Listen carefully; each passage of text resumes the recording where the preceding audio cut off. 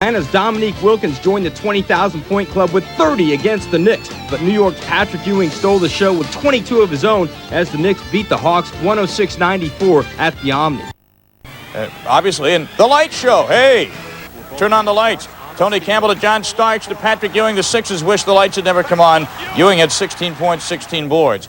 In the fourth, though, it was a tight game, but rookie Hubert Davis hits the runner. Knicks by 6. The Sixers tied up at 85. Greg Anthony hits the clutch jumper. He had 12. The Knicks retake the 2-point lead. Now, Jeff Hornacek had a chance to tie the game up again, but he misses the layup. Elementary. You got to hit those. The Knicks win at 89-85. The Sixers are 0-2. More losses to come. The Knicks are 2-0. Earlier tonight, we had bonus coverage of the Nets and the Knicks, who had a great one at Madison Square Garden, came right down to the buzzer. A 3-point win for the Knicks as they remain undefeated. Chuck Daly was kicked out of this game as he went head-to-head with Pat Riley. Happened in the third period. Daly was out. Making his Nets debut, only 2 points, though. Knicks in control early. Ewing down the lane. Knicks by 5 at the half. Ewing was 17 in the first half. More Knicks second half. Starks to Smith to Campbell for the basket and the foul. Then Doc Rivers with a drive through the paint for the slam. Knicks by 10. Daly upset about the non-calls on Pat Ewing. He was ejected. It sparked the Nets, though. D.C. with 30. Kenny Anderson on the break. Nets trail by just 2. It's getting exciting, Pat. Richmond, New Jersey was threatening. Watch him drive and take it to the hole. John Starks gets the... Time running out. Derek Coleman lets it fly for the game winner. Not even close. Nets assistant coach Brendan Suhr a bit sick to his stomach. Knicks win 99-96. The Knicks win it despite 20 turnovers and just shooting 43%. New York may be 3-0, but coach Pat Riley and guard Doc Rivers both agree the team is struggling despite their perfect record. That particular time, John just lowered his head a couple of times and took the ball to the basket. We needed it because we were holding on instead of finishing, and that's a common disease in this league and even with us. Well, the New York Knicks are now perfect 3-0. The Nets fall to 1-2, and folks are going to see the New York Knicks in action here on TNT, part of Game 1 of our Friday night doubleheader. The Knicks and the Bullets from the Cap Center. It's a sellout, but you can see. Tonight on TNT, we'll take you on an NBA tour from Tack, and while the supporting cast has changed, the results have been perfect. The Washington Monument and 25 miles to the north, a sellout crowd of over 18,000 have come to the Cap Center to see if Friday the 13th is indeed lucky for the winless Washington Bullets. They take on the undefeated New York Knicks. Have the Bullets up by a 6-5 count. Grant has the baseline cut off. Adams to right side, goes to Gugliotta from 20. Count it. Yeah, good ball movement. That's right. That would have been a 3 last year. Gugliotta led the ACC in not only three-point percentage, but also rebounding. Another foul as Ewing drops it down from the outside. Gugliotta with over three-point field goals a game last season. And the Clippers standing by out west. Gentlemen, don't start your engines yet. Patrick averaging 23 points so far in the first 3 contests. I think the amazing stat with Patrick Ewing, though, Jack. Shot clock at 12, still a lot of time. Rivers on top, over to Gugliotta. Now, what you see right now from the Bullets is a good shot every time down. They haven't put up a low percentage shot yet. 12-8, Bullets by 4. 9:35 left in the first. Doc Rivers, I tell you, the height advantage he has on Michael Adams, that shot should be there all day for him. And if Doc starts getting off, I think you'll see the Knicks start to just spread the floor a little bit and allow Doc to work one-on-one. Chapman on top, works off the pick. Jones to Adams. Rivers on him. Doc playing him tough. Michael pulls up the jumper off the front of the iron. The outlet to Starks. Knicks quickly down court. 4-on-2. Rivers had it, lost it. Oakley off the glass. Starks, we talked about rebounding and not giving him the second shot. Yeah, and that was the first poor percentage shot that the Bullets have taken, and you see what happens when they do that. Teams have been getting the rebounds and just beating them down the floor for easy offense. Steal by Doc Rivers. Just picked the pocket of Michael Adams, took a $10 bill out, gave him 9 change. Gugliotta to Chapman. The baseline jumper finds nothing but net. Well, that's just good passing, good unselfish play, and the Bullets getting some fast break early offense of their own. Like 2 players in Washington's team shoot better than 50%, and one of them is Charlie Jones, who only takes 1 shot a game. Shooting has been a problem. They're only 44% on the year. They've taken a lot of low percentage shots, something we haven't seen so far in this game. Ewing having his way with Jones. He's already reached his season high, which was 3. He's got 5. Well, any points from him, just a bonus. He's doing a good job on Ewing. Ewing over Jones. He's got it, just as I say it. Ewing now with 7. The real key there is Jones. That's my base in New York. Chapman from the outside. He builds around defense because he feels that with good defense comes offense. Defense is born out of conditioning as a Rileyism, as Mason, who worked all off season, did not even take a vacation after being eliminated by Chicago in the playoffs, began working on his outside shot. Pat Riley's test. Gugliotta again. Oh, give this man a saliva test tonight. and what you see right now from the Bullets is the good use of a guy that has the hot hand. They're running screens for him down low. Davis from the outside, and it's an all-rookie review right now as Davis chalks up his 10th. All ACC review. I knew you guys would get that in there. Yeah, but I'm an SEC man. Yeah. It is 8 with 9 minutes remaining in the second. Grant over Campbell, way short. Ellison tries to tip it, but Oakley comes down with the rebound. Good pass from Rivers inside to Mason with the left-handed 2. Now, the problem is they've turned it over in a couple of situations where they could get an easy basket. Campbell gets it back to Ewing. Gets Stewart up in the air. Oh, baby, piece of cake. Well, and West is going to be screaming 3 seconds because it seemed like the Knicks were there for... Gugliotta to Nice. Adams. Oh, Here that's goes nice. a 3. Doesn't get it. Bullets try to keep the ball alive to no avail. Well, the shot didn't go, but the Bullets got the good shot at the basket. On top to Rivers. Drives the paint. The right-handed shot goes. Doc now with 7. The lead is 5. 3:45 left to be played. Ooh, Tommy Gugliotta looked at it for a second. Slapped away by Ewing. Got a smart pass by Purvis Ellison. Adams tries to pickpocket him. Inside, the basket won't go, but Doc Rivers draws the foul. No. Or no call. Mason barrels his way in. Can't get the spin, but we have a whistle, and now he is grabbing his right ankle and right shin. Came down on someone's foot. I saw his ankle turn over. He's up and walking, so I think he's going to be okay. Mason, the turnaround baseline, hangs in the air. That is a power move. What a banger he is. Pat says he's more than a banger, but the bottom line is he still can bang. He's a banger. He's a banger, exactly. The bottom line. Nice try, Pat. He's still a banger. Inside of a minute. Grant missed Chapman. Spacing is very bad right now for Washington. 5 on the shot clock. Gugliotta better look up. Shot clock at 2. He lets it fly way off the mark, and the shot clock violation, but New York keeps going. Here comes Mason. Yeah. Count the basket. He gets the foul on Chapman. Mason 12 points, 10 in this quarter. That has cut the lead down to 1. Chapman stops and pops and drains it. He has 14. And there is a 1.3-second difference on the shot on the game clock as Chapman has hit his last 3. And not many guys can catch the ball with their back to the basket and have the presence to know where they are and get a shot like that to go. There's the shot on the left, game clock on the right. Doc Rivers way out front. Jones comes out to meet him. Davis will let it go from 20, in and out, no good. Jones tips it right back to Hubert Davis. Doc throws up the prayer at the buzzer. It won't count.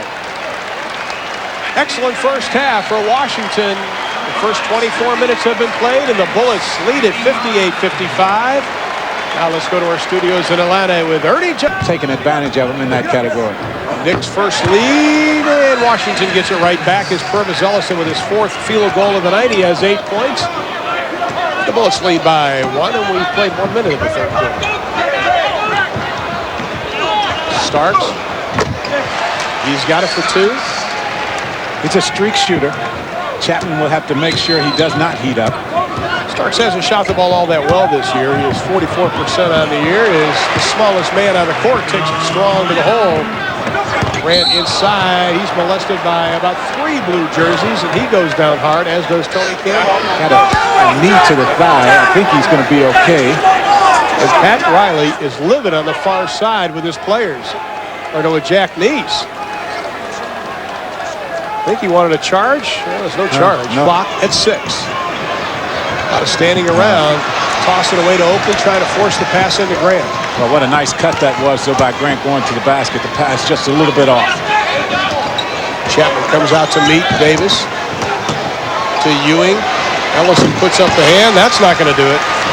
Yeah, but Purvis has to make sure that's the shot Patrick is taking. If Patrick gets it down low, Purvis is going to pick up number 4. He is playing with the fouls. Shot clock at 12. Bullets by 3. Adams, the high arcer. A little Judy Garland over the rainbow. Way over the rainbow. Slightly. Campbell from the baseline over Tom Gugliotta. Tony Campbell now with 9 points in the ball game, 4 here in the second half. The Bullet lead is trimmed to 1. Well, and how often do you see a bad shot on one end lead to a high percentage shot on the other? Pat Riley says that he wanted the hardest working, best conditioned team when he got the job. See if that conditioning pays off as Chapman continues to heat it up from the outside. 16 for Rex Chapman. Clutch shooting, and that's what everybody expected of Rex Chapman when he was originally drafted in the league. Now, he's raised his field goal percentage each season he's been in the NBA, and right now he's up around 50%, but you saw that was a good shot, and that's the reason why. Campbell with a little shooter's touch. Anthony Mason will come into the lineup for the Knicks. Trailing by 1, nearing the 4-minute mark of the third quarter. Chapman just flat out lost the handle. Here comes Anthony. He's got Grant to beat, uses the body in the left hand. Count the basket and the foul. Try to complete the three-point play, and the southpaw knocks it down. 5 for Anthony, all here in the second half, and this is New York's biggest lead of the game. It's 78-76. Buck Johnson to Adams. Good rotating defense again. Johnson, the double pump short.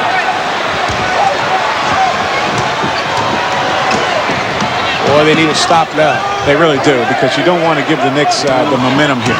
Bullets have done a real good job, and that's another tough shot. Well, I'll tell you what, that's a difficult shot. Hubert Davis, the high archer, though, over Ellison. He had a chance to get him, and this time he does. LeBradford just can't keep up with him. We'll call it 20 right now. I'm surprised Washington has it so far. And then Michael Adams tosses it away. Showtime, run the reel. Now Wes Unseld calls it 22nd time. Now it is Grant to Chapman, the quick turn, the quick shot, and finally a field goal for Washington.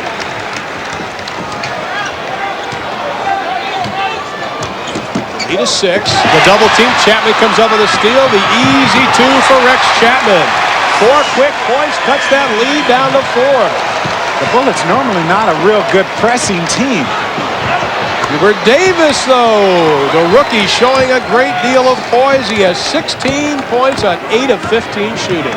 We saw real early in this game the Bullets tried to go to that full court pressure, and the Knicks got some easy baskets. They backed off. Ellison with Mason on him. Gugliotta over Patrick Ewing, and that draws a little rain. Gugliotta's first field goal since the second quarter. He has only 3 in the half, but 16 for the ball game. Well, it's good to see him come back and continue to shoot the ball. He has struggled since that second period. 16 points, 13 rebounds for Tom. Shot clock at 9. Davis drives the paint. The left hand goes high with it. Well, and that's why the Knicks love him. Hey, we talk about they wanted to address their lack of consistency outside shooting. Rolando Blackman goes down, but Hubert Davis is there to pick up the slack.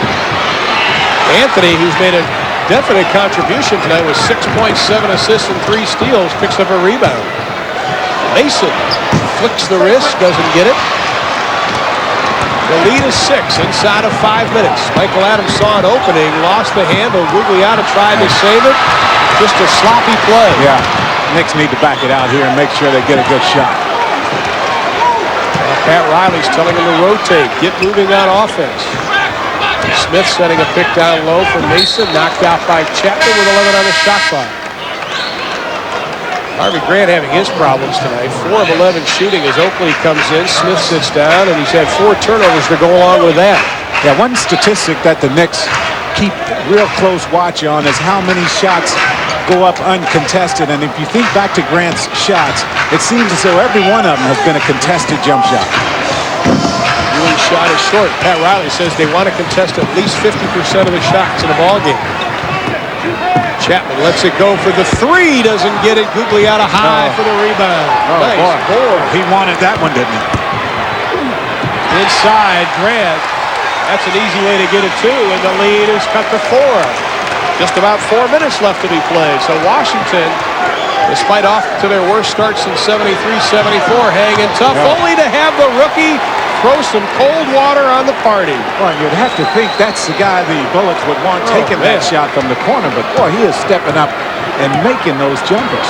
20 points now, 10 of 17 from the floor. You have to think Dean Smith is smiling right now in Chapel Hill. 3:35, 4 on the shot clock. 3, Chapman lets it fly, and he buries it.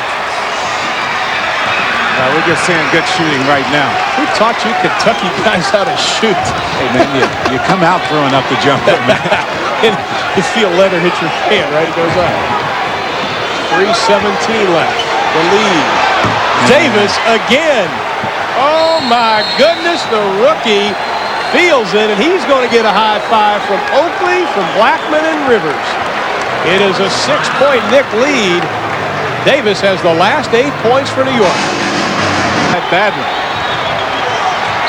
But it is still a 2-point advantage, and there is a foul by Mason as Rex Chapman goes hard to the floor.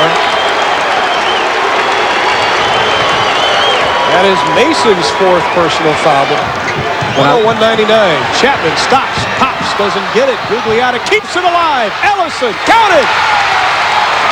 Well, Gugliotta, boy, he is working the boards. What a job, and listen to the crowd. Something you don't hear at the Cap Center often. A standing O.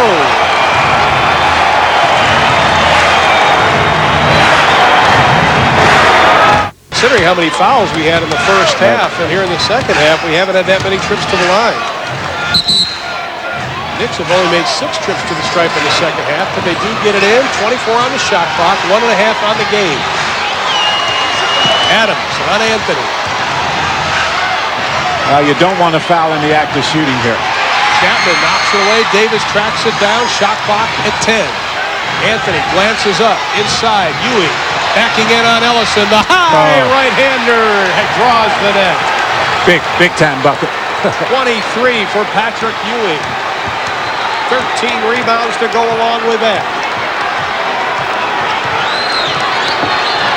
Adams shaking and baking out front. Chapman wheeling around. Davis chasing him. Grant gets the ball. Doesn't get the basket. Ellison the rebound. Fakes once. Goes up. Doesn't get it. But he draws the foul. No basket. Yes. Are they going to count the basket? No, they can't do it. I think they can't do that. That ball was tipped the second time down. Jack Neese. There it is. No basket. I don't think they can count the bucket. Good call by Jack Neese. The official who saw it came over and waved it off immediately. Patrick Ewing picks up his 5th personal foul. Well, see, that's why I was saying Purvis needed to challenge more and needed to take Ewing to the basket some. He was in foul trouble from the beginning, but Purvis never put the pressure on him to pick up number 4 and 5. Ellison shooting 44% from the line this year. He is only 1 of 3 tonight, and he can tie it up with 54.8 left. We are knotted up 103 to 103.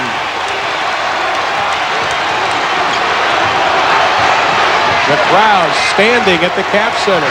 Chapman on Davis inside of Ewing. Adams comes over for the double team. Davis almost has it swiped away. We've got a whistle and a foul, and oh my goodness, just to the right of Wes Unseld and the men in white. Fresh 24, so there's a 15.5 difference between the shot of the game. Inside the Ewing, Ellison puts the body on him, and he's going to just... That looks hard. Oh, baby, sweet baby. And he looks at Charles Oakley. I meant to do that. Yeah. Starks checked in there for defensive purposes. I assume the rookie Davis will take a seat.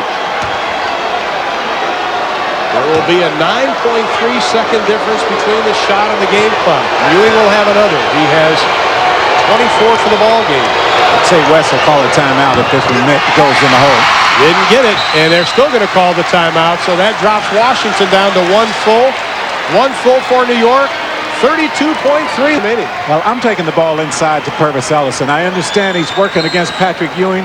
Patrick has no blocks on the season so far, which is very surprising, but I still think Purvis Ellison down low would be the guy to go to. Well, they won't get a 2-for-1 as they pass 24 seconds on the game clock. Chapman takes it to the hole strong, throws it up. No foul. Oh, what a play! Have mercy!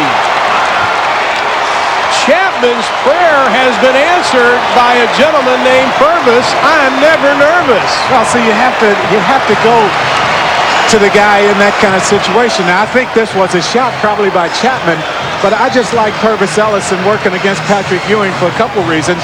Ewing has number 5, so he has to back off some, and Purvis, with that great explosion, is able to do stuff like this. Nice pass, Rex. Alley-oop. It goes down, and with 18, no timeouts. New York's got to get the ball in first hand, and they do. Ellison on Patrick Ewing, who posts up on the right block. To Starks. Inside to Ewing, the double team. They kick it out to Starks, who loses the handle. 6 seconds, 5. He'll throw it up at the buzzer at 3. Doesn't get it. Chapman comes down with it. He is fouled with 0.5 left. Friday the 13th. By the way, returns to New York. He was a former New York Knick. He's a marked man. The Celtics and Knicks go at it at Madison Square Garden. The names may have changed over the years, but the intensity remains the same when the New York Knicks face the Boston Celtics. And this year's version of the guys in green includes Xavier McDaniel, who just couldn't wait to face his old mates in New York. No signs of hugs and kisses, though, between these two guys, the X-Man and Patrick Ewing. First half, McDaniel against his new replacement, actually, Tony Campbell, and does the job. McDaniel finishing with 19 on the night, 19 points. But Anthony Mason, great move on his own on Ed Pinckney and the slam. Knicks led by 2 at the half. In the fourth, Knicks up only by 1. Ewing goes to the line for 2 big free throws. McDaniel tries to break up his concentration, but Ewing nails them both, 83-80 Knicks. Then John Starks to the line. McDaniel tries to rattle him. Didn't work. John Starks coming through and then says, hey, X, take that. We won, 85-80. Face the new and improved New York Knicks, a Knick team which has managed to win 4 of its first 5 games, although they haven't looked good doing it. Patrick Ewing trying to get the Knicks' inconsistent offense in gear in the second. Ewing drives, gets the nice hoop, but Portland gets the ball quickly, sends it up court to Porter, to Mario Elie for the slam. Blazers up by 12. Then it was Mark Bryant with the miss, but look who comes out of nowhere. Cliff Robinson gets the hoop. More Portland fast break on the run. Drexler with a drive. Now he gets bumped here by John Starks. Somehow gets the shot to fall. Portland up by 14 at the half. In the third, New York came out hustling. Oakley chasing loose ball. Hits Starks, who gives to Patrick to finish the slam. Ewing with 28. But then the Blazer bench took control of this game. Mark Bryant gets the tough hoop and the foul. Bryant finished with 11. Then it was Cliff Robinson with a fast break dunk. Cliff with 21. Finally, Mario Elie dropping the long-range three-pointer. He had 14. New York out-rebounded 51-38 in this game, and Portland wins it 109-94. But on the offense, Pat Riley's team is struggling. 3rd lowest points per game right now. Plenty of players who are talented, but little cohesion. After a loss at Portland Monday, Knicks try to find the right chemistry in Seattle against the Sonics. And hello, Sean Kemp. Welcome into our living room. Nice no-look pass to Michael Cage. Sonics by 7 early. Patrick Ewing had 25. Good second chance on the hoop there. Then a third chance, this time for Ewing. Greg Anthony watched the outside jumper for the second-year man. It's short, but he follows up his own miss, and the Knicks are up 42-41 at halftime. Third quarter, Eddie Johnson takes over. The runner past Hubert Davis. Then off the steal, it's Johnson with the layup. And how about EJ spotting up for 3? He scored 13 consecutive points at 28 for the game. Close it out with Michael Cage to Sean Kemp. Take a pretty picture For Seattle fans, the Sonics win 100-90. The Knicks lose at Portland and Seattle on back-to-back nights. New York has lost 3 of 4 despite some great games from Ewing this season. But the LA Arena, the Knicks have had a terrible road trip, trying to pull out with one road win on the West Coast, but Patrick Ewing was daunted in the middle, had just 6 points in the first half. Mark Jackson giving an earful to his former teammates, including John Starks. It's their first meeting since the big trade that brought Charles Smith to the Knicks, but he wasn't a factor, but a lot of former Knicks were for LA. Kiki Vandeweghe popping his first start of the year for the Clippers. He's been an offensive force. Jackson looking around, over the shoulder pass to Lloyd Vaught, who nails the J. Clippers up 7 at the break, and then Jackson swishing and dishing right over Greg Anthony. Now Jackson again with a baseball pass leading ahead to Ron Harper, who slammed it home. Jackson and company going a 13-1 run, and they are fired up. Jackson carrying Harper and company on his back as he goes against Anthony and his former teammates in the give and go. Jackson curling underneath. He had 13 points and was dishing out plenty of assists, and Hot Plate Williams was dishing out some punishments to all of Jackson's former teammates. Anthony Mason and Oakley getting involved underneath. Now watch Danny Manning going for the rebound and Oakley pulling him down. It got physical near the end, but the Clippers were just too much. The outlet. And Manning with the acrobatic follow had 27 points. Harper added 22. And Jackson helped lead the Clippers to a 10-point win as they have now won 4 out of 5. They'll meet again January 2nd in Madison Square Garden, and that should be interesting. The city that if you make it there, you can make it anywhere. And against Patrick Ewing in the Garden and a storied Twin Tower matchup. Patrick Ewing was ready for it, went right to work on the Shaq and popped the J. O'Neal inspired by this matchup as well. The spin, and Ewing's no longer there. Off the glass. Shaquille telling Ewing, don't come in the lane on me. I will deny you. Off the court.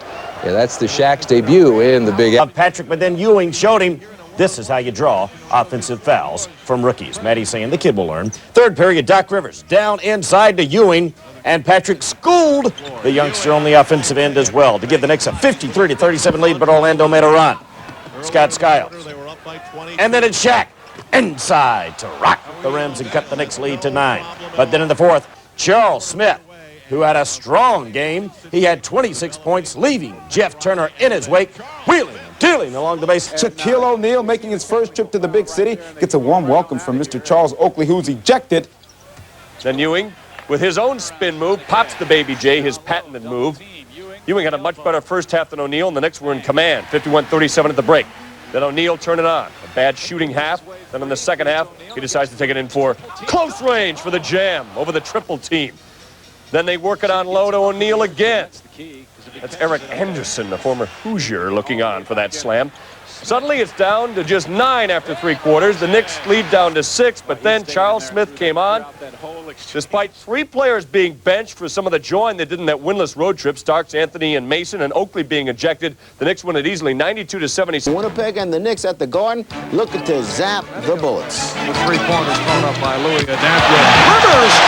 Back from his one-game benching with the ball to Hubert Davis, the dribble, the stop, the pop, the bullseye, 27-25 Knicks after 1. Second quarter now. Michael Adams from 3, loads and fires, down a well. Adams 15 for the half, and with time running out in the quarter, Larry Stewart loses control. Harvey Grant picks it up, cashes into his 16 for the half, 42-41 Bullets at intermission. We now go to the fourth. Davis inside to Patrick Ewing. The turnaround down the hatch, 68-63 Knicks. Back the other way. Patrick blocks Tom Gugliotta's pass. Greg Anthony also back from the bench, picks it up, goes it alone. Ball doesn't drop, but Patrick with the follow makes good. Knicks on a 10-2 run would go up 72-63. Later in the quarter, it's Anthony inside to Mason, 2+1. Mason 13 for the game, 90-74. Then this one turns into points though, and Charles Jones gets the board and scoops it up. But the night belonged to the New York Knicks. Greg Anthony, nice look. Charles Oakley, 14-point Knick lead in the fourth period. And then it's Anthony. Zip right inside there to Patrick Ewing, who had 28 on the night. And New York cruises to a 98-88 win over the Washington Bullets, snapping Washington's 3-game winning streak. Patrick Ewing got 30 as the Knicks knocked off the Timberwolves. Bounce the cart right to Jordan. Time winding down. Michael for 3. Yeah! Yeah! Yeah! Yes! Yes! Yes! A winner! Michael for 3. Scoring his second of the night.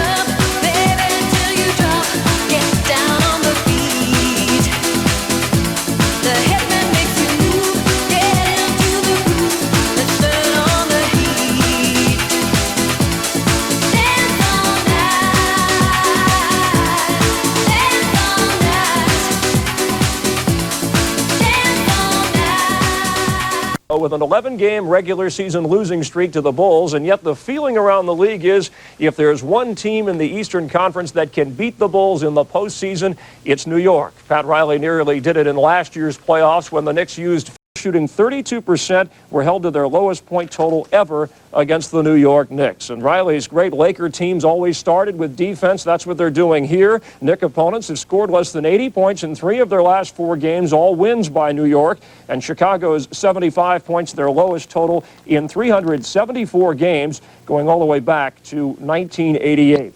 New York Knicks on the road, in the road blue. We start with this one in the first half of the game.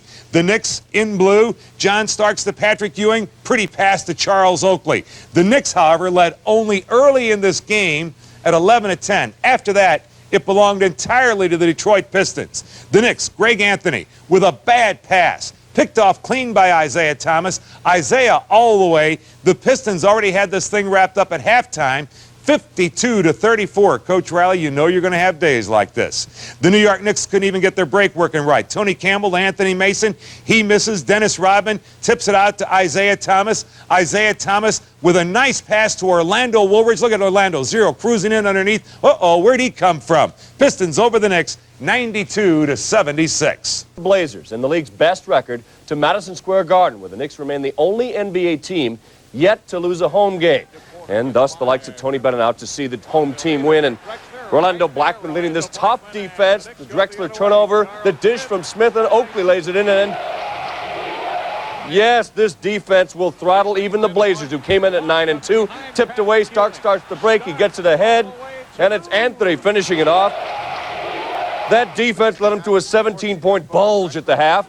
Just 30 points in the half for Portland. The outlet ahead to Ewing, who slams it home. Knicks by as many as 25, keyed by that defense. Smith, Starks picks up the trash, the no-look ahead. Anthony, and biting on it is Tracy Murray. And defense, defeat, demolished, demoralized. The Blazers shot just 34%. Drexler just 3 for 12. One of the NBA scoring leaders held to just 14 points. The Blazers beaten by 15 in Portland earlier in November. And they had won their last 3 at the Garden, but not this time, as the Knicks defense continues to dominate the league. In fact, it is more than 6 points better than the next closest team, the Houston Rockets. This is the 5th time in 6 games that New York has held an opponent under 90 points. Chicago, the Cavaliers, and the New York Knicks, they squared off tonight in Richfield, Ohio. The key matchup, Patrick Ewing against Brad Daugherty. You're not going to see much of Daugherty in this game because Ewing was on it. Beautiful pick and roll with Doc Rivers, lays it in over Larry Nance. Then Ewing takes Brad Daugherty down low, hits the jump hook. 1 second to go in the first quarter. Ewing gets the inbound pass, beats the buzzer. 12 points, 9 boards in the first quarter. Knicks showing great ball movement, throwing the ball around the perimeter. Charles Smith eventually into Greg Anthony, who's cutting down the lane for the deuce. And Patrick Ewing runs the break. He can do everything. And he gets the pass back and jams over Craig Elo, 18 points in the first half. Second half, Pat Riley says, look, you can't let up in Ohio. The Cavaliers are tough. Mark Price to Brad Daugherty to Mike Sanders in the lay-in. Then Larry Nance, been around forever. Goes baseline, sticks it in. Brad Daugherty, here he comes, backs Ewing in and hits the foul. Hits the shot and gets the foul. Daugherty had 20 late in the third. Mark Price colliding right here with Ewing. Ouch! He left with a bruised hip. He had 25 points in the game. Look at Danny Ferry stick the 3. There you are. Cleveland squared off with New York Thursday night. The Cavs take this one 100-90. I told them not to let up. They did. They let it get away, 100-90, the final. And by the way, the Knicks haven't won in Richfield, Ohio in over 5 years. Milwaukee, the final was 111-98. Anthony Mason scoring 25, Charles Smith with 23, and Patrick Ewing with 20. The Knicks take a half-game lead in the Atlantic over Orlando. The Sonics looking for some respect, and he was about ready to cry. One Sonic who commands respect is Sean Kemp. Vincent Askew, no. Sean Kemp, no. The Sonics, 3 for 20 in the second quarter. The Knicks led by 12 at halftime. Second half, the Knicks on a roll. Anthony Mason, John Starks, back to Mason. Then it's Patrick over Kemp. Patrick Ewing, a season-high 33. Huge game for Patrick as the Knicks win this one rather handily, 100-88. Patrick Ewing, 33 points, 16 boards as the Knicks remain the NBA's only unbeaten home team, 9-0 at the Garden. And once again, the Knicks hold an opponent to a season low for points. Well, look, Mourning and Ewing, the rookie from Georgetown, the veteran from Georgetown, against each other. Patrick, the first lesson, the nice jumper over Mourning. That's how it's done, Alonzo, in the NBA. Mourning, not quite with it in the early going. Loses the ball in the lane. Patrick again, the sweet jump hook there, Alonzo. That's how they do it in the pros. Knicks by 8 at the half. Second half, though, Alan Bristow says, look, Alonzo, do a little teaching yourself. Muggsy Bogues with a nice drive. Feeds Alonzo for the lay-in over Ewing. And then Alonzo Mourning on the break takes the Muggsy Bogues pass and slams it down, beating Ewing to the basket. Larry Johnson was strong all night for the Hornets, takes the Bogues miss. Look at this. Look at this effort. Off the floor, misses, goes up and gets it again, and gets the hoop and some harm. Johnson, 22 of his 28 in the second half.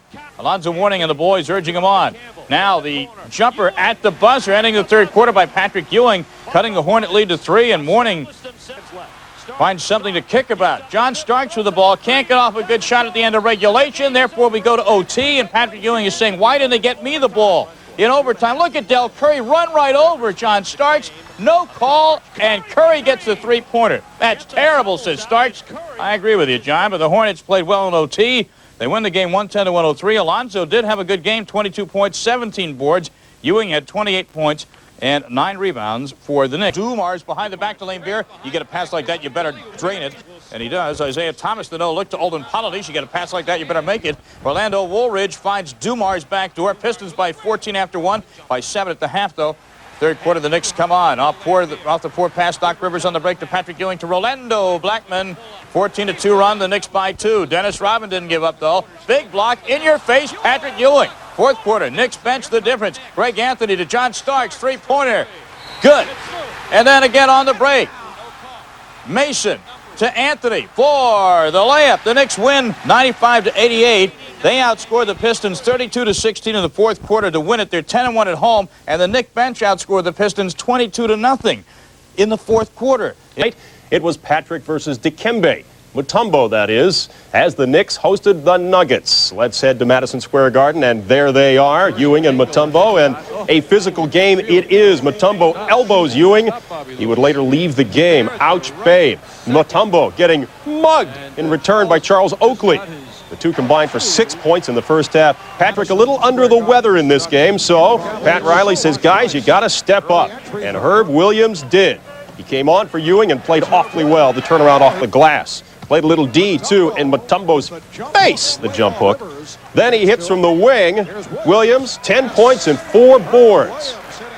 Then Rolando Blackman took over from the wing. From the baseline, Blackman checked in with 17. On to the second half, and John Starks stepped up the intensity, looking like Mike Singletary. Here he hits the three-point bomb, and yes, John, your prayers were answered. Then Starks goes baseline, the dish to the other big man, Charles Smith, who lays it in, and the foul. Now on the break, Starks, Charles Smith, Anthony Mason, the exclamation point, and as I mentioned, Patrick, not his best night, not feeling his best at all. He was suffering from a cold, reportedly. But as it turns out, they did step up, and they really didn't need him. 106-89, the Knicks winning big. Ewing not a factor. He scored only 11 points, had just 4 rebounds. But the Knicks prevailed. They now lead the Atlantic Division by 2 games. Marquee matchup in the NBA was, in fact, the showdown between Hudson River East and Hudson River West. The first place Knicks and the second place Nets. Away we go. It's a little season's greetings from Charles Oakley and Chris Morris. Morris would have none of it. Kenny Anderson finding Chris for the reverse lay-in. 2 of his 19 points. He also stepped up on the D. Hello, Patrick Ewing. Right into Pat Riley's hands. And Pat says, yes, I did play guard for the San Diego Rockets. Patrick responds, deep J from way downtown, and he lets Rick Mahorn know about that. It's the Knicks by 3 at the half. Second half, Derek Coleman is the big man. Goes strong to the glass, gets the follow, plus a foul. 11 points. Drazen Petrovic, the other big man, the long J and a foul. And Drazen says yes, but the Knicks went back on their physical ways against New Jersey and put the Nets lights out with their own defense. Greg Anthony picks Anderson's pocket over to John Starks to slam the other way, 2 of 20. Chuck Daly knew this game was already over. He could do nothing about it. Smith to Starks for the alley-oop jam. And again off the steal, Starks will be the one to finish off this break. The Knicks win 108-94. And Chuck's Nets are still the kids of the New York, New Jersey metropolitan area. 5th win in 6, but just 3rd in 9 road games for the Knicks as Ewing goes 27 points and 5 boards. Starks with 20. Drazen had 29 in the losing cause. Was it a physical battle? 69 personal fouls, 4 technicals, and 4 official scuffles. February 29th, 1984, almost 9 years ago, exactly 23 games ago, since the Knicks last won a regular season game at Boston Garden. It had gotten so bad that people were looking up the meaning of the word rivalry to see if it still applied to these two teams. Tonight, the Knicks tiptoed into the Garden in hopes of finally snapping the streak. And Larry, it's been a while since you've seen this display. That's Patrick Ewing sending a message to his ex-teammate, the X-Man. First half, Ewing doubled in the post. He finds the open man. It's John Starks, and he drains the tray. Ewing again doubled down low. This time he turns and he finds Doc Rivers for the easy deuce underneath. Ewing scoring from everywhere with time winding down. Bingo! The Knicks led 60-42 at halftime, an 18-point lead. Fourth quarter, the Celts make a run. D. Brown with the D and the dunk. Celts cut the lead back to 11, but that's as close as it would get. Starks to Anthony Mason for the exclamation point. Mason had 19. Chris Ford, that's all you need to know about this one. The look says it all. 113-87, the final score. The Knicks not only end the losing streak at the Garden, they destroy the Celts by 26. The key, the defense, of course. They held the Celts to 41% shooting. And one more time, Pat Riley makes his mark. Tonight's win separates him from the previous 5 Knicks coaches who could never buy a victory at the Garden during the regular season. Riley now lifetime with the Lakers and Knicks, 7-8. The Heat had a closed-door meeting last night for players only. Better they should have paid off someone to kidnap Patrick Ewing. A milestone night for 2 Patricks tonight. Riley, the coach of the Knicks, looking for his 600th career win. Ewing pumping in 24 points, 2 on this jam. He also had a career-high 26 boards, the tops ever against the Heat. The Heat tried to steal the show. Kevin Edwards with the steal and the slam, and the Heat led by 2 at that. They played gamely, really, but it didn't translate into a win. John Starks will follow up the miss with a tip-in here. Pat Riley got his 600th win. Starks, he does his part to help. Little drive and off the glass. But the Heat come back to tie. This is Edwards. He goes through the forest, 2 of his 20. And then we've got Rice. He shoots for 3, and that will tie it at 80. Knicks just couldn't shake Miami, but late going they did, thanks in part to Roe Blackman. Hit 2 big buckets down the stretch, including this one with 22 seconds left that put the Knicks up by 4. Orlando Blackman hit for his Knick high 23. In fact, with a 3-point lead in the closing seconds, Glenn Rice had a chance to tie it. That was called an out-of-bounds play. Kevin Lockery couldn't believe it, but his team shot just 34.7 for the game. They're now 2-9 on the road as the Knicks hit free throws down the stretch and go to 12-1 at home. Pat Riley becomes just the 12th coach in NBA history to win 600 games. Michael Jordan danced in celebration, but for just a moment as he held the championship trophy, perhaps Jordan reflected on how close they had come to defeat by the ferocious play of the New York Knicks.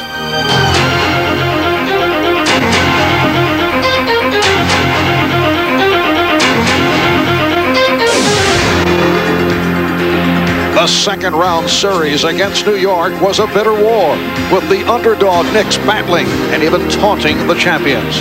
It went on for 7 grueling games, with the physical intensity of each encounter taking its toll.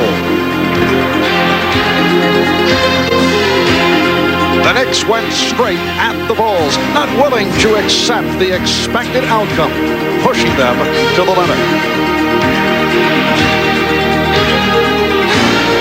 But in the end, the Knicks could not withstand Michael Jordan as he led the Bulls to victory in the series and ultimately the championship. Championships have been the hallmark of Pat Riley's coaching career. He won 4 with the Los Angeles Lakers. Now he seeks yet another ring, this time in New York. For Riley, Christmas came early this year in the form of 7 new players such as Charles Smith, Rolando Blackman, and Doc Rivers. When the revamped Knicks met the Bulls a month ago in New York, all 3 played key roles in a dominating performance by the Knicks as they overwhelmed the Bulls, beating them by 37 points. And sent New York and Chicago. Tonight's Eastern Conference matchup is between the New York Knicks and your Chicago Bulls. now for tonight's lineups. First for the visiting New York Knicks, at forward from Virginia Union, 6'9", Charles Oakley. A 6'10" forward from Pittsburgh, Charles Smith. At center, 7 foot from Georgetown, Patrick Ewing. And 1 guard from Kansas State, 6'6", Rolando Blackman. And the other guard, 6'4", from Marquette, Glenn Doc Rivers. The New York Knicks are coached by Pat Riley, assisted by Dick Harders and Jeff Van Gundy.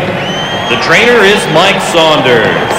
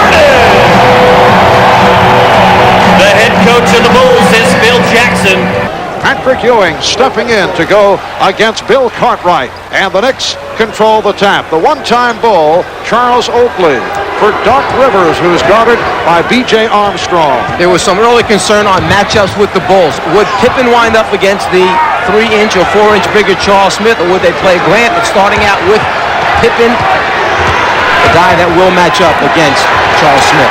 Shot clock down at 3, and Ewing launched the air ball. Chicago will take over. Pat Riley claiming it was deflected out by one of the Bulls. Let's go back to that matchup just for a split second. The matchup doesn't make that much of a difference because Chicago switches so much, particularly between the 3-spot and 4-spot, that at different times during the game, depending on what's run, you'll see different matchups. And there was a foul called on that play on Charles Oakley for a push-out as he tried to get to that shot thrown up by Ewing. Here's Grant. Horace Grant's shooting has been off this season. He's been complaining that he has been out of the offense. Blackman with the fake on Jordan, had nowhere to go. And this is Charles Smith, way off. Rebound Oakley, and connects with the putback. Charles Oakley, who had an excellent game against the Bulls in New York with a season-high 16 rebounds, gets the scoring underway. Now Jordan from long range. So the game is tied at 2. Well, no question, and that paid off. Michael coming out stroking it right from the beginning. Michael Jordan over the years has had great respect for the defensive abilities of Rolando Blackman. Now Jordan stripping Blackman. Scottie Pippen changed his mind. Jordan for 3. Rebound Ewing. Blackman off the pick. Good recovery by Armstrong. We are just underway. The game is tied at 2. Here is Ewing. And the foul is called. Bill Cartwright, over the years, has played Patrick Ewing extremely well. One-time teammates in New York. They went up against each other on a regular basis in practice. Usually, Mike, Phil Jackson has tried to get Cartwright involved early offensively in an effort to pick up the fouls on Ewing. Well, they always try to go to Cartwright early, establish the offensive game down low, so they can put a quick foul in the opposing center. But this season, Bill Cartwright's biggest problem has been lack of minutes on the floor due to the off-season surgery, and he's been slow coming around. He's averaging under 20 minutes per game. Bill Jackson telling us after practice yesterday that John Paxson and Bill Cartwright are far from physically ready coming off the off-season surgery. That's why Paxson is not in the starting lineup, according to Jackson. Here's Jordan. Rebound Oakley. What they had that time in transition was a 1-2 point guard, big guard, pick and roll, which you don't see too often. Crowd wanted a travel call. Off the deflection, Grant beating Pippen. Here's Grant. Pippen missed the tip. Grant with the rebound. And Oakley able to counter it. Knicks 4 and the Bulls 2. Charging foul on Smith. The Knicks have lost 12 straight here at Chicago Stadium in regular season play. They did one here in the playoffs last season. Nice recovery by Smith, and the Knicks now lead it 6-2. The Knicks last won here in regular season competition March of 1987. Armstrong and Jordan in the backcourt. Grant, Cartwright, Pippen up front. Here is Jordan. Yes. The Knicks 6, the Bulls 4. You mentioned a short while ago the tremendous amount of respect that Michael Jordan has for Blackman defensively, but on the other end, Blackman also can go at Michael Jordan and make him work defensively. A lot of guys who have played Jordan tough defensively, but don't make him work at the other end of the floor. That was one of the hopes of the Knicks. Blackman for 3, firing one up. Oakley on the rebound. Oakley with the recovery, but he caught his own deflection, and it's a traveling violation. I don't see any problem with that. Why not pass to yourself? 11 shots this past Monday against Miami. Cartwright ties the game at 6. In that game against Miami, Jordan had only 3 points after 3 quarters of play. Nice move by Smith. Charles Smith with those long strides. Now he creates a major matchup problem for the Bulls. Well, you have to go back to a year ago when he not only played the small forward position, but the big forward spot. Allow under 92 points per game. That counts and a foul. The basket counts, and the foul is called on Charles Smith. In changing up who the postman is, they come out of the timeout, Chicago, and go to Grant on the post-up, trying to put a foul on Oakley, and they accomplish it. The Knicks have the best defensive record in the NBA. They allow under 92 points per game. In 17 of their 23 games, the Knicks have held the opposition to under 100.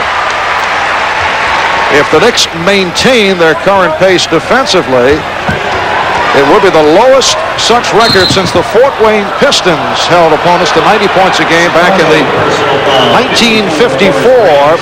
1954-55 season. Grant called for that foul, and Oakley will put it in play. And what we just saw was Chicago extending its defense, playing the full court Chicago defense, something they had used so frequently in the past 2 seasons to steal that time by Pippen, but have not used much this season. It goes back to the conditioning. They just haven't been in shape, according to Phil Jackson, to play that extended defense over extended minutes during the game. Where's the mismatch? Ewing was jumping out at Armstrong.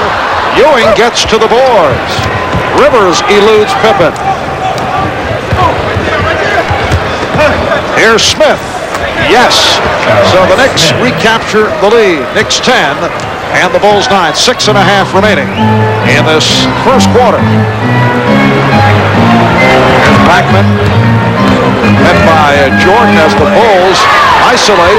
Jordan swings in and hits and drew the foul. What a move by Michael. And after the whistle, a few of the players going after each other, push and shoves exchange, or just a Christmas greeting, however you want to look at it. It was Oakley and Cartwright as the major principals, and then Ewing and Grant had some words trying to cool it down. Would be ejected. Yeah, many people, I'm sure, as Michael knocks down the hoop, they wonder why don't you just let it go since they kind of nullify each other. It's because it straightens guys out, sends a warning, and they know the next one, they're gone from the game. Bulls 12, Knicks 10. Pressure by Jordan bothering Blackman. But Jordan is called for a foul, and he is upset. And well, he should be, because that time Blackman just was struggling. There was no way he was going to get away from Michael Jordan. And we saw in the NBA Championship Series last year, when he wants to get after the basketball, he's as good as anyone playing people off the dribble. That time, Michael wanted the 10-second violation. Rivers drawing the double team. Anthony Mason has come on for the first time. Mason for Oakley.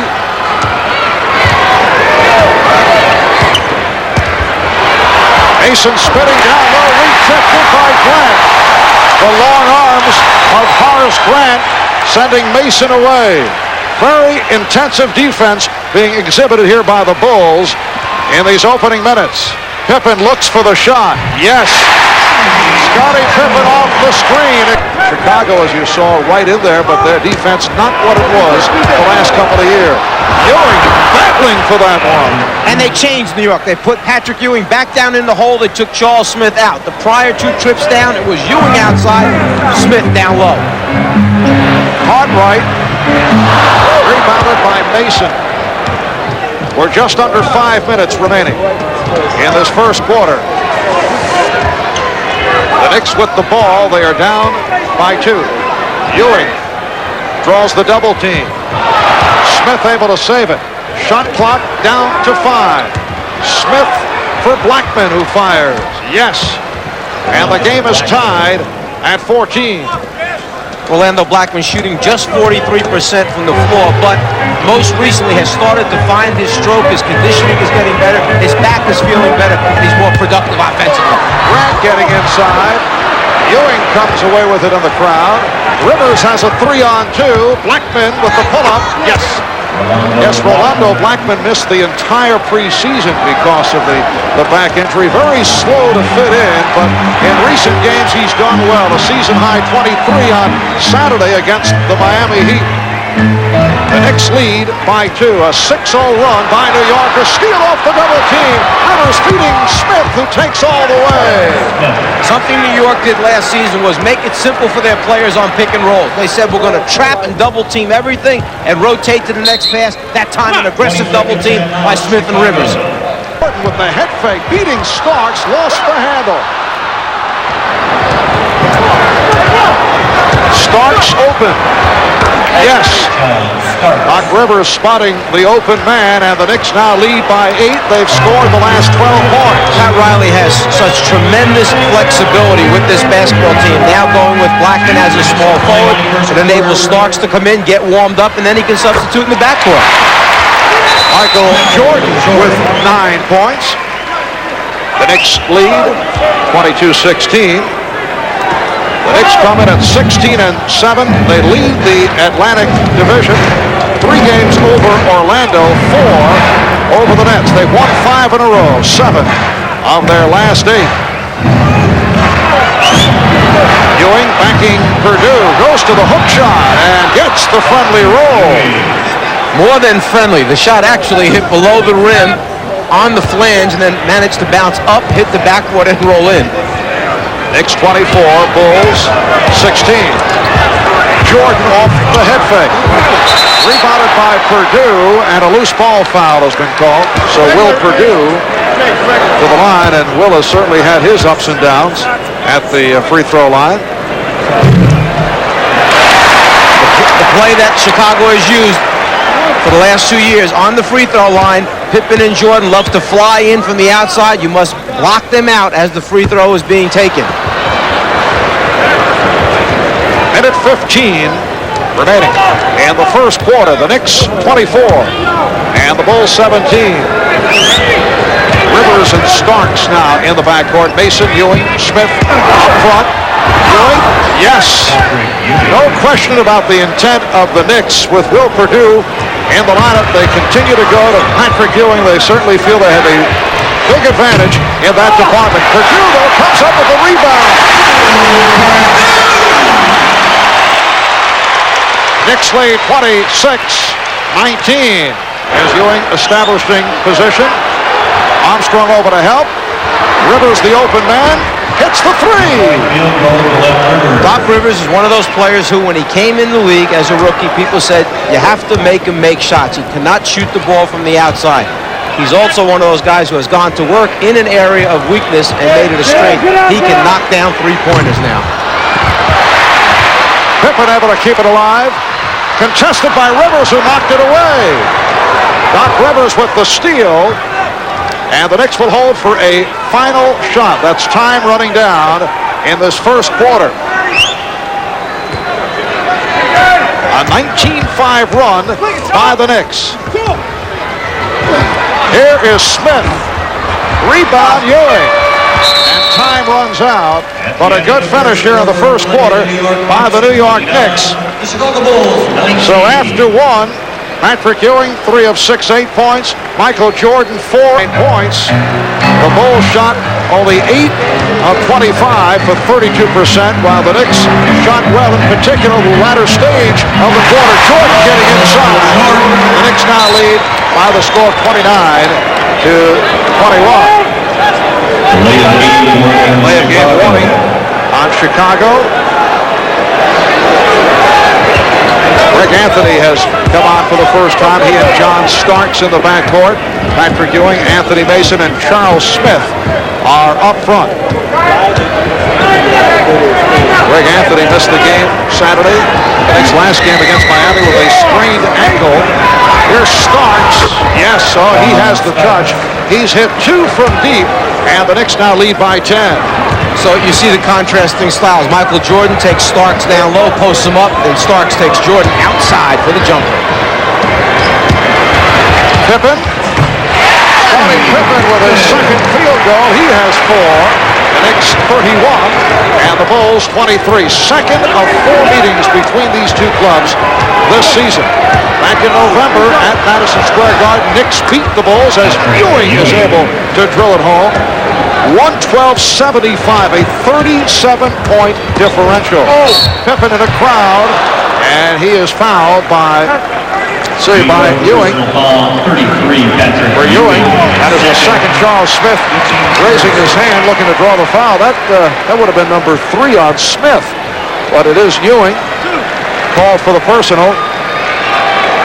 And it's an area where New York once again tried to protect itself, knowing that there were times when Ewing would be in foul trouble. They went out and signed Herb Williams, a free agent, to back up Patrick Ewing, and Williams has played very well for New York. And here comes Herb Williams. John Paxson checking in. There's Herb Williams, 12-year NBA veteran, signed as a free agent, and he has been an important player, giving the Knicks quality minutes at backup center, a commodity the Knicks have lacked over the years. Herb Williams spent 7.5 years with Indiana, and then it's going to be a long year, I can tell already. Minute and a half gone by in the second quarter. The Knicks with a 9-point lead. Mason from Smith, bottled up. Purdue got a piece of it. Starks on the reverse, yes, and it counts. And when John Starks came up with the basketball, there were just 5 seconds remaining on the 24-second clock. He knew he had to somehow get the ball on the rim, make contact. It's the extra effort. There's the dive cut by Mason, the nice pass by Smith, but the extra effort here by Starks, not only to get the ball, but then get up and convert that shot. Roger McCray on the personal. Will Purdue hears it from the crowd as he departs. Scott Williams has checked in. And Corey Williams, a rookie out of Oklahoma State, has come on for Chicago for the first time. Corey Williams handling the ball against Greg Anthony, so Michael Jordan getting a rest. Biggest lead of the night. Knicks lead by 12. They double up on Pippen. Scott Williams, who in the past has played well off the bench against the Knicks. And Bruce Alexander indicating a hacking foul on John Starks. Well, a few moments ago, Bruce Alexander called the hand check foul against Chicago. So this time, as soon as there was a little bit of hand checking by New York, the whistle goes off to even it up. This is the second part of our NBA doubleheader here at Christmas Central. That counts. And the foul. Pippen will go to the line, seeking a three-point play. Foul on Smith with Jordan sitting down. The program gets run through Scottie Pippen, and you can see the determination. Obviously, this team has talked prior to the game about the physicalness. When you take it to the basket, they're going to close the path down. You must keep your concentration. Three-point play for Pippen. The official score indicating a correction on that Smith foul. That was his second, not his third. Last touch by McCray. Good hustle by Rodney McCray. McCray trying to play the role of the interceptor, gets over there just a little bit late for the steal. Crowd trying to get the Bulls revved up. Anthony. Smith off the steal, rejected. Smith again. Charles Smith hanging in tough. His fifth field goal. He has 10. The Knicks lead 38 to 27. Knicks killing the Bulls off the boards. And Smith with another. Nick rebound. Well, when you're able to substitute and bring in a Herb Williams and a Mason, two big bodies, both of whom can rebound, one who really blocks shots well, and Herb Williams, you don't give up a whole lot. Herb Williams with a beautiful spin. He had Scott Williams going the other way. Yes, the Knicks very deep off the bench. That has been a major strength over the first 23 games. The Bulls call for season. Anthony Mason handles the ball so well for a big man. Knicks able to beat the Chicago trap. Blackman, yes! Say, why would you have Anthony Mason bringing the ball up the court? Because he used to be a point guard as he was working his way up through the high school systems and college, and he handles the ball extremely well. It takes the pressure off the New York backcourt. Now the Knicks showing some pressure as they double up. Paxson open. Jordan for three. Anthony hustles it down. Williams on the recovery. And the Bulls can regroup. Knicks lead by 12. 5 minutes into the second quarter. Marv Albert with Mike Fratello, Ahmad Rashad. Here's Paxson. He's been off. And the Knicks on the run. Anthony has Starks on the far side, but the Bulls got back. Williams sets the pick.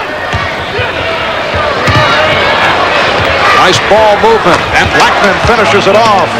14-point lead, the biggest of the game. Rolando Blackman, 4 out of 5. He has 8 points. You see all the small things in the execution of New York. The ball fakes, one dribble, improve the position, and the spacing on the court offensively. Here's McCray. It will count, and a foul. Phil Jackson telling us yesterday that Rodney McCray just has not asserted himself offensively. And there are reasons. When you look at Rodney McCray, you said this is a much larger, bigger Rodney McCray. He's trying to get himself into the proper shape. Got it?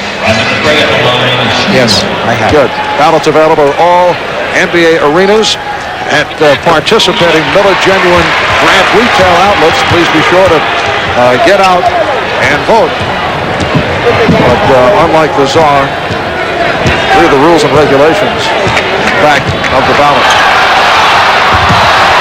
Knicks by 11. Patrick Ewing putting the move on Bill Cartwright. Offensive foul. And Jess Kersey is trying to maintain control there. After Paxson knocked Anthony to the floor, Anthony got up off the floor and ran intentionally into Paxson with his chest and shoulder area. That's where the foul was called. And Greg Anthony apparently has something to say in the direction of Jess Kersey, and Anthony is called for a technical foul. And Pat Riley and Anthony both were saying, wait a minute, to Kersey, he was talking to me, the coach, with that remark. Kersey just smiled and walked away. He's heard enough of the remarks over the years. And Doc Rivers will replace Greg Anthony. Doc Rivers returns to the Knicks. Michael Jordan hit the tee. He now has 14. Those of you who were watching halftime of the San Antonio-LA Clipper game, you saw one of our insiders, Pete Vesey, report that Greg Anthony was very dissatisfied a couple of weeks back at a Knick practice. Pat Riley yelling at Greg, and then Greg said he'd like to be traded. Riley said, why don't you think that over a bit? Came back the next day. Anthony said he'd like to be traded. This is ironic because for a good portion of last season. Mason is blocked. The Knicks were trying to trade Anthony.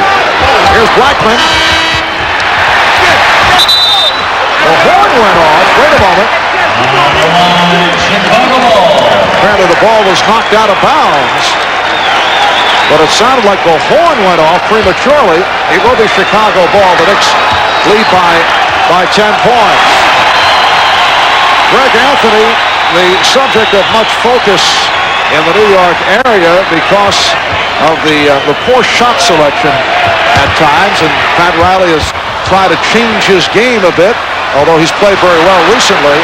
Ewing handling that air ball, and back comes Starks. Well, I talked to Greg Anthony prior to the game as Stark tees it up for a three.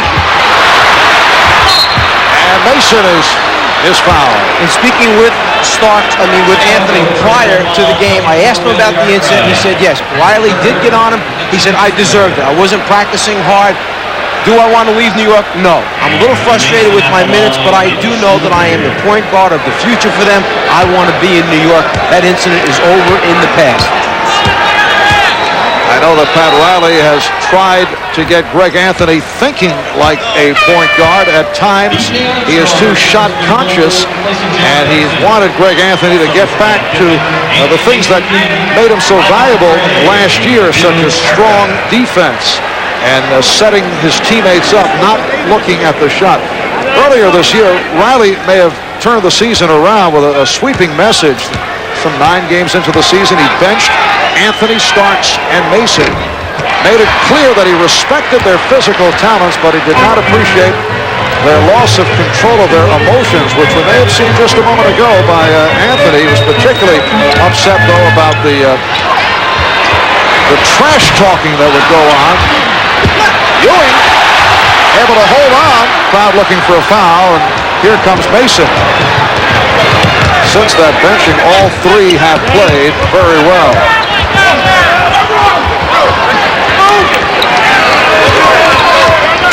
4:20 remaining in this first half as Patrick Ewing again hits from outside. He has 12 points. The Knicks lead by 13.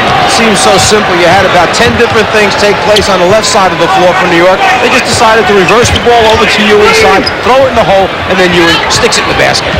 The Knicks are shooting overall 51%. The Bulls 36%. Shot clock down to 3. Jordan rejected by Ewing. Armstrong back to Starks. Ewing played by Scott Williams. Rivers. There's Pippen. That's a charge. Well, Michael Jordan breaks you down off the dribble, gets to the rim, and most times you think that it's going to be an automatic. He changes to his left at the last second because he sees the presence in the middle for New York, Patrick Ewing. 9-12, they're shooting 49% and holding Chicago to around 35% shooting. Triple team effort by the Knicks, leading to the foul call as Doc Rivers came over and was called for that foul, his second. Doc Rivers has outstanding hands, has been ranked every year in the league up there high in steals, anticipates well when people put it on the floor, and normally gets away with those strips. Michael Jordan now 3 of 3 from the line. He has 15 points, has not shot well, 6 for 17, and that's a lot of shots when you consider we still have almost 3 minutes remaining in the first half. Well, he's coming off an explosive game of 57 points. He's a guy that wants to take over and try and get this team motivated. He said this is a challenge for us to get ourselves mentally and physically up for this kind of a game, a playoff-type game. The steal by Stacey King, who just checked in. King is up front now with Pippen, and Grant Phil Jackson trying all kinds of combinations. And Gus Kersey calling a foul on Michael Jordan. He was trying to set up down low. Well, he went down to post up, and as Rivers was coming around on the top side, the left shoulder of Michael Jordan, Michael put up the left arm, caught Rivers. Rivers with a little bit of the Bill Laimbeer School of Acting. Got credit for drawing the offensive foul. Second on Jordan. Blackman with some room. Rebound Grant. And the foul is called. Loose ball. against the Bulls. Horace Grant in second, and you can hear the reaction.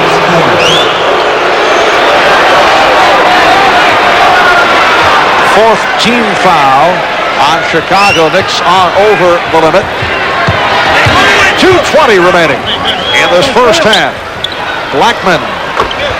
Knicks only one of the last 8 before that field goal by Blackman. Rolando has 10. The Knicks by 14. Well, their execution was so good that time. The screening so good. Rolando Blackman had a wide open look like shooting a free throw that time. King around Starks. Pretty move by Stacey King, eluding Patrick Ewing. Knicks 49, the Bulls 37. Offensive foul. It's a charge on Rivers. That is 3 on Rivers. Well, Doc Rivers tried to split that pick and roll situation, tried to get through the opening before he actually got to the screen. There he sees it. There he uses his left arm to clear Paxson out of the way. 3 apiece on Charles Smith and Doc Rivers. B.J. Armstrong has 3. Here's Jordan. And the rebound handled by Starks. Whipping by Pippen. And then pulling up. Crowd looking for the travel. King getting the hand on it, deflects it out. Good play by Stacey King. And I think Anthony on the penetration was stopped. Mason recovers. It'll be Nick Ball. Knocked out of bounds by Chicago. 4 seconds remaining. How much they score versus they give up, that down also. Anthony got it away, beating the 24-second horn. We're now down to 0.2 of a second remaining. It was last touch by Chicago. And 0.2 of a second means you cannot catch it and shoot it. It must be a tip attempt if you're going to count the basket. Waved off immediately. That won't count. John Starks arguing the call, but Ted Bernhardt made the indication immediately, and now he is explaining it to Starks. He said, you have to tip it. Exactly. The rule changed when Trent Tucker knocked out a shot against this Chicago Bulls team. Well, coming up next, with the Knicks 10 points over Chicago. Usually the script or the end of the script is supplied depending on what the result is. As Jordan draws the foul, the Knicks come out with a long layoff and play well and win. People say, well, they had all this rest. They come out and lose. People will say, hey, they weren't sharp because they haven't been playing. So you just never know. In talking to Pat Riley about this, in the 5 days that they had off, he gave them the first 2 days off, and he felt they had terrific practices the next 3 days. Very hard practices, extended practices. He got a lot of work done. But he said that's not the same as playing in game conditions. The Knicks 49, Bulls 41, and here's the pressure again by Chicago. Smith in trouble. Ball was knocked away, recovered by Blackman. And he gets it down, avoiding the 10-second violation. But Oakley's pass off the mark. And that's what they want. Cause a little bit of havoc. In the first half, New York had 11 turnovers to only 7 for Chicago, but New York pounded them on the glass to get the ball back. 10 offensive rebounds. Chicago comes out that time with excellent pressure. Jordan putting the moves on Blackman. Yes. So here are the Bulls. Although they have not played well, within 6 points and pressure on Rivers. Grant with the steal. Rivers knocked it away. Loose ball foul being called. Bruce Alexander checking with Ted Bernhardt, who is closer to the play. He calls it on Horace Grant. Well, so much for backing off the pressure by Chicago's defense. And sometimes you have to play for that particular moment. Phil Jackson feels the energy here with the crowd, feels the players are into it, so he leaves the press on and comes up with some good things, some positive things for the Chicago defense. A minute gone by, third quarter. The Knicks have led by as many as 14. They now lead by 6. Blackman goes down. Pippen for Armstrong. Rebounded by Grant. Jordan. Pat Riley wants a 20. The Knicks lead is down to 4.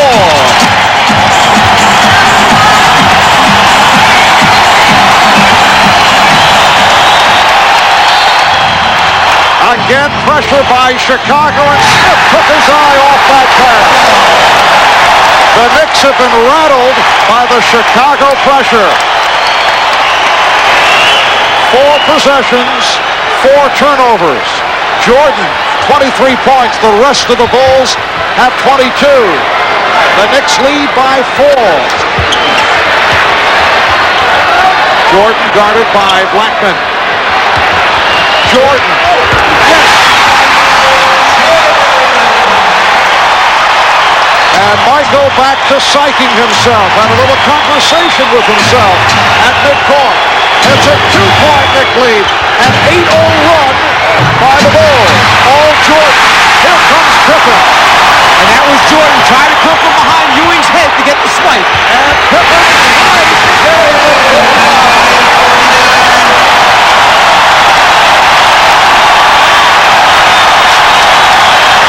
10 unanswered by Chicago. Ewing lost it. But he stepped out, and it will be Chicago possession. Well, Chicago closed the trap so hard on Doc Rivers that time, he didn't have a chance to look across the floor on the other side. Jordan feels it, elevates, knocks it down, and then he knows it, so he talks to himself a little bit to let himself know that I'm back, I'm ready. And Pat Riley getting set to insert Anthony and Starks. The foul called on Chicago's 8 of the 10 points scored by Jordan. Starks trying to get it down low. Ewing this time successfully saves it. Had an adventure in the first half where he tried. So Anthony and Starks joining Blackman in a 3-guard setup. Here's Anthony. Starks retrieves. Ewing. Rebound, Jordan. Game tied at 49. Jordan. And Blackman able to race it down. Starks played by Jordan.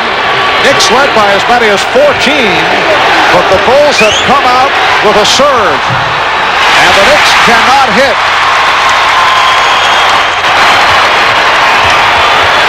Michael Jordan. So Michael has turned it around from the 6 of 18 in the first half, and he's given Chicago the lead.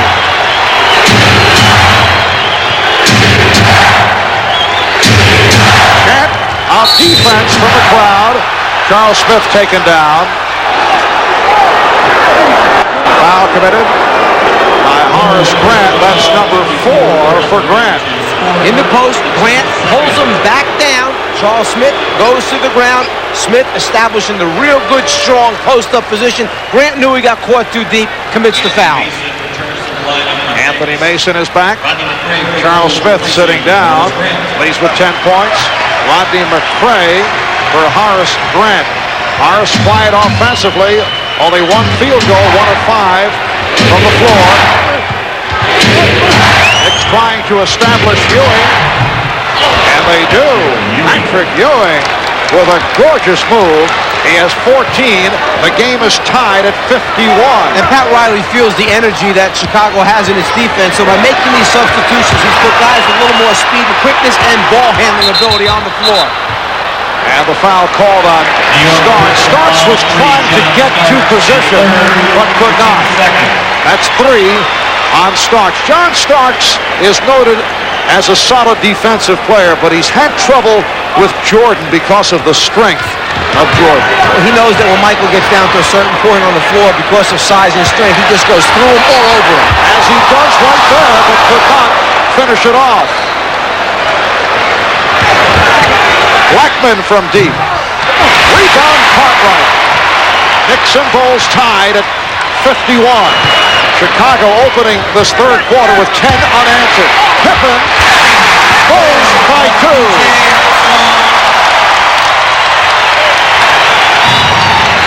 Scottie Pippen has 12 points.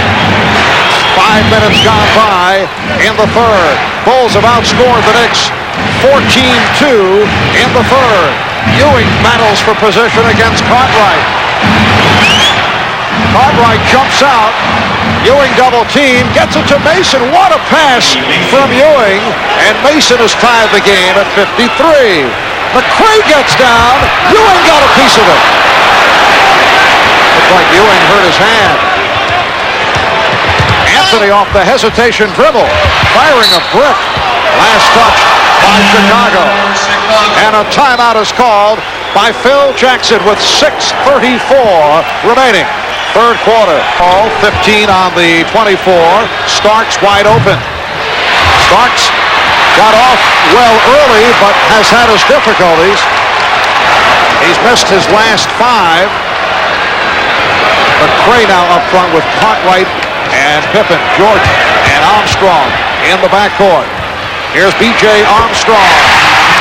B.J. Armstrong has shot well the last 5 games. That his first field goal.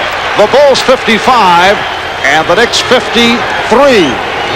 Well, in 15 minutes of the first half, B.J. Armstrong only 1 field goal attempt. You got to get him shots. Starks looking to shoot his way out of it. And he's tied the game at 55. 9 points for John Starks. The Bulls come in at 17-7, leading the Central Division. 3 games over Cleveland. Cavaliers have won 7 in a row. Last year at this time, Chicago was 20-4. Armstrong for 3. Oh, it's a 2.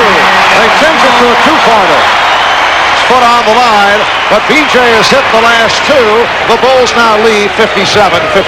And because B.J. had hit the prior shot, they let him be the feeder to Michael Jordan on the post-up that time. They played a 2-man game inside out with Jordan and B.J. And Mason able to bull his way on McCray. 5 points for Mason, along with 11 rebounds. The game is tied at 57 in what has been a terrific third quarter. Jordan on the pull-up. Ewing with the rebound. Chicago that time getting into the isolation for Jordan against John Starks. Blackman had the lane closed by Jordan. Knicks stay with a 3-guard alignment. Anthony getting away with a palm, but then he lost it. Armstrong trying to pull up. Ewing ran into him. No call made. And Phil Jackson understandably upset. Here's Starks. Ewing tried to put the brakes on, made the contact, but there was no foul call. Normally that's one of those plays where, because it's incidental, the official will call it at first, but when you lose control or possession of the basketball, then blow a late whistle. Knicks by 2. We're coming up on 4 minutes remaining. Third quarter. Jordan. Starks tried to draw the foul, hit the deck. Michael Jordan now 10 for 26. Patrick Ewing. Ewing has not shot well. He's 6 of 15. And Jordan hit on a reach around. Greg Anthony from time to time has had some words with Michael Jordan, who has not exactly appreciated it from a second-year player.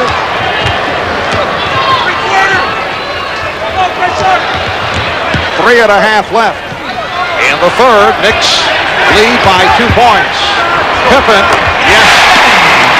That ties the game at 59. Scottie Pippen playing despite the ankle problems. Pippen jumping out on Anthony. Starks for 3. Yes. John Starks. Chicago's first 8 points. They reeled off a 10-0 spurt. They outscored the Knicks 14-2 at the start. And then the Knicks able to get back into it. Ewing jumping out on a switch. Chicago with the ball down by 1. McCray providing a 1-point lead for the Bulls. Here's Starks racing down. Rebounded by McCray. Jordan setting it up, but Williams could not connect. Chicago Stadium, March of 1987. McCray able to save it. Williams guarded by Oakley. They triple team Pippen, who gets the pass away, but McCray blew the layup. And he's hearing it from the crowd.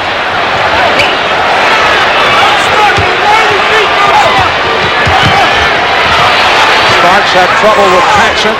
Shot clock down to 10. Mason back to the basket against McCray.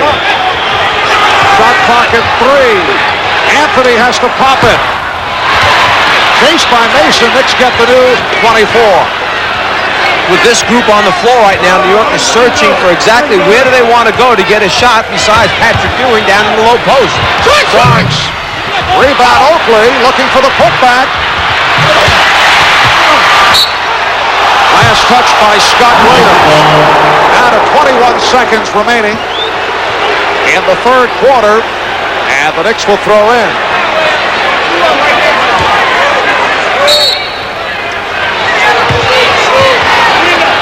Knicks would like to hold for a final shot.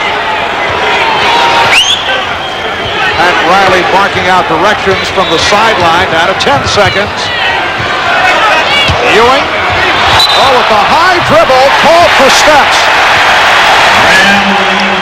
That's tough for me to differentiate why that one is a travel, and on previous occasions when he does the same thing coming back to the middle for that shot, it's not a travel. Maybe the ball too high that time, maybe considered a carry rather than a travel. Final seconds of the quarter, and Pippen took the shoulder from Mason. 3 of 7/10 seconds to go. Third quarter. Anthony Mason called for his second. That'll send Scottie Pippen to the line. Most times when Ewing puts it on the floor going to the middle, he gets away with that move right there. That time the exception may have been the basketball being carried. And he particularly gets away with the travel on the drop step. From time to time. Giving us a little coaching terminology, drop step. Just trying to keep you sharp here at the end of the quarter. So that has seeped into the announced parlance. Drop step. Pippen is 2 out of 4 from the line. Bulls by 2. Starks able to get it off. Chicago outscores New York 25-13 in the third quarter. It was Michael Jordan providing the lift at the start of the third. 10 of his 27 have come in the third. Bulls lead 64-62 to the fourth quarter. The Bulls 64 and the Knicks 62. The Bulls outscored the Knicks 25-13 in the third. Knicks shot only 6 for 21 from the field. And here's Chicago back to the pressure as we start. Before this is what got them back into it at the start of the third. And they came out of the timeout. Pat Riley had drawn up his triangle set that he wanted to attack the press with. They didn't get into the setup from the sideline. Pat on him to get into the triangle set against the press. The Knicks have missed their last 7 field goal attempts on the way to that 6 for 21 in the third. Starks with 2 on the shot clock. Once again, John Starks had to fire one up with the shot clock running down. Pippen. And it's Ewing on the rebound. And the pressure by Chicago forces New York into not getting into any type of half-court set. Starks slipped up with 6 seconds remaining last time on the 24 and knew they had nothing going. He had a launch one. The Knicks turn it over. Shaquille's 10 field goal attempts. We're talking about answering the call. The Knicks certainly needed that basket. They bring Blackman off the bench, and he answers. And when you think about the fact that he's not really warm yet, Michael Jordan right back, providing the Bulls with a 70-64 advantage. Smith for Blackman. Fires again. Yes. Well, Blackman comes off the bench, knocks down his first one and second one. Jordan goes down last time and knocks out his first attempt after coming off the bench. So these guys obviously staying pretty warm on the bench. Bulls with a 4-point lead. Blackman coming off a season high of 23 against Miami last Saturday. Jordan, oh, he feels it. Did it in front of the Knicks bench as he took some grief from someone on the bench and had something to say after he hit the jumper. Chicago 72, New York 66. 4 minutes in Fourth quarter, Blackman looking for the shot, does it off the spin, and he's hit 3 out of 3. And Blackman smart enough to realize that Michael was going to come around, reach behind for the swipe, took that ball on his reverse move and put it out in front of him to avoid Michael's hand. Paxson cannot get going. John Paxson 0 for 3. Knicks down by 4. Smith turns around against Cartwright. Oh, look out. Grant taken down by Oakley. That's 3 on Oakley. We'll talk about the strength of Charles Oakley. That time with one arm puts Grant down on the ground, and maybe not a whole lot of love lost between these two, since Grant was the guy that was brought in to replace Oakley. Because they had both of them there, they felt they could take one and move it on for another player. That would be Bill Cartwright, as Oakley was moved on to New York. Scott Williams now being matched by Charles Smith. Rodney McCray has checked back in. Shot clock at 5. Jordan. Grant with the rebound.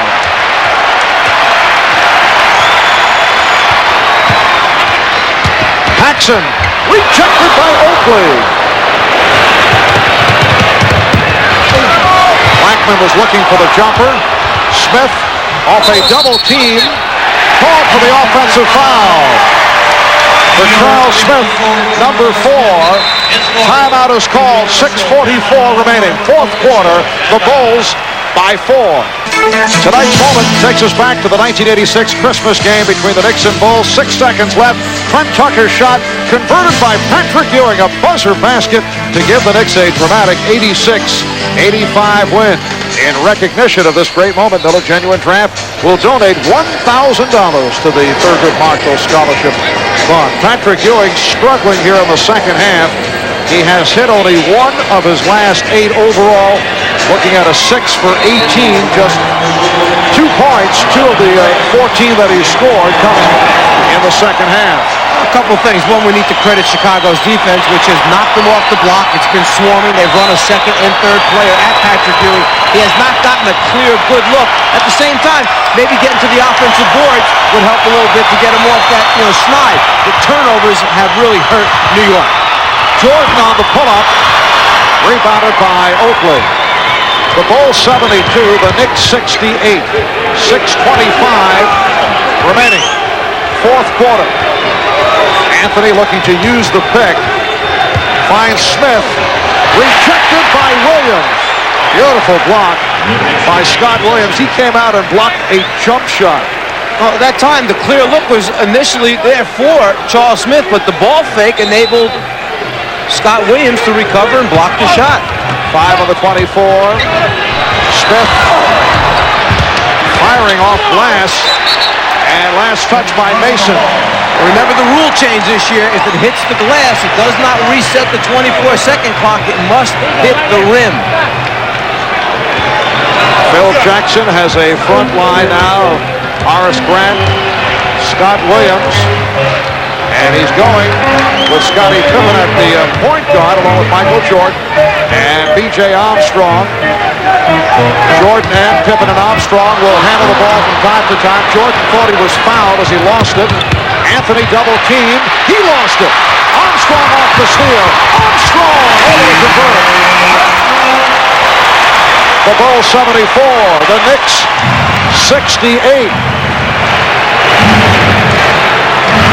5.5 to go in the fourth quarter.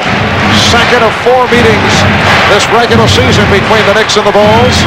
Knicks winning in New York back in November by 37. Pippen off the steal. Here's Jordan. And Michael Jordan, after he dumped the ball, took it and tossed it at Greg Anthony. He's the guy that's been mouthing off at Jordan. Michael not real happy about it. The excellent defense by Chicago leads him to the easy transition scores. The double team, the hands by Pippen, and then Michael out on the break, finishes it off and tosses it back at Greg Anthony.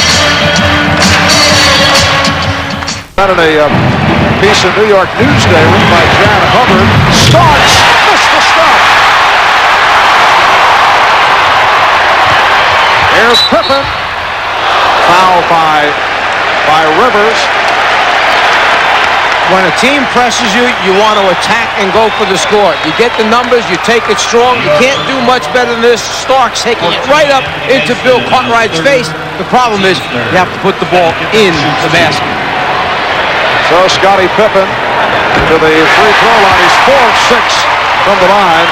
Michael Jordan telling us before the game, he's just not enthralled about the overconfidence, or as he put it, the cockiness of Greg Anthony and John Starks and Anthony Mason, but that has been the style of the Knicks, although Pat Riley tried to calm those three down. That's what led to the benching earlier this season. You don't want to take away a player's confidence. You want him to play with supreme confidence, but at the same time, you don't want him causing problems and mouthing off. And I think Jordan's point was, what have they accomplished so far in this league that they've got on the face of Pat Riley? As he pointed out, it's part of the coaches. I think that was the term he used. That's exactly the term he used. Pippen called for number 5, 13th foul on the Bulls. Chicago 78, the Knicks 71. Winding down toward 3 minutes remaining in the game. Rivers finding Mason. And he's blocked by Grant. Last touch by Mason. Mason in the face of Pippen. They had some words.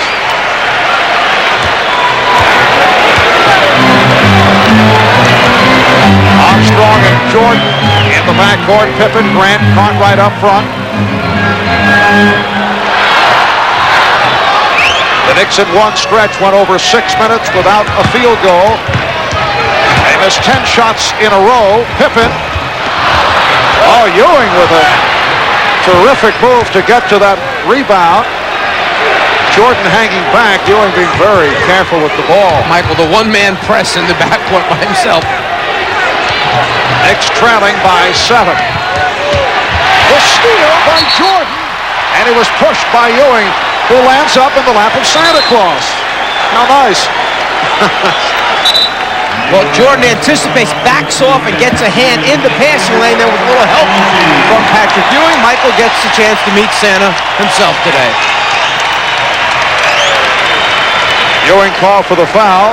Extracurricular activity for Santa. You think he's tired at this point? You know, it's been a busy night last night, and here he is helping out Michael. I think he's had a very long 24 hours prior to this. He's entitled to have the night off, and what's he want to do? Wants to come and watch an NBA basketball game. Michael Jordan, 7 for 9. Obviously rattled by going face-to-face with Santa. He has 33 points, but has not shot well. 13 of 32 from the field. The most shots he's attempted in a game this season.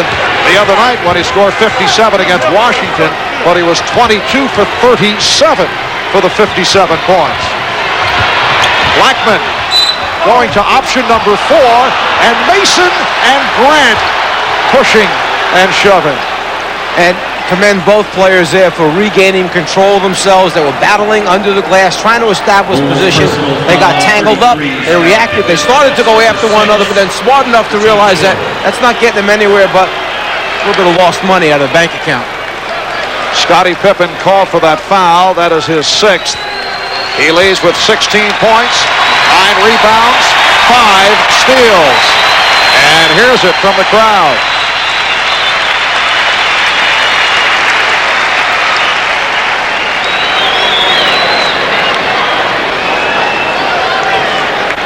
Second time this season that Pippen has fouled out. Here comes John Paxson. A reminder, viewers in the Pacific and Mountain Time zones made the Barcelona Summer Olympics so memorable. That's immediately following the Bulls and the Knicks in the Rockies and out on the West Coast.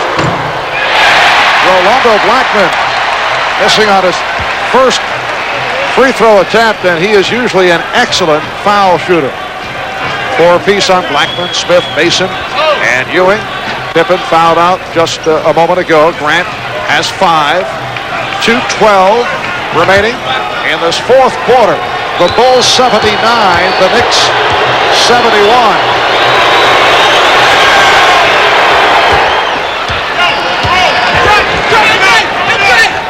The Knicks with their version of the Chicago press. Man on the ball, come and trap the first pass inbounds, try to force some things to happen. Blackman got a piece of it. The Knicks have scored only 22 points in the second half. But this is a typical Knick game because of their defensive play and the lack of good shooting, which we've seen most of the season. Well, you go through a period of 6 or 7 minutes where you are not making good decisions, not getting wide open shots, and then Patrick Ewing not able to get going. It's going to be a struggle. Starks hits the three, his second of the game. And more pressure from the Knicks, who now trail by only 4 with 1:35 remaining. Paxson met by Rivers and center court. Jordan checking the clock, 10 on the 24. Jordan bottled up and fouled. That time, Doc Rivers coming over from the help position away from the basketball, trying to strip Jordan of the basketball as he put it on the floor and was heading down the lane. Foul on Rivers. Jordan, 8 of 10 from the line. He is an 86% free throw shooter.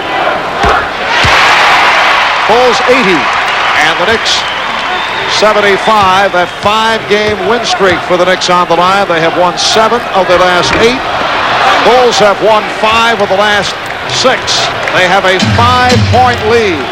One of the things that Phil Jackson mentioned was, I'm going to have to get my rest. Ball still heads the same way. For New York, I'm going to have to get my minutes rest for Michael Jordan. New York wears him out at the end of games. At this point, Michael with 32 minutes in the game. Knicks take a timeout. They're down to 1 remaining. Chicago with 3 left. Bulls would like to use some time off that clock now. That's time remaining. 50 seconds to go. 4th quarter. Jordan. Yes! Bulls 82. The Knicks 75. Jordan has 37. Mason. Rebounded by Jordan. 30 seconds remaining in the game.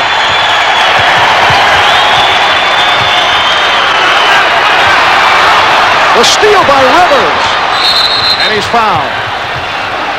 Michael encounter between these two teams when New York beat them so soundly. The question still remained as Michael Jordan goes down and finishes it off. How good are these Knicks? Because they still were struggling on the road, 4 and 6 away from home. Again, they come in here and cannot beat Chicago in the stadium. Yes, a message delivered by the defending NBA champion Chicago Bulls. Michael Jordan, the high man, with 42 on 15 of 34. 17 for Blackman, 17 for... Second quarter against the Knicks. Todd Day rejects Greg Anthony, and watch him hustling at the other end. He'll lay it in. And Milwaukee leading New York 35-33. Still in the second, Blue Edwards, the three-pointer. He had 4 of those. It was Milwaukee up by 6 at halftime. 4th quarter, Rolando Blackman got hot and hit. The Knicks actually had a 4-point lead. He hit 5 straight jumpers. The Knicks out to a 93-87 lead. But Lee Mayberry with some defense, taking it away from Anthony and tying it at 95, then tied at 98, 6 seconds to go. Anthony could win it, but it does not go. Charles Smith can't get the shot off, so into overtime. Then the Bucks up 2. Time running down. They are going to work it to Ewing. This could tie the game in OT and force a second OT, but Ewing does not get it to drop. He did score 28 points, but the Bucks finally end the losing skid with a 102-100 overtime win. Todd Day, a career high 22. The next stop is New York for the toughest home side in the Eastern Conference. The Knicks, 12-1 at the Garden before tipping off against the Indiana Pacers. First meeting of the season between the two clubs. 13-1 at home when it was all over. Malik Sealy, first game back in New York since his St. John days, wearing the Pacers blue, white, and gold. But here, Patrick Ewing steals over to Anthony Mason. Back to Ewing for the jam. He had 29, and the Knicks were up 5. Things do get physical down low, though. Oakley and Det left Schrempf. A little pushing and shoving going on. Later in the first half, the Knicks in control. Greg Anthony, he had a career night with 23, high off the glass. Rick Smith's too tall for him. Most of the points came off the miscues in the second. Patrick keeps it away from Pooh Richardson in a slam. Knicks 43-37 against Bob Hill's Pacers after the break. And Malik Sealy Mentioned the ex-Redwood played so well at the Garden in his college days. Toast Tony Campbell. But in the fourth quarter, the Knicks were simply too much. The outlet to John Starks, bounce it to Roe Blackman, lays it up, easy as pie, Knicks by 7. And then Ewing with the capper. He gets it down low and then just waits. And he still gets fouled. Pulling away in the fourth, Charles Oakley, the rebound outlet to Rolando Blackman. No one rotates back for the Pacers, who lose at the Garden. Bob Hill, ex-Knick coach, running back and losing by 6. Ewing had 29, 24 in the second half, 15 in the fourth quarter. I mentioned Sealy 16, the Pacers' fourth consecutive loss. The Knicks are 13-1 at home. This, an absolutely average night at the office for the Knicks. 97-91 the final, right on New York's seasonal averages. Knicks' worst offense from a point standpoint, due in part to the physical defensive style, which the Knicks play best. Good reason for their 17-9 record.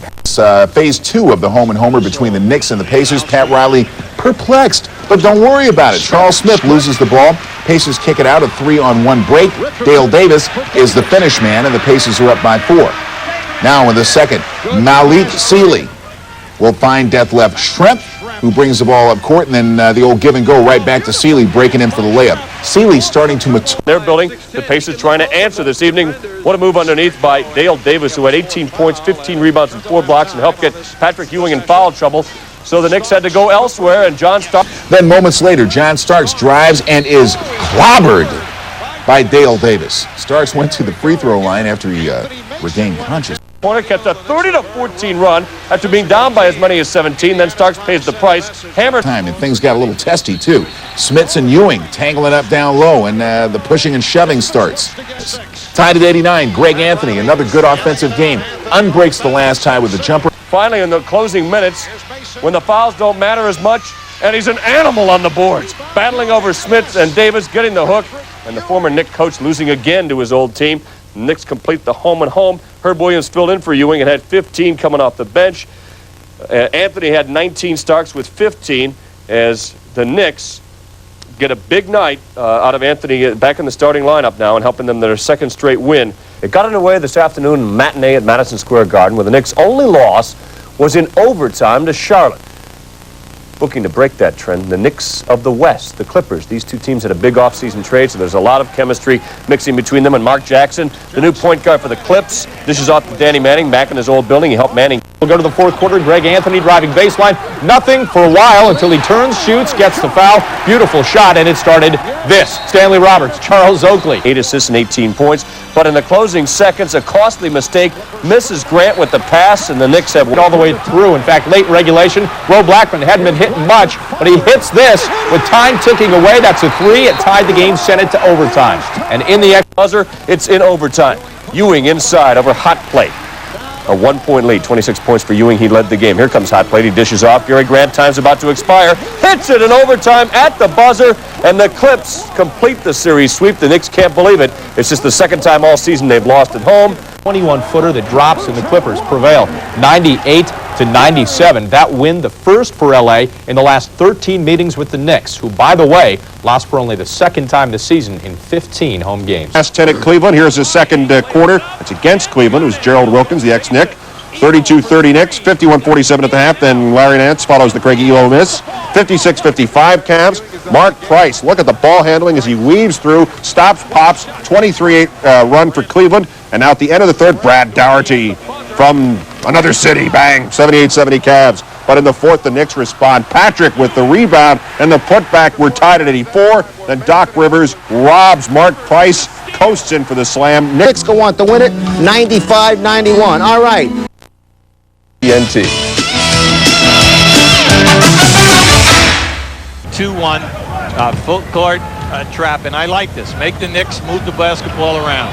Rolando Blackman, and according to Pat Riley, he's got the stroke back, the rhythm back, and I think that shot showed it. A three-pointer gives him a 1-point lead. Well, anytime that you press and trap full court, you're always susceptible to the corner jump shots. Here's Skiles, who has been the guy distributing the ball. Trying to do too much sometimes, according to Matty Gukas. Scott driving in. There's Blackman with the steal. So the Knicks at the best there. They trapped the pick and roll. They matched up on the rotation. And then when you tried to beat them off the dribble, 4 blue shirts were in the lane. Magic leads the NBA in turnovers, 18.9 a game, and then they are 25th in forcing turnovers, and that's not good. As Ewing from the corner able to hit and give them a 5-2 lead. He said the main stress tonight for Orlando will be, can they get the basketball to O'Neal, Anderson, and Scott for high percentage shots? Here's a guy that's got to get hot, Dennis Scott. He was 4 of 12 in the game Tuesday night. Yeah, and the other factor is he must put the ball down and get to the basket and get fouled in this game. Ewing backing it on Shaquille, a running left-hander, and Shaquille with good position comes down to the ball. Oh, look at the big fella handling here. Yes. See, right now, 2-man game, Gary. When you're the Knicks, you must watch out for the 3-point shot. Oakley chests him out. Shaquille can't get the shot to go, and here they come to Charles Smith. Smith will take it to the hole, followed by Ewing, and Shaquille with another defensive board. Orlando's going to get it done. They must convert these fast breaks. Scott, nice kick to Shaquille, and it's a 6-5 lead now for the Magic. Shaquille will get it. Shaquille will back in on Charles Smith, partially blocked. In the package of Charles Smith scoring and rebounding, you also get shot blocking. That's right. That was his 37th block of the year. You forget that. And then this elderly statesman at 33 years of age has been known to drop a few open J's in his life. Just a couple. What a steal he was from the Dallas Mavericks, the #1 in 95. Skiles can't get it. Rebound is cleared by Ewing. Great. Anthony dishes off to Oakley. That'll count in the foul. 4 minutes to go in this first quarter. Jumping out, they trap. You get away with it. Scott loses the ball to Smith. See, now you know you're going to get trapped when you come off the pick and roll. So you cannot go right into the trap. Back the trap out towards half court. They'll come with you. Then you have 4 against 3 below the circle. Boy, right now they're on an 11-0 run after a 7-2 run earlier. Shaquille will try to stop that. Nice underhand move. Rebound is cleared by Oakland. And right now the Magic trying so hard, but nothing's happening offensively. And we're going to have a foul now on Styles. And wait a minute, Oakley took a shot at him. And now he retaliates. Yes, he did. Here is Mason, who's taken his team to a new level this year. He's having a great year for this team. Well, he's become an excellent shooter facing the basket with range. He works on his shot every day, takes 100 shots with one of the assistant coaches, and you know the rebounding and tenacity defensively is there. Anderson now with a nice floating shot, and the Magic now starting to get some offense. Well, Nick Anderson, excellent post player, and that's where he should be, down in there versus Blackman. Now let's get this one now. And broken up, so it'll be the Magic ball. 25-22, clock winding down. If that had gone, it would have counted. Up to Scott Skiles again, and Scott has come back in the ball game, stolen by Anthony. What a pass. Anthony with Bowie back. Bowie challenges him, and Anthony gets it anyway. That was a terrific finish. Anthony really took it right up in there because that defender was trying for a foul. He said that Anthony would finish very well. His only problem has been his inconsistency in shooting from outside. Shaquille having problems. Out it comes to Anthony. So that timeout now has gotten some of this defensive tenacity and intensity back for the Knicks. Ewing shooting over Shaquille. Blackman again coming around the pick, and he is so tough as he starts with Bowie on him. Bowie's a good defensive player. Mason inside, Tolbert over the back, got a piece of it. Mason so strong, still able to get it. That was beautiful to watch. Tolbert tried to get out on the top side, and Mason just muscled Tolbert right up the lane. Trap in the corner, Skiles recognizes that, gets it to Tolbert. Good ball movement. Bowie from outside, rebound by Herb Williams. So they'll take the last shot now this first half. Pat Riley, the 47-year-old mentor, legislating everything. Now opposite side of the floor, right there, starts. That's going to be way short. Rebound Oakley, and Oakley in that blue-collar fashion of his inside as we come to the end of this first half. 12 turnovers now against the Magic. Here's Blackman coming off of that screen again. He's done that 3 times in this game. He's cleared and able to hit all 3 shots. Whenever you got a player on the opposite team who's peeved, he's hot, I always used to like to take my guy, if he's a good scorer, and run at him. And right now, that would be Blackman versus Anderson because he's all bent out of shape because he's not scoring. Here's Skiles. ducked inside. 51-48, out comes the Blackman again. Blackman's got that rhythm going. Oh, he's so fluid, so smooth, that release, almost one motion. He is now 6 of 8 for 13 points. You're almost tempted to call a 20-second timeout and talk to Anderson now. He's got to start paying attention and get on Blackman. Nice little move inside by Shaquille. He is developing some shots that you didn't see, I think, early in the year. Starting to get some weapons. Well, it was a nice drop step move, but you're supposed to have that when you come to the NBA. I think they teach that one in elementary school, don't they? But it wasn't there early. Here is Anthony kicking around to Smith, who had that good start in the ball game, and Charles Smith, who had to sit down with 3 fouls, now has 11 points in the game. Plus, he's leading the team in turnovers at 3.4 a game. Scott clears. Scott hits.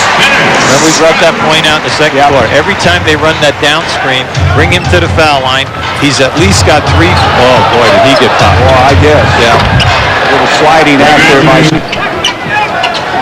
Ewing with Kite. Kite, big, strong guy, bounces in. That basket will count. That's his pet move. He loves that move. He has the body contact with you, which freezes you, and then he will spin to the baseline. Now just watch this, see? Boom, there it is. There's the quick spin, and then the fadeaway shot.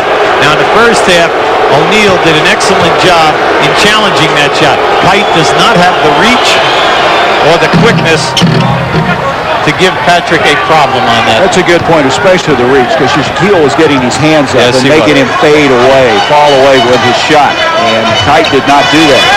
And also, the initial bump moved Kite back. The initial bump does not move O'Neal in most cases.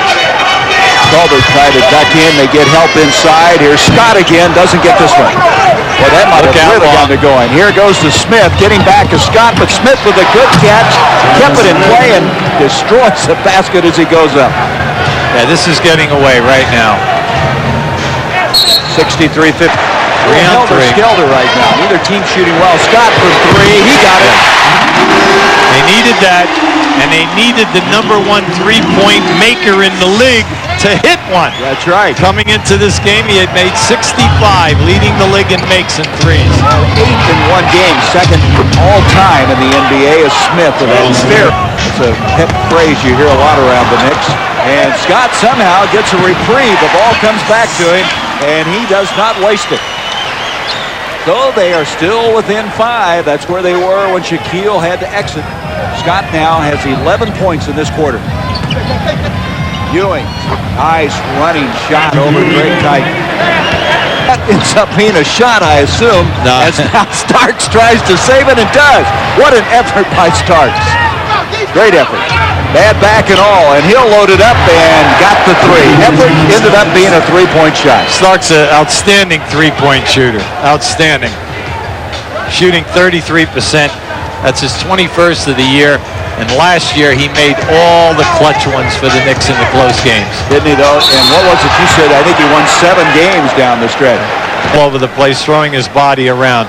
Now, keep an eye on Starks. Starks, now, remember, now, this is the guy who threw the high pass, and he gets credit for a shot attempt. He wanted that ball. He saved it. Needed to help him from outside. Now, Scott has 20 points.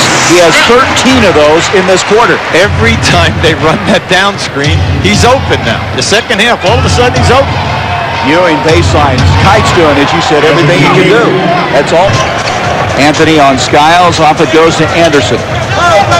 Intended for Catley. Starks had a hand on it. Gets it to Mason. Now look at Mason handle the ball. He does a good job in the open floor.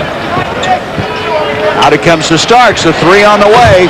Very good execution. 7 seconds on it. Anderson backing down on Blackman. Blackman playing the tough defense.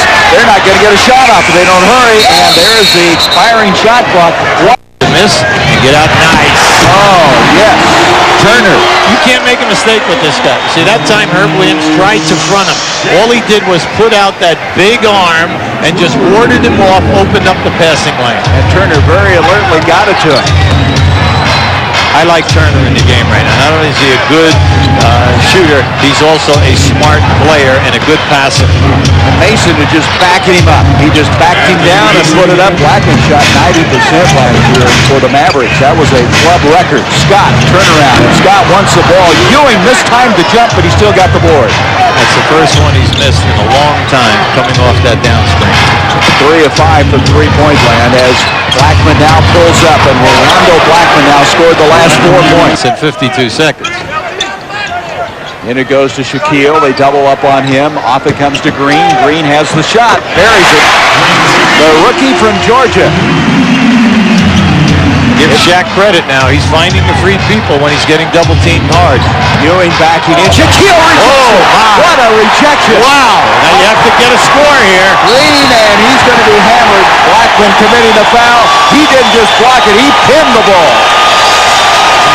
If that's what you said, okay. The people are going crazy. Just watch this. Whoa. That's sending it down big time. Wow. See, watch Ewing makes himself small stepping into the lane, see? And Shaq had the advantage because Patrick had to bring it up from too far. As he comes back out to Greg Anthony with 7 minutes to go in the game. 5-point lead for the Knicks. Smith gets it off to Anthony. Anthony ducks in, back to Charles Smith. Running out on him was Green, and Green got a piece of him. They'll call the foul, and doesn't deliver from now on down. Shaquille backing in, the turnaround, and a foul, and it's going to go on Ewing. Ewing very upset, and he got a technical as well. That's going to be his 4th foul. The technical as well. Pat is upset. See, that was such a quick move. What a quick move. Now keep an eye on it. See, there's the quick move right there. Patrick just thought that he missed them there. The referee must have heard it. He was closer. He was right behind him. Oh, my, look at this. So Scott not able to get the technical. It's too bad because he's been doing an outstanding job on the line for them all evening. And so Shaquille now will be shooting after the other foul on Ewing. Now remember, we're in a game here right now, 88-80. Orlando has missed their last 4 foul shots. And the guy at the fourth free throw shooter ends that. Shooting 57%. Shaquille has that thumb and index finger, almost like a web effect that really affects the way he shoots his free throws. But he had good rotation on both of those. 1 of 2. Well, they say here that it's incredible how he will normally miss the second shot because he fades back off the foul line anytime he's on the line shooting 2. 7-point lead for the Knicks. 6:22 left in the game. Into Ewing. Ewing has really met his match, and good call. There's an illegal defense. That'll be the technical. See, his man is above the foul line. Green must be above the foul line. His man was above the top of the circle. Now, if you are going to go and double team, you must go all the way and double team Ewing in that case. Blackman to shoot the technical.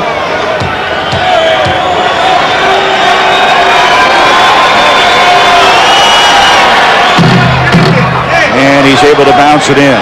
You know, Blackman, 33 years old. He'll be 34 February 26th. Yeah, but, you know, he's a kind of a guy that has not missed many games.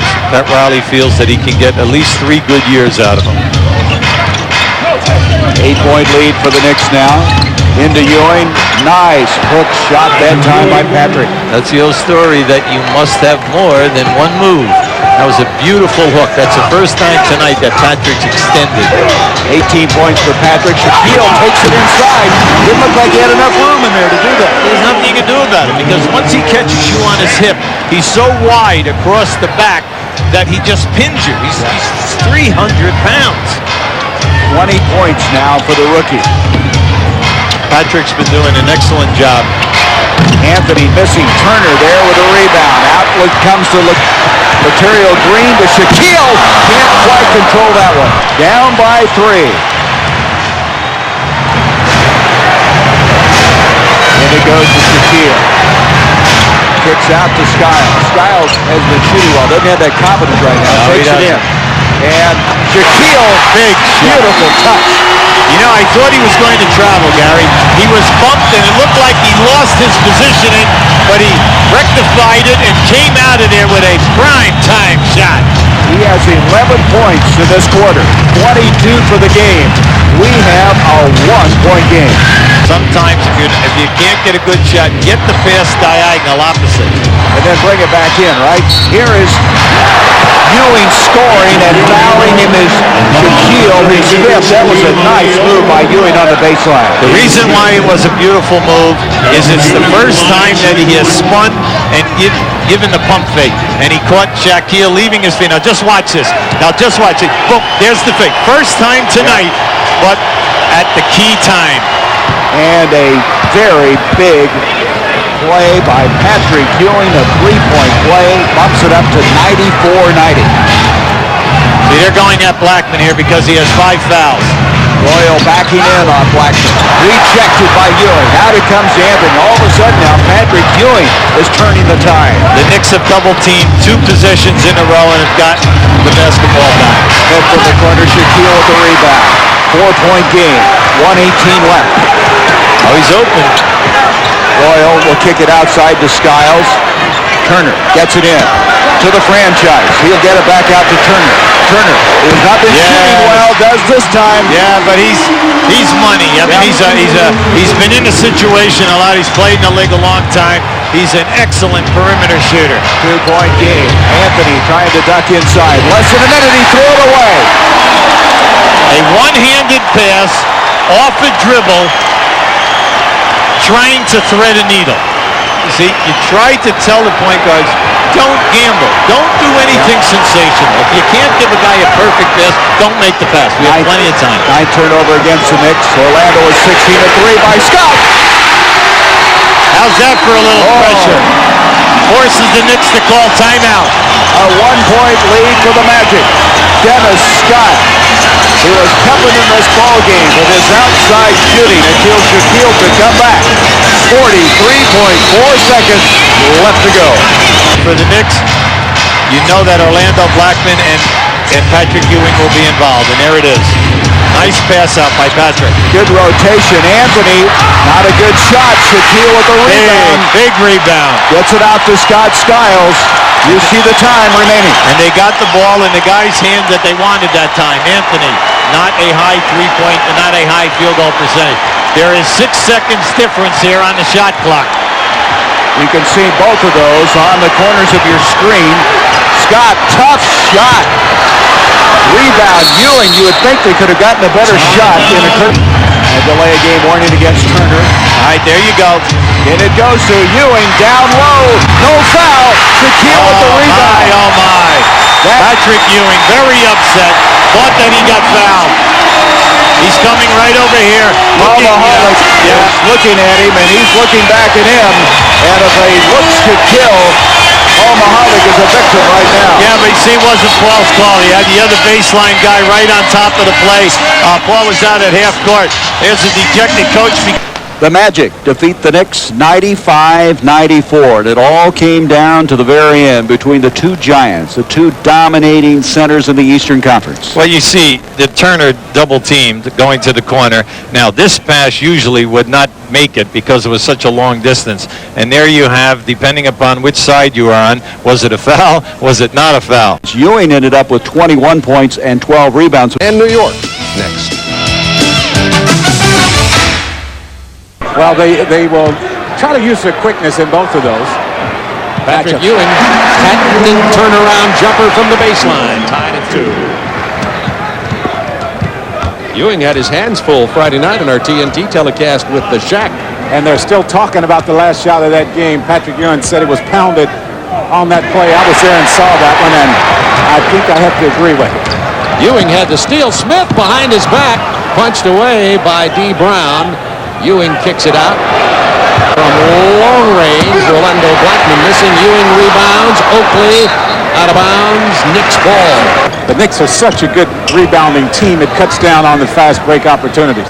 Reggie Lewis, tough fadeaway jumper over Orlando Blackman. Yeah, Blackman can't play him any better than that. Bullet pass from Anthony down inside to Patrick Ewing. Anthony in 5 starts averaging 10 assists a game. Charles Smith from 17. Smith becoming 8-6 Knicks, 8:51 to go. Anthony blows by D. Brown and draws the foul. Greg Anthony's been averaging. Doc Rivers gets the pick and the penetration. New York 9 for 13, back to a 4-point lead.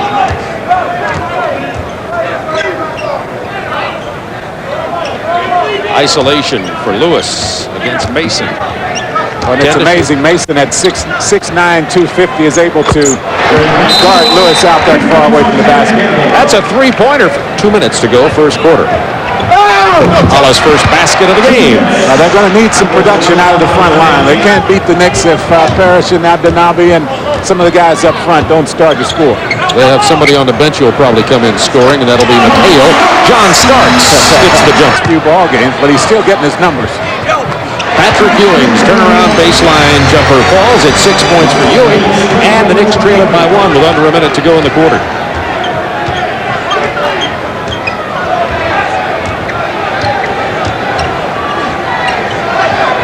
Good Knicks defense, surprising nobody. You see how far the Celtics are now working their offense away from the basket. They're way out on the floor. 4 seconds to shoot. Oh, boy. Reggie Lewis hits it over Mason.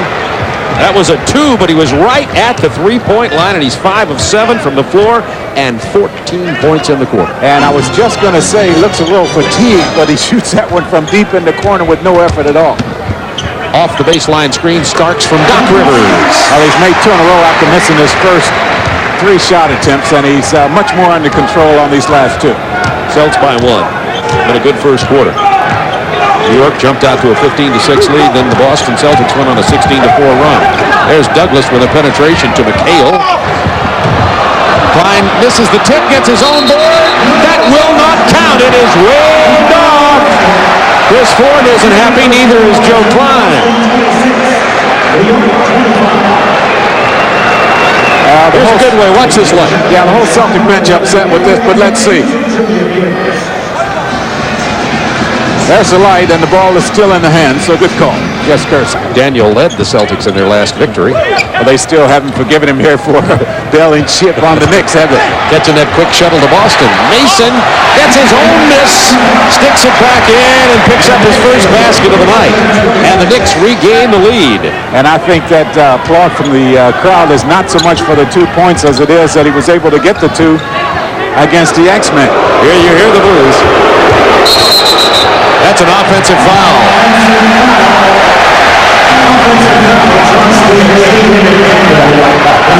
There's the mismatch.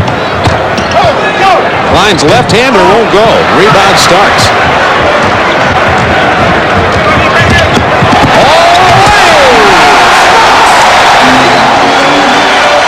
Most of this game.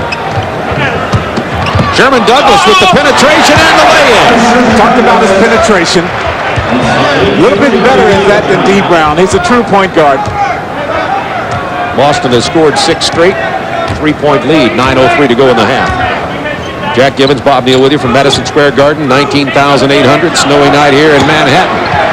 Ewing into the paint. Patrick's first basket in a while. He has 8. Sherman Douglas looked to his left, went to his right, but missed the layup. Daniel picks up the loose ball, rims out. To the delight of the crowd, Anthony has him running. Starks, the pull-up, off the glass. Anthony Starks, he's got 8. And maybe he's hearing this reaction from this crowd here. Starks buries it. Reggie Lewis couldn't get to him. Starks with double digits, 10 points off the bench. Well, I think the Celtics have to get Robert Parrish involved in the offense one way or the other. He's out high now, but he's going to have to get something going offensively. 8 to shoot. Knicks defense is smothering. 5. McDaniel misses again. Parrish keeps it alive and gets his first 2 points in the ball game off an offensive rebound. Well, it wasn't since Charles Smith came over. McDaniel with a power move in the reverse. Sherman Douglas. Tough shot. Tough shot. I mean, Anthony played very well. Starks answers quickly, kicks it to Blackman. There's a lack of confidence. He thought about it twice. New York has scored 1 point in the last 4.5 minutes. They only have 2 seconds. In over 4.5 minutes to end the half, the Knicks score 1 tiny point. Celtics lead it 52-41. And Kevin Gamble, who commits the foul, will be a 3-point opportunity for Charles Smith, who has 8 in the game. The Celtics. Charles Smith, who came to the Knicks from the Los Angeles Clippers. You heard Ernie Johnson at halftime. Danny Manning and Larry Brown at each other with the Los Angeles Clippers. My experience says whenever the coach and the player, particularly if he's a superstar, go at it, the player does not leave. Well, if they're going to build a whole new arena for Danny Manning, you know, in that game. Into Patrick Ewing. Bounces off of Parrish. That's the second Knicks field goal in the last 8 minutes. Going back into the second quarter, 59-46 Celtics. Yeah, 19-6 run going back over that period. He'll take it in. Well, that's a tough shot. Oh, tough shot there. Starks played him very well, and I mentioned earlier in this game that Starks has given up a lot of size to Reggie Lewis, and he is simply not hesitating offensively. Reggie Lewis with 24 in the game. That's 3.5 points more than his season average. The Knicks a lot like the Utah Jazz in that they're very predictable. You know Patrick Ewing is going to get the ball, and all you have to do is double team, and you cut out over 50% of their offense, about 80% in a situation like this, because they have to keep going to him. D. Brown for 3. Anthony into Ewing. They reverse it to Starks. He is not shy. And John buries the 3 and has 13 in the game. It's going to have to come from somewhere on the outside to force the Celtics out of the double teams on Ewing. The crowd here at Madison Square Garden calling for some of the league-leading defense from the Knicks. They haven't seen much tonight. Boston on track to score 104 or better. Well, Parrish caught the ball in the paint that time, ended up about 15 feet out in the corner after Patrick Ewing gave him a bump. Hubert Davis is fouled as again none of the Celtics are looking good in that area. Starks with the drive. Somebody got a hand on it. Starks came back for it. Parrish outlet to Agolati. What a play by Greg Anthony. That's good. That's a good defensive play. I see him in there because of his experience. Gamble from Reggie Lewis. Oh, what a 1-2 punch that is when they're working. This is one of those nights for Boston. Gamble 5 out of 7, a 19-point Celtics lead. Make that a 21 point, 70-49. Big specials we have for you this year to go with our Tuesdays and Fridays. And some Mondays. Celtics have done an excellent job of taking advantage of various mismatches on the offensive end of the floor. Starks into the paint. He was pushed from behind, 10 to shoot. Douglas from 18. Oh, man. He doesn't have a real pretty shot, but you can't argue the results. All bottoms that time. Celtics by 23. Douglas with 9 points and 4. Reggie Lewis streaking down the other side of the floor. Starks with a pull-up. Ralph Starks is not being intimidated. He's got 18 points tonight. 3:15 to go third quarter. Well, the Knicks were 55% in that first period. They've gone about 28-29% since that time. They continue to go at those smaller guards. Gamble backing in on Davis. The bank shot won't fall. Or in Pat Riley's scheme. Some pressure from the Knicks here. Rivers and Ewing with the double team. And Sherman Douglas throws it away. Chris Ford stepping out saying, chill out, Sherman. Hey, when you're down as the Knicks are, you have to pull out all stops. And they're not really a pressing ball club, but they're in a position where they have to do that here. Got to try to cut into this 20 points before the start of the fourth quarter. Inside to Anthony Mason. Now that's a power game. Maybe they can get Mason going. This pressure's going to start. Boston gets timeout. Starks steps in front of Reggie Lewis. Rebound Douglas, taken away by Ewing. He'll rattle it home. 15 for Patrick. That pressure stays here. Doc Rivers chasing down Douglas. Looking for the trap, now dropping back. Well, the other thing you have to understand with the Knicks and this full-court pressure, they don't do a lot of that, so if you just remain smart, you're going to find a way to beat it. Klein from the corner. Over Ewing, everybody feeling it for Boss Hub. Now only 4 on the shot clock, but it doesn't come away. Douglas with the layup. That was not a good shot by Starks. Plenty of time on the shot clock. Shot the air ball. So much for the run of good publicity. Yeah, right. It's tough to come back when you take shots like that. Ewing from 18 feet. From Doc Rivers. Patrick has 18. From half court, Reggie Lewis misses. And the Celtics hold an 18-point lead. The Celtics are going to have to get quicker. I'm sure the Knicks will continue to try to do that, try to get some shots from Blackman. Blackman has 2 points in the first quarter, 3 in the second, and 2 here in the fourth. Orlando Blackman, runner in the lane, and Blackman heating up a little bit. He's got 2 baskets the last couple of minutes.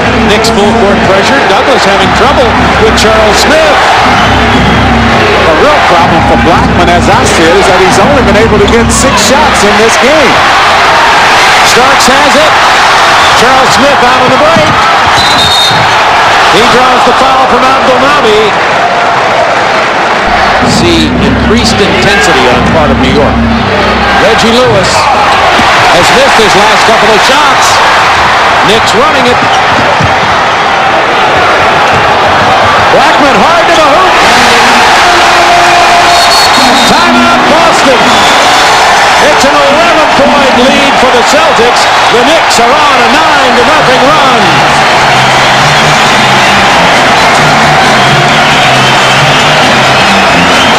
As they get it.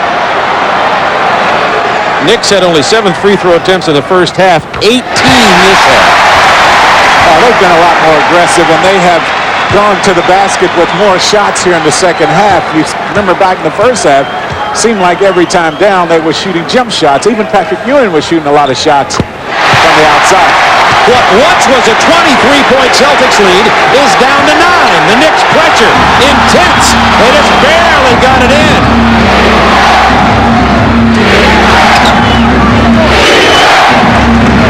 John Starks playing Brown. Starks has 5 personal fouls. 7 to shoot. Daniel, turnaround baseline jumper. That's the first Celtics point in a while. Back to 11-point lead. Blackman looking for his shot now. Nice pass to Mason. He missed the jam but drew the foul. He's in second place, followed by Orlando, followed by Boston 4.5 games behind, with their 16-17 record coming into play here tonight. Mason cuts it to a 9-point lead. The pressure continues for New York. D. Brown's going to get trapped.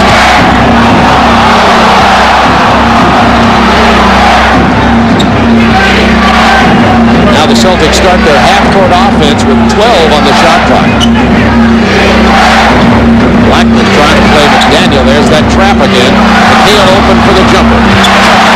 That's the way the pick and roll is supposed to work. And when you're as old as Kevin McHale, you don't roll to the basket. You roll to the open spot on the floor, and it happened to be in the corner that time, and he knocked it down. The Bill Laimbeer Memorial pick and pop, huh? Yeah. Mason, look at him back in. He draws the foul. It's McHale. Yep. But now cuts the lead to 10.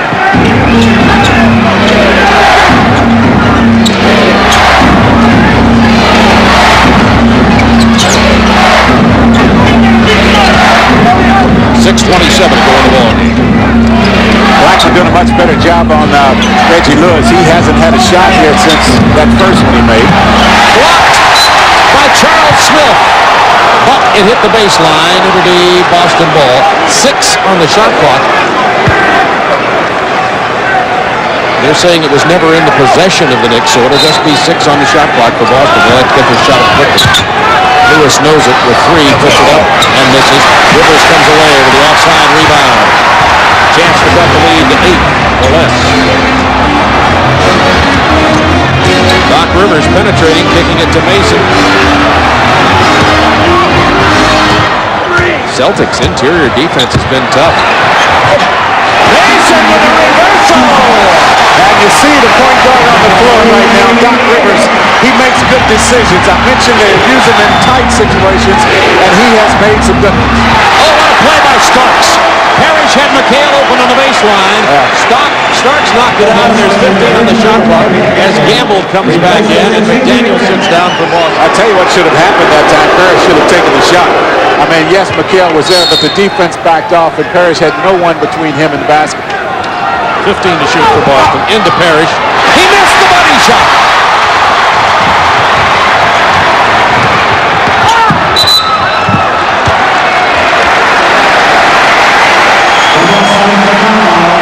That is 4 fouls on Reggie Lewis.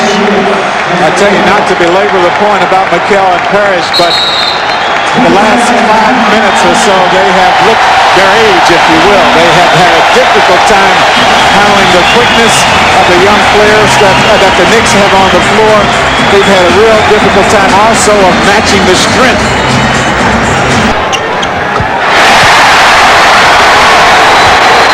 Celtics by 6. I wonder if we're going to see the Knicks become a pressing team with this unit on the floor. And they have run it some, but boy, they have had a lot of success in that thing here tonight. And I think it has to go to Gamble or Lewis right now. And they're going to try to get Parrish a shot. And he answered. Boy, I'll tell you what, you talk about looking old, he can still knock that shot down. Charles Smith trying to answer. The tip is good. That was Starks who tipped it in. Celtics by 6. What a Knicks comeback. It's a frenzy out there.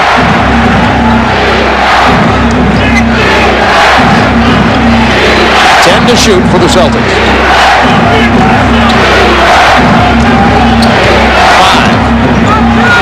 McHale powers it inside. Well, the old guys coming to life here down the stretch. Last 2 baskets. Parrish and McHale. Blackman hits the 3. He just pulled up and drained it. Ice water in his veins. 5 points separate the Celtics and the Knicks. Celtics had led by 23. Now you've got to get the guy more shots. You just have to. McHale's jump hook goes. Oh, man. McHale. I might have to take that back. Starks has 26.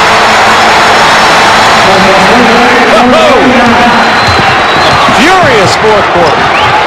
And you have to wonder if the Knicks have enough to retake the lead here. They've had to fight back. They have used up a lot of energy there. Parrish loses the dribble. Rivers out in front. Starks.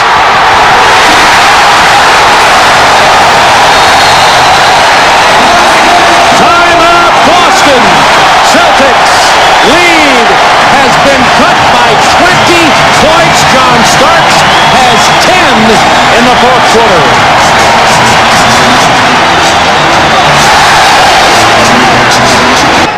Those young, quick guys have responded with 62% shooting in this 4th period after going just 41% through the first 3.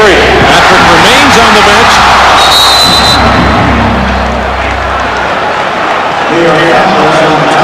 Doc Rivers with the foul. That's only the 3rd Knicks team foul. Knicks have been at the free throw line the whole quarter almost as Celtics got into penalty early. That was close to 8 minutes left when they went into penalty. So the Knicks still have a foul to give with 3:22 to go in the game. They're trailing by 3. 10 to shoot for the Celtics. Doc Rivers got it from behind.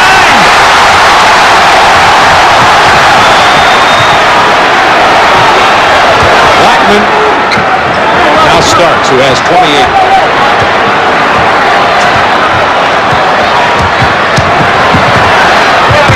Doc Rivers knocked off the ball. Starks got the loose ball. Rebound, Reggie Lewis. But I still think the Celtics in a real quandary here as to which team they're going to be. Now, when they got the lead early in this ball game and when they looked their best, they were relying heavily on Kevin Gamble and Reggie Lewis. Here in this fourth period, they have changed their whole way of thinking. They're going to McHale and Parrish, and Lewis and Gamble now are out of things, out of the flow. They have to decide which way they're going to go here because it really throws them out of whack with the change in styles. Boston turnover, Knicks ball. That was a foul, by the way, on Mason, who basically wasted that foul to give out there. And now the next time the Knicks foul, it'll put the Celtics at the line with 2.5 to go. Timeout, New York. Celtics by 3. They had led by 23. And Pat Riley yanked Patrick Ewing. He set out all this fourth quarter.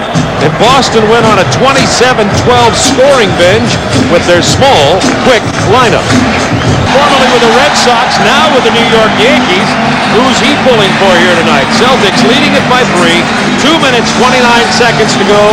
Bob Neal, Jack Gibbons with you, and a beauty from Madison Square Garden. Here's the game situation. Both teams with only 2 full timeouts and no fouls to give. Reggie Lewis has missed 8 of his last 10 shots, and he started out this game 9 of 12. He sat a while. He's been out of the flow offensively. Hasn't been called on much here. Charles Smith pounding it inside. Patrick Ewing back in the game for New York. It's a 1-point Celtics lead. Great time to reinsert Patrick, probably, because now the Celtics will have to face Patrick inside defensively. I still think the Knicks need to make sure that they continue to try to get running opportunities. Kevin McHale tried the baseline jumper after being mugged by Anthony Mason, and the Knicks have a chance to get the lead. The last time they led was 39-38 in the second quarter. Charles Smith. In and out of there. It went all the way to the rim. And it's interesting, even though Patrick has been reinserted into the lineup, they've gone to Smith the last 2 times down since he checked in. Minute 28 to go in the game. Lewis penetrates. Parrish missed the tip in. Oh, and he came down on his ankle. They'll go to Patrick. They'll go to Patrick right now. Looks like he's all right. Came out of there running. Back to Charles Smith for the jumper. Buries it. 1-point Celtics lead. A minute 11 to go. I thought they would go to Patrick Ewing to take advantage. Mason fell asleep, and Gamble got the lay-in. Mason looks like he's out of gas. Well, he's been having to play very tough defense against Kevin McHale. And I don't know for sure if that was his assignment that broke free that time. Patrick Ewing way away from the basket. He's fouled by Parrish. Celtics by 3, 47 seconds to go. Ewing knocks them both down. It'll be a 1-point game. Parrish gave the signal that he is okay. His ankle, he came up limping the last time down, and he gave the signal to the guy you're looking at, Chris Ford, and said, I want to stay in the game. That's just almost a reversal of the first half where the Celtics spent the time at the line, and the Knicks have been there tonight. Ewing is 5 of 9 from the free throw line. Can pull the Knicks to within 1.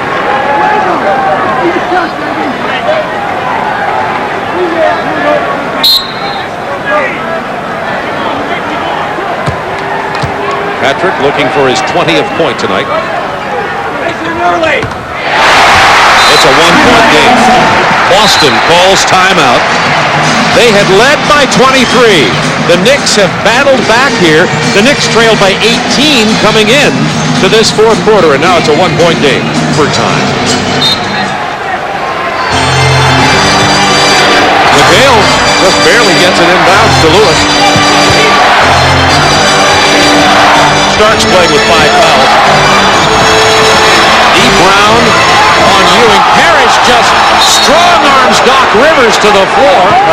12 on the shot clock. Celtics ball. I think that's called respect right there. The official didn't even think about blowing the whistle. And he just throws Doc right to the ground. Look at this rugby scrum we've got here to the right side of the free throw lane. A lot of humanity in there. D. Brown pops loose, 10 to shoot. A nice double team there. Parrish pounds it inside. Mason stripped it away. Controlled by Starks. Knicks can take the lead on this possession. Blackman looking for Ewing, being wrestled by Parrish. Blackman! Got a foul on the Knicks.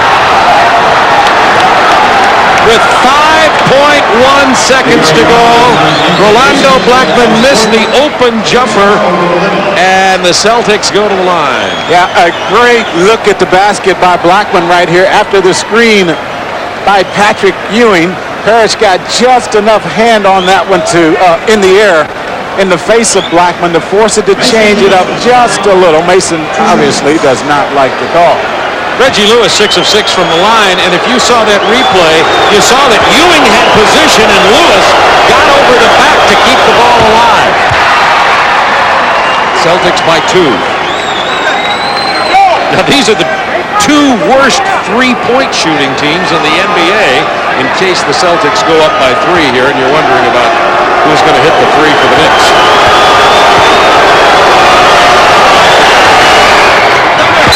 They do. Timeout. 5 seconds left.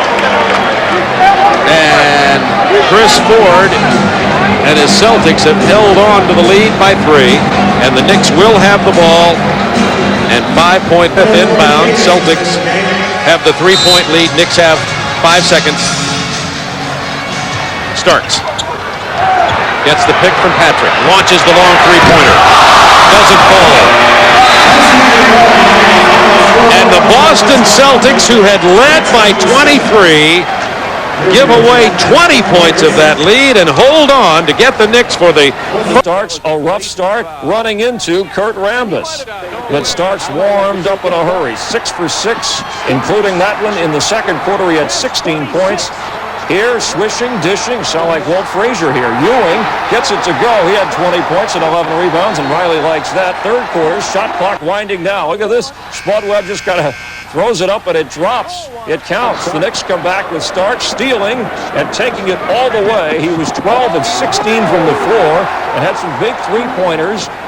33 points in the game. They wanted his autograph in Sacramento as the Knicks win at 104-93. Ewing with 11 rebounds. Richmond helping out with 21. Tisdale had 13 boards and 17 points. Knicks awfully tough. Here they are, the Georgetown boys, Ewing Mutombo.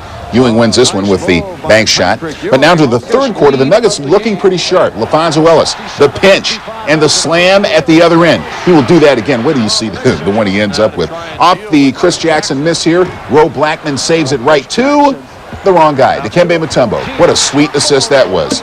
Later, Reggie Williams hits LaFonso Ellis. Watch this. Going right at and through Patrick Ewing with a little bit of gusto. And he hung around to admire it. 108-92, the Nuggets knock off the tough Knickerbockers. How big is it for Rolando Blackman? Well, substantial inside him, and big enough that recently fired Richie Adebayo was on hand to watch the game. Terry Davis throws up the bad shot. Charles Smith brings it back. Strong finish. This game is tied at 18, and it doesn't stay tied much longer as it's all Knicks the rest of the way. Greg Anthony over to Charles Oakley. He gets it back for that strong move, and Gar Hurd is like, whew, no wonder Richie was fired. Second quarter, Charles Smith with a rebound, and it's a fast break for the Knicks. Done very well against this team. John Starks finishes up. Starks scores 18 in the game. Pat Riley looking at his Knicks take a 9-point halftime lead. Derek Harper had 28, throwing up the 3. Actually, Dallas got to within 4, but Blackman answers with another 3, and then things got a little sloppy here. Anthony with a steal. Derek Harper frustrated, no doubt, playing in this team and this franchise, gets into it. Walter Bond, Charles Oakley, even Blackman, some pushing and shoving. The Knicks win the battle, 113-96. 6 former Rockets working as head coaches in the NBA. John Lucas, Rick Adelman, Matty Gukas, Mike Dunleavy, and then Pat Riley and Rudy Tomjanovich, who met tonight at the Summit. Only one of the 6 coaches with a losing record. Not with the ball, but he got sandwiched in between there in a physical game at the Summit. Off the turnover, here come the Knicks. Back to Patrick Ewing for the throwdown. The Knicks led by 8 at the end of 3. But Olajuwon started cooking inside for the Rockets, and they got their outside game going as well. Winding down, lets it fly. It's good, but really it's not good because the referees was waved off that three-pointer. The Knicks certainly could have used that three-pointer. They lost by a bucket to Houston. Doc Rivers, though, making our play of the day. It was Barkley and the best team in the NBA, the Phoenix Suns. It was the Knicks and their most vocal fans. It was 48 minutes of great basketball and then some at Madison Square Garden. Yes, the stars were out on the holiday. First quarter, Patrick Ewing taking it at Barkley, and Charles rejects him. But Patrick is not one to lose any confidence. He gets the ball down on the blocks over Tom Chambers. It's tied at 43. Third quarter, Barkley hits the offensive boards, follows and gets fouled. Phoenix is up by 4. Danny Ainge, sharpshooter for Phoenix today. From three-point land, Ainge hits 75% from the floor. Crunch time, it's Patrick Ewing. Off glass and in. Ewing with 35. Suns go to their star, Barkley. Baseline spin. 27 on the evening. Big play down the stretch. Ewing, Doc. Game tied at 87. Closing seconds of regulation. Ewing. The impossible turnaround. Behind the backboard, the Knicks by 3. Suns last chance, down by 3. Barkley with the 3. Gets tapped by Anthony Mason. Charles says, I'm a strong man. That was 25 feet away. It missed by 10 feet. Somebody had to grab me. He wanted to talk to Jimmy Clark and let him know. Talk about it. Come talk to me, man. You think you can tell me with money? I didn't say that. The old Negro days. The final 106-103. More from Charles in a moment. Ewing, the 35 points, a season high for him. 11 boards. Barkley had 15 boards, 27 points. John Starks, who's been marvelous over the last 5 games, chipping in with 21. Following the game, Barkley elaborated on his discussions with the refs. Charles, you were talking with the refs pretty much throughout the game. Were you up? I thought the officiating was terrible today. From beginning to end? From beginning to end. What do you think of the Knicks? They got a good basketball team. And if they get to play like that, they're going to be a great basketball team. Tonight, the Charlotte Hornets were in the house, a team which had outlasted the Knicks once already this season in an overtime game. What would happen tonight? Let's look. Alonzo Mourning, the rook, tried to set the pace for the Hornets with the block shot, and that's what Alan Bristow wanted to see. He did not want to see this. Charles Smith finishing the break in fine fashion. Knicks by 18 in the first. Patrick Ewing, the other Georgetown guy in the mix out there, ball away Jay there with a hot hand. Later on the break, Starks, alley-oop, Ewing, yes, layup, and this one was turning into a rout. Starks, well, he added 24 points, too. Curry ends up in Patrick Ewing's hands with his bad pass. Anthony to Anthony Mason, 19 points after off turnovers in the first half. More Patrick in the second half, the give and go, and Anthony, the emphatic 2. And then it's Patrick, the outside jumper. Later still, Charles Oakley, the alley-oop to Starks. An interesting. Patrick inside. Had the full arsenal working tonight. He had 30. Starks had 24. The Knicks have allowed fewer than 100 points in a league-high 26 of 37 games. This is a big scoring output for these guys. 114 points. Ewing with 13 rebounds, 2 blocks to go along with the 30 points. Alonzo Mourning, 15 points, 12 rebounds, and 5 block shots. Ewing likes to bet a dinner on his meetings with his Georgetown alums. Right now, he's split the pair between Mutombo and Mourning. He's 1-1, lost 1, 1-1, lost 1 against both of these guys. He seems to like playing against Alonzo a little bit better, it seems like. Alonzo giving away a few more inches than Mutombo. But right now, Patrick Ewing will take the victory. He doesn't mind giving up a dinner if he has to. Then telling the ref how he does it. 3 blocks in the first for Bolden. Rivers making like Steve Young. Wow, all net. Sixers on the break. Gilliam to Tim Perry for the jam. And the first half, Ewing stealing the inbounds here. The easy slam. 3 straight 30-plus games for Patrick. He had 34 on this night. John. And then New York really turns it up in the third. John Starks outside. That's the 3.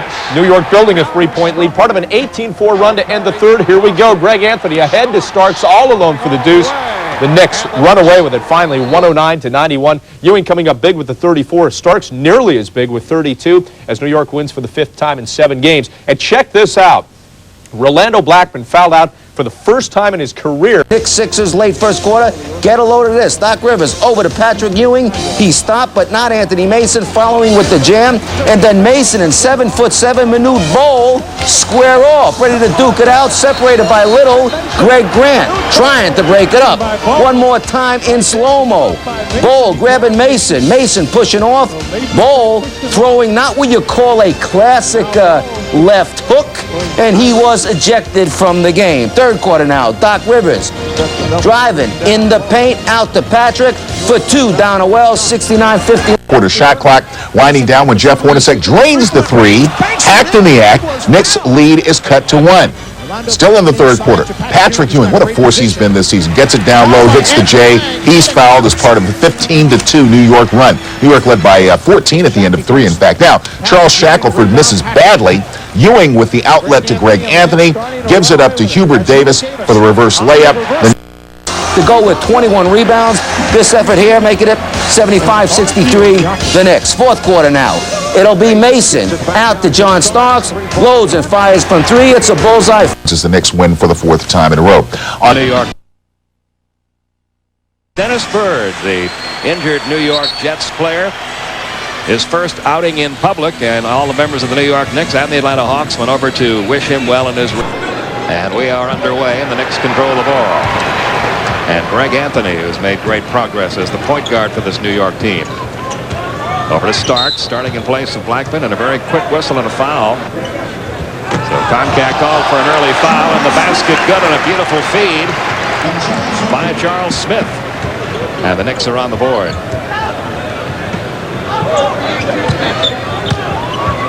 Willis posting up against Oakley.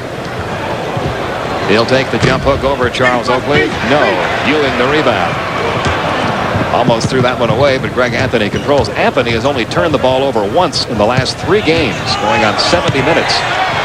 In and out the effort by Charles Smith. Rebound comes out to Mookie Blaylock. Blaylock feeding Snoop Graham. Snoop to Dominique. Back underneath. Kevin Willis. Good ball movement there. Wonderful. The Hawks are fired up. This is more energy than I've seen from them this early in the game in a long time. Come on. In the game's opening minute, we are tied at 2. Around the top of the circle, Charles Oakley. Well, he hit that shot, but I don't think anybody's going to mind seeing him take it, because he's not going to hit that many of them from out there. Well, he had 11 points the other night against Philly, and that was the first time in a long, long time he's been in double figures. Dominique breezing by Smith, only to be blocked by Patrick Ewing. Loose ball picked up by Starks. Starks dishing off to Oakley. He's going to take another one. He's going to hit another one. Uh-oh. Maybe we spoke too soon. Well, I don't know how Pat Riley feels about that, but I mean, the young man had a wide open shot. Charles Oakley shot a rhythm 15-foot jump shot. Got to let him take it. Knicks up by 4 early. Dominique down low. Kevin Willis working on Oakley, and an illegal defense call. That was good penetration inside by Dominique, but whoa, rejected by Patrick. Henson is open from 3-point territory, could not get it to fall. Starks coming down, slips.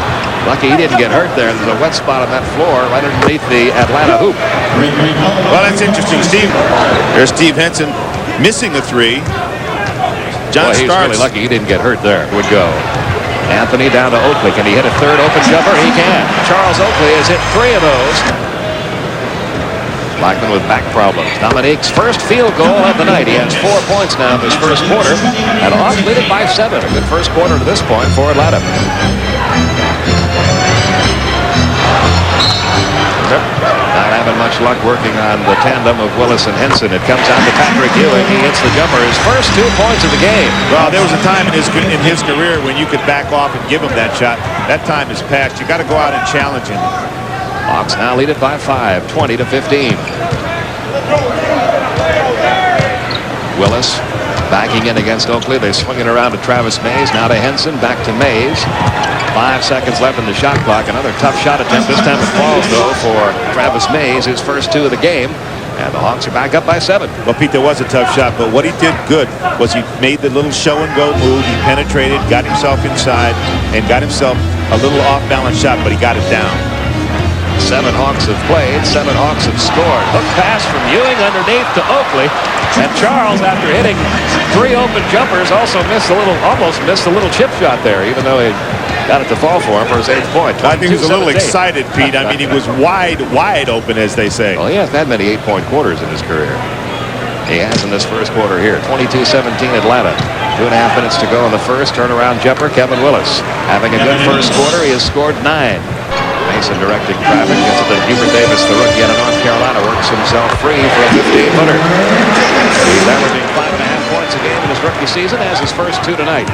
26-19 Atlanta. Well, Travis Mays ran into a Charles Oakley pick. He needs help to get over that.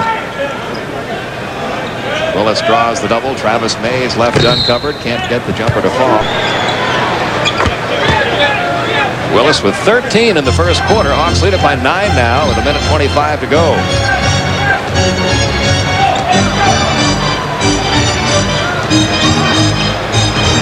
Ewing works on contact and gets the shot to fall. John contact his 4th point. John, just let him take the middle. You've got to turn him to the baseline, make him take the fadeaway shot to the baseline. It's a more difficult shot. He'll kill you if you let him get to the middle.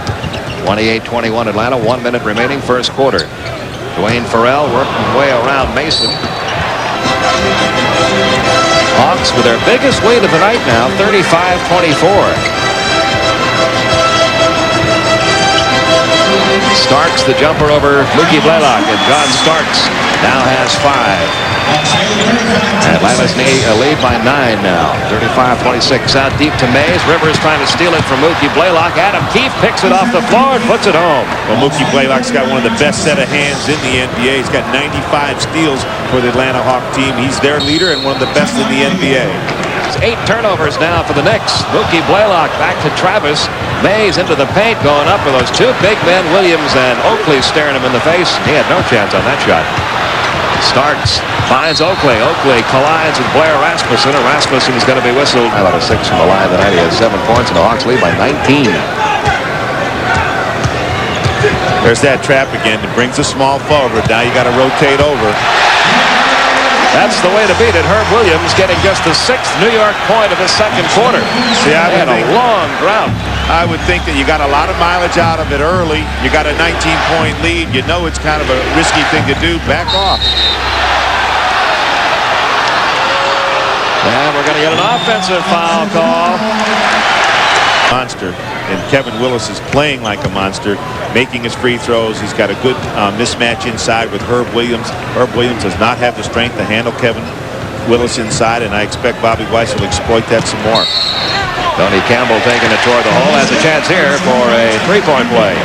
His first 2 of the night. For a conditional second-round pick to the New York Knicks because Minnesota said they wanted to go young. And Tony told me before the game, I can still score, and I got a lot of years left in me. It sure looks like it. 51-32, Atlanta by 19. Under 5 minutes remaining now, second quarter. Wide open, Campbell along the baseline, hits the jumper. He's come in off the New York bench, scored 4 points. That's more than anybody else has scored in this quarter for New York. And Atlanta's going to call a timeout here. Snoop Graham's turnaround jumper rolls around and out. Tony Campbell clears for New York. Off to Anthony. Inside, nice pass to Charles Oakley. And Charles Oakley has been the only bright spot offensively of all people for New York. He has 12. That matches his season high. Well, with this last 2 minutes and 36 seconds, Bobby Weiss really ought to get Dominique a little bit more involved. Get him some screens down on the baseline. Try to free him a little closer to the basket. They do get it to him. He draws a triple team and a foul. Campbell, Oakley, and Starks were all over. How many times have we seen New York have to kind of panic and fire up anything with time running out of the shot clock? But Campbell got the ball back that time, puts it home for his 6th point. Well, what's amazing to me is that, you know, as much as New York scouts, great dunk by Kevin Willis, little kickoff, foul call, and a technical.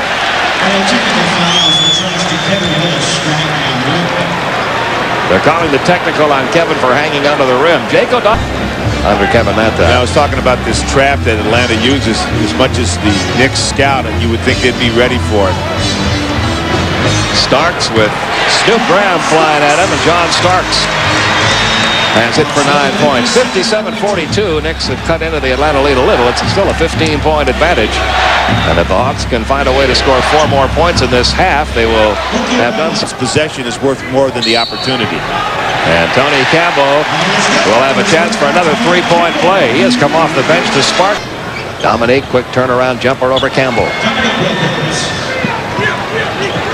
13 for Dominique, the most points scored against New York in a half this year. 63-45 Hawks.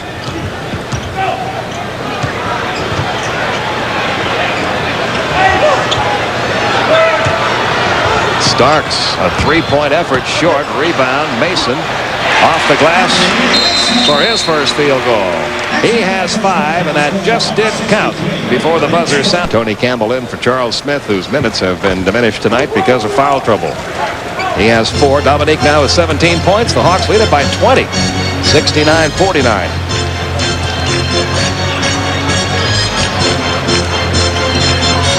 Knicks without Rolando Blackman tonight. He's had back problems, did not dress. Hawks without Stacey Augmon. He's had lower back problems. And Tony Campbell has sparked New York off the bench. He has 11, but it's still a comfortable Atlanta margin, 69-51.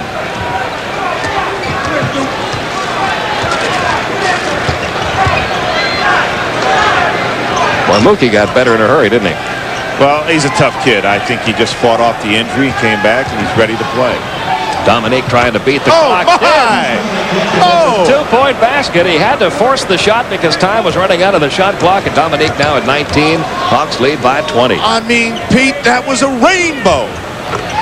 And John Starks, who can get a lot of points for you in a hurry if he warms up, gets his 11th point. Hawks by 18. 9:50 to go, third quarter. Now, I expect New York to get extremely physical. If the Hawks can keep this lead, New York's going to make a war out of this. Rebound Ewing off to Starks. There'll be a skirmish.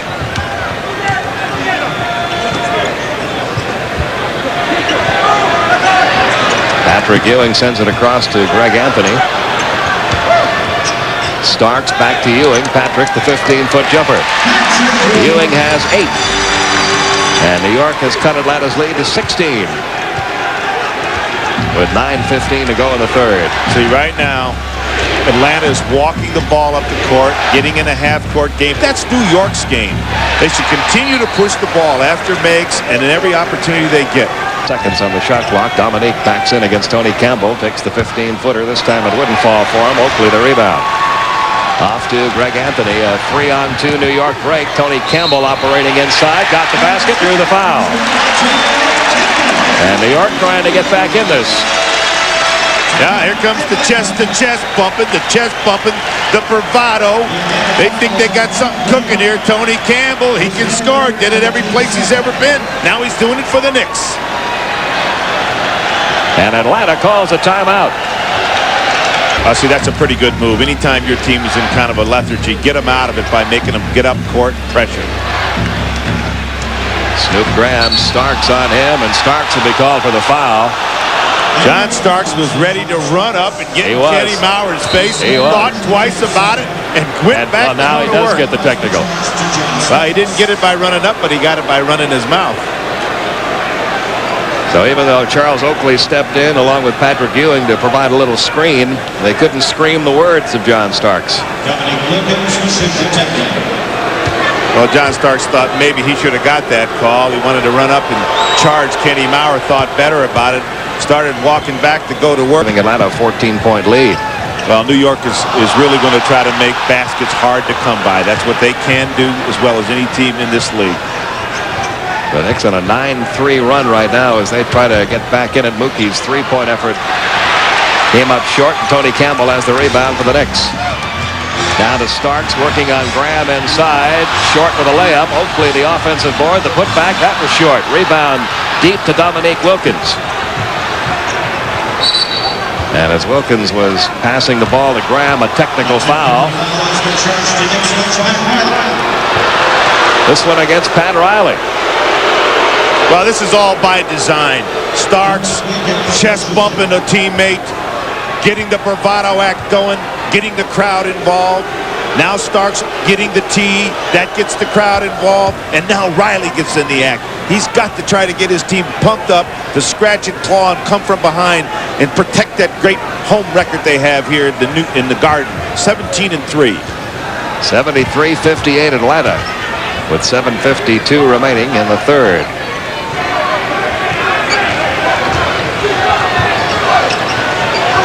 New York really turning up the pressure defensively. Three-point effort by Dominique Wilkins failed to go, and as Kevin Willis was going up for the rebound, he was fouled. It is obvious that Pat Riley had some words about staying on your man. But Snoop Graham got one to fall for him. He has 6 points, 75-58. Well, see, that's a good sign. Starks nails a three, giving him 14 points. Would be no timeout charged to either team, and Pat Riley wasn't too happy about that because he thought Atlanta had been charged with the timeout. Bobby Weiss 77-60. Bobby Weiss came right back out with the trap. At that time, they were able to reverse the ball and get an easy post-up for Patrick Ewing. He's in double figures now with 10, a 15-point Atlanta lead.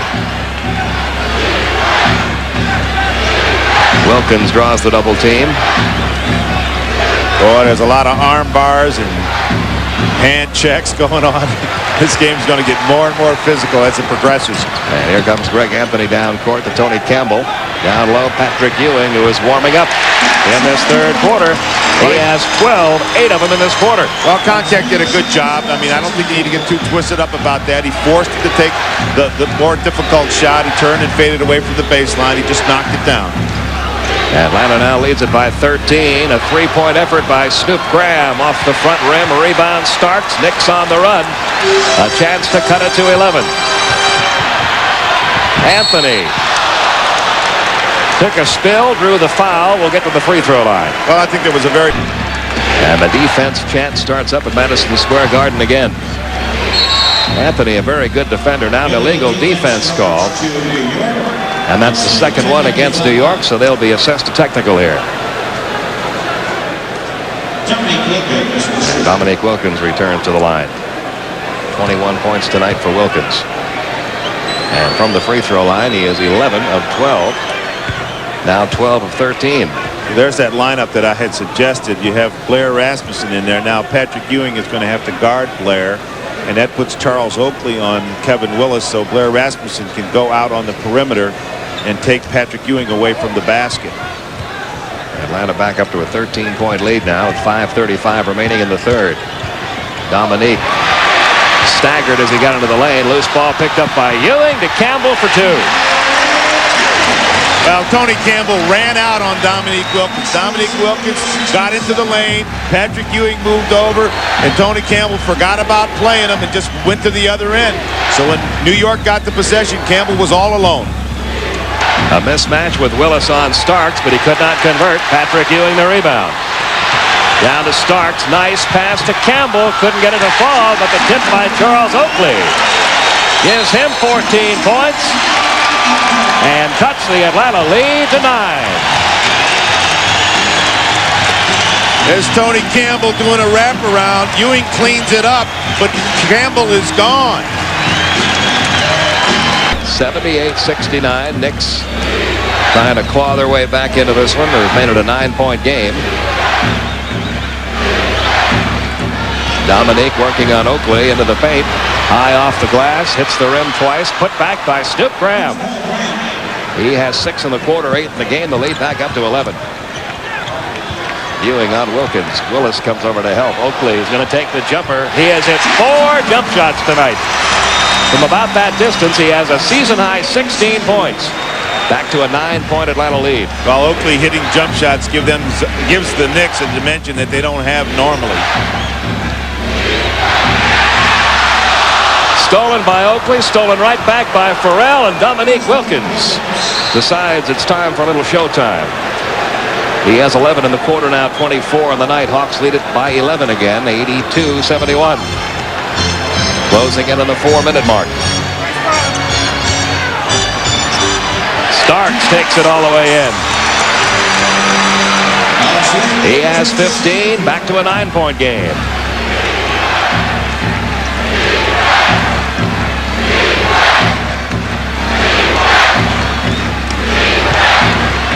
Willis going to work on Ewing. Patrick Ewing pulls down the rebound. He has 8 boards tonight. New York can cut Atlanta's lead to 7.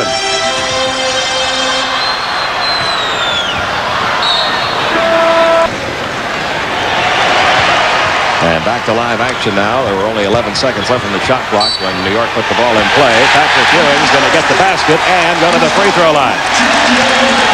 Well, this is he was fouled by Rasmussen. It's a very tough matchup at the other end if you're going to play Rasmussen on Ewing. I would think you might be better off playing Willis on Ewing and let Rasmussen guard Oakley. 10 points in the quarter and 14 points on the night. The Hawks lead down to a 7-point lead, 82-75. Nearly stolen by Campbell. Travis Mays, Mookie Blaylock, Dwayne Farrell, Blair Rasmussen, and Kevin Willis on the court. Rasmussen gets it back. 2 seconds left in the shot clock. The Hawks are not going to get the shot off in time.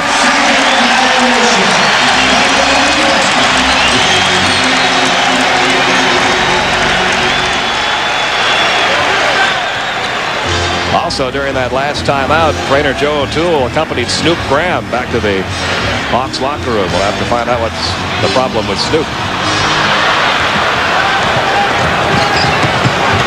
Blaylock. To Farrell, back to Mookie. Mookie's going to try a 3 and drill the 3. Mookie Blaylock's first points of the second half. He has 12 on the night now. And the Hawks have built the lead back into double figures. And Pete, that basket came in transition, and that's how the Atlanta Hawks are going to have to score. They can rebound with any team in the league. They should run with any team in the league, and they should continue to run all the time. Tony Campbell's shot from just inside the 3-point line. And now Mookie will walk it down for Atlanta, leading at 85-75, closing in on the 2-minute mark here in the third quarter. 2 minutes. Good ball movement by the Hawks. Good patience. Can Mookie do it once more? Yes, he can. He's drilled 2 of them. And this. You know, you always think of John Starks as a knockdown 3-point shooter. He takes a lot of them, but he's a 33% shooter. He's taking 108. Closing in on the 1-minute mark. Almost stolen again by Campbell. Farrell losing it. The Hawks turning the ball over. Starks comes up with it. 9 Atlanta turnovers tonight. Only 5 in the first half. Tony Campbell, 18 points, a season high for him. The lead back to 9. You see the time left in the third.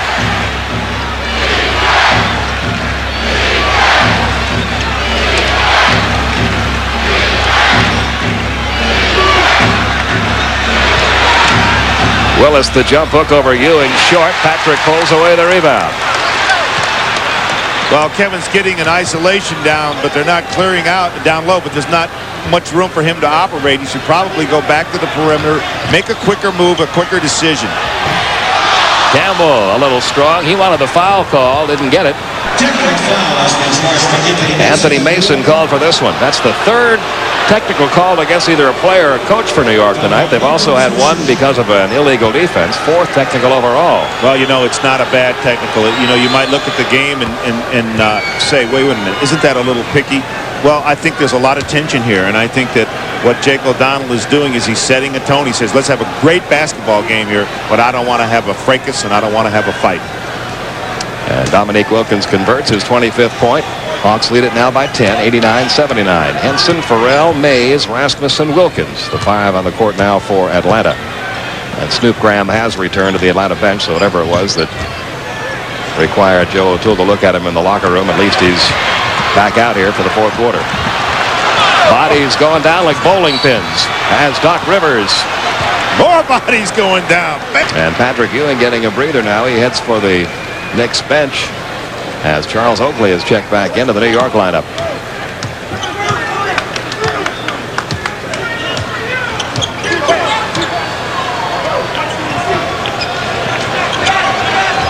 Oakley wants to take Blair Rasmussen. He thinks he can take him inside or outside. Rivers over Henson. His first field goal. He has 4 all in this quarter. And it's back to an 8-point Atlanta lead. Well, that's a bad mismatch. When Steve Henson gets matched on Doc Rivers or has to switch off onto him, Doc Rivers can shoot right over him. Henson about 6 feet tall. Rivers about 6'4". Rasmussen's baseline jumper. Boy, it'd be big for Atlanta to get him back in the groove with that shot. Before he had the back injury, he wasn't hitting that well. But since coming back, he's played his best basketball for this year with Atlanta. And an offensive foul. New York fans have not been real happy with some of the calls, particularly in the second half. 93-83 Atlanta. There's that matchup. If Nick makes a quick move, he can certainly. Henson for 3. He drills it.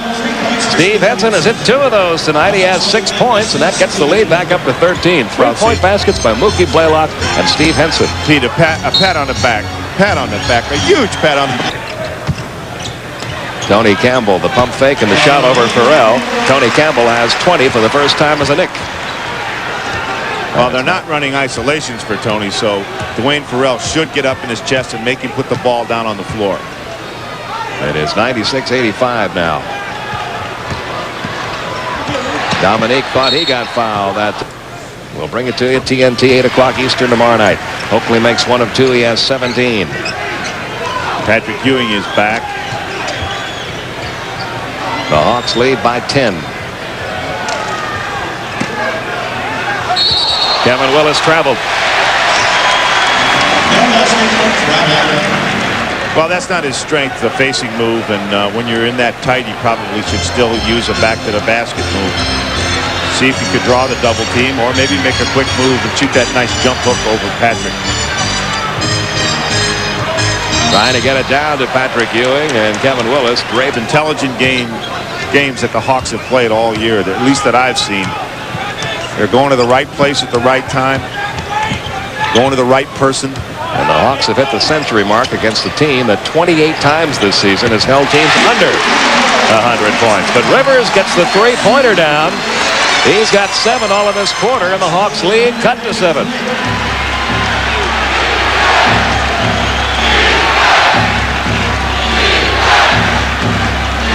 Farrell again over Oakley. Short this time. Patrick Ewing the rebound. Well, it's a mystery why they're not including Dominique in this. This is a situation where you got Tony Campbell, reputation in the league, not in the... He has made 7. Oakley sitting down, getting a nice hand from the New York crowd. Well, that means that Oakley is going to get a little bit of a rest, and Pat Riley thinks that maybe Anthony Mason can come in and get a little bit better defense. Starks now with 20 points. Hawks leading it by 8. Under 5 minutes remaining.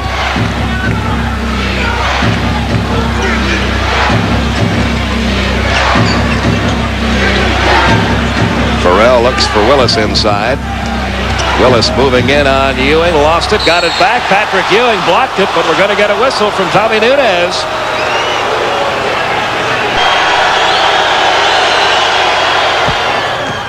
.22 now for Kevin Willis. Hawks lead it by a 103-94 score.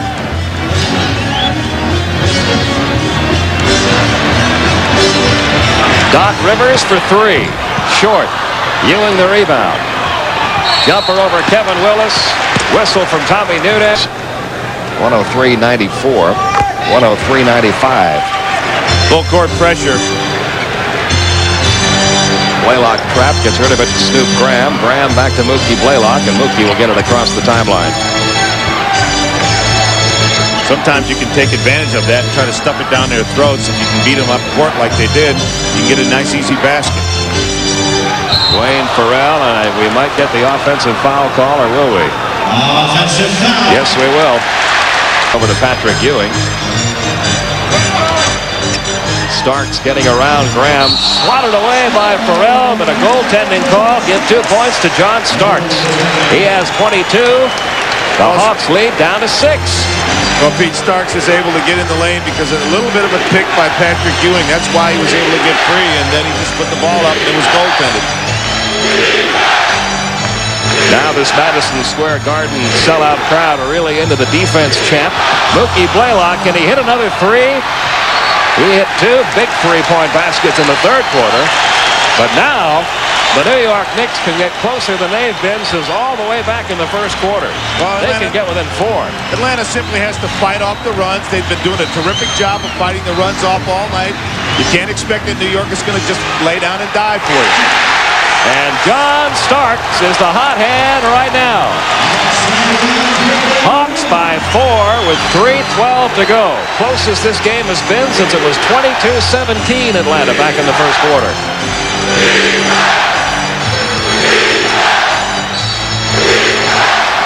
Foul call against Anthony Mason. And he gets the Hawks back up by 6, 105-99. No team has scored more than 110 points against New York all year. There's still 2:38 to go. Hawks could very easily accomplish that. Patrick Ewing hits the outside jumper. He has 19 points, 105-101.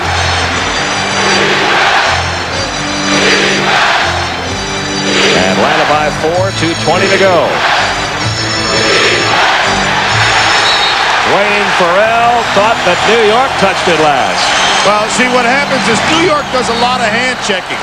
And late in games, it's not called. And Anthony Mason is extremely strong, and he can move Dwayne Farrell with the strength of his right arm.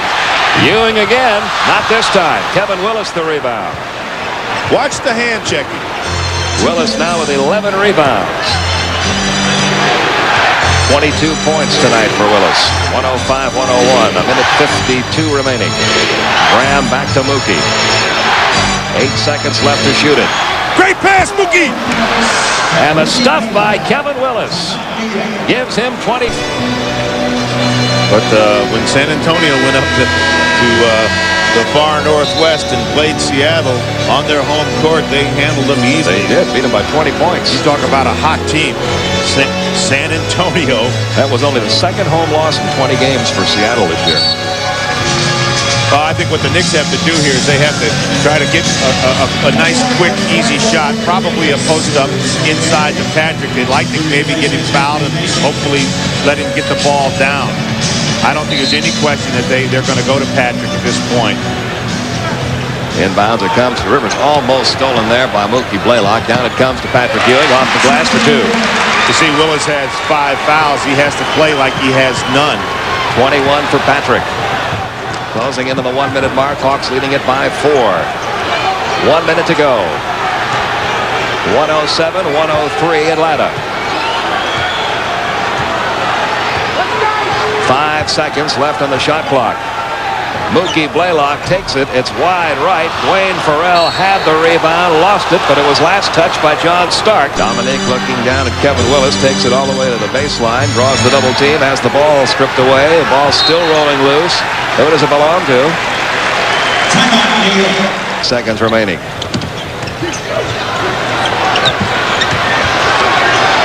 Starks from deep in three-point land. Nope. Tipped by Ewing. Nope. Gilbert Davis with a putback. The rookie from North Carolina with 4. Hawks lead it by 2. Just under 11 seconds to go. They're going to foul Snoop Graham. Snoop Graham better keep his cool. He's got a chance to win the game at Madison Square Garden. Don't draw a technical foul here.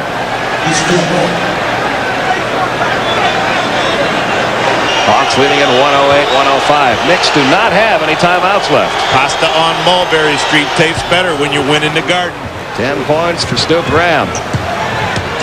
Hawks by 4. Rivers for 3. No, out of bounds. Down to 3 seconds to go. It's going to be Atlanta's ball, and the Hawks are going to get out of Madison Square Garden with a win. Look at the locals from New York heading for the exits.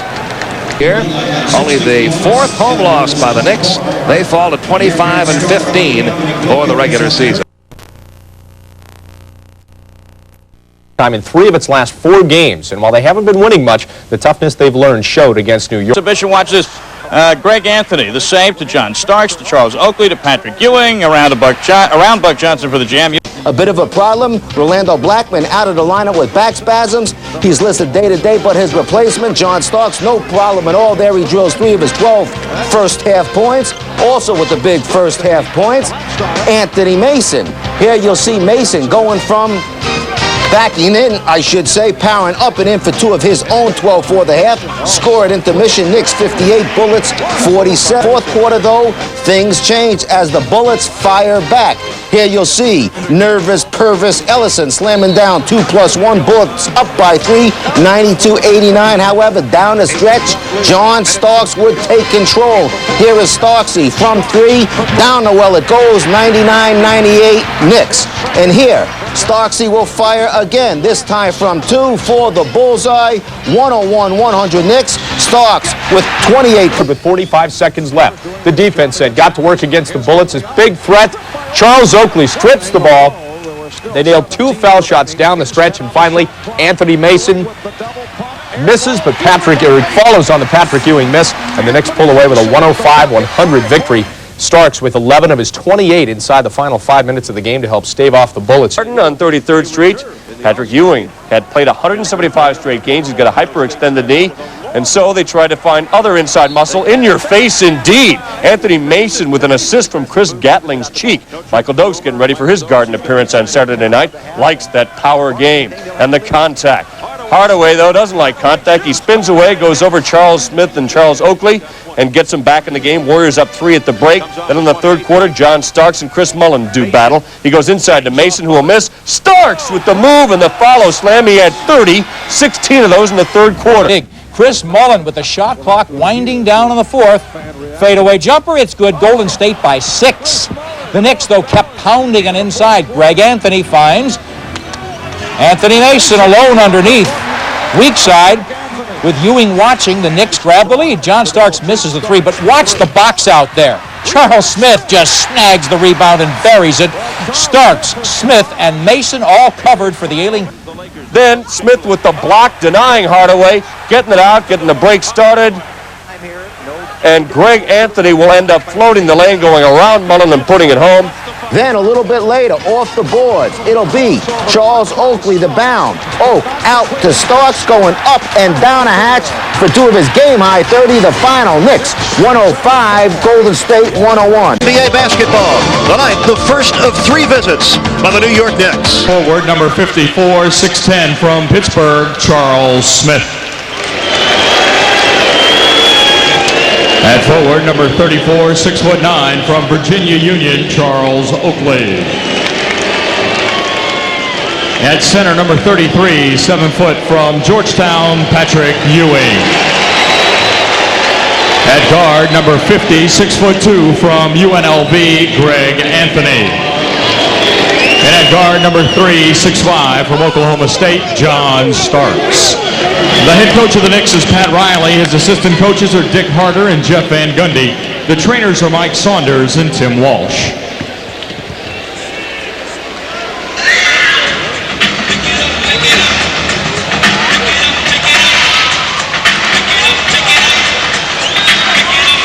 And now, ladies and gentlemen, tonight's starting lineup for your Miami Heat. At forward, number 41, 6'8", from Michigan, Glenn Rice. At forward, number 43, 6'9", from Eastern Michigan, Grant Long. At center, number 4, 6'11", from Syracuse, Ronnie Shaquille. At guard, number 20, 6'6", from UC Santa Barbara, Brian Shaw. And at guard, number 3, 6'8", from Michigan State, Steve Smith. The trainer of the Miami Heat is Ron Culp. The assistant coaches are Alvin Gentry and Bob Stack. The head coach is Kevin Lockery. Tonight's injury. And when Kevin the Knicks have missed 5 of their first 6. Rice for 3. Got it. Excellent ball movement. Excellent ball movement by the Heat. Shaquille had a shot that he couldn't take, but reversed the ball to Rice to give him the open 3. Glenn Rice with his 78th made three-pointer this year. And the Heat up by 7. Starks fires away and collects his first field goal. John Starks coming off a good baseline screen. The Knicks like to run their shooters off low post screens, settle on the baseline. And Starks coming off a 30-point night last night. Anthony got a piece of Shaw's shot. And the Knicks look to turn it up. 8.5 to play here in the first quarter. Miami leading by 5. Ewing for the set shot. Patrick Ewing. Yeah, he can shoot that perimeter shot. With turnaround for Smith. Got it. 4 different Heat starters have scored, and Miami leads it by 5. Anthony with a left hand. Ewing with a putback. Second field goal for Patrick Ewing. Looking well rested, very active this early stage of the game. 11-8 Miami. Rice on the move. Shaw with a rebound inside. Rice with a putback. What hustle by Glenn Rice. Glenn Rice never brought the ball below his outstretched arms, which you must do if you're an offensive rebound. Change for either club off that first timeout. Ewing over Shaquille. Patrick Ewing has his 3rd field goal. Well executed. Ewing coming from the weak side on a low post Smith team. It's on the floor right now. The left-hander Anthony fires away and connects. Greg Anthony, who averages a little over 7 points a game, gets his first 2. He's slow and rotating that time. Shaquille against Oakley. That's a great play. That's a great play. Nice pass by Steve. Anthony left open. Boom. 2 for 2 for Greg Anthony at the perimeter. This is not his usual percentage. Although he did go 3 for 3 in last night's win. But on the year, Anthony at just 40% from the field. So the Heat lead it by 2. Long on the move. Lost the ball, but it pops to Rice. 5 on the shot clock. Oakley with a strip and steal. That is typical New York Knicks defense. Gets it back for Smith. Ewing drains it. Patrick Ewing with 9 here in the first. Miami leads by 4. Smith, a long 3. Oh my, Steve Smith made a tactical error running for the offensive board, but the Knicks were slow enough to allow him to recover. Smith guarding Anthony Mason here in the final seconds. Now he switches back to Blackman. Another 2-man play for Rivers. Here's Blackman popping free and popping in the jumper. But that was the target. The 2-man play was just a mask to lure the defense away from Blackman, who came off a good screen. Shaquille open out of the corner. And that ends a very... Coles aims a 3. And Ewing inhales the rebound. Patrick Ewing already with 9 points and 7 boards. Heat assistants calling out single-double. This is for Rolando Blackman. He's got his shot. Worked to perfection, didn't it? Well, he can make it. The New York Knicks with an intricate half-court offense. Miner down on the block.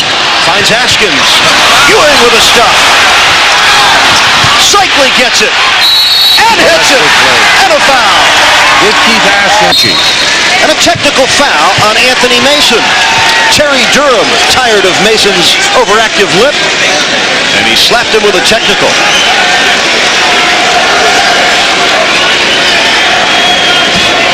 A technical foul has been called against the Knicks, Anthony Mason. Despite the technical, I really like this kid. He's come from hard times. John Sally guarding Ewing with help. 11 now for Ewing.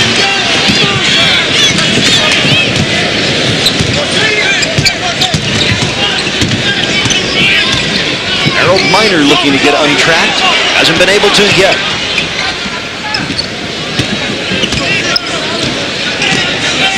Out of 6 on the shot clock. Coles, long 2. Coles gets it back. Grant Long with his first field goal. A quick pursuit by Bimbo. Got his own missed shot. Nice assist play to the Grant Long.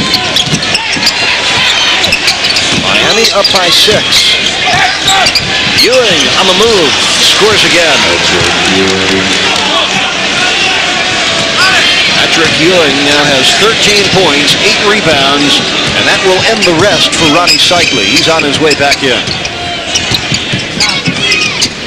Rice guarded by Tony Campbell. Maybe put another hand on. Sally lets it fly. And we get a whistle inside. This one going to go against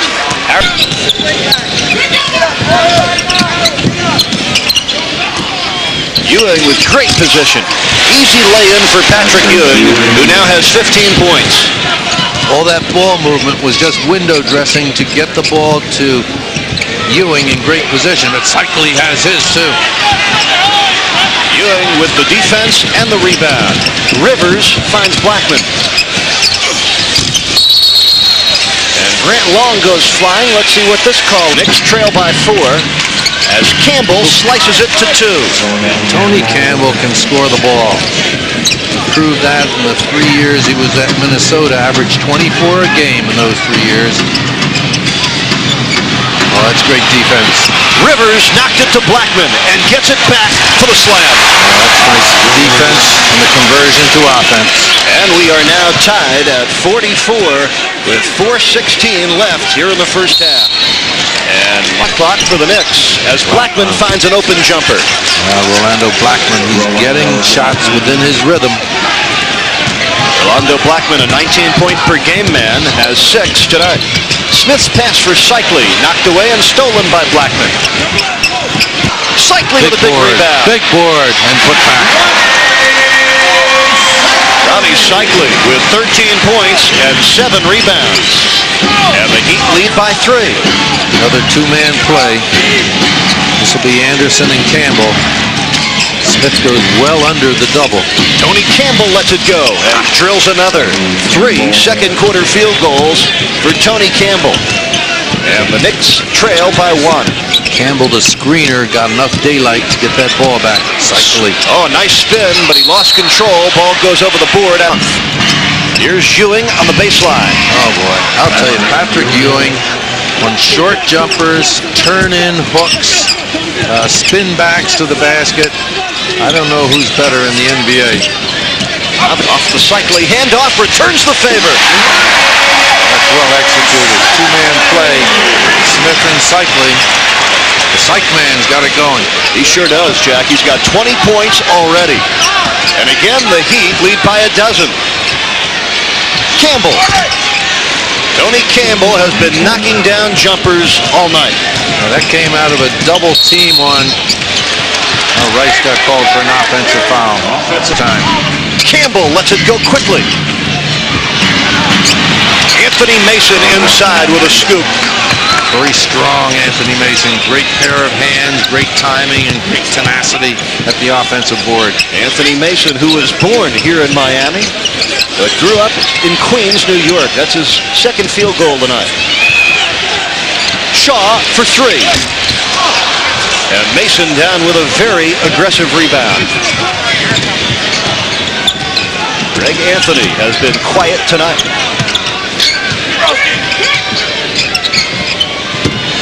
Mason guarded by Long, and Anthony Mason with 2 in a row. Mason has an unusual jump shot, Eric. Spins it off the left hand. Near steal. Here's Starks for 3. Big play. John Starks nailing the 3-point field goal. From a near steal to a 3-point score, that's a 5-point turnaround. Under 6 minutes left, third quarter.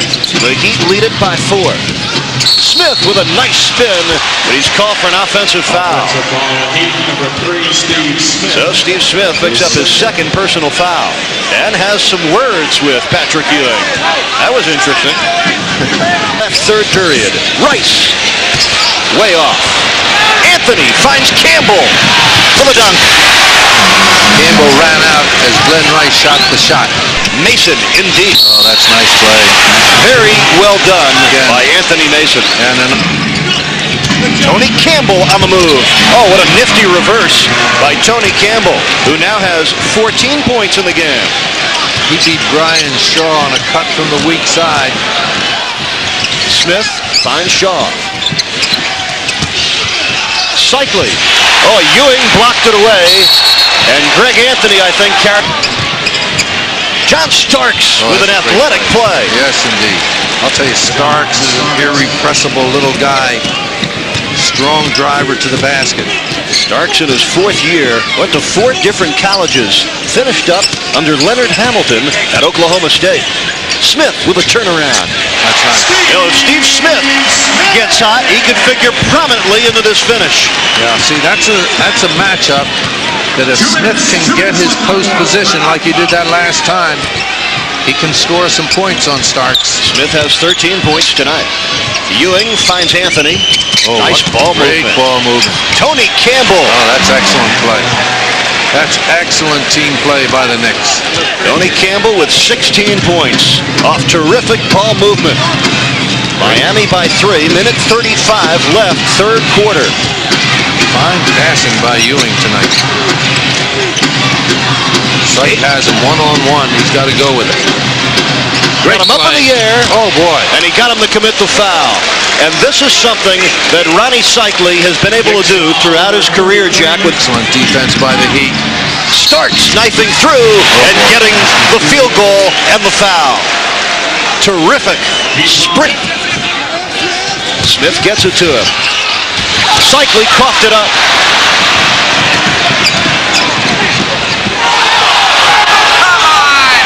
It was a walk. Wasn't called. Starks missed the 3. Big rebound. Oh, what a rebound for Cycli. Mason knocked it away. But what a huge rebound for Cycli, who now has 24 points. Let Anthony shoot it if he wants. But not this guy. Anthony Mason with that awkward-looking left-hand jumper.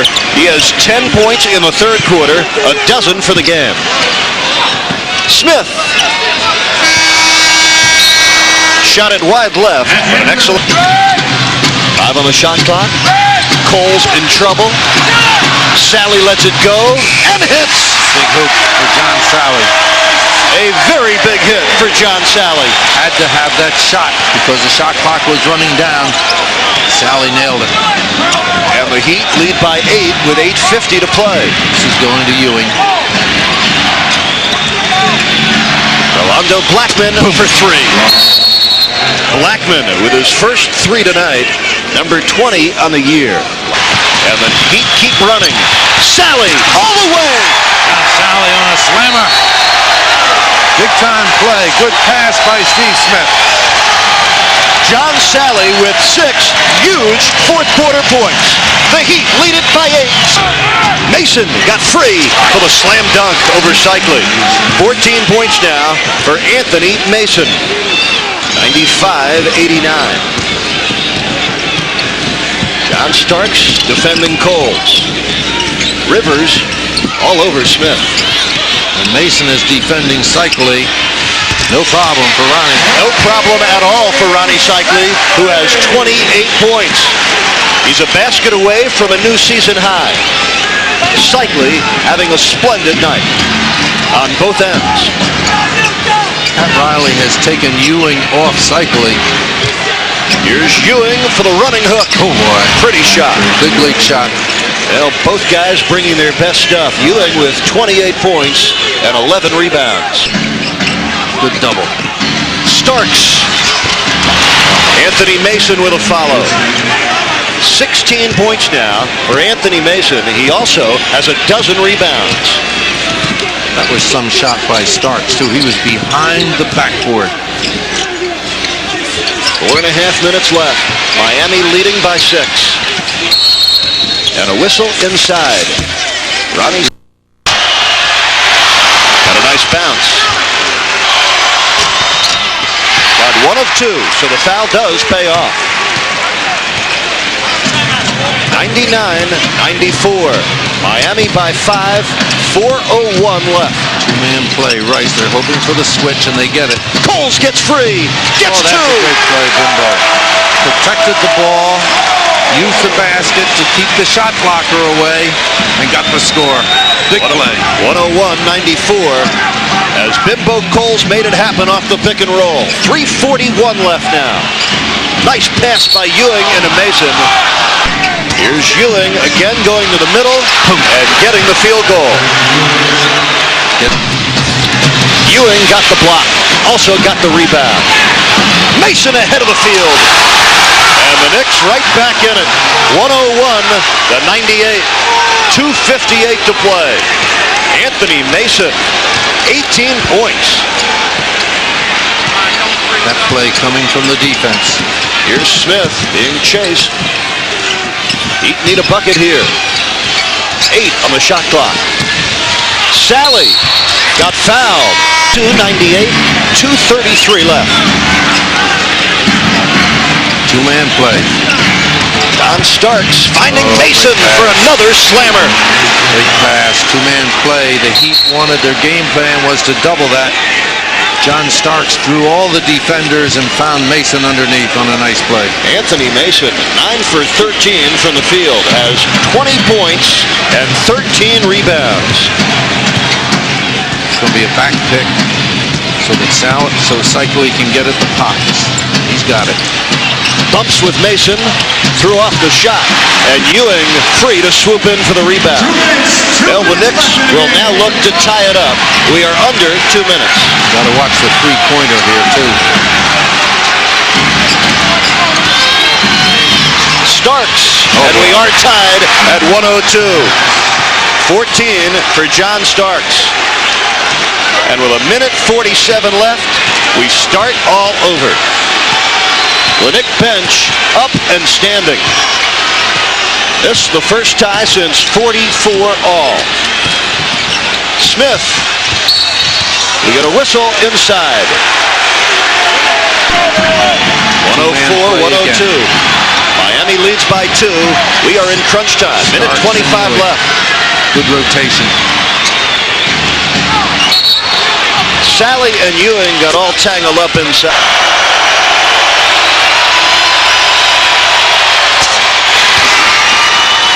Perfect form on that one, Eric. This one for the tie.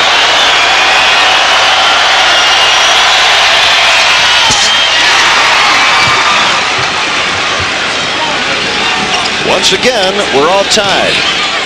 104-104 with 1:19 to play.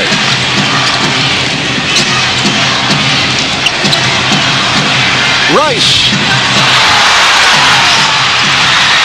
Doc Rivers finally comes down with a red-hot basketball. Now the Knicks look to take their first lead all night. Under a minute left. Blackman and Ewing, two-man play. Here's Blackman. Sally with a rebound. And the Knicks still have never seen the lead. 40 seconds to play. We are all tied at 104. Going to clear the side. Let Steve Smith go to work on Rivers. Tough shot. Excellent defense by Doc Rivers. That'll be a blocking foul on Bimbo Coles. The Knicks want the basket to be counted. They will not have a chance at that. With 23 seconds left, John Starks has given New York their first lead of the game. Heat will take a timeout after this free throw. Big one. Rice with a rebound, and the Heat call timeout. The ball game simply on the line right now. 22.7 seconds to play. The Knicks with their first lead all night, 105-104. What do you see ahead for Miami, Jack Ramsey? Well, I think they'll take the first good shooting opportunity they have. Sometimes if you wait too long, if you wait to get the last shot of the game, sometimes you don't have a good shot. I would expect 3 players to be involved. Glenn Rice. Well, it's going to be Glenn Rice and Bimbo Coles on a two-man play. Down to 9 seconds left in the game. And the Heat turn it over. Oh, what a disappointing possession for Miami. Rice appeared uncertain, and now the Heat had to foul Rolando Blackman, who is an 82% foul shooter. Pressure situations. Rolando Blackman, who has just 10 points tonight. These two are big. The Heat can still tie it with a 3 if Blackman hits this one. He does. And the Heat call timeout. 3-point shooters on the floor. See if we can shake one of them loose.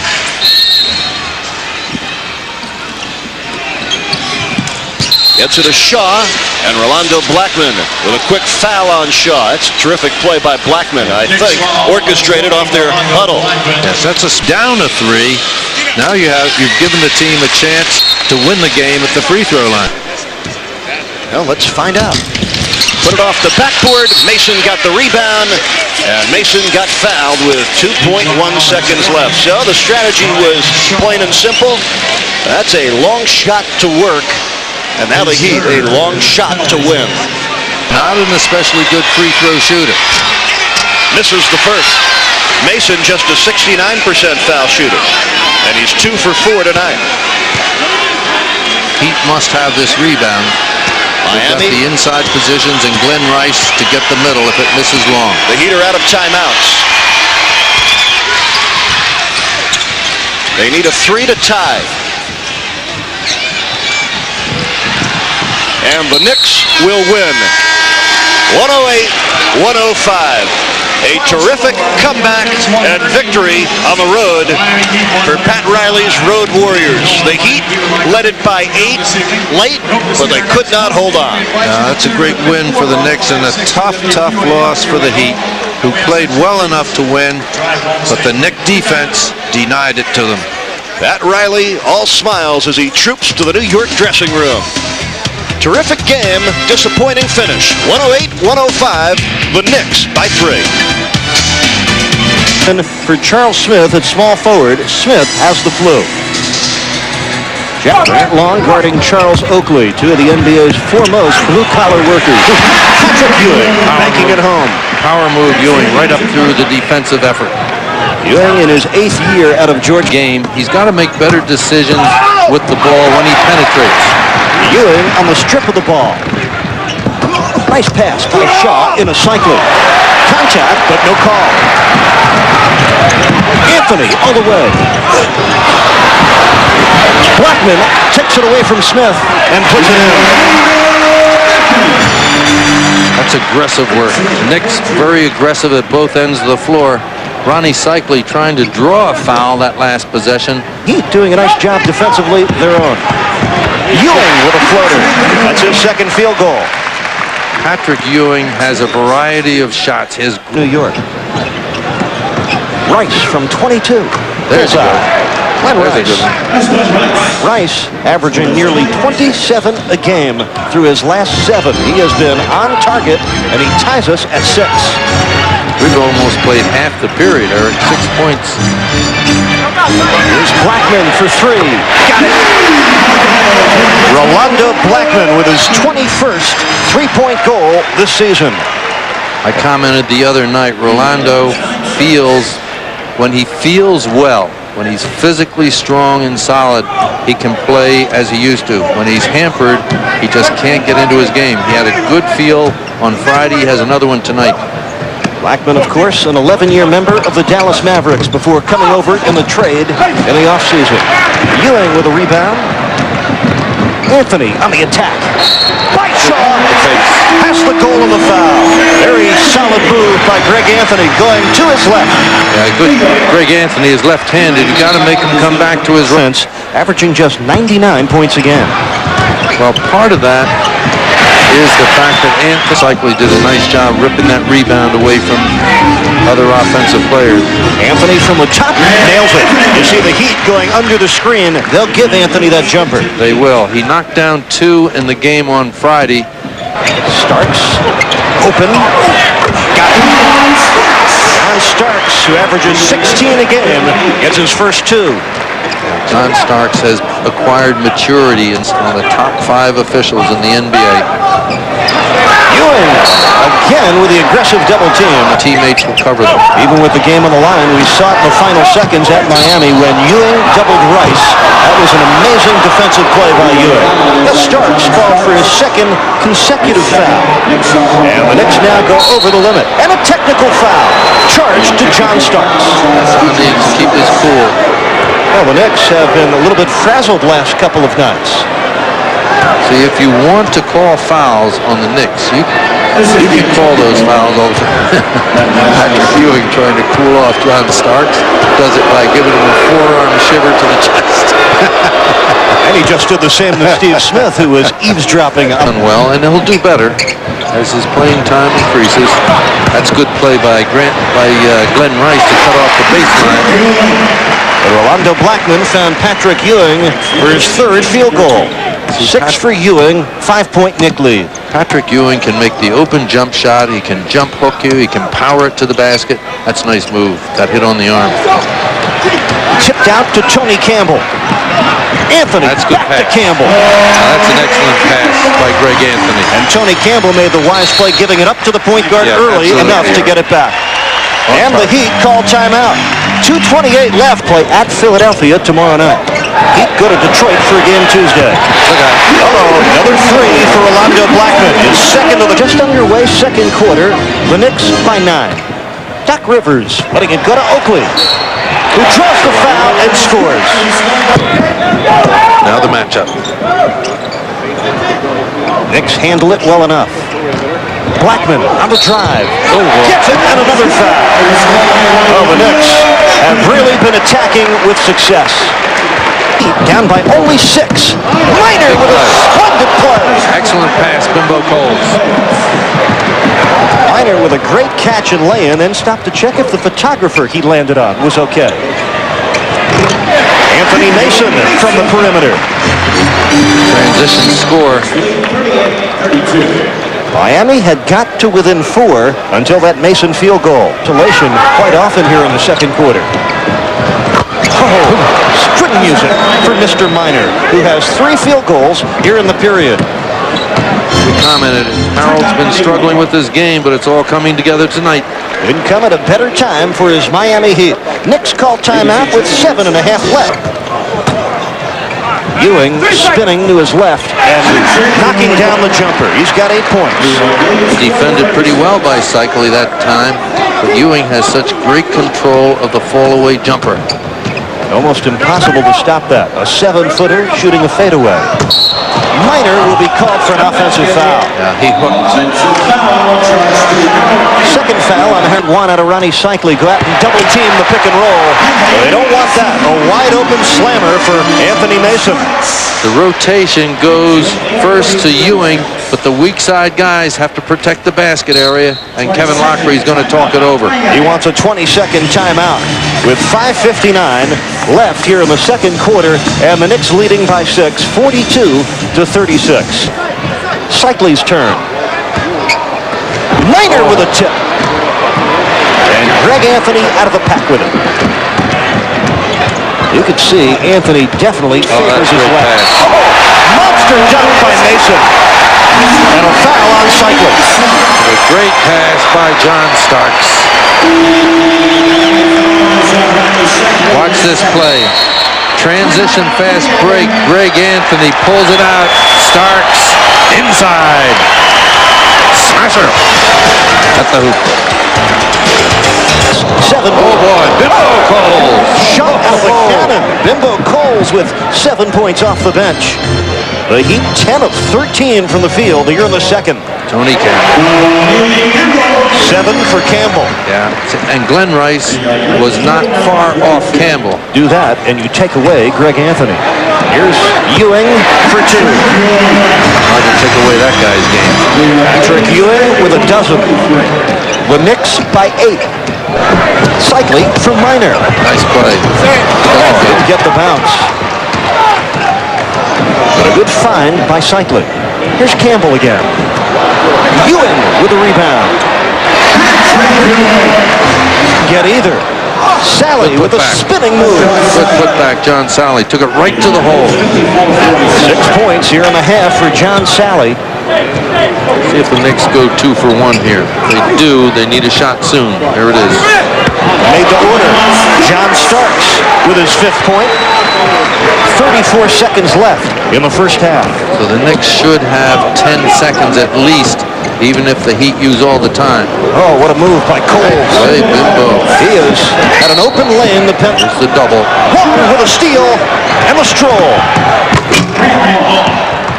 Good rotation. Grant Long smelling the outlet, got right in the passing lane, got himself an open court layup. Well, the start of the third quarter, sometimes a barometer. You like the way it reads for Miami a minute in. They're down by only 3. Good cut by Starks. Nice play, Shaquille. Oh, but Oakley with an even better play to tip it home. Yeah, that was left open because Shaw able to gather in the rebound. Uh-oh. Starks with a great steal. Yes, indeed. Starks. Looked like an NFL corner making the play. 7-point Knick lead. 9:40 left here in the third. Shaw hanging with Anthony. Oakley for Rice. Broken up. No room. This guy. Starks. Oh, he changed it nicely when Grant Long threw up the roadblock. 7. Ewing and Shaquille. Excellent defense. And Patrick Ewing scores over it anyway. 16 for Ewing. Shaquille shut out so far here in the third quarter. He just continued. Oh, what a sequence by Ewing. Out to pressure Long, and then he picks off the pass intended for Shaquille. Rice had the open 3. Now Smith on the move. Had a nice shot. Nice. Good change of pace move off the dribble, Steve Smith. Smith with 10 points. 6 have come here in the third quarter. Miami down by 5. They continue to hang tough. Ewing to the middle. 18 for Ewing. Ronnie Shaquille signaling.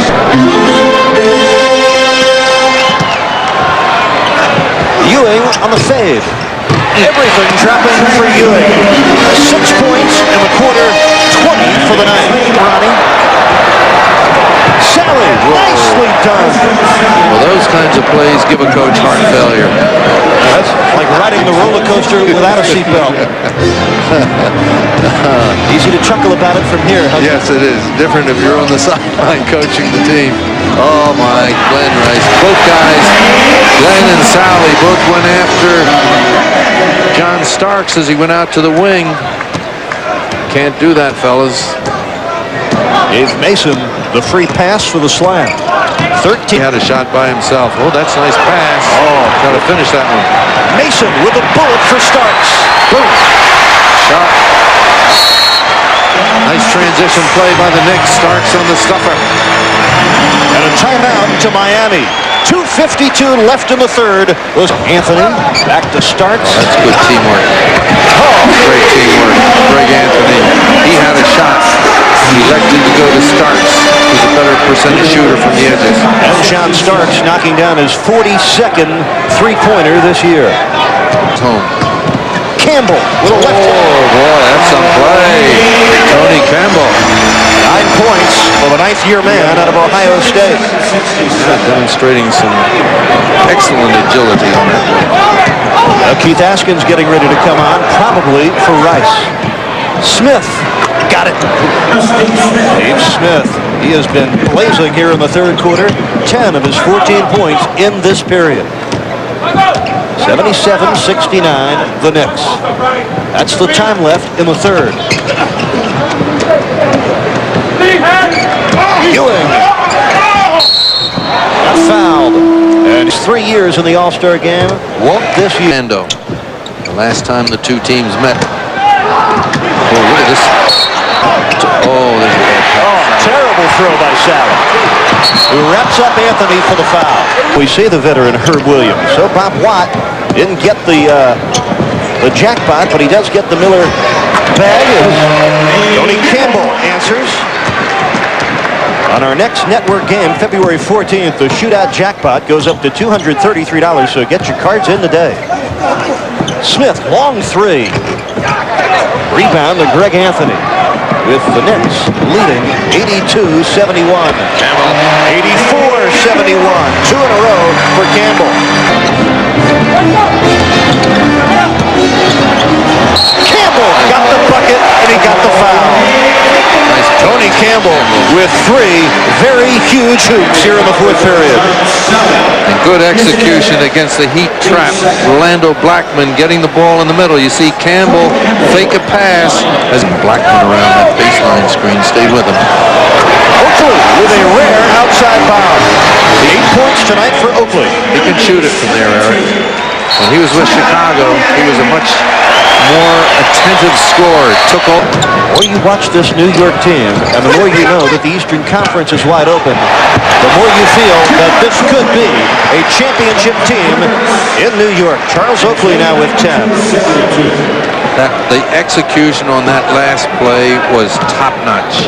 Doc Rivers had Oakley open by a fingernail, got the ball to him right where he could use it. Pat Riley has done another outstanding coaching job with his Knick team. Long got the basket, also got the foul.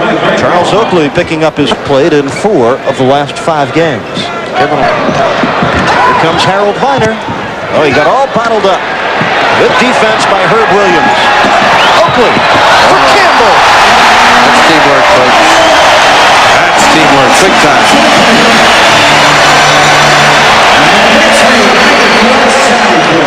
17 for Tony Campbell. That's a guy that didn't play in 16 of 19 games in a recent stretch. This Knick team is loaded. They lead by 20, 6:40 left. And here comes Campbell again. Oh, everything bouncing right for New York. Herb Williams' first field goal. Williams back for Campbell. Oh, you've got to admire the way they have played the game this evening. Askins, long 2. Coles. That's a nice play, Bimbo. Coles. Uh-oh.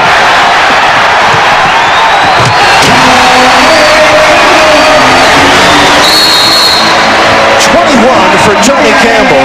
12 have come here in the final quarter where the Knicks have blown it wide open. 101-79. Timeout. The unselfish Doc Rivers setting Herb Williams up for his second hoop. Doc Rivers, another team player on this team. Done a great job. Pat Riley's used him very well. Knick players already walking off the court and to their dressing room. The New York Knicks blow out Miami. Their 4th straight. They do it handily, winning by 22. Knicks hot and getting hotter. Tonight, they did revert back to blowing a lead in deep stretch, but they filled in the gaps with a real resolve plus a newfound and badly needed burst of offense. The Knicks had it when they needed it tonight. This time in Philadelphia, when they went to overtime, beat the Sixers and ran the winning streak to 5. To the Spectrum, Philly playing without leading scorer Jeff Hornacek, but Hersey Hawkins filled it up. Hornacek out with the Manute Bowl. A lot on his mind. The birth of his baby daughter, the recent altercation with Anthony Mason, the crossover dribble, the baseline right hand jam. Get out of the work. Put it together. Look at John Starks get a step on Hawkins, blow past him baseline and slam it home. Later, Patrick Ewing from what? Outside? Yes. Drains the J. Knicks by 1 in the 3rd. New York on the break now. Anthony Mason draws the D. Passes to Greg Anthony.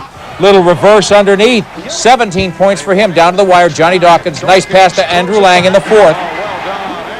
But they leave Ewing open.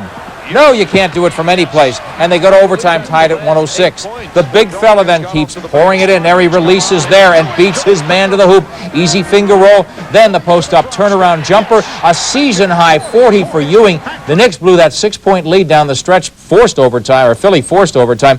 But the big guy carried New York home to its 5th straight win. 9 wins in the last 10 games. The Knicks getting even with the Rockets big time at the guard. Ewing.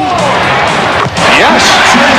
How about Akeem versus Patrick? Rockets at the Knicks, and Patrick picking up his Olympic ring before the game. In the first quarter, Greg Anthony spots John Starks, who goes baseline and lays it up and in. Here's Patrick Ewing backing in, up and in it goes. 29-22 Knicks, 32-22 after 1. Second quarter now, it'll be Patrick again.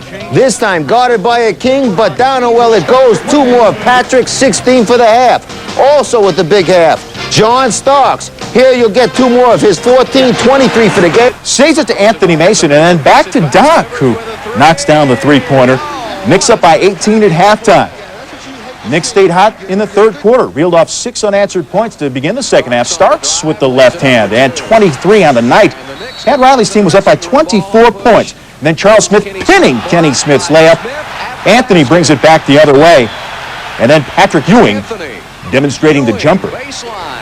New York up big, 6 New York players in double. Pat Riley seeing guard play out of his center. Then they worked the weave, and his other big man, Charles Smith, also with the shooting touch. He was in double figures.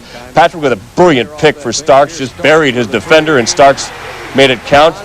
Another 23 as he continues to start at guard.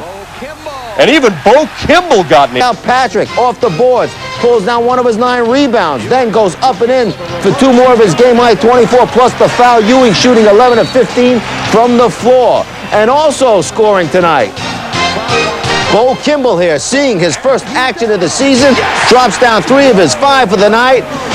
That was the wrap for the Knicks, big time, 125 to 95 at the guard. All right. To extend their defense and pressure the guards and create the kind of turnovers they'd like to get without Michael Jordan out there on the floor. In that second game, the Bulls really turned the pressure up, and the Knicks scored. Would like to be Craig Elo and Gerald Wilkins. B.J. Armstrong, very creative on that shot. Well, B.J.'s playing super right now. His scoring is up to 16 points over the last few games, so he's about 4 points over his average, playing very, very well. Greg Anthony shooting, and he has been shooting so much better. One thing that Riley said is people drop off of him, so when he misses a shot, it just really accentuates the miss. It looks like more of a glaring miss than it is before you see the double team against Scotty. That's a 3 by Armstrong. We mentioned he's 7th in the NBA. Rebound followed by Scottie Pippen. What he really like to do tonight is entice Greg Anthony into taking a lot of those open shots. When you see Scotty, he's playing way off of Greg Anthony. Patrick Ewing has not even touched the ball yet in the offensive set.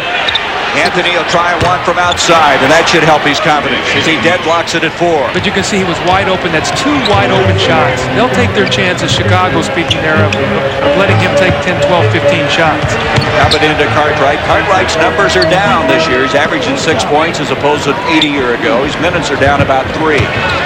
Pippen backing Starks inside. A little mismatch there.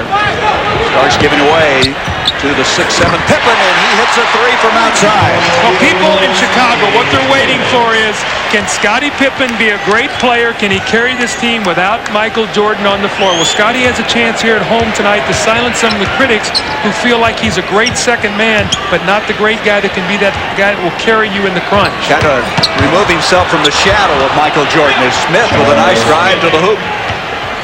Charles all the way, dumps it off to Ewing from outside, and Ewing had 40 points this week in a ball game, hitting from outside. He's probably the best jump shooting big man in the NBA. Yeah, he really has established himself. Boy, Pippen is that'll count. 3 on 2, Grant to finish. Oh, he hits hard. Oh, he went down hard. Oh, did he ever. He hit the small of his back. Starks inadvertently went under him, committing a foul, but he hit very hard. Well, Chicago does not need this. I mean, they're without Michael Jordan. And now Horace Grant is down. He's checked into the ball game. He dumps it out to Oakley. There's another jump shot. And look at Smith follow. And look at Horace Grant run up and down the floor. He is hurting. I mean, I watched Horace. I don't know whether he's going to be able to continue or not. Boy, and they are really going to miss him if he's not able to continue. I guess you could go in and get some heat on it. As it comes into Scott Williams. Williams turnaround jumper. That's not their game right now. And there's a good hustle effort by Grant. Pippen will take it to the hole. Williams keeps it alive. Boy, he just plays this game with a snarl. He got it, and he's fouled by seconds. Smith, who has 2 fouls now. Nice pass to Oakley, and he's fouled, and the basket will count. Nice play. Yeah, nice play by Charles Smith also, too. He did but almost 8 rebounds again. Charles has done a good job in not feeling like he has to be someone else. He's just now being Charles Oakley. He's rebounding, playing the tough defense. If the shot is there, he's taking it, but he's not getting frustrated because he's not part of the offense. Boy, Pippen really active, but blocked by Ewing. Reloads it. Cartwright lost control of it. Anthony kicks it off to Ewing. Nice drop step move. Rebound Blackman. And Blackman has been shooting so well since missing 2 games with the back spasms. Hits that one. Gary, I've seen 3 dunks missed in this game already. What's going on here? Must be the moisture from the backboard. I guess. Michael's presence being felt here tonight. Cartwright backing down. As Doug said, he may have to step forward tonight. The rebound by Blackman. See, I don't think Bill is in shape to play the kind of minutes he's going to need to play against Patrick Ewing. They're really trying to milk him through, get him ready for the playoffs. Anthony takes it inside. That was one thing he wasn't doing this year, was taking to the hole as well and finishing his shots. His concentration, Gary, is much. 56 left in the first quarter. Ewing with Cartwright in his face, buries it anyway. I tell you, since the last week in January, Ewing has taken his game up another stride, another level. Gary, one thing that I feel with Patrick is, you know, he was having some problems with a knee, and he said he was just hustled down the floor by Armstrong. He can't get it. Tucker's there. Trent Tucker has it blocked from behind, but the Bulls still have it. Here's PJ again. Followed by Grant. It just won't go down for Chicago. Boy, Chicago's playing furiously, though. What a tremendous effort in that series by the Chicago Bulls, and the crowd really appreciates it. What a tremendous effort. And if he could get going, it really could help the Bulls as Pippen instead from outside. Boy, Scotty has so much confidence in that outside jump shot right now. Normally, he likes to run away from that and try to get inside. He's pulling up and confidently pulling the trigger on a 22-foot jumper. 14 points for Scotty, who came in here averaging 19 for the season. Backing down is Mason, and when he backs down, somebody's got to move, and that time it was Grant. You better hold your ground. Pippen again working hard to get open using the glass. Ewing gives it up to Rivers. 3-on-2. Ewing will try to follow and finish. It does. Great play for Blake. Tucker waits for help and Pippen. Minutes of this game. PJ Armstrong re-enters the game. Grant tries to take it inside. That'll be an offensive foul. You stop it right there. Oakley's going to fall into the right knee, and when he does, watch what happens to his right leg. His foot is down on the ground, and his right knee goes in. Let's hope it's nothing serious. Dr. John Heffern, who's the... He can't play with a sore knee. Turn around, and he can really help this team if he can step up. Well, Stacy can score. Now, you put him on the floor for some minutes. He's not going to rebound. He's not going to defend well for you, but he can score some points. 39-33, the Bulls jumping out, playing good defense now is Stacey King, and Anthony takes him inside. Rebound, and a nice putback by Oakley. That's what Oakley does best. He just positions himself. Bonnie Smith baseline. Nice play by Charles Smith. But Gary, he did not settle for the jump shot. You notice the shot was there. He pump faked and got the ball to the basket for a layup. If New York will be more patient, they will get those kind of shots. Chicago's defense will wear down a little bit. 8 points in the ball game for Charles Smith. Not a jump shot. Outside. He continues to jump shooter from outside. Not a lot of big men his size have that kind of ability. I agree with you, though. He's one of the better centers in the league stepping out and shooting that jump shot. Playoffs last year against the Bulls. Remember how he did that? I sure do.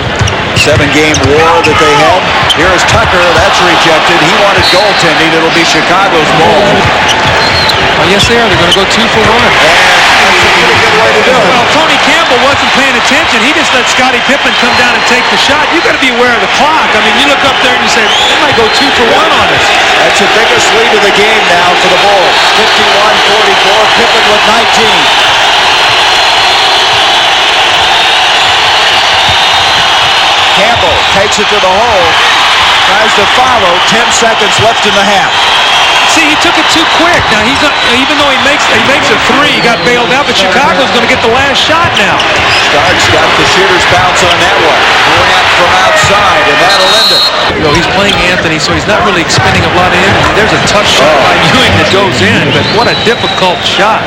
He had 40 points against the Sixers on Monday night.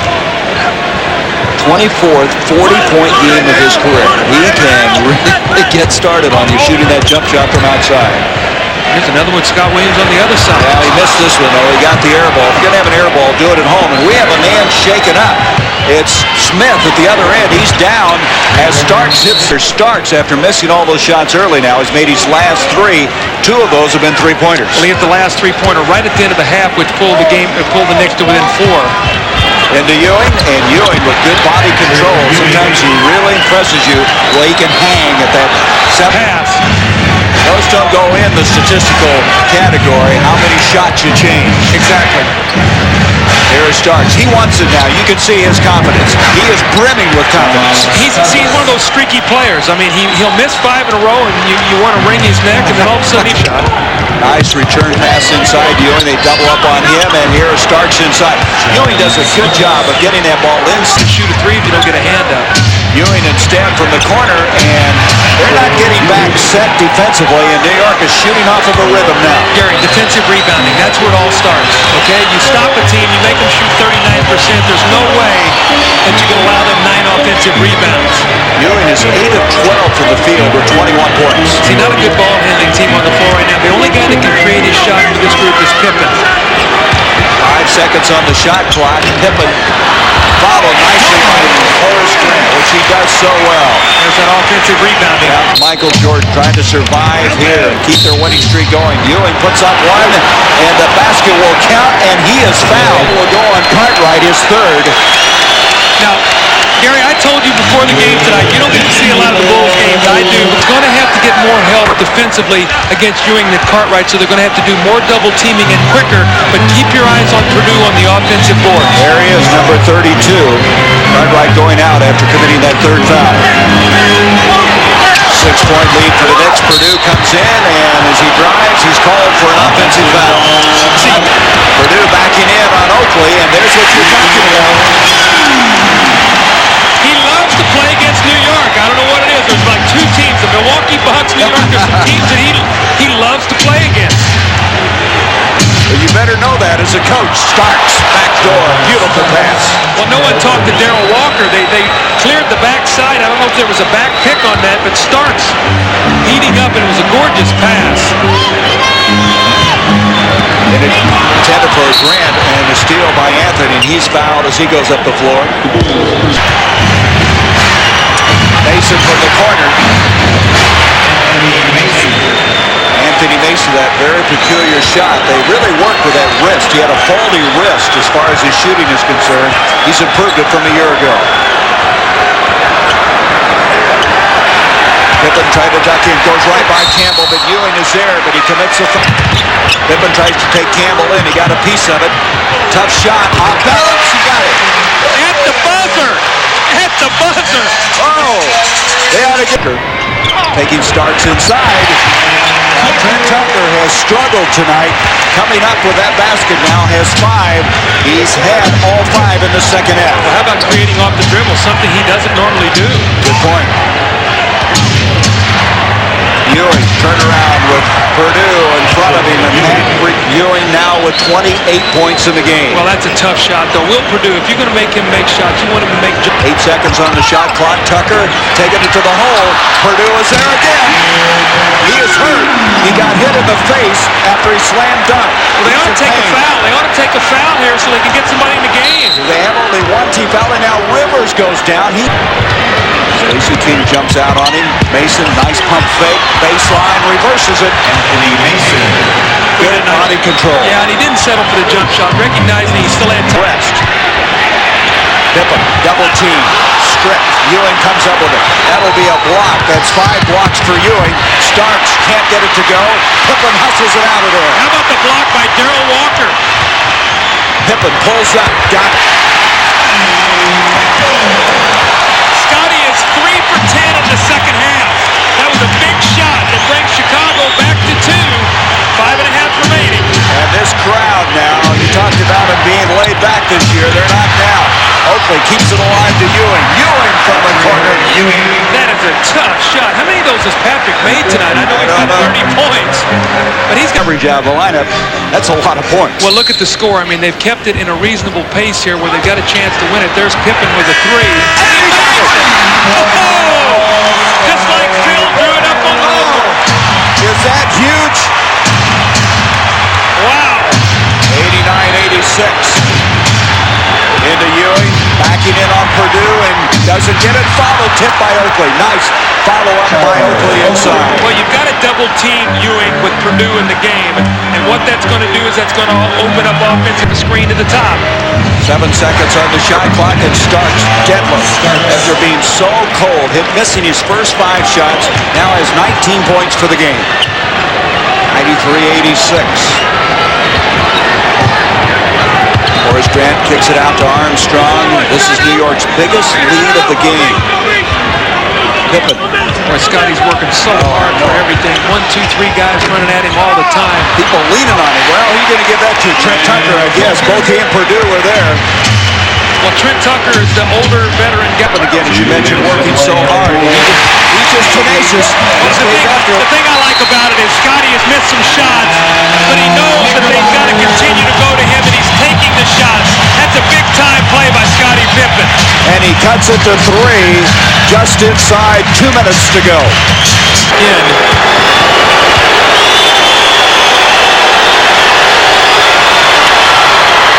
Ewing hit them both. Look for Chicago to spread the floor quickly and try to get the ball to Pippen and let him go in the open court. Well, he wanted the ball, too. He was telling Purdue, get the ball to me. They spread the floor. He's going to go to the basket. He backs around. Nice pass to Purdue. Oh, he missed a slam. Pippen on the rebound. Can't get it. Purdue with another rebound. He's possessed out there. 3-point game. Can you believe it? Hey, throw a New York Knicks jersey on somebody and Will Purdue goes crazy.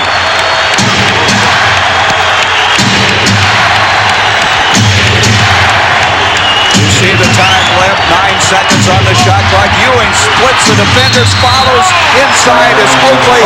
It'll count and he's fouled. What did I say a while ago, Gary? Purdue with his 3rd foul. He got the 3-point play. Cross court it goes. Tucker has it blocked. I tell you, the guy that's really stepped forward in the last couple of minutes is Oakley. He has been able to benefit from the double team on Ewing, but also done a job on the defensive end. Well, I got to talk to Charles. That might be his first shot block of the season. That was a shovel shot he got from the shoulder. Pippen looking for some help. And he threw it away. That's a game. Threw it away. To Ewing. And that puts an exclamation point at the end of this game. He has 36. Outside shot will go. Pippen with a 3. A 5-point game and a foul by Pippen. Bruise where he banged it after he fell, so no ligament damage. Charles Smith rolled his ankle, and Starks misses both free throws. Looks like Chicago can still get 100. Tucker couldn't keep it in play. And instead it goes to the guys in the blue jerseys, and that'll do it. 104-98. The Knicks picking up the victory. Our Budweiser player of the game should be no surprise at all. Patrick Ewing with 36 points, 15 rebounds, and 6 block shots. 98 for Doug Collins. I'm Gary Vendor saying so long from Chicago Stadium in this big Eastern Conference battle. And the New York Knicks now lead this head-to-head series 2-1.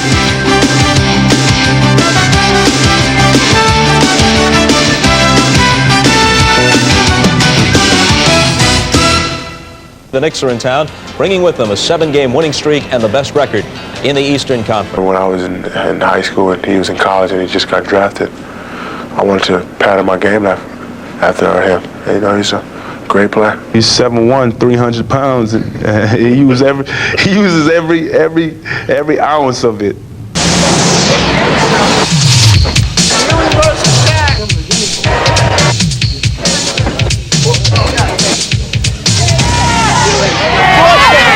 It should be a great matchup. First time I have a chance to see O'Neal against another great center, and it's going to be very interesting.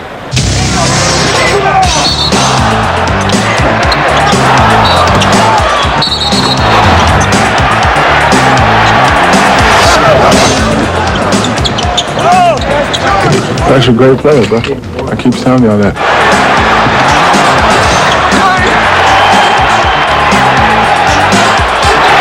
At the start, I was rushing my shots.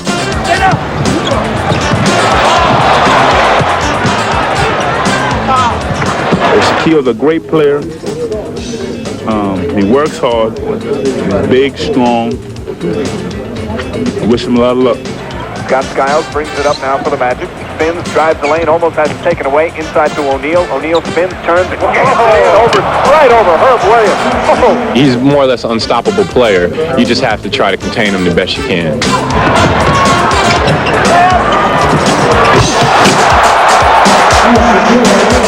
I'm hustling, you know, I'm playing hard, I'm having fun, and you know, that's what it's all about. used to be that when a player was drafted, he signed. Holdouts were rare. Players had few viable options, and it was the team that had the leverage. As I was leaving the locker room, Charles Oakley walked by me and said, hey, no matter what either one of them tell you, they will be going at it today. And with good reason. The Knicks defense is ranked number 1 in the league, allowing 95 points a game.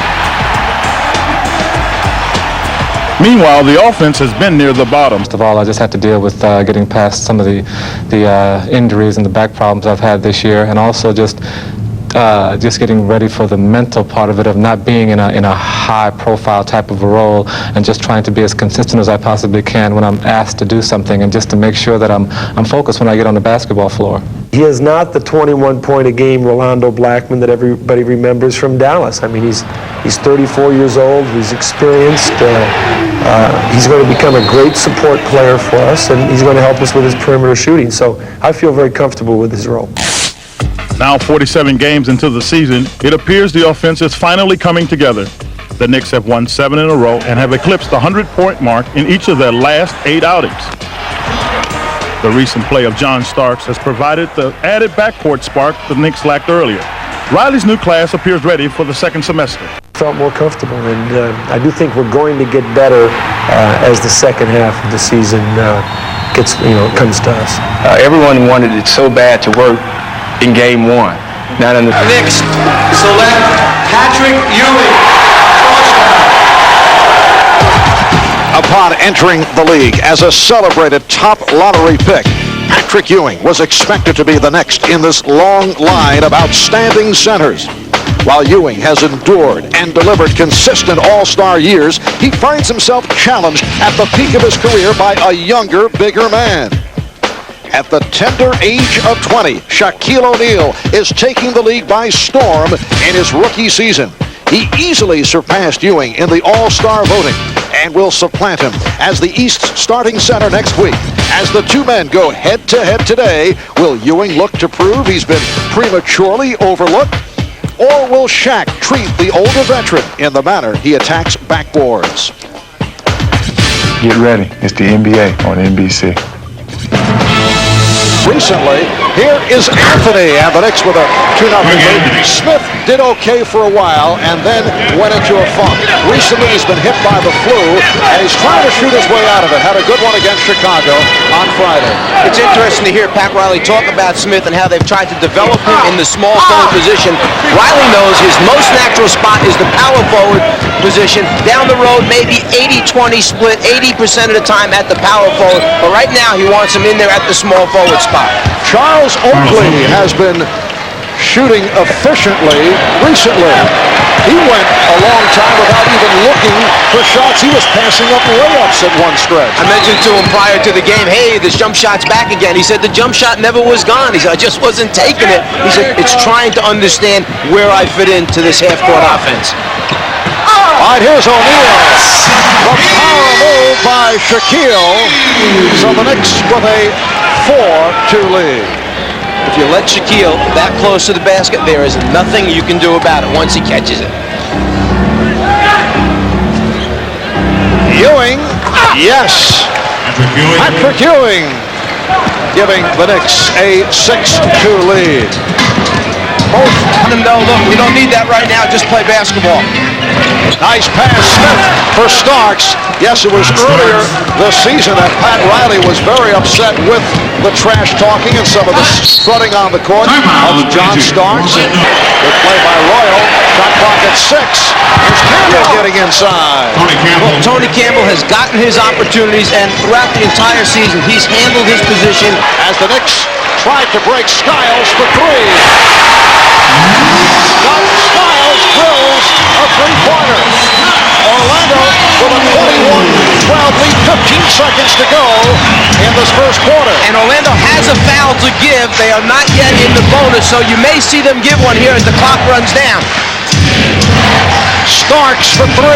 So he answers Skiles. 3 seconds remaining in the quarter.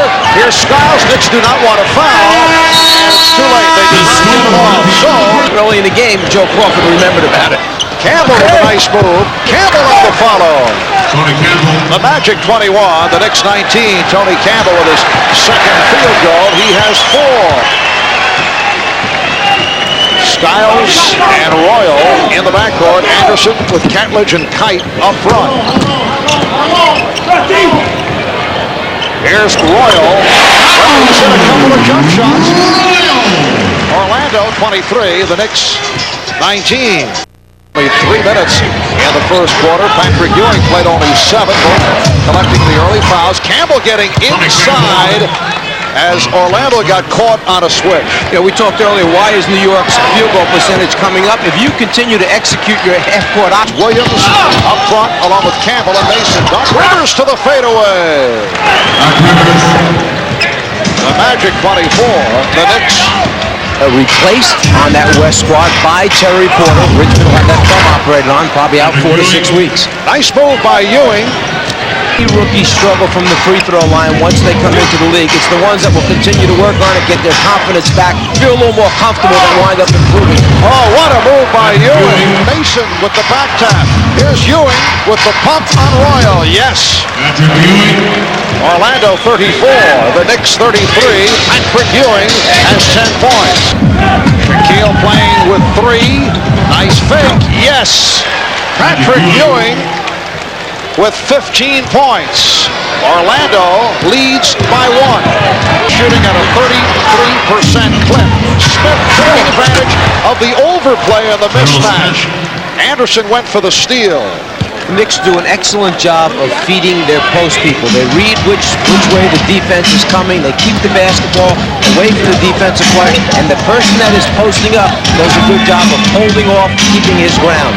Tom Tolbert. The Knicks not respecting the outside range of Tolbert, who does have a good touch. That's why I mentioned earlier that Matty. And he's done a good job in recent weeks. Starks. Rebound Oakland. Oh, what a pass for Ewing. A no-look pass by Charles Oakley on a ball that happened to rebound out long. He knew exactly where Ewing was, fired it over his shoulders. Ewing, yes. Strong move by Ewing. He has 19. The Knicks trail by 6. I'm really sure that Orlando wants to play Patrick Ewing straight up, but if the double team is supposed to come, it has to get there a little more quickly. Again, Tolbert is open. He is 3 for 9.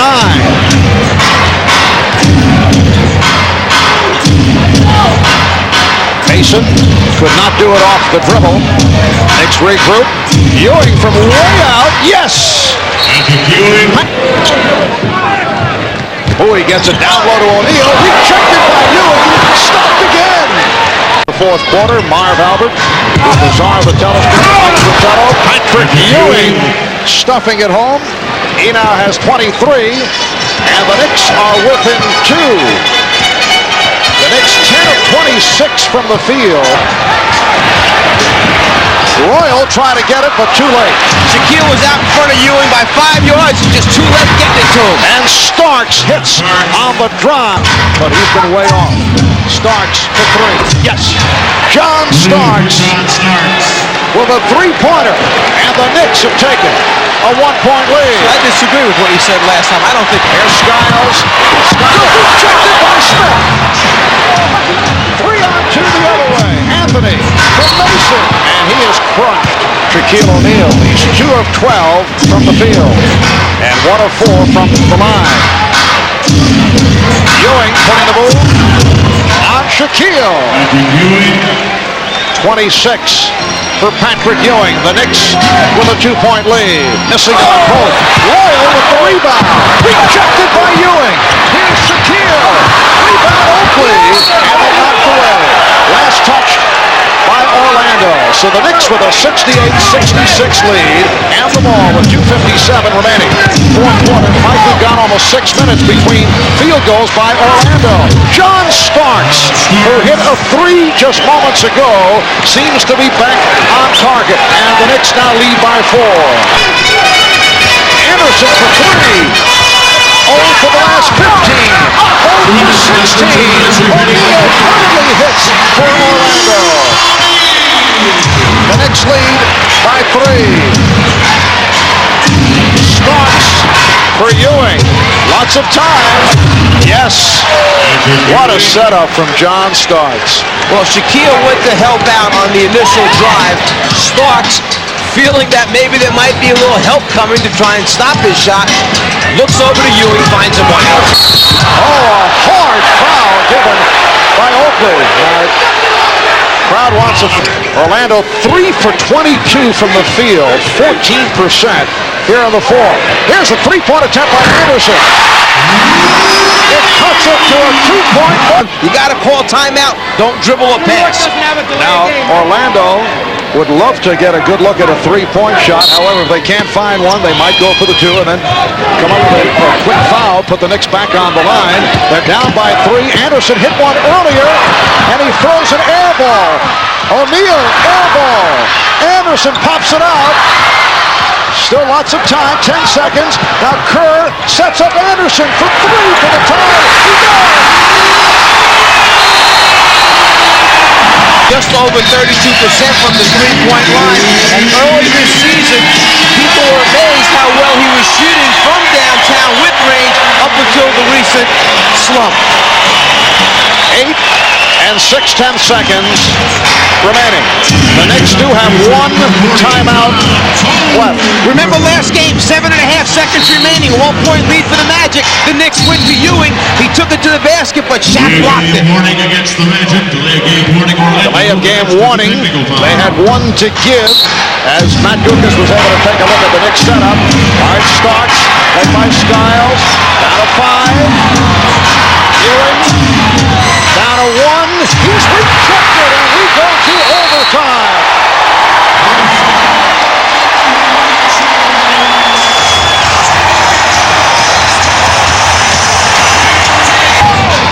Anthony, Starks, Ewing forced out deep, goes to the spin and hits. Patrick Ewing with 32 points. The Knicks lead 81-79. The Knicks 6 of 17 in the fourth. Orlando 5 of 26. A combined total of 11 field goals. That's all in the fourth quarter. Tolbert. Orlando went through a stretch of 0 for 16 in that fourth quarter.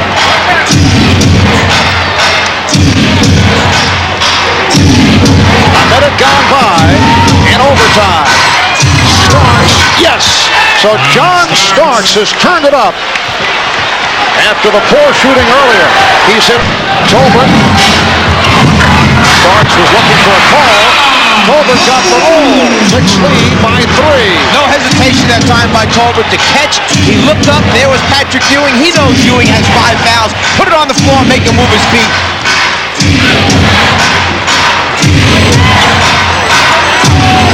Double team of Ewing. Here's Anthony.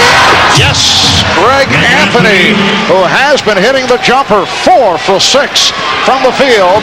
And the Knicks now lead 86-81. Best shooting performance of the afternoon taking place here by the Knicks in this overtime. Both teams, give them credit, they've played outstanding defense. You know, in 2 previous games, as I mentioned earlier, New York has only scored 93 points a game against this Orlando team. Another three-pointer, Anthony Bowie.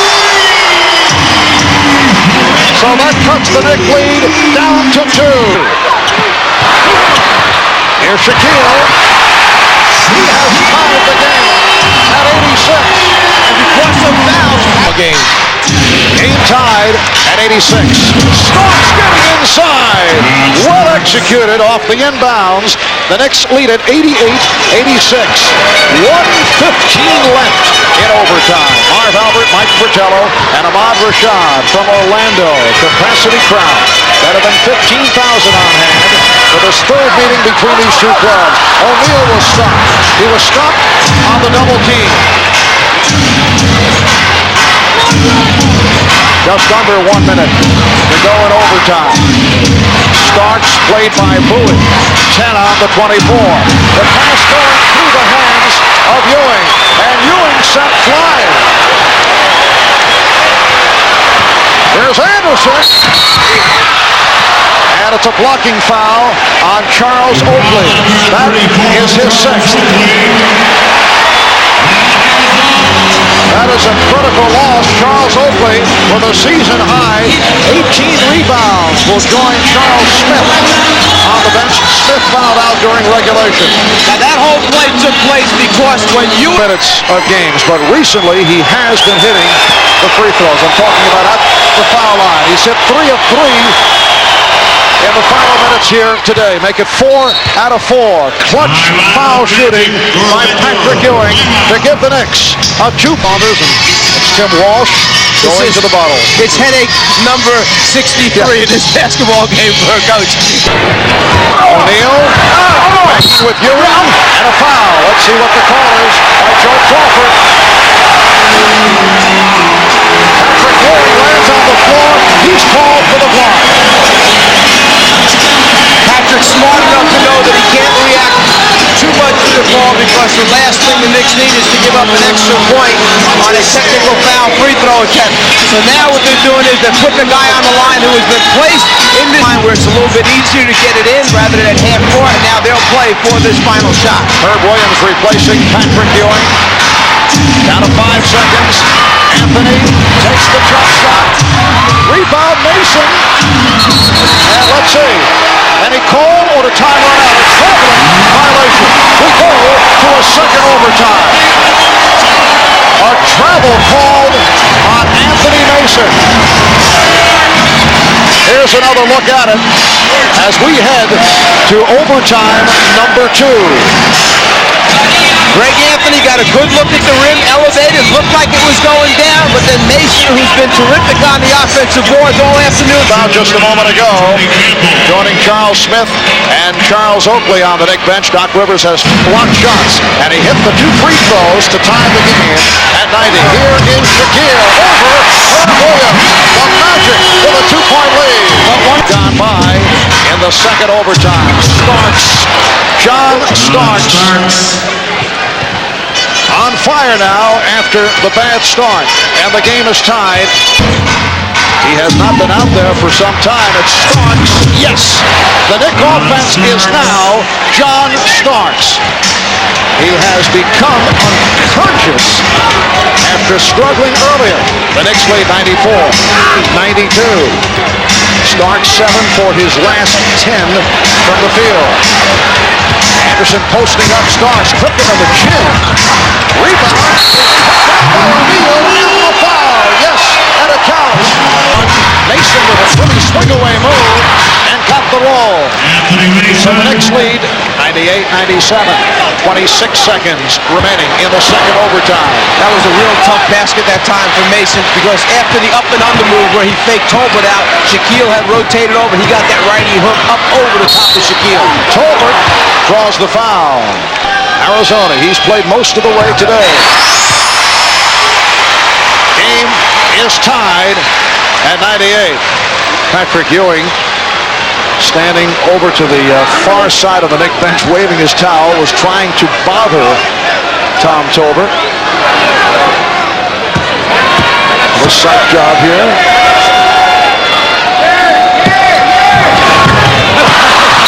Herb Williams with the rebound, of the Knicks call for time.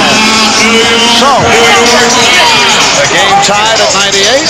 12 and 8/10 seconds remaining. 12 and 8/10 seconds remaining in the second overtime.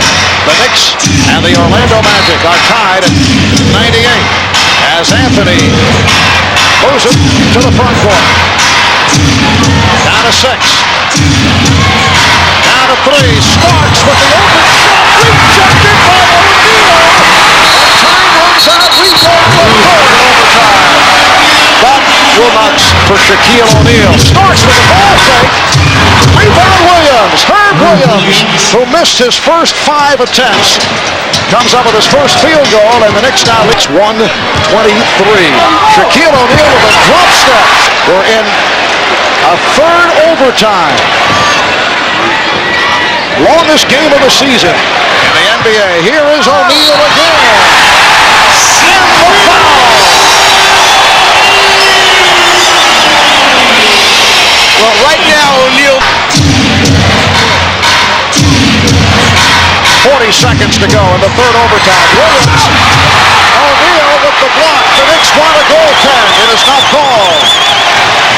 The Knicks bench felt that the ball was on the way down, that Shaquille took it from there, that it should have been an offensive goaltend call. Oh, Pat Riley very upset. Three-point attempt. And Anthony tried to get to it, then knocked out of bounds. They allowed it. New York, well, they just don't quite agree to that one. That it's goaltend if you take it off. And Pat Riley, well, he's voiced his opinion. That's put the time in. John Starks, 51 minutes plus this third overtime. Scott Skiles, the same. He played 51 minutes plus this third overtime. The Knicks down by 2. 15 seconds to go in the third overtime. Campbell posting up. Starks. Anthony. Way off. Fair ball. Final seconds. And that will do it. The 20 in triple overtime. Orlando defeats New York 102-100. That's the end of the 7-game win streak. So bad on the road, AAA won't carry him as a member. They were in New York Tuesday night. They packed house at the Garden, and New York pretty much did whatever they wanted to. Charles Smith goes right through what should have been defense. The Knicks on a 16-0 run. Figured it was going to get bad in a hurry. Here's a major Mavericks problem. They turn it over. John Starks with a pickoff. Beautiful reverse layup early in the game. And what about Dexter Cambridge on the end of this 2-on-1 break? Hey, well, you know, 44 losses. What can I tell you? Yeah, Anthony Mason has his way, and the Knicks were opening up a lead of more than 30 points. Easy come, easy go for Patrick Ewing and Pat Riley. Not a problem at all tonight. Line drives and drops it down a well, 32-20 Knicks. Second quarter, it's Hubert again. Driving and dropping, 38-22 Knicks. Here he is again, this time inside to Herb Williams. Herb back outside to Davis. Hubert loads and fires the bullseye, 40-22 Knicks. Here we have Doc Rivers now, finding Davis in the corner. Hubert, baby, will put it up and down a well. It goes. The rookie on fire in the first half. Davis connecting on 7 of 7 shots from the floor. He would lead the Knicks with 18.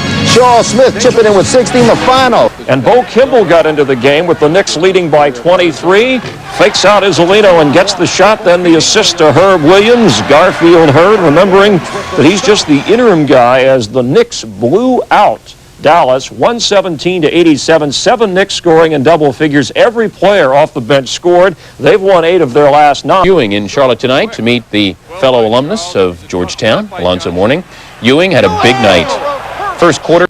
And Patrick does. Down well it goes. Knicks by a deuce, 23-21. The story in the first half, though, would be the rookie Mourning. Here he drives past Patrick, up and in, plus the foul, 54-48. Hornets. Back the other way we go now. Watch Mourning. He will put the swat on one Anthony Mason. There it goes right there. Hornets go on the run. Little Muggsy Bogues leading the charge to Larry Johnson. It doesn't go, but it's Mourning right there for the slam. 2 of his 19 for the half. Hornets by 6 in intermission, 64. David Wingate, the block out to Kendall Gill. The Hornets go up by 13 in the third. Hornets offense then went out of order. The Knicks, in particular, 2 men. There's one. John Starks, the tip in 107-101 Knicks. It's Starksy here, this time 2. Ewing getting inside, up and in. 5 steals, including this one, stripping Mourning. Finds John Starks. Starks had no problem finding the hole tonight. Starks also had 13 assists, including this one, drawing Mourning and then getting it over to Patrick and look out below. Starks then makes the great lefty catch and then goes in for the layup. He had 39. Well, Starks says, if I've got 39, the big man better have more than me, and he did. Ewing with 43, and the Knicks win in Charlotte. A game that they really blew open in the fourth quarter because Ewing had 18 of his 43 in the fourth. He also had 12 rebounds, their 9th win in the last 10 games. An award ceremony in Charlotte. Meanwhile, Anthony Mason hit John Starks for 2, and then on the run, Patrick Ewing gives the Knicks a 10-point lead at halftime. In the third quarter, Starks gets ejected from the game for swinging. Looked like a punch. He had 20 points at the time he got tossed, and that's paved the way for Michael Williams to get hot. Hits the jumper, Minnesota on a 13-2 run. They get within 2. Williams had 27 on the night. 2-point lead for the Knicks. 54 seconds left, and Ewing wants the ball, takes the shot just like in the All-Star game. He comes through with 23 points and 10 rebounds, and the Knicks put away the Timberwolves. And Patrick in foul trouble. 3 quick ones early. First half, Bucks looking good. John Barry, the steal, finds Vanilla Gorilla. Brad Lohaus. The Bucks up by 1 at the break. Frustration for the Knicks. Pat Riley gone. 2 tees and ejected. Knicks get on. Fourth quarter. After being down by as many as 12. Was mad over Doc Rivers getting drilled, but what that did was spark a run from the Knicks. Had the hot hand here. Starks for 3, Rivers for 3. Has the Knicks down by only 1. And Mike Dunleavy says, man, we got a big problem on our hands. Now 15 seconds to go. Ewing drives and hits a shot to put the Knicks up by 1. It's still very close, 89-88. Puts the Knicks up by 1 with 10 ticks to go. The Bucks a chance. And they go to, who else but Brad Lohaus. Fouled. He would hit 2 free throws, the Bucks by 1. And then it's John Starks' turn. He would nail 2 free throws. The reaction after the second one, last chance. The Hail Mary by Eric Murdoch. Ooh. John Starks, number 1, by 1, 91-90. Starks had 25. The Knicks, 11th win in their last 12 games. Oakley and Ewing had 15 apiece. First half, it was the Joe Dumars show. Yes, he hit a number of three-pointers. How about 7? Tying a team record. 7 for 11 from three-point range. 43 points for Dumars, 2 shy of his career high. Second half, more of the same. Pistons led by as many as 26. It was all Detroit. Knicks tried to strike back, though, not by much. Rodman for the layup, tackled by Greg Anthony. Can't imagine why Dennis Rodman is upset with Greg Anthony because of that. Dumars played contagious, though. Rodman in the corner for 3. 9 points for Dennis, 9 boards. Detroit easily 108-80. The 9 rebounds, 7 off. Welcome back to SportsCenter. Not long ago, the Nets were a threat to the Knicks Atlantic Division lead. Now in the throes of their longest losing streak of the season, New Jersey has lost all 3 games coming out of the All-Star break, and New York came across the Hudson looking to lengthen their lead. They've already beaten the Nets twice this year, but by then, they may forget that the Nets and Pistons combined to trash them by a combined 210-156 margin, got beat on the boards, and deepened their dearth of outside shooting with absolutely no 3-point field goals, while the opposition hit nearly 2/3 of theirs. New Jersey fired up. Derek Coleman and Chucky Brown, and Coleman, who had 26 by himself, also enjoying the assist. Brown had 10 in the first half. Fresh off a home loss to Portland and smarting from an 0-3 run since the All-Star break, Chuck Daly's group entertained the arch-rival Knicks today. The Big Apple may be big enough for 2 NBA teams, but both want it all. Derek Coleman reminds Greg Anthony about the no trespassing jersey rule and then rides him into the stadium basket support there.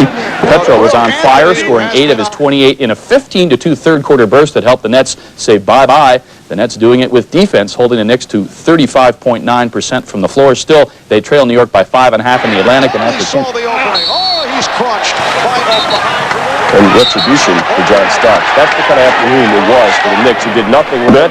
Finally get one up on the Knicks and get back within 5.5 in the Atlantic. Nets up big, and then this was one of the low moments. And back comes Kenny, manages to avoid the out-of-bounds line, but can't avoid John Starks at the other end. Starks hammers Anderson, and Kenny got hurt. We'll tell you about what happened after, but he does get the basket and a free throw. Nets up 15.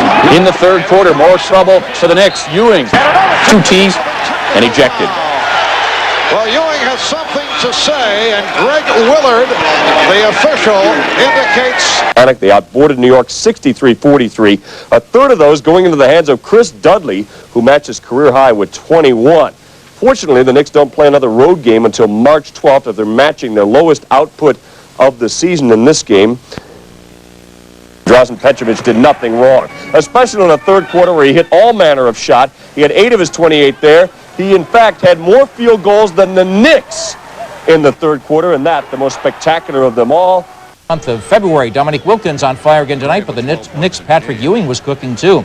Atlanta in trouble with big Kevin Willis out with back pain. Dominique was a show, though. 42, including this juke and drive to blow past Charles Smith for the finger roll. Beautiful. Ewing, though, responded, especially in the first quarter, when he poured in 18 of his 30. He was the go-to guy, and they went to him. Phil Simms must have thought he was back in combat at the Meadowlands watching this fight underneath.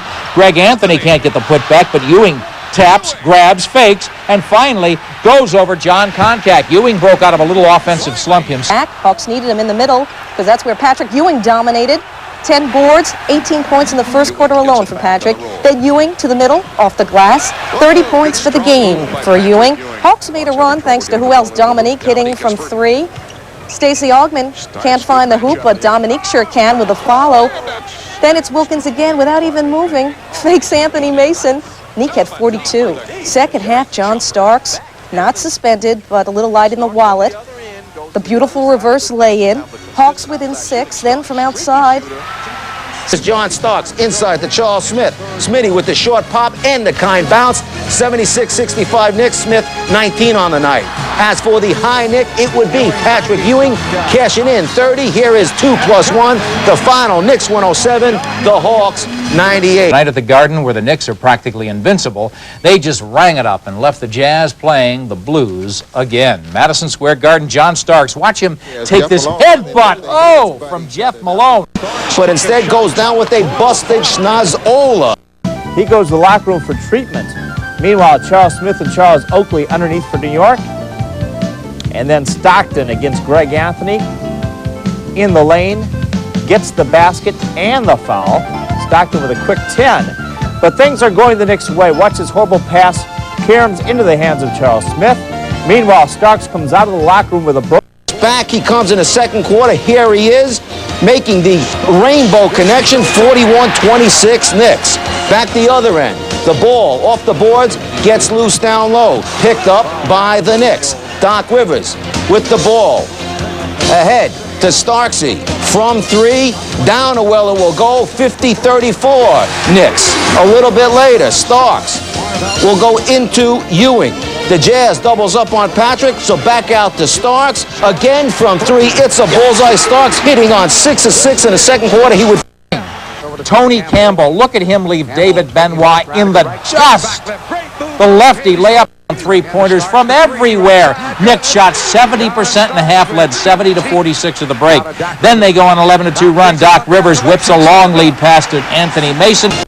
Had 28, a little showtime move here for New York off the bench. And then Patrick Ewing nailing the turnaround jumper. Ewing with 28 points and 15 rebounds. And the Knicks win again at home. Starks finishing with 22 and said actually that the mask helped him focus on the rim and shoot the ball much better. The Knicks shot a season-best 63 points. Well, John Starks is the kind of basketball player that always tests the coach's patience. He's the guy that sometimes takes the bad shot. He's the guy that mouths off to an opponent. He's the guy who drives you nuts but can win a game for you with a drive. And if you're Pat Riley of the Knicks, he's the guy you live with because you may not be able to live without him. It's like having a stick of dynamite and you're just trying to get him to light the match. He's explosive, he's a high-energy guy, and he's skilled. He's been shooting the ball well, playing good defense, going to the hole, and, like I say, he's underrated. Whenever a guy come in and produce like I do, and, the league had to take, notice. This is my 10th year in the league, and I told my wife before he took off on this run that he's doing now, I said, man, I haven't seen too many people with the talent, the raw athletic ability that John Starks has. Yet talent alone doesn't cut it under Pat Riley. He sent that message to Starks when he benched him for 2 games in November, and everybody knew about it. But in January, after a game against Orlando, nobody knew about the talk the two had when Starks walked away, knowing what he had to work on. Stop having that, what Coach called flip attitude, just coming in and freelancing and being solid. That's how he wanted me to play. And ever since then, I've been understanding exactly what he wants from me, and it helped my game 100%. He has a lot of talent. There's another level in the game that he can get to. He has the ability to score in bunches. He's just trying to become more of a consistent player where he can make plays and create plays for his teammates as well himself. Only recently have consistent and Starks been used in the same sentence. More often, he's described with 3 other words. Erratic. Are you erratic? At times I can be.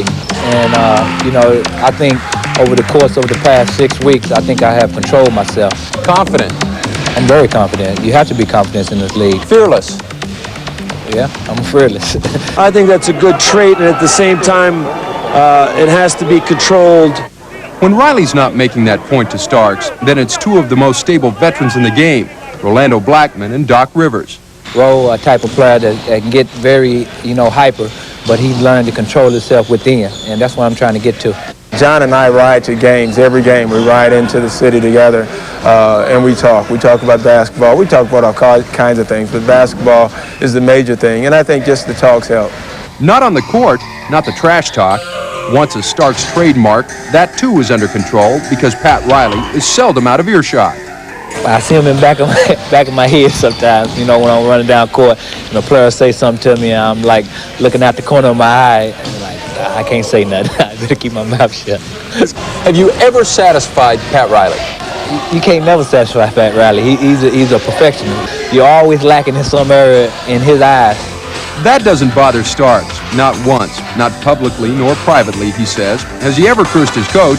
Because he says his coach is always right. With the Knicks, Steve Cyphers, ESPN. All right, Steve, thanks. John.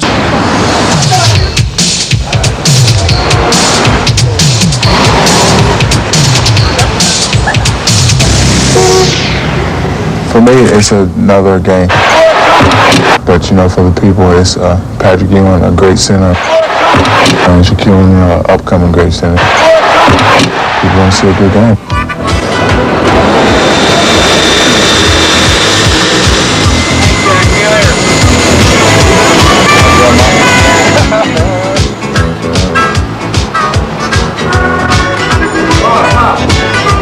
New York, New York. I'm in New York. I wear Ray-Bans because they're the best. Shaquille, can I have an autograph, please?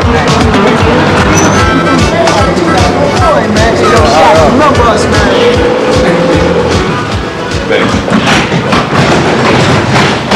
Just you in the garbage, man. This is how a 20-year-old, $40 million man comes to work with a bass rumbling as he... Back hard to the hoop. Colbert with the first basket in this ball game tonight. Dennis Scott, by the way, came back off the injured list, started one game, re-injured his Achilles, is not with the team tonight.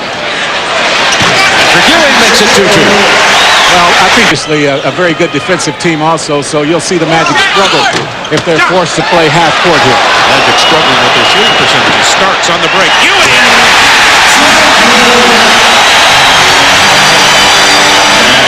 Patrick with 4 points to... Starks on the kick out to Ewing. Patrick Ewing making a statement early. He's 3 out of 4 with 6 points. So far tied at 6. 7:35 to go first quarter. Ewing missing this time. Charles Smith with the offensive board. Back to Patrick. Ewing has 8. All 8 of the Knicks points. He's 4 for 7. The other Knicks are 0 for 3. Anderson 4-3. Loose ball foul. Shaquille O'Neal picks up his first for New York. Has been playing better of late, but missed that time. Nick Anderson into the paint with his first hoop tonight. Charles Smith comes down and hits it from the perimeter this time. That's the shot they want Charles Smith shooting more. He's always played with his back to the basket. They're trying to get him to face up more and take that 15 to 18-foot jump shot. Smith, Oakley, and Ewing up front for New York. Here's Skiles. Finds Tolbert to Nick Anderson. He was about 25 feet away for that triple, and Anderson now with 5. Well, and the real key to that shot, now the Knick defense has to step out just a little bit. That might open it up some for Shaquille. There's the quickness, but then O'Neal got a piece of that. Smith quickly around Shaquille to get him a shot at the basket. There's the double on Ewing. He gets it to Charles Smith's fadeaway jumper. Ewing almost jammed it back. Oakley behind the back. Patrick Ewing. And it all got started with the second shot opportunity, and that has been a problem for the Magic. And, of course, you give Oakley and Ewing opportunity after opportunity, they're going to knock down a high percentage of those. Isolation, Shaquille. Look at the strength, 303 pounds, doesn't get the bounce. Oakley with the rebound. He has 5 early. Knicks by 1.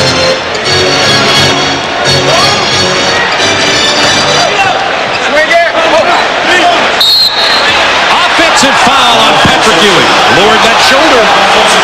That's his first. O'Neal also with one. Well, I think Patrick is going to argue this call because he's going to say Shaquille didn't have... Finally an adult. Shaquille with the spin move in the lane. Now, you see right there when Shaquille catches the ball in the paint and they take away the opportunity for the double team with the quick move to the basket, he's virtually unstoppable. Magic by one. Oakley buries the uncontested jump shot. For Oakley, more of a toe raise. Right. He doesn't get up very high, but when you're trying to cut off the inside game, you have to give up something, and the Magic will give him that shot the entire game, I think. Nice pass. Shaquille O'Neal into Tom Tolbert, who has 4 points. Mitchell has 3 rebounds. O'Neal 6 points. Anderson 5. Ewing has 10 early. Make it 12. He has taken that outside shot, and I think Shaquille is going to stay back off of him and allow him to shoot that one, and Patrick will not hesitate to put that shot up anymore. It's a part of the game that Shaquille O'Neal needs to add to his arsenal. Anderson misses the three this time. Tolbert, another offensive board. Skiles gets the bounce, and he'll go to the line. Not a good matchup situation for Orlando at the moment. Oakley. You have to give up something. The Magic trying to go with quickness against the bigger Knick team. They feel like Nick Anderson can guard Oakley just simply because Oakley not a real big threat offensively, but he will give you the offensive rebound. Tied at 18. Oakley with 7 rebounds, 2 offensive. Anderson short-arming the three-point attempt. There's Smith down low. They will go to him early. Anthony, nice move to kick it to Patrick, who has 14 points. Shaquille doesn't get out on him. Shaquille was down on the baseline. Into Ewing. Knicks with excellent ball movement.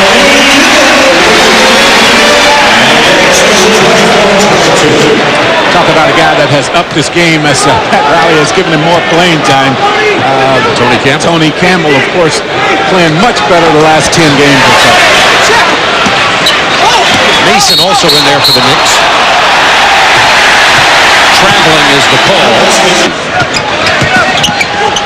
Patrick Ewing. What a quarter he's had. 16 points for Ewing. Knicks 26-22. Watch against Shaquille. How will he continue to step outside and get the jump shot? Doc Rivers he's on the low post. Against Kite. 18 points for Ewing.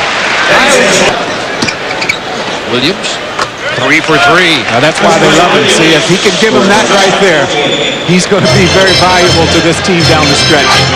Tied at 28. Mason gets the double team. Tony Campbell, tough shot, had to create something in the lane. The Terminator and Gregory Hines. A lot of celebrities here. Dustin Hoffman in the crowd tonight. Danny Aiello. That's Ronnie Lott. Well, I'll tell you what, I feel pretty good here. I got to shake hands once again with Spike Lee, who is sitting courtside. A very, very nice guy to talk to. And I'm feeling even better because I got to see Willow Bay from across the court. I didn't even get to talk to her, but I still feel like I did because I'm right this close to her. Shaquille O'Neal checking back into the game. Ronnie Lott, by the way, if you noticed him looking prosperous, there's a reason he signed with the New York Jets today. John McEnroe is a regular. Mason with the rebound. Over the double team, Anthony Mason with a tough offensive board and putback. His first basket of the night, and the starting guards for the Knicks, to go back to your point, have yet to score in this game. Yeah, and also on that play, a good look at the importance of rebounding for the Magic. As I just mentioned, when they keep the Knicks off the offensive boards, they're much more effective. Donald Royal powering it inside, lost the handle. Knicks can pull to within 2 or better with 4 minutes to go in the half.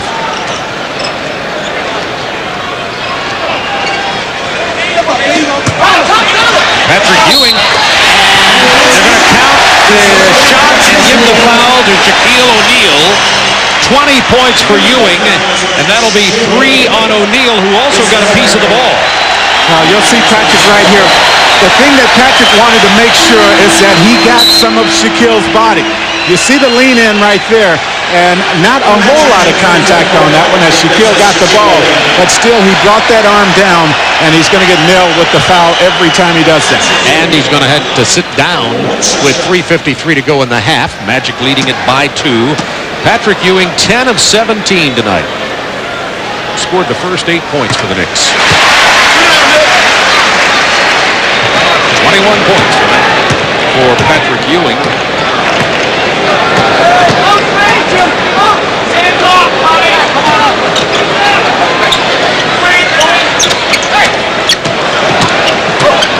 Nick Anderson, fade away. Big shot there. Yeah, big shot there, and of course his quickness against Mason gives him opportunities to put the ball on the floor. He got a hand on that Starks to Mason pass. Mason, strength inside. Ewing raked it away from Kite. He's got 23. You have your 7-footer getting down on the floor like that for the loose bars. You have to like it. The inbound pass. Looking for Ewing against Kite. There's the double team. What a nice pass to Charles Oakley. Ewing with a very quick pass inside to Charles Oakley. And Donald Royal. Powers inside. Ewing takes the ball out of the air. Starks hits the triple. The first 3 points of the game for John Starks. You know you can't keep this guy down all the time. He's 1 for 5 now after making that 3-point shot. Knicks were down by 6. Now they lead in the game. No look pass inside the Kite, who missed the left-handed hook. Well, that tells you a little bit there. Somehow the Magic might not give him the ball as much as he would like to have it. Knicks by 2. Shaquille on the bench with 3 fouls and 8 points, none in the second quarter.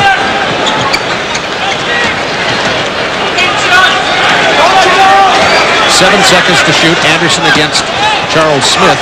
The 6'10 Smith.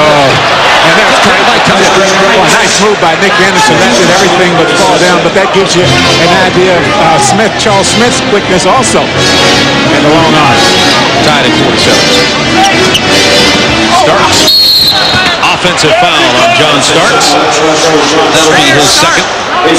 See if he's all right. There's Skiles to Brian Williams again. Not this time Ewing with the rebound. He has 5 rebounds to go with his 23 points. Anthony kicks it to Starks. For 3!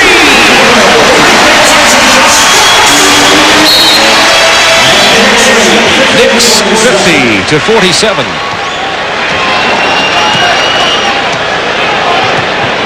Speaking of John Starks, Kenny Anderson lost for the season, it was learned today, to the New Jersey Nets. That's not going to make him love Starks anymore across the river. Not at all, and I think they're going to have to put a pin in the hand of in the wrist, and Nick Anderson comes back with an opportunity for us.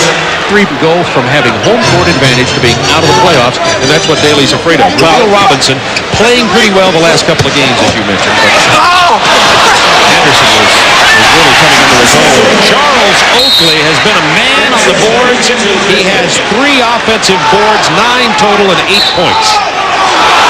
And now Charles Smith has been ejected. He has been nailed with 2 quick technicals. And Jake O'Donnell says, look, guys, I don't have to put up with that. That was quick. Riley out at half court. I don't know for sure what he said, but it was something Jake just didn't want to hear. And boy, that's a big loss now for New York. That is a huge loss because of the matchup problems that Charles Smith causes the Magic when he is on the offensive end of the floor. 2 very quick technicals. Charles Smith's out of there with 4 points, 2 rebounds. He may be a little bit frustrated because they were expecting in this matchup battle with the Magic tonight as he leaves the court here at Madison Square Garden. He palms the ball. He grips it almost with one hand. That's 3 threes for Starks. All 9 of his points have come from downtown. And the Knicks regain the lead. 11 1:14 to go in the third quarter. Bob Neal, Bruce Gibbons with you from Madison Square Garden. One of the marquee matchups in the NBA this regular season. The Magic and the Knicks, Patrick and Shaquille. Starks with the steal, and he goes in with the celebrities. I think he introduced himself to Gregory Hines.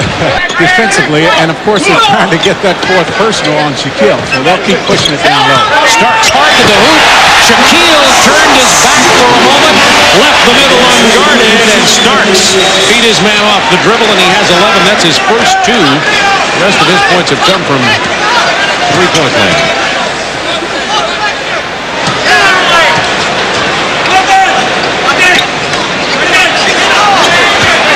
5 seconds to shoot. Now 3. Skiles misses the runner. Ewing, 9 rebounds. Starks, 4 3-pointers for the masked bomber. It's interesting in looking at Starks because before that Utah Jazz game, he had been struggling. 1 of 19 in the previous 5 games from back there. Jump ball. We hear things around the garden here. Who is that masked man? He's been giving up silver bullets. Yeah, they've been the sales have gone up on that mask around the New York City area. Kids wanting to imitate this guy, and well, the way he came back in that game against the Jazz, unfortunately. Anderson kicks it out to Anthony Bowie. Nice drive to the painted area. Good spot up that time by Anthony Bowie. 4 points for Bowie. By the way, 3 team fouls against the Knicks, none on the Magic in this third quarter. Patrick Ewing had a shot in this period. For some reason, they've gone away from him. Oakley into the paint. Charles has not missed tonight. He's 5 out of 5 for 10 points, and it's a 4-point Knicks lead. And I agree with you, they are not looking for Ewing early, and with Shaquille with 3 fouls, it's unusual. They're going to Shaquille for sure. Over the double team. That's at least 3. Isolate Anthony off the baseline screen. Starks. That's a 2. John Starks heating up. He has 16 points. Starks had none in the first quarter. Now they're looking for him, and now that the Knicks are running the screens for him along the baseline, it's becoming more and more difficult for the Magic guards to match up with him.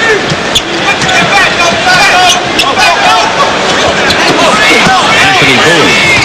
Nice move inside around Patrick Ewing. Stark started this game 0 for 4 and has been 6 for 9 since then with 3 threes. Now to Ewing. Ewing was pushed by Shaquille O'Neal. No foul call. Patrick has 25, his first of this half. I like the way Patrick just steps out away from the basket. When he's not able to get it down in the low hole, he just pulls out and takes the jump shot. O'Neal on the pick and roll. Ewing came out with him, and Shaquille will get that one to drop. 13 points for the 21-year-old from LSU. Starks gets it to Patrick on the baseline. Since when he had a lot of his first half points, 27 for Ewing. They've gone to running the double team, the pick and roll with Patrick Ewing. The Magic not dealing with it very well right now. That's giving Ewing opportunity after opportunity to just drop back in the corner for the shot. Ewing's high for the year. That steal went out of bounds in the post to Ewing. Hammered by O'Neal, that's number 4. Well, that's the first time that Patrick has been able to catch the ball in the paint in this third period against Shaquille. And you see Shaquille just kind of hesitated just enough to get Patrick to step to the middle. This reminds me a little of the Valentine's Day game. Shaquille wasn't playing all that great in that. Patrick fouled out, and then Shaquille was the man in the overtime periods. Ewing with 29. Make it 30. Well, I see a whole new approach to this game by Patrick Ewing than the first 2 games these 2 teams met. Ewing is just a man on fire. Almost blocked that. Certainly caused the miss. Anthony fouled as he tries to come out of the pack. But he has led this team so far in this game, and that guy right there is killing it. He is killing it. 18 points now for Starks. And he scored that in the last 9.5 minutes. Timeout. 3:53 to go in the third quarter. The Knicks have built a 5-point lead. They trailed by 1 at the beginning of this quarter. Donald Royal, hard to the hoop. Ewing now has 12 rebounds. Starks draws the foul. Anthony Mason in his face. Shaquille's had trouble on the block against Patrick tonight. But Donald Royal gets the miss and puts it back up and in, and the Knicks lead it by 5. Shaquille with 13 points. He's missed 4 shots, hit only 2 from the floor this period. That stops a 7-0 Knicks run. Campbell doesn't get it to fall. Now 5. Royal pounds it inside. Offensive foul. Knicks by 6, 2:39 to go in the quarter. Matty Gukas, the only remaining recent expansion team coach. And given a 3-year extension after last season, so he will be around a while. Ask him if he felt a lot more pressure since Shaquille is there. He says, in Orlando, we had pressure from the day I got here. That's on Patrick Ewing, offensive foul. I think you have to give both of these guys a lot of credit. Terrific on this possession. But Anderson scores anyway. That's your great player. I think you're right, but I think the half-court defense that time for the Knicks, once again, very, very good. And Shaquille with the block. 4-point Knicks lead. Williams got his own offensive board. It's cut the lead to 2 with a minute 45 to go in the quarter. 10 points for Brian Williams off the bench. As I mentioned, if the Magic make it to the playoffs and they're going to make the run, it has to be on the back to some extent of Brian Williams. Starks to Campbell. And the Knicks' playoff chances in terms of going as far as they want to go will depend on their bench play of guys like Mason and Tony Kidd. And you have to include Doc Rivers in that number also, because Doc has played very well the last couple of games. And, of course, his experience invaluable. He'll be back in a moment. Pass from O'Neal wasn't handled well by Royal. 3 on the shot clock. Skiles knows it. He beat the clock, but here comes Starks. He traveled. Magic ball, Doc Rivers. Speaking of the Devils, comes back in the game. No offense intended, Doc. In the quarter, Shaquille. Bad pass. Skiles saved it.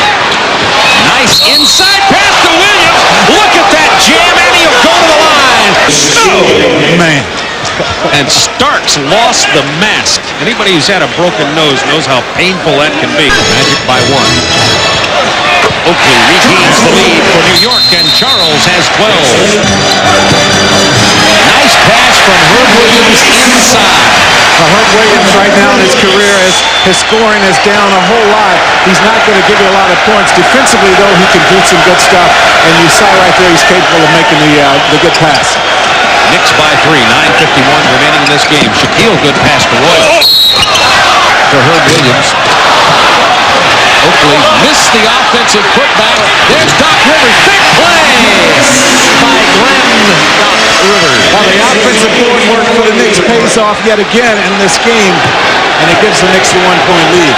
As we were saying, Matty Gukas said, I don't know how we can stop that, but that's one key to our winning. Skiles trouble with Oakley. 8 to shoot. Shaquille powering it inside on Herb Williams now. Yeah, they would like to get Shaquille opportunities in the paint. Patrick Ewing won't sit there very long. Shaquille now against Patrick Ewing. They isolate. Ewing blocked it. O'Neal back hard to the hoop. Brian Williams knocking it around out of bounds. Orlando ball. Mahorn has played, obviously, very physical basketball against the best of them in the NBA, and he said he's never played against anyone as strong as Shaquille O'Neal. Foul number 5. The league is right now, the Magic are coming very aggressively with double teams on Patrick Ewing every time he catches the ball. Starks with the Ewing pick. Starks has 22. 16 points for Starks in the second half. Knicks by 1. Anderson off the baseline thoroughly. Williams with a tip. And 2 Magic players raise their hand. They're going to give it to Royal. Line looked like Williams to me.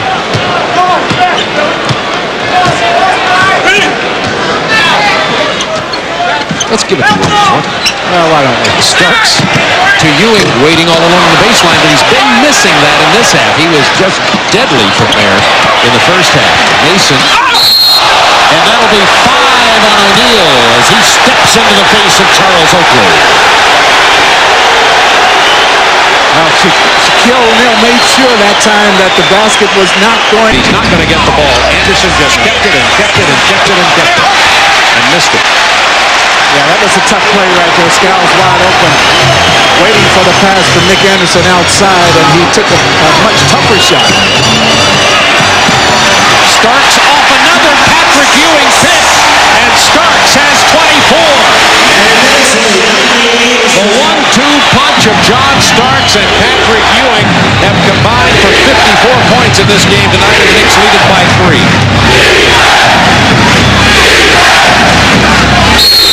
Oakley commits the foul as he combines with Doc Rivers on the double team. Next time either commits one, they'll be going to the line. Inside from Skiles to Williams, can't handle it. That was effective when Williams came off the bench earlier. They've sold out every game except 2. Bullet pass inside from Starks to Mason. What a strong body. I mean, his upper body, he comes up limping there, but his upper body just makes it impossible for you to get to the ball when he puts that arm out there and wants to go to the hole. Holding his left knee, got a timeout. The other thing, you see where Patrick is forcing Shaquille to catch the ball. Now, that's the aggressive move that you saw early, and he wanted to foul that. Shaquille. Some nice faking and then a tough bank shot. 21 points for Shaquille, playing with 5 personal fouls. Knicks by 1. Well, as I say, Shaquille still very much able to carry this team. He has 5 personals, but he's not going to back off. Starks traveled. Magic trailed by 1, and they have possession of the ball with 1:37 to go. Both teams in the penalty. One thing we haven't seen out of New York when Shaquille has caught the ball the last 2 or 3 times is the aggressive double teams that we saw early in the game. They're giving Patrick Ewing an opportunity to work one-on-one. I think they will come a little bit more aggressively if the Magic go to the hole this time. Scott Skiles looking for it. Foul on Patrick Ewing. You could hear his verbal displeasure. That's 4 on Patrick, but only 1:23 to go in the ballgame. Well, we might see Patrick take a handful of jersey. Yeah, there it is right there, trying to undress Shaquille O'Neal on the low post.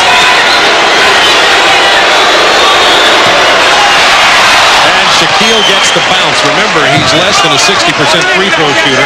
Now 22 points, 6 of 7 at the line tonight. But watch his hand placement on the ball as he shoots it. Look how big his hands are. I mean, he almost encircles the basketball. Also, his form is not real good as he sticks his shooting arm out instead of directly under the basket. He gets them both. He's 7 out of 8 tonight. He scored 6 points, the only 6 scored since he re-entered the game at the 4-minute mark. Now 1:17 to go. The Magic have reclaimed the lead. Ewing's jump hook.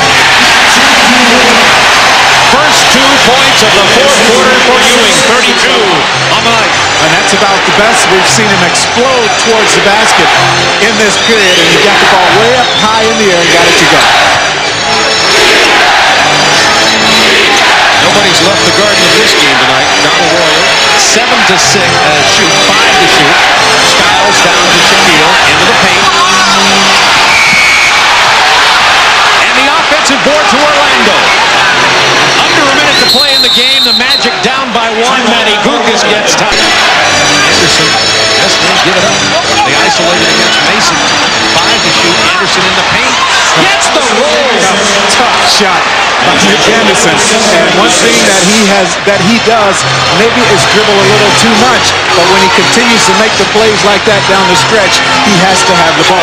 Everybody in the house knew that he was offensive foul on the Knicks. And the Magic leads it by 1 with 15.4 seconds remaining in this game. And that's number 6 on Shaquille. Magic foul. Shaquille O'Neal is going to be out of here, but now you'll see Doc Rivers try to set the screen, and there's Shaquille, just clears Doc Rivers out now. Shaquille Shaquille doesn't like to call, and you have a guy here who normally does not complain all that much. So Shaquille O'Neal sits down with 6 fouls, 23 points in this game, but his Magic lead it by 1. Give Doc Rivers a lot of credit. He went over and he seeked Shaquille out. He sought him out for the foul and, for the screen, made sure that he got some contact there and drew the foul. One of the reasons that Pat Riley leads Doc Rivers in the game. He can give the Knicks the lead with 15.4 seconds remaining. Rivers has 7 points off the bench. Big miss. Tied at 97. The last.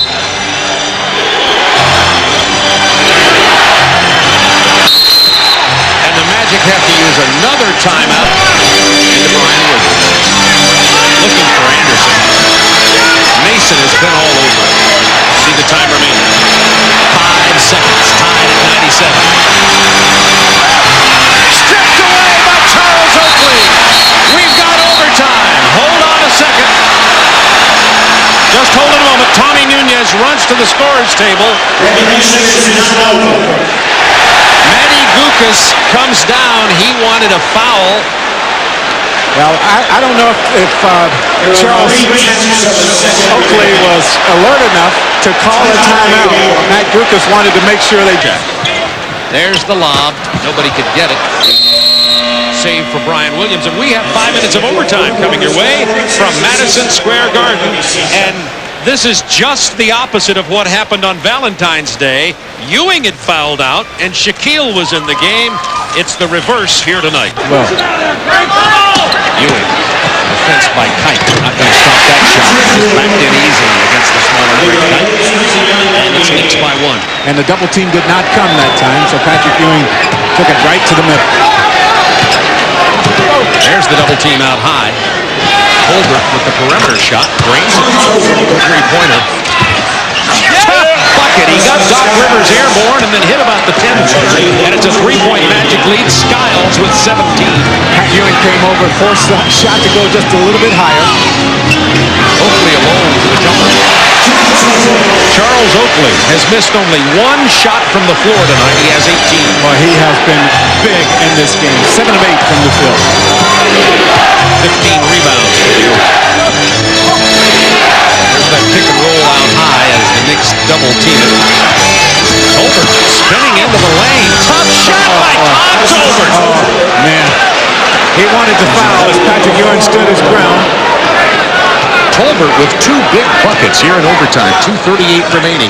Kind of an Magic lead. Kind of an unlikely guy for the Magic to go to right now offensively. Here's a likely guy. Anderson almost raked it out of there. Loose ball foul is on Charles Oakley.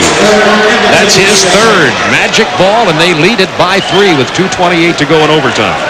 Oakley has been caught kind of in a very indecisive position there because the double team, the Knicks have been doubling up on Scott Skiles.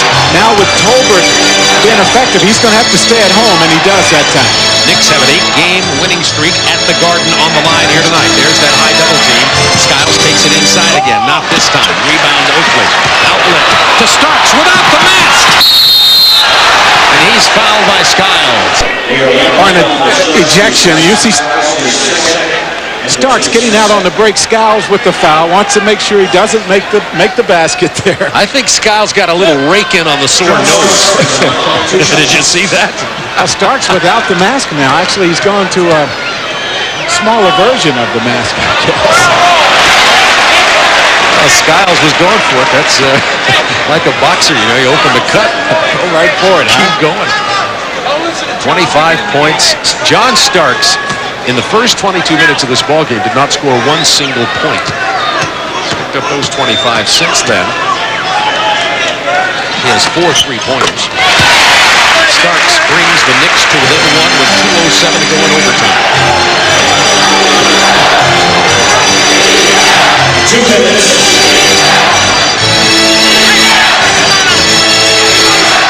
Donald Royal gets it to Nick Anderson, their scoring machine. He struggled from the floor tonight.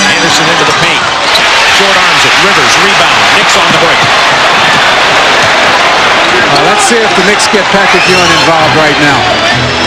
They get him involved to set a screen. Now he rolls down to this baseline. Mason is the man left alone. Off the glass! Big bucket for the left-hander. Only 8 points for Mason, but he gives the Knicks the 1-point lead with 1:25 remaining. Well, excellent use of the backboard that time. Skiles faked off Rivers, got airborne, and had to get rid of the ball. And now the Knicks lead it by 1 with the ball.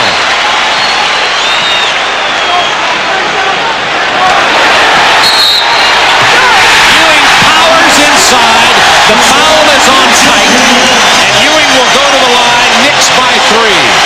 And once again, the double team does not come.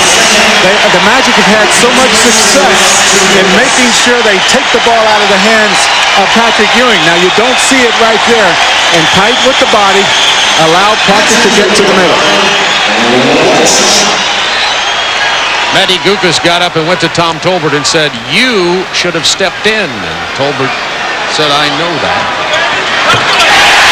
Now I know it." 4-point Knicks lead, 1:03 to go. Timeout. Orlando playing without Shaquille O'Neal, who fouled out in regulation.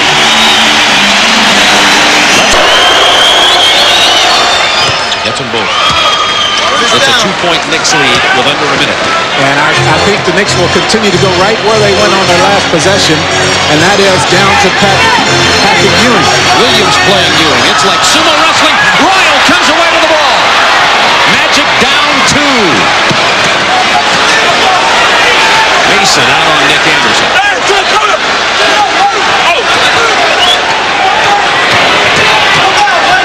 Anderson spinning into the lane, and he's fouled.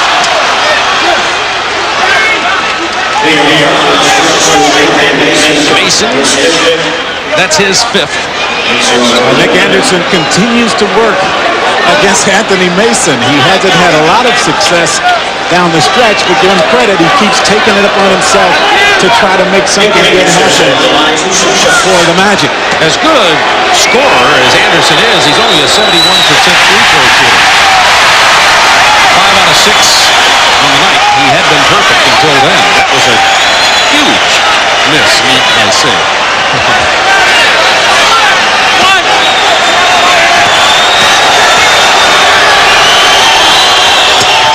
It's a 1-point Knicks lead with 22.8. Full court pressure from Orlando.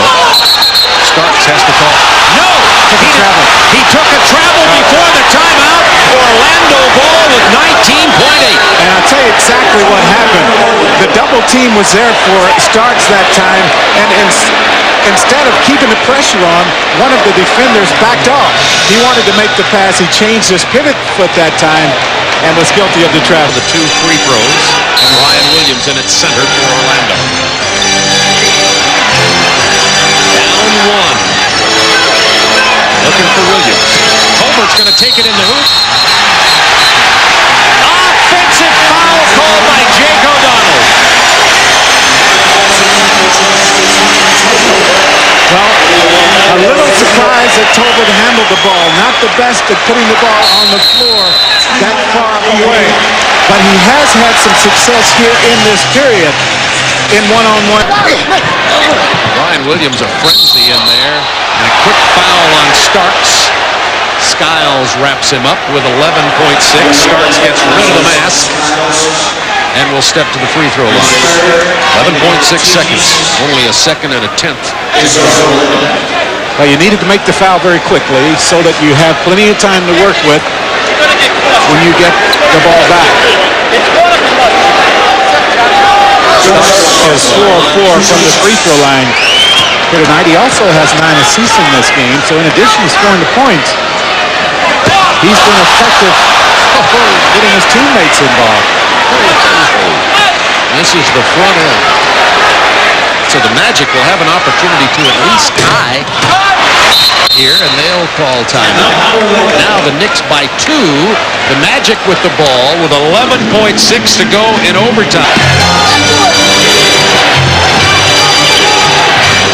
Donald Royal. Williams takes it inside. 1.1 Williams had the chance to tie, but that New York interior defense was right in his face. Patrick Ewing leading the way there, and once again, the Magic without a timeout, so with 1.1 left, they don't get to draw up another point. Nick Anderson isolated over on the weak side.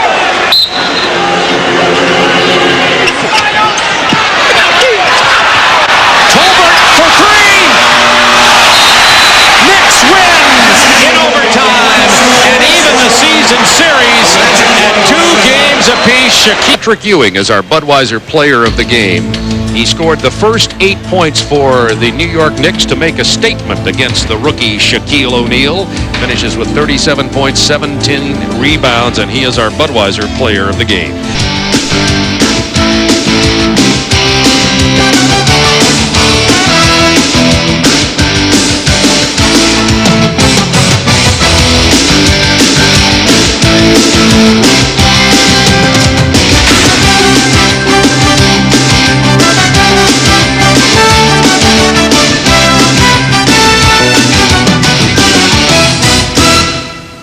Others think of New York as skyscrapers. Who stands taller than Patrick Ewing? Well, Charles Oakley can spot him in a crowd with a jam. And then Ewing, the turnaround jumper over. Worthy with the steal. Speeds all the way in for the patented Worthy jam. What do you mean I'm a beard? Lakers by 7. Then the Knicks with a 5-on-1 break. Good D here, huh? Anthony Mason beats the clock. Big jam. Lakers by 3 at the end of the first. John Starks with the air ball. Patrick Ewing snatches it and then reverses it. Knicks by 9. Ewing's had a huge game. Then later, nobody on Ewing. He slams it down, and I mean tough. Moving to the fourth quarter. It'll be more of the same. Patrick up and in for two of his game-high 34 final. Knicks 110. Lakers on the way to losing that streak. Patrick sets his feet, buries a jumper, and then Starks the bomb to Patrick. No one else in your screen. 34 points, 12 boards. The Knicks have won 10 straight at home. Their first win against the LA Lakers since the beginning of January 1984. Ewing tossing in 19 and pulling down 10 rebounds as the Knicks hand the Washington Bullets their 6th straight loss, 109-98. Charles Smith adding 15 for the Knicks, who extended their winning streak to 5 games. The Knicks up 4 in the second quarter. John Starks hits the 3. Knicks 15 of 18 from the field in the second quarter. Ewing with a twisting shot. Knicks led by 8 at the half. The Knicks took command in the third quarter. Larry Stewart is blocked by Ewing. Hubert Davis takes it and scores it. Knicks up by 20. Then Starks with a steal. And he always likes to get on the SportsCenter highlights. Slam dunk, mask and all. Easy night for the Knicks, even if they had to listen to Robin Ficker all night. 109-80. From Saturday, John Starks hits the 3, but watch the elbows as Patrick Ewing and Rick Smits square off. Patrick points fingers, technicals are assessed, bench is clear. In the second half, there would be more ugliness. The Knicks lead by as many as 18 before the break. Reggie Miller, though, cuts the lead to 4 with a fall away. He would later get tossed after a second technical. Time expiring first half. Starks for 3, nails it. Knicks up by 14 at the break. Second half, Ewing, nice move along the baseline, 29 points, 10 for 12 from the floor for him. A little bit of playground ball. Anthony to Starks going reverse in your face off your head, and the Knicks win by 31. The Knicks have won 6 in a row now in 20 of their last 25. They have beaten the Pacers 3 times this season and 6 straight times dating back to last year. They are 2 games up on the Bulls in the loss column as they host the Milwaukee Bucks at Madison Square Garden tonight. Rough moment for Greg Anthony of the Knicks. You hate to see this. Watch his left foot as he steps on Frank Brakowski, or his right ankle it was, and sprained it, and he left and has not returned to the lineup. Fred Roberts to Todd Day. Ooh, Doc Rivers grasping at air as the rookie goes by him. And a good game going on at Madison Square. Charles Oakley with a steal. John Starks all by his lonesome. We'll jam it down for a 2-point lead. And then it's Patrick Ewing going to work in the paint. Little hop, skip, and jump, and nothing but the twine. Marv Albert, John Andres, Al Trowley, Walt Frazier from the Garden. The Knicks with a 93-91 lead with 2 minutes and 55 seconds to go in the fourth. Starks for Ewing. Patrick Ewing with 30 points, and the Knicks now lead by 4. Ewing has risen, continued to rise above the Milwaukee Bucks defense throughout this game. Edwards backing Starks. Stripped by Rivers, and he's fouled. Lohaus preventing. Check out the follow Charles Smith throwing it down for 2 of his 18. Play TV with us this year. This thing keeps up. Anyway, Starks works the perfect pick and roll with Ewing, who jams. Reggie White is on his world tour. I guess it passed through New York tonight. Knicks missed some free throws down the stretch. Fred Roberts with a chance to tie it, but forces a bad tray. That almost missed the floor. Anyway, the Knicks go on to win 102-99. It was not easy, but the Knicks are now 29-4 at home this season, having won their last dozen on the Garden floor. Tough victory, and again, it was in Cleveland. These are New York and Cleveland. They are both playing extremely well, and they butted heads tonight at the Richfield Coliseum just outside of Cleveland, Ohio. And I do mean butted heads. It got a little physical out there. Danny Ferry, Charles Oakley, they kind of get after it there. A little flagrant foul called. Lenny Wilkins even got kicked out of this game. Here, Oakley feeds Tony Campbell for the easy layup. Lenny would be gone soon, but his team was down 22. Patrick Ewing running J, 2 of his game-high 28. The fans have seen enough, and even Terrell Brandon said, man, nice seats. I like it better over here. Anyway, there's your final count. New York wins in blowout fashion, 115-95. The Knicks have now won 8 straight and are rolling. Guard John Starks is a lot like Dennis Rodman of the Pistons in that you hate playing against him, but wouldn't mind him on your side. Starks is the human irritant with three-point range. He's gone from relative hoop obscurity to become a marked man with New York. Starks has broken the bones of others. He had his own schnoz busted, but just keeps on coming. CNN's Mark Morgan has more on this Type A personality and high tops. A keg of dynamite that is always lit. 3 and 4 minutes remaining in this game. I have to play with a lot of energy. I'm just a hyper person by nature, and I like to get out and run and feel free. John Starks has found freedom in the NBA spotlight. The New York Knicks guard has his high-energy act in high gear in the Big Apple. This guy has everyone searching for adjectives. We're trying to think the other day of a nickname for John Starks, whether it be Thunder or Storm or Sting or Stung. You know when he's out there, there's going to be energy.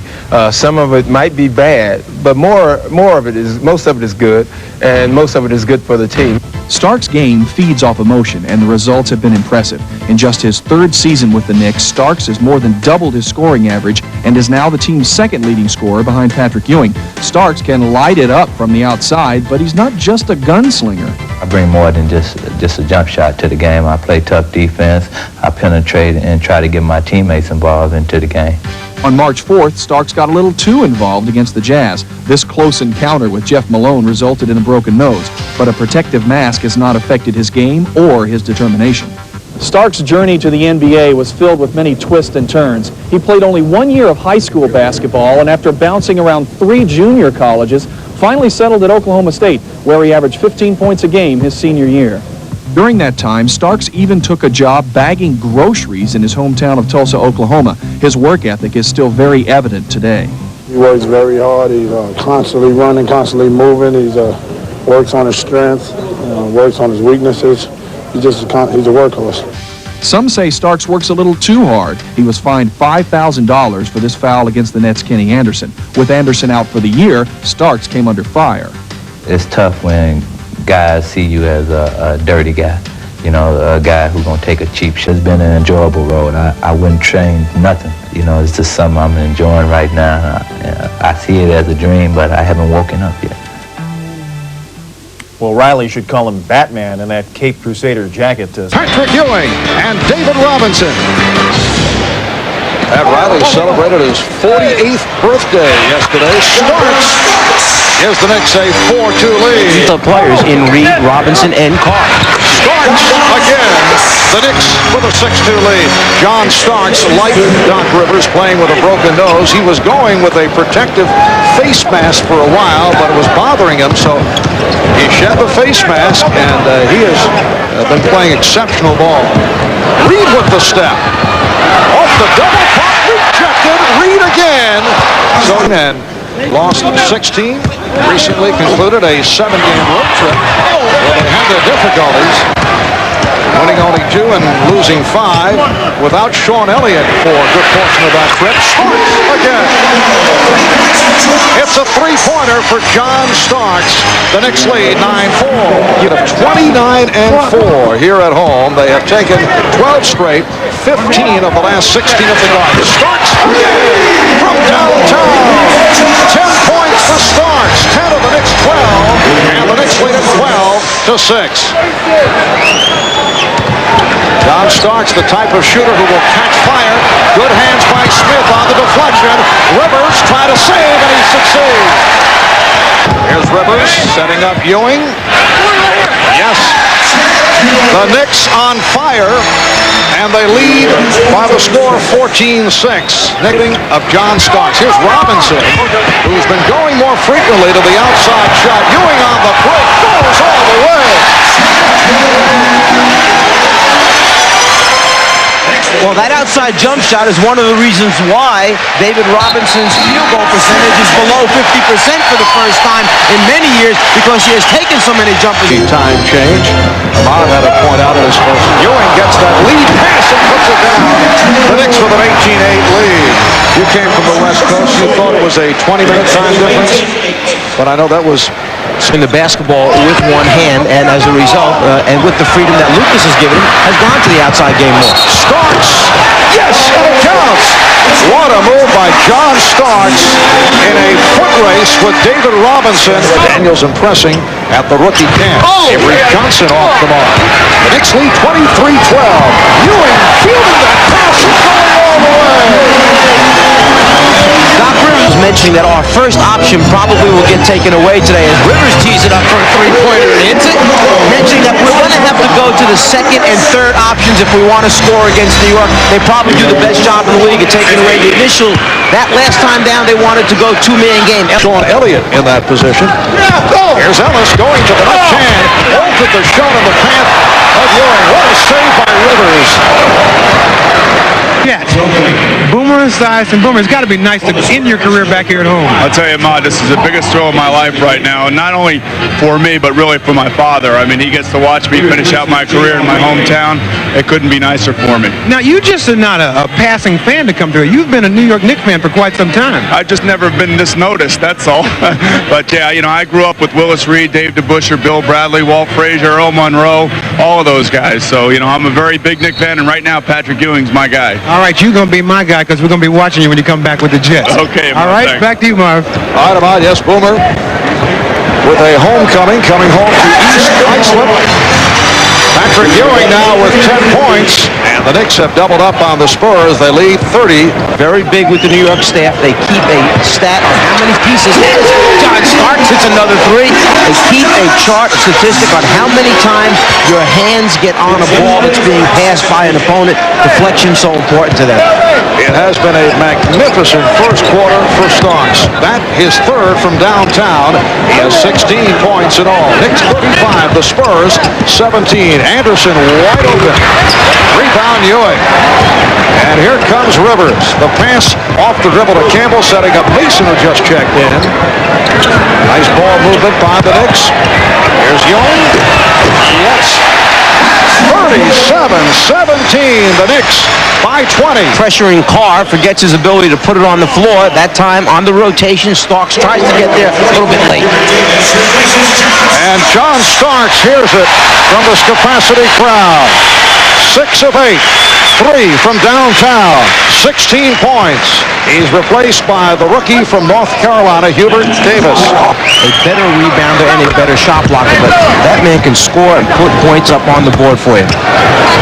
Time running out.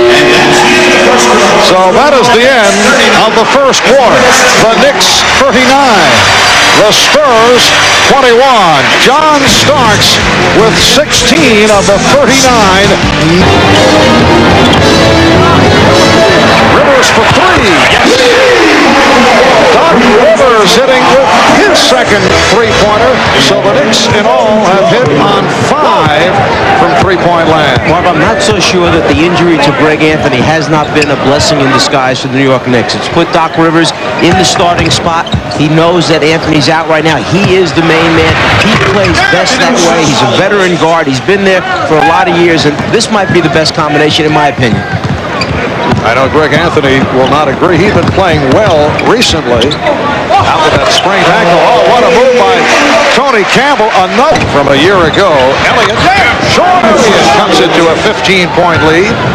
Of the 12 players on the Spurs playoff roster last season, only 3 currently on the active roster. David Robinson, Antoine Carr, Sean Elliott. It has been a major overhaul. Ewing with 16. And in the first quarter, he had 16 points. Ewing with the shot clock down to 3. Yes. Patrick Ewing with a sensational first half. He has 18, and the Knicks lead 50-31.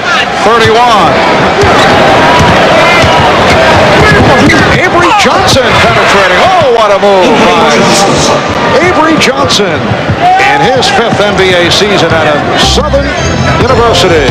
Led the NCAA in assists each of his last 2 years, and very excited about Southern's play in the NCAA. They'll play George Washington later on today. Ewing with the drop step. He's fouled by Robinson. Hit one more time, so it may break your concentration a little bit. Oh, the steal by Rivers. 3-on-2. Here's Starks. Nick Player. Knicks lead by 19. Another steal by Rivers, his 4th. Ewing recaptures. He was tripped up by his teammate Oakley. Gets it to Oakley. The no-look for Mason. Mason on the rebound. Rebound Ewing. Mason kept it alive.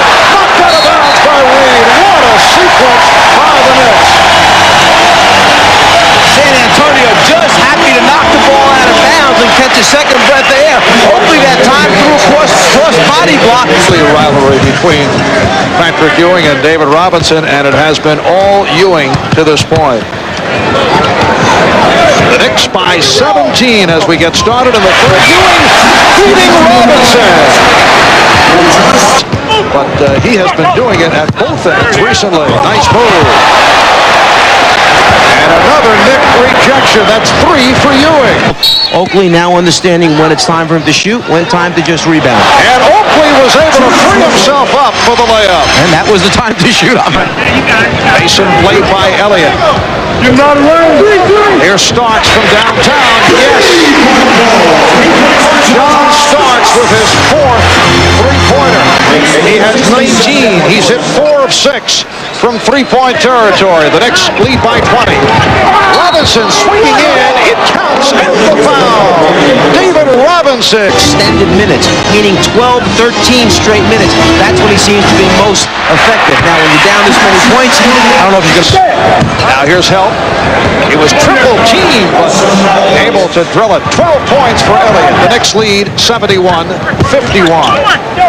Davis and Starks in the backcourt. Oakley, Mason, Ewing up front. Ewing sensing the shorter man Antoine Carr during this 8-game win streak. Again, Ewing. Now help. And Ewing found Oakley. Beautifully executed. Well, there's the extra dimension. Now, as soon as he's double-teamed, he feels it, looks opposite, he knows there's a cutter under the basket, and then it's the execution. He can do that as well. Patrick Ewing, an excellent interior passer, as is Charles Oakley. They work well along the baseline. Knicks by 22. Del Negro from deep. Yes. Vinny Del Negro, who played in Italy last year, MVP of the Italian League. As Mike mentioned, has not been getting the time recently. Mason with a power move. No resistance at all by the Spurs. Unusual. Normally more passes to the Knicks offense, but Mason felt right away that he could take Wood off the dribble, put a little move on and loved it at the end. Mason with the steal. Starks for Oakley.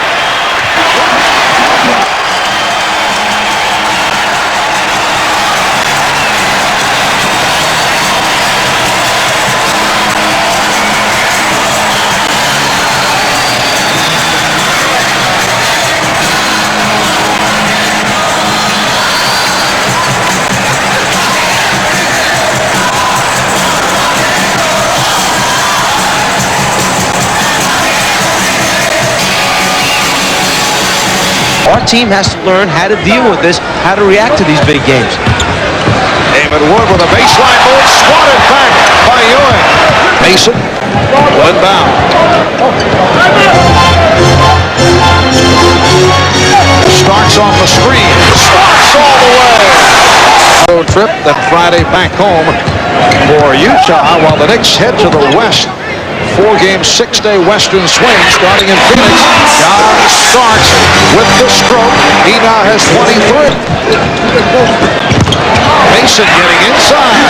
Again, the execution on offense, that was a simple, what you would call, you straighten out that pick and roll and pick and step back move. I don't recall that either. You seem to forget quickly. But that UCLA cut from the great John Wooden teams at UCLA, they ran that move over and over again to perfection, so we give it that name. We do. You and John, huh? Patrick Ewing hears it from the crowd, replaced by Herb Williams. Patrick Ewing, 30 points, 12 rebounds, 4 block shots. 43 seconds remaining in the third quarter.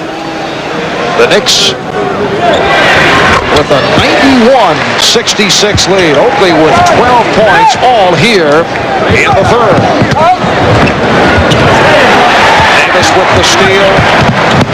Down to 10 seconds. Pat Riley yelling it out, making sure they understand he wants the last shot of this third quarter. Herb Williams finding Anthony Mason. There is the last shot. The Knicks 93, the Spurs 68. And the Knicks will hear it from this capacity crowd as we head to the fourth quarter. Patrick Ewing with 30 points. John hand. Williams with the rebound. Herb Williams has been a crowd favorite here in New York. Done a nice job in coming off the bench, replacing Patrick Ewing. Starks with fake. Starks on the recovery. It's 97. The Spurs 74. Starks. Several of the credit. Do I hear that coming back now? Sounds like Herb Williams with the spin. So the Knicks lead 103-80. Has even come to contest the player driving to the basket. J.R. Reed. The Knicks 105 and the Spurs 82. Bo Kimball, who has emerged as a crowd favorite, has played in only 6 games as a New York Knick, came over in the trade from the Los Angeles Clippers in that Charles Smith, Mark Jackson transaction. Here's Rivers. Doc Rivers, 5 out of 7, 14 points. Displeasure to the officials. The game in Phoenix followed by games at Utah, at the Los Angeles Lakers, at Golden State, and then back at the Garden. Yes, the Knicks with a half-game lead over the Chicago Bulls. Crowd chanting, "We want Bulls." We want to see Bo Kimball on the floor. San Antonio moves on. Not played much today. Will come on. Herb Williams with his second field goal. San Antonio tried to spring a little late half-court trap. New York did a nice job of reversing the ball, getting it in the corner for the open shot. See on the far side, Bo Kimball making his way to the scorer's table. Our statistician, Mr. Stats himself, Elliot Cow. We come up on a minute remaining in the game. Hubert Davis goes to the finger roll. The Knicks 112 and the Spurs 94. Contest in the second half. Oh, Kimball with the one-handed rebound. You never had the feeling that San Antonio had a way of stopping New York from executing their offense, giving themselves a chance to get back in the basketball game. So they will shoot the free throw attempts now and also get the basketball back. John Lucas probably would have liked it and the back of Anthony Mason's head. Nice sculpture work. Won 13 straight at home. San Antonio now at 4. First quarter we go. Charles Barkley pulls down the rebound up court. His pass though bounces into Patrick Ewing. Doc Rivers picks up the ball ahead to John Starks. Back to Charles Smith. Down to Hats 31-28. Knicks after 1. Off the inbounds, Doc Rivers is going to be called for an offensive foul. He gets hot, and then he gets into the face of Kevin Johnson, and all hell breaks loose from there. Barkley gets into it. Everybody gets into it. KJ and Doc both got hit with technical fouls. Now watch, late in the game. Rivers ran into KJ. They go at it, and again, all hell breaks loose. And this just happened moments ago, a major league brawl. Looks like a hockey game on a hardwood. Everybody gets into it. Mason was in there. Punches was being thrown by just about everybody. Fortunately, the fans in Phoenix stayed off the court. You don't see it there, but Greg Anthony in his civvies got into it. People having to be restrained. Riley. Yes, that's Greg Anthony in street clothes. Yes, that's Pat Riley heading down. He would rip his pants. 4 players from the Knicks. KJ, Danny Ainge, John Starks, Greg Anthony, Doc Rivers, and Anthony Mason. It is an absolute mess. We'll have the full story on late night at 2:30 a.m. Eastern Time. Teams did come back in the third. KJ still hot and bothered. Had to be restrained by Coach Westphal and his teammates. Anthony back with his new duds, also still hopping mad. For the incident with Doc Rivers, Bo Kimball stretching. He says, I got to get in the game. There's only 3 guys on the bench. He did. It didn't matter. Charles, inspired basketball. 22 in the first half. 31 for the game. To taunt with this shot and then the aftermath. Charles, Suns coach Paul Westphal couldn't stop talking about Pat Riley and his tackling skills. See Pat out on the floor? Yeah, in fact, I got to give him credit, man. That guy was down there pulling people off. He was down there on the bottom of the pile. He looked like he must have a clothes deal or something, because he didn't care if he got him ripped or sweaty or whatever. I mean, he's a tough guy. I mean, you got to take your hat off to him. You know, I was certainly involved. Getting out of control and what happened, I don't have a problem with whatever decision the league makes or the officials at that time. That's up to their discretion. My concern is, how can a guy in street clothes come on the court and take a cheap punch and not get severely reprimanded for that? I like that type of that roughhouse stuff where you beat guys up and let who's standing at the end wins the game. That's my type of game. New York beat Phoenix at the Garden in January, but the Suns have the best home record in the league, 28-3. However, their 3 losses have come against Chicago, Cleveland, and New Jersey, 3 of the top teams from the East. And all of it instigated by Kevin Johnson, period. You almost have to retaliate, but I don't think you should. I think you should try to turn the other cheek. I didn't. I'm a little embarrassed by it, and I'm not a guy who likes to be getting in fights. I like going to fight. You media out there that have been saying, can we play Eastern ball? Was that Eastern enough for you? Obviously, the Phoenix Suns came with definitely a premeditated thought about a statement they had to make for their manhood this evening. Well, it's an unfortunate event, obviously. I do think Kevin Johnson provoked the fight, but, should I have retaliated? And it was more of a team thing. Doc Rivers' 2-game suspension leaves a hole at what already was their weakest position as they moved on to Utah and the best point guard in the league. They're waiting. How would Pat Riley's team respond? Well, they went to the rook. UB Davis filling in at the point guard. Was he ready for the challenge? Patrick Ewing gave him the ball, and he sniped from 3. He was hitting from long range throughout the first half, rolling that one in. He had 11 points in the first half, 3. Anthony Mason pulls down a rebound, and look at Anthony go on the express by his lonesome up and in. 51-45 the Jazz. The pick. Breaks the other way, leaves it for Ty Corbin and the slam. Jazz led by 10 at halftime. On to the third quarter. Jazz going inside to who else? Karl Malone. Reverse lay-in, 20 points. Jazz up by 16. Now in the fourth quarter, the Knicks come back to life, though. Pat Ewing working on the block. 27 in the game. The lead was cut down to 6. But Jay Humphries, little dribble drive down the lane, hangs, throws it in. He is fouled. Big three-point play. Utah going on to win 104-87. With the Phoenix Suns Tuesday night, the Knicks, with their 2 true point guards on suspension, are looking for their first win on their West Coast road swing in L.A. to face the Lakers, who dropped their last 5 at the Forum. Gets interesting early between Pat Ewing and first AC Green, and then Vlade says, I'm going to get into it with you, Patrick, and the officials try to break it up. They end up pushing Patrick into the photographers. Patrick was upset. Pat Riley was just tired of it all, tired of his team getting the abuse. Anthony Mason, a man possessed in this game, takes it up and through Vlade. Mason again. He came off the bench for a career-high 30 points. Second half, check this out. Worthy the miss. Tapped in, though. Nice play here by Eldon Campbell. Lakers within 3, but Ewing does the damage inside. Of course, 16 points for Patrick. The Knicks by 10. Lakers lose their 6th straight. This one's sweet for Pat Riley. Mason and Oakley combined for 48 points in this game. You know, they entered the game with a combined 16-point average. Starks, a career-high 14 assists. The Knicks out-rebounding the Lakers by 20. It's wrapped up a rough 4-game West Coast road trip with a win against the Warriors, and those are chipped teeth from Doc Rivers. Is there a dentist in the house?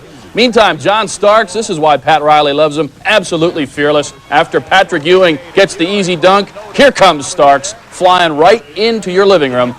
Don't get in his way, he'll try to run you over. Takes on the big people. Pretty reverse. Knicks tonight because the Knicks will trap every pick and roll. To Starks, he'll try a three. For Billy Owen. Starks from outside, and as Riley said, a 34-year-old playing in a 23-year-old body, and Starks now. 15 at the half. That's right, Nelly. Whoa, Nelly. Third quarter, here comes Latrell Sprewell with the big three. Cut the Knicks lead to 5. Fourth quarter, here we go. Patrick, that's easy pickings for him. Part of a 10-0 Knick run, and that was your final margin by 10. The Knicks are now 15-1 in games in which they hold the other team to under 90 points, and they finish up that West Coast road swing at 2-2. Well, our player of the game, the Budweiser player of the game, is John Starks. A very strong performance for Starks. 27 points, 6 rebounds, 4 assists. Sacramento Kings, and they had nothing for these guys. Neither did this cameraman who gets a face full of Charles Oakley. In fact, he had to be taken off on a stretcher. We hope he's okay. Now, Glenn Doc Rivers played his first game for New York since serving that 2-game suspension earned in the brawl with the Suns. He scored 9, the jumper there, plus hacked in the act. The Knicks outplaying the Kings down low. Oakley passing to Patrick Ewing. Hop, skip, and jump in the paint, and it rolls in for him. Then it looks like the pick and roll, but Starks picks to roll to the hole and rolls it in off the glass. And Pat's team only up by 4 at the break. Third quarter, Kings would get even closer. Wayman Tisdale, and we've got a tie ball game. Then the Knicks got serious. Walt Williams with the miss. Doc will find Charles Oakley at the other end, and the Knicks suddenly had a 9-point lead. Then more Knick defense. The Tar Heel, Pete Chilcutt, pocket pick. Starks had 20. Gary St. Jean. Gary, this seems to be the nightly shot here on SportsCenter. I know, it's starting to get old. 109-87 the final. Patrick, 19 points, 17 rebounds. Starks adding 7 assists to his 20 points. Tisdale had 17 in the losing effort. Home for New York, where they've won 14 in a row. How would they fare with the NBA's Player of the Month? And Patrick Ewing, he's fired up. John Starks says, all right, want to keep the big man happy. Starks, one of his 11 assists. And then Ewing, right around Brad Daugherty. 30 points, 12 rebounds for Ewing. John Starks saying, well, Ewing can do it inside. How about I do it outside from way downtown? Bang, he had 22. Starks again. Starks, would he go inside? Oh, no, it's cliche night from way downtown. Outside. Bang, the Cavs. Mark Price trying to bring him back, but of course, on cliche night, Mark would be off the mark.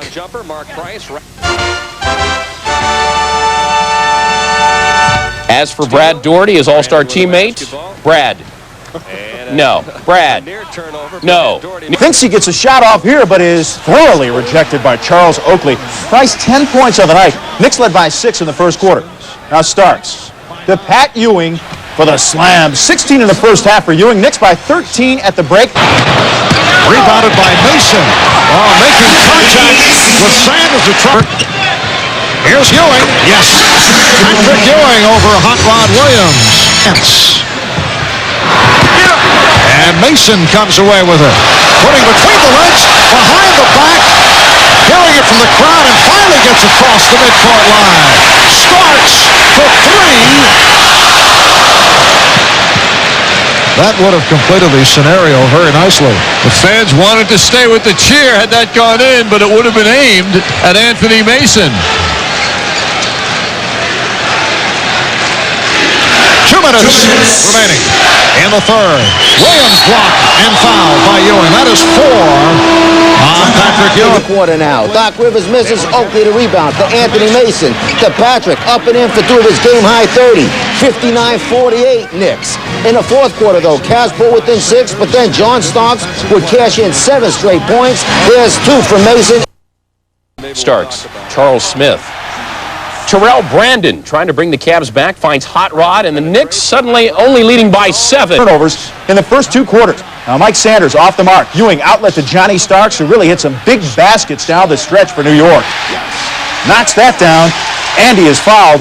The Knicks winning again at home, 91-83. Here's the line on the center matchup. Ewing outscoring Doherty 30-10. The Cavs with a season-low 32 points in the first half. The Knicks have won 15 in a row at home at 32-4. That is the best home mark in pro basketball. Patrick Ewing, he was the player of the month in March. Terrific numbers. He's had a great season. He's had a great season, and Eric, he may just be the player of the year. He might be the MVP of this league, and I wouldn't argue with the decision if it was made in that direction.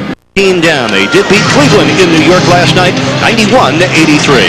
Let's meet the Knickerbocker starters, the public address announcer here at the arena, Mike Biamonte. And now tonight's starting lineup for the Knicks. At forward, number 34, 6'9", from Virginia Union, Charles Oakley. At forward, number 54, 6'10", from Pittsburgh, Charles Smith. At center, number 33, 7 foot from Georgetown, Patrick Ewing. At guard, number 3, 6'5", from Oklahoma State, John Starks. And at guard, number 25, 6'4", from Marquette, Doc Rivers. The head coach of the Knicks is Pat Riley. His assistant coaches are Dick Harder and Jeff Van Gundy. The trainer, Mike Saunders and Tim Walsh.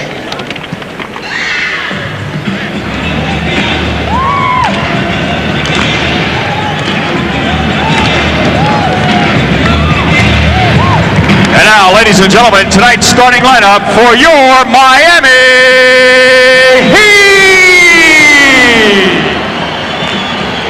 At forward, number 41, 6'8", from Michigan, Glenn Rice. At forward, number 43, 6'9", from Eastern Michigan, Grant Long. At center, number 4, 6'11.5", from Syracuse, Ronnie Shaquille. At guard, number 20, 6'6", from UC Santa Barbara, Brian Shaw. And at guard, number 3, 6'8", from Michigan State, Steve Smith. To pull the trigger. Ewing was. That's his first hit, and the Knicks lead it by 3. Very good poise by the Knicks. After Ewing was doubled, the ball got swung and got back in his hands for a high percentage shot. Ewing had an excellent game against the Cleveland Cavaliers last night. Here's Rice rolling it in. And Rice, he goes in the lane for his first hit. And Rice getting a nice screen on the weak side. A 3 for Starks. Long rebound to Ewing. Another 3 for Starks. This guy has no conscience, Eric, and that's a good quality in John Starks. Not a high percentage shooter, but he'll knock it down in crunch time. Averaging 17 points a game. Smith with a careless pass. It's up 4. Starks running all the way. What a shot. 5 in a row for John Starks and a 6-point lead for New York. John Starks has started the last 30 games for New York, and his numbers have risen dramatically. Not only is he a good scorer, but an excellent defender as well. Smith flipping in the short hook, and the Heat trail by 4. Just over 3 minutes into our game. Ewing got forward, also hit the shot. Tough shot by Patrick Ewing, but great body control. Oakley averages 8 rebounds a game. Very tough down here, Anthony Mason. Extremely strong, Eric. Just powers his way. That looks like it's going to be a tough battle for Glenn Rice to win defensively. Here's Shaw blowing past his man.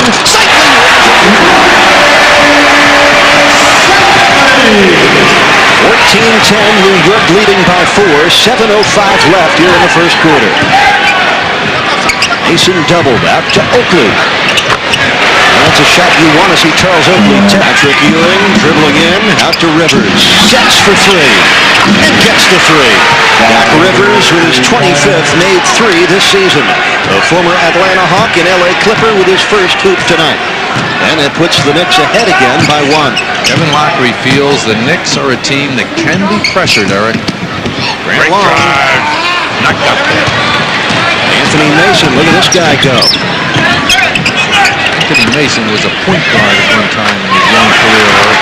There's Tony Campbell who can...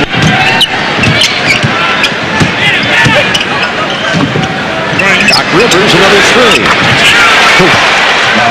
So Glenn Doc Rivers has buried a couple of 3s here in the first quarter. He averages just 7 points a game, and he already has 6 assists. Steve Smith in traffic, blocked by Ewing, and picked up by Ewing. Again, that's terrific defense, Eric. The player defending the ball plays him tough, and the other players all help in the basket area, particularly Ewing. Here's a tough test for Harold Miner on the defensive end. The rookie guards John Starks. Campbell hitting the jumper. 6. Starks throws a 3 up and gets it. Well, the 3s have been falling for NBA players, as skilled as they are, make those kinds of plays. Grant Long never stops. Here Starks, another 3, and he hits it. John Starks. You must play him. Harold Miner playing off Starks. He'll shoot those forever. Anthony Mason, the power game. Yes, and a foul. Cycling back into the game for Geiger. Rice runs into Oakley, and Mason grabs the rebound. The Knicks helping out everywhere. Look at Mason, dealing it for Campbell. That is very nicely done. And the Knicks have opened it up to a 15-point lead. An 8-0 run for New York. Down at the top. Big rebound. And finish for Harold Miner. Oh, Miner having a tough time getting a shot. He just went up and got his own. Well, Miner ends the 8-0 Knick run. New York's lead is 13. Tony Campbell from 20. Oakley with the offensive putback. Well, too many second chances for a team that doesn't need more second chances. Miner, yes, and a foul. Harold Miner exploding to the rim. Strong drive, Harold Miner. 34. Knicks on top with 3:42 left in the half. Good deflection by Miner because Doc Rivers was all alone left wing. Good hands by Harold Miner. Kept the ball from being reversed the second notch. Oh, boy. Mason. Wide open. Right. Easy back job. Anthony Mason with 9 points here in the first half. He also has 7 rebounds. And the Knicks have ballooned their lead again to 15.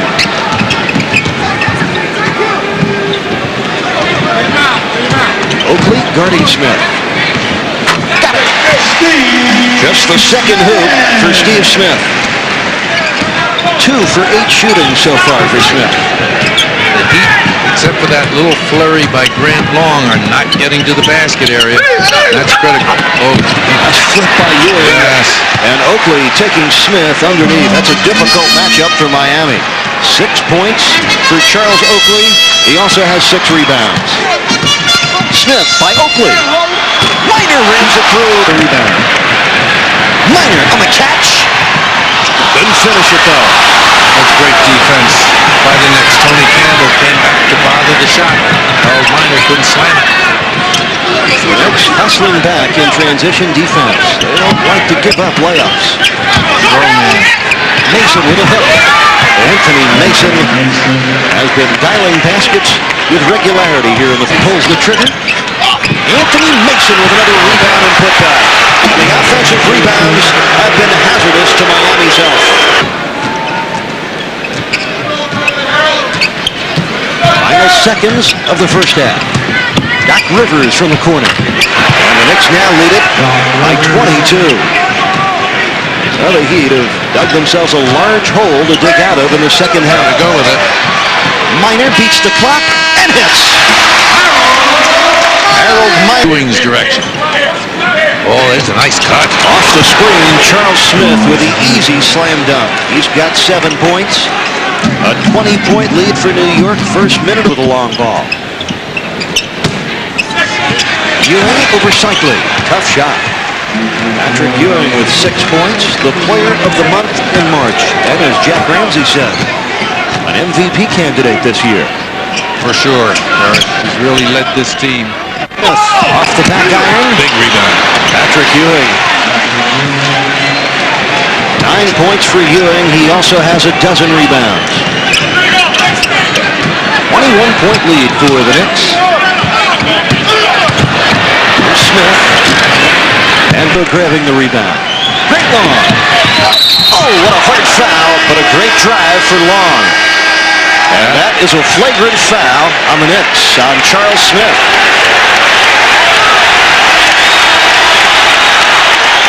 Something special is ahead here at the arena. Ewing with a fake and the block, but a foul.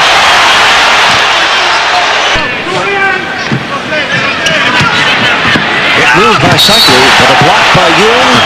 They're calling it even, aren't they? Shaquille blocks Ewing one end, and Ewing does the same down the other. I thought this looked like a pretty good block, too. Maybe I'm not getting a good view of these. That seemed right on the ball. Let's take another look at it. Shaquille on a good spin. Can't be better on the ball than that. Trailed by as many as 23, have it down to 16, and make it 18 as Patrick Ewing dumps in his third field goal of the third quarter. Ewing with a dozen. Rice gets it to drop. Glenn Rice just 6 points tonight. The Heat need his fuse to get lit. The Heat are coming alive. Tough team to beat. Once you're behind by 20. Charles Smith out to Rivers. Starks for three. Bullseye. John Starks having a big night. He's dialed one before shooting several times and has 4 threes to show for it. Patrick Ewing brings the rebound down and is... Well, Grant Long got hit with the elbow by Ewing. They take the shot, which comes up short. Ewing with the rebound. Turns away from the defenders, but does catch Grant Long. Flush on the jaw. You can feel this one from your living room couch. Bingo. I don't think that was Ewing's intent, but intent or not, he hit Grant Long a pretty good. Guarding Steve Smith. Tipped in by Rice. So Glenn Rice has been a factor on the backboard more than in the scorebook. Has 8 points, 7 rebounds. And the Heat are within 16. Starks for Smith. Oh, that's a nice pass. And a great finish by Charles Smith. Foul is on Keith Haskins. Number 2, Keith Haskins, his first team's third. This defense, I'll tell you. Rivers with a steal, and Steve Smith grabbed his arm and held him. To make sure nothing comes of it, third foul on Steve Smith. Team foul number 4. So Smith, hard to put a dent in this lead. Knicks playing very, very well. And the Heat double-teaming Ewing aggressively and fouling Ewing. And Anthony Mason over to give Steve Smith a piece of his mind. And the line, Patrick Ewing. And Patrick Ewing making his feelings well known.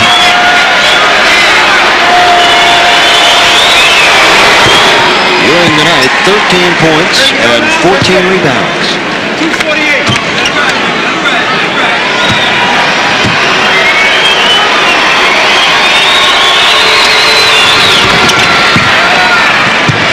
And things getting very chippy here at the arena. Brian Shaw and Charles Smith getting tangled up. Technical foul on both players. 40 to play, third period. Rice for three. Got it! Well, Glenn Rice is fired up. 11 points. Here Starks trying to answer with a three. And a long rebound to Steve Smith. And a foul inside. As Steve Smith tried to come out with a basketball, Ted Bernhardt blew his whistle and calls a foul. Keith Haskins. A double foul. Keith Haskins hit with one. And I'm not sure which net. Let's see this action. There's all kinds of action going on, Eric. His second on the Heat, number 2. Many teams as strong as the Knicks. Patrick Ewing bottling up Cyclone, hitting their season percentage. The Heat continue to double team Patrick Ewing, and Askins and Ewing have squared off right in front of us. The peacemakers have intervened. John Starks being very much a peacemaker. Well, you can see this building. Keith Askins going down, doubling Ewing hard, and Ewing didn't like it a bit.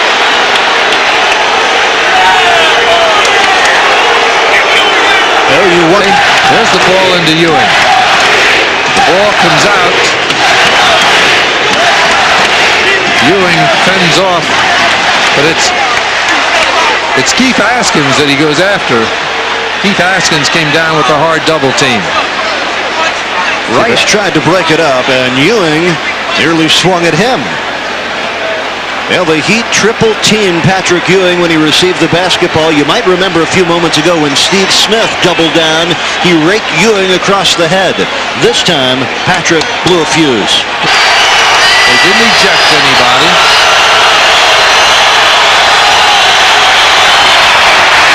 And they've certainly got this Miami Arena crowd back into things. They have been out of their seats since the altercation. Doc Rivers with the word to Patrick Ewing. Keep your cool, Patrick. Patrick nods in agreement. It'll be interesting to see where we go from here. A 17-point lead for the Knicks. A minute 57 to play in the third quarter. The Heat showing some guts. They haven't backed down a bit. Oh, that's great play. That's a walk play. Good call. Excellent execution, but Patrick Ewing needed to dribble. Watch the play. Ewing comes over to set the screen, and before the screen is made, he slips to the basket. Keith Askins came over to block that shot, incidentally. Doc Rivers just knocked Steve Smith down, and Rivers called for the foul. My, oh my, have things gotten interesting here. The Heat still trail by 17, but you'd never know it. I like the intensity, and so does Kevin Lockery. Let's watch this play.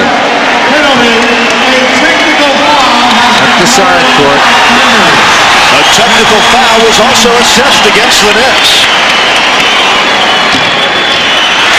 Steve Smith rolls in the first.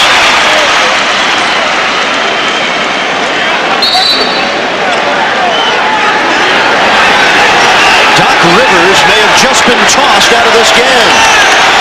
Yes, Ted Bernhardt has tossed Doc Rivers from the ballgame. Well, that would be something Doc said. Doc's usually a mild-mannered guy, although he's gotten into a couple of practices of late.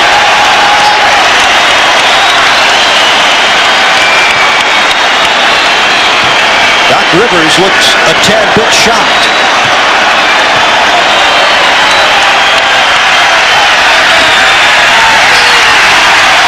Steve Smith gets both his free throws to drop. Well, this is the kind of thing that can draw a team back in the game, Eric. Heat are going to get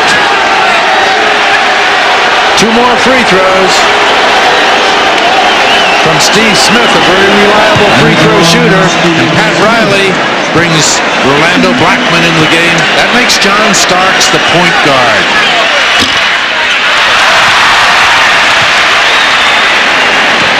Talking with Dick Harder before the game, he said, you know, when John Starks is a point guard, it kind of settles down his entire game. That's interesting. Minute 35 left. The Heat trail by 15. We're still in the third quarter. And Brian Shaw, riding the hip of Starks, called for the foul. Second on Shaw. The Heat are over the limit. And a technical foul on John Starks. I think it's on Brian Shaw. Brian Shaw applauding the call, the foul on him. And I thought that's what the official had reacted to. Steve Smith, 9 for 12 at the free throw line. And the Knicks trying to circle their wagons. They are snapping a little bit here at Miami Arena. And Riley looking cool, calm, and collected, however.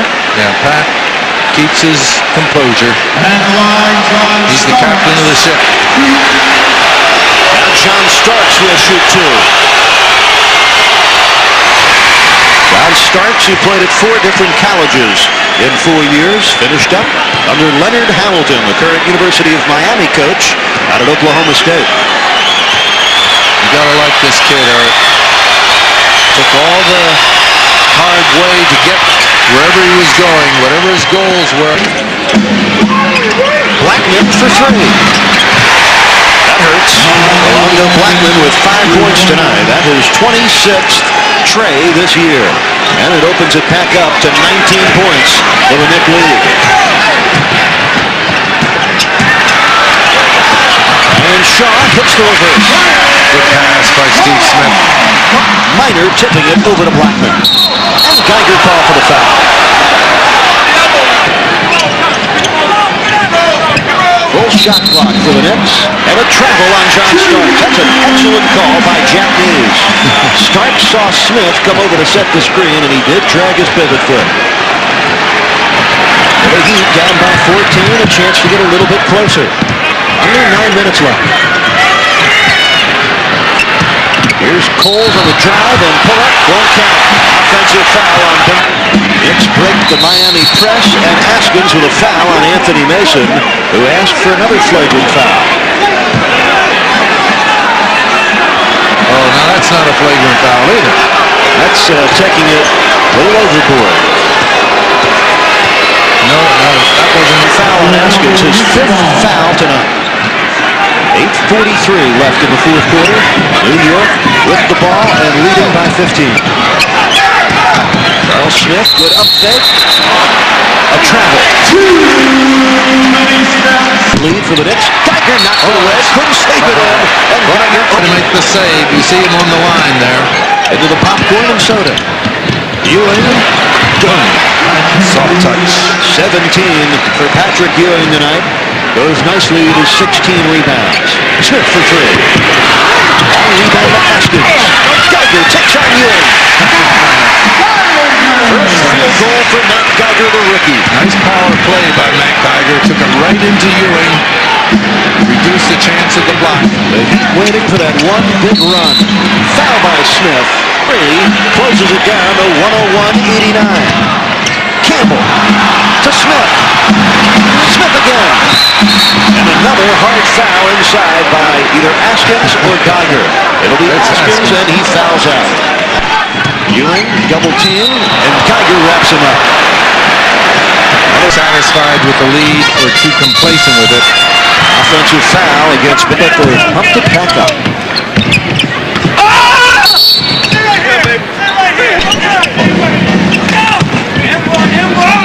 Ewing blocked by Shaquille, and a foul on Ronnie Shaquille. That's his 4th. 5. Campbell from the corner. That's a big shot for Tony Campbell in New York. Campbell. Patrick Ewing showing his power and his finesse all at once. Now been a monster night for Ewing, most of it in the second half. 26 points, 19 rebounds. 15-point New York lead. And Shaquille end up by 1. 2 minutes left in the game. Here's Blackman for Smith. That's a nice pass by Blackman. Typical of the unselfish play that the Knicks have demonstrated throughout the game. Now the Knicks now putting the icing on what was a very consecutive 50-win seasons for the Knicks for the first time since 68, 69, and 70. Here's Rolando Blackman, the hired gun from Dallas. Blackman with 10 points tonight. The 4-time All-Star could be a guy to watch come playoff time. I don't think any question about that, Eric. Ewing down with another rebound. Ewing with 26 points, 22 boards.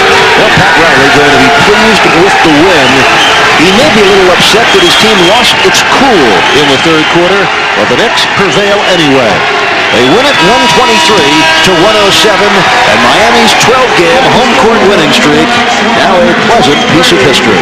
Well, credit the Knicks. Did a terrific defensive job as usual, and I like their offense as well. Heat came back strong, but not enough.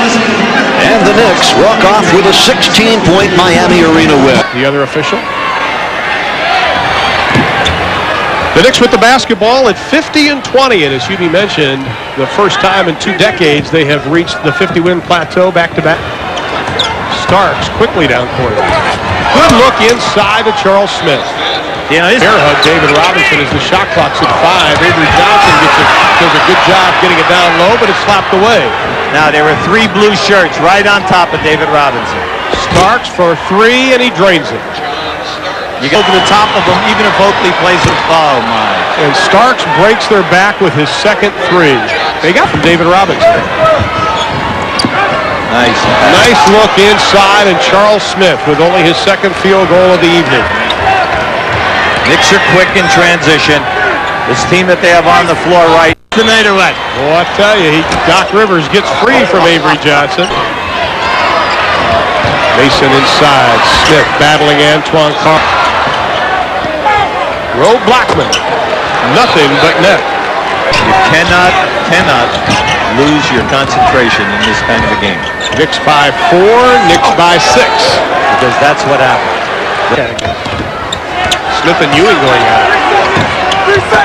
Ewing, great look inside to Anthony Mason. See, plus signing Rick Mahorn. But then they never would have gone out and picked up Charles Smith or Doc Rivers. Ewing continues to light it up after.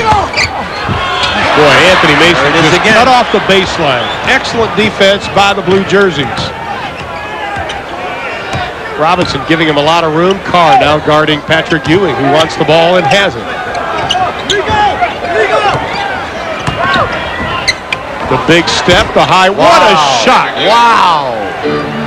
Oh, my goodness. What a major step. It would be love to go out there and measure the distance of that step. 5 for 7 from the floor for Patrick Ewing. He has 13 points, all coming in this quarter. Now you must hustle back because the Knicks will have 4 seconds difference here. Elliott, the big step, rejected by Patrick Ewing. And the Knicks have a chance for one final shot. Plenty of time. Starks got it at the buzzer. Starks hitting the 2 at the buzzer, and the Knicks have a 13-point advantage at halftime. The Knicks deserve what they have here right now. This major advantage with the second half. Ellis looking for some type of opening. A great double team by Oakley and Starks. John Starks takes a bump from Ellis, goes down hard, but he completes it. No team traps the pick and roll better than the New York Knicks.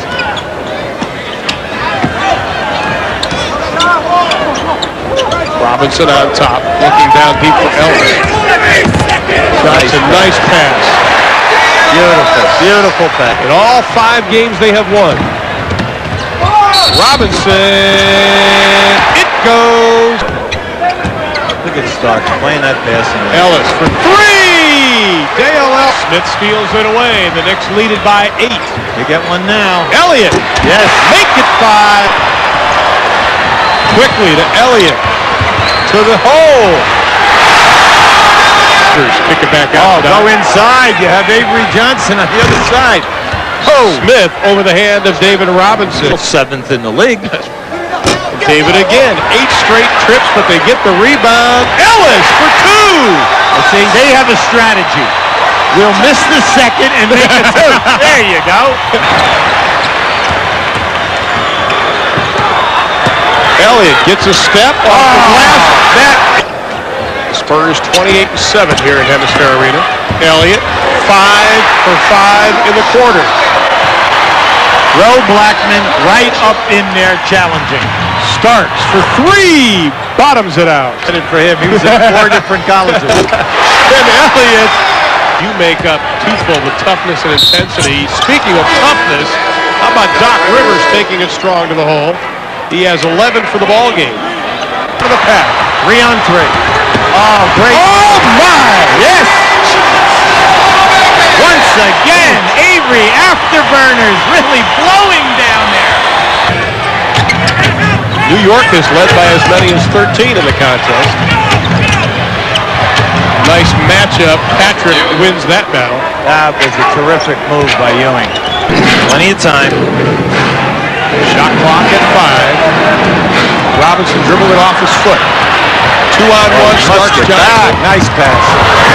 All the way, Doc Rivers. When you think of the front line that they have. Pretty shot. Johnson from the outside. And the Southern Star drops down his 5th of the quarter. 16. You're smiling. You like that. It's today his birthday. I mean, whatever it is, I'm happy for him because he plays so hard every night. We're a 5-year guy, and he was a free agent. He had to hustle to make this thing. Doesn't have a contract for next year. That man does have a contract. Rope. Double team a little small guy. He'll say jump shooter open, and Doc Rivers drains the 3. Doc is having a great year in threes. It's 20. Faces up, the jumper. David Robinson can't hit from the stripe, but he hits from the outside. The Spurs lead it by 5. Lucas, Sean Elliott on Starks. Patrick Ewing throws it away. San Antonio has the basketball. Wait a minute. Oh, he changed the ball. I'll tell you what happened. He had a good angle on that, but Eddie Rush is calling the 4 years in a row. He averaged over 25 points a game. 6-point advantage for the Spurs. Uh-oh. I saw a bunch of beef Knicks coming get your break there. The Knicks really get your break.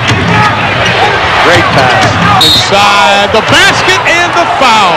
Beautiful pass by Anthony Mason. Game. See, so you cannot double team with the passer. Oh, what a move. Fumbled the ball, lost the ball, regrouped it. Patrick Ewing could not challenge the shot. Nearing 1 minute. Rivers over Johnson. Rolls it around. What a shot by Doc Rivers. Well, he's saying, hey, I can shoot over the top of this guy. Plus, he's having a great night. Doc at 6'4", Avery Johnson at 5'11". They're bringing David again to the ball.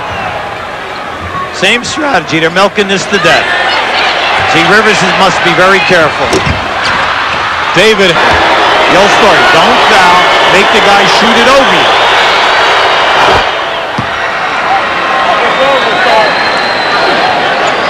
The lead of San Antonio is 1.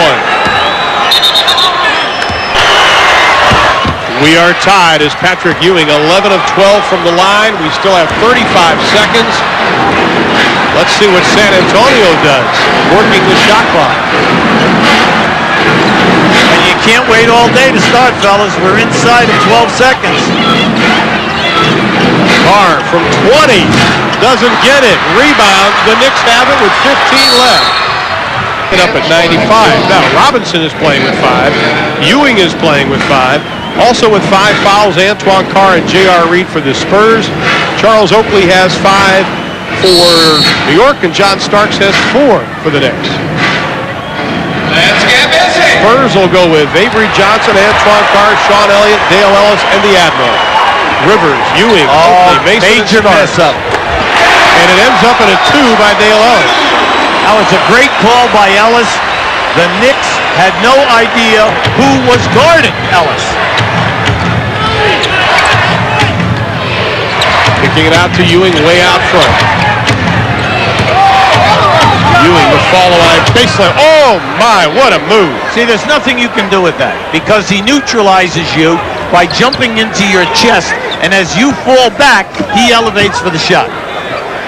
Ellis for 3, doesn't get it. Rebound, Robinson takes a swipe at it.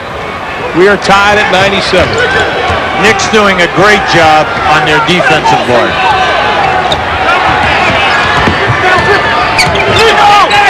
Inside, Mason got position rather handily on Dale Ellis. Oh, they're going to wear Ellis out right now. See, Lucas is going to make a move. He's going to J.R. Reed right now. You must do that.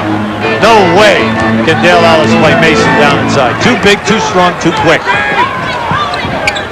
Avery Johnson to Elliott. Shot clock inside of 10. And what I tell you about Mason, he can defend, see?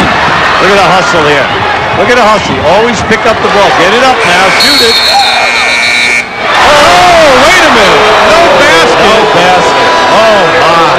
That would have been a 3. A 3? Give it a 4 plus. Yeah. That's a 4.5 at least. And that was close, too.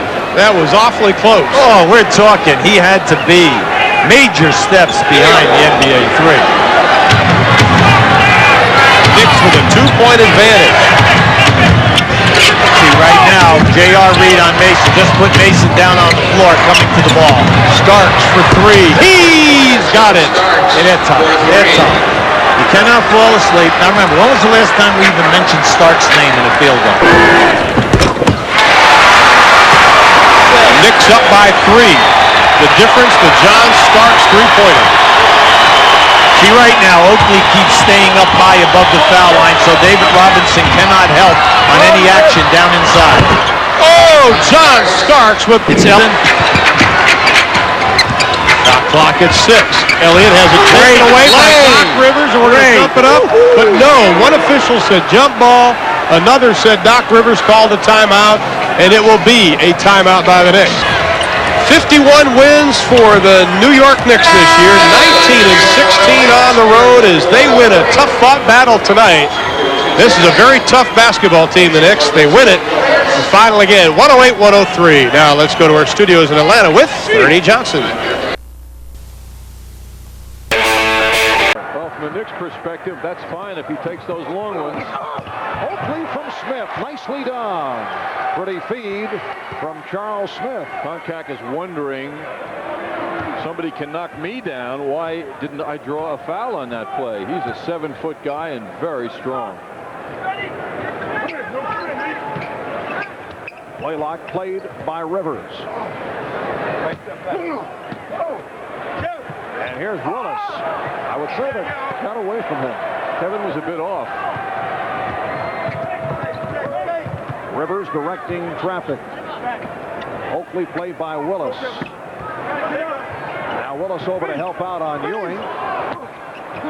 Nice pass.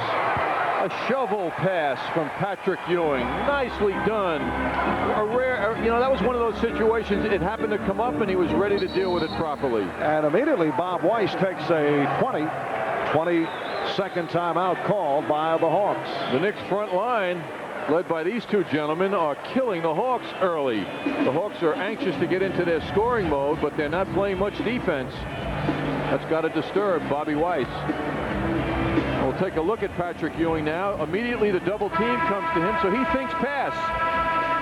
And he finds Charles Smith in perfect position to get that nice pass, and Charles is off to a nice start by hanging around the basket. I think that Patrick was surprised he had that kind of room to operate.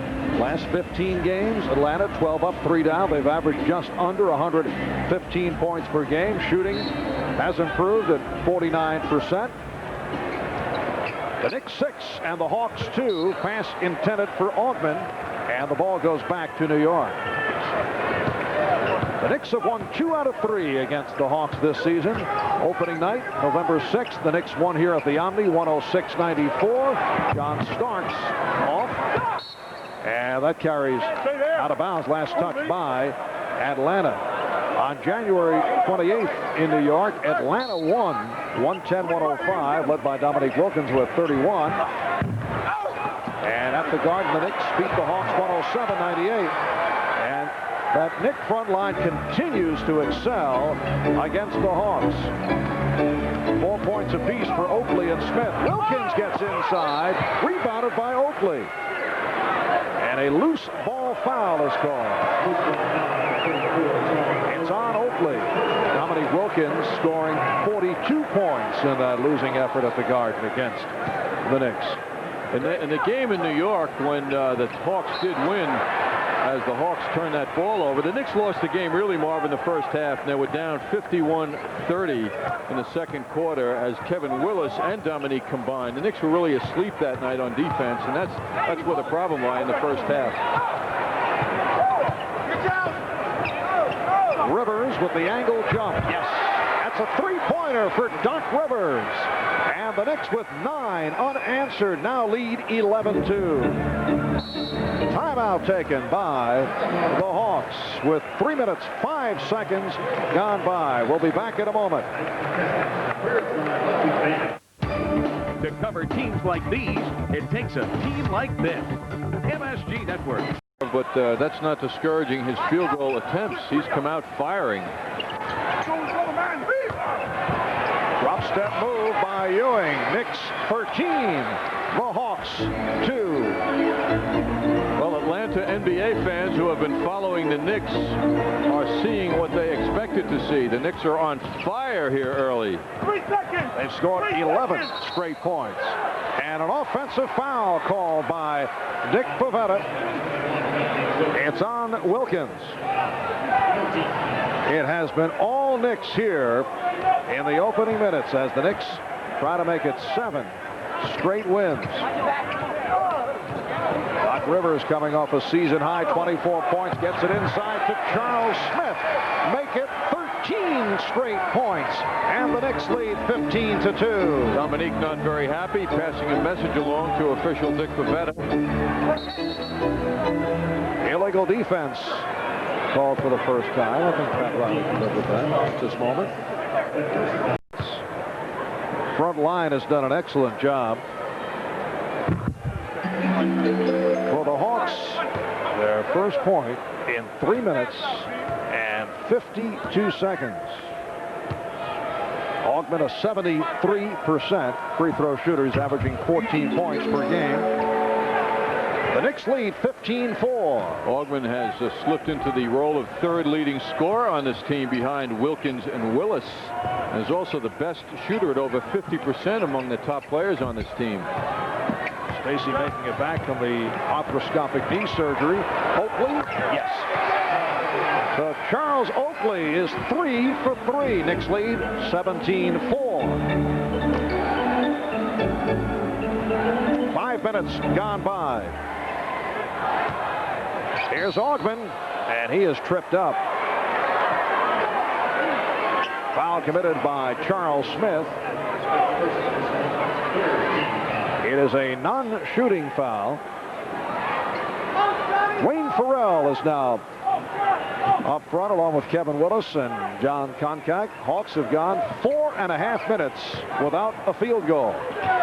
Koncak changed his mind, and it lands in the crowd. Well, Farrell, who was the intended receiver, slipped just at that moment that the ball left Koncak's hand. Symbolic of the problems. It just compounds the situation for the Hawks right now. Ewing. Rebounded by Blaylock.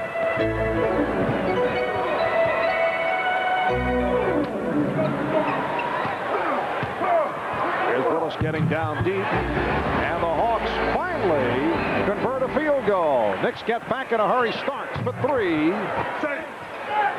Rebounded by Willis. The Hawks went 4 minutes, 55 seconds without a field goal. The Knicks with a 13-0 run to bust it open.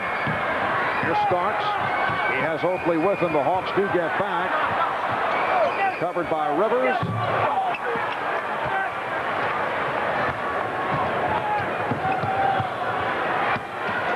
Farrell.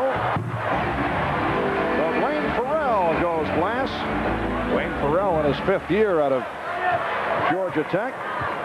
Usually provides instant offense off the bench. He would have started tonight had Dominique Wilkins not been ready to go. Foul on Koncak. Charles Oakley with a message to Kevin Willis, who talks back to Charles Oakley. Well, Sunday night in San Antonio, as you saw firsthand, Charles walked away from Antoine Carr, which led to the technical on Carr, and no follow-up by Charles Oakley. Well, the Knicks are learning their lessons that those verbal follow-ups result in technical fouls and lost points. And it takes time, but they've caught on now. Of course, Antoine Carr is a very volatile guy, and he got caught that night with overreaction. Tough to walk away, though. The Knicks, of course, have been involved in so many incidents, and I'm sure Pat Riley would like to see them pick their spots in walking away, but as John, as you know, it is difficult to do that. Harvey Arrington did a very interesting story last Thursday in the Times with Anthony Mason on that exact subject, and Anthony admitted how much better off he is thanks to his mother's presence. That is the motivation. Wayne Farrell with his 2nd field goal. The Knicks now lead 19-10. Yes, Anthony's mom made it clear that she'd like him to change the on-court image at least a little bit.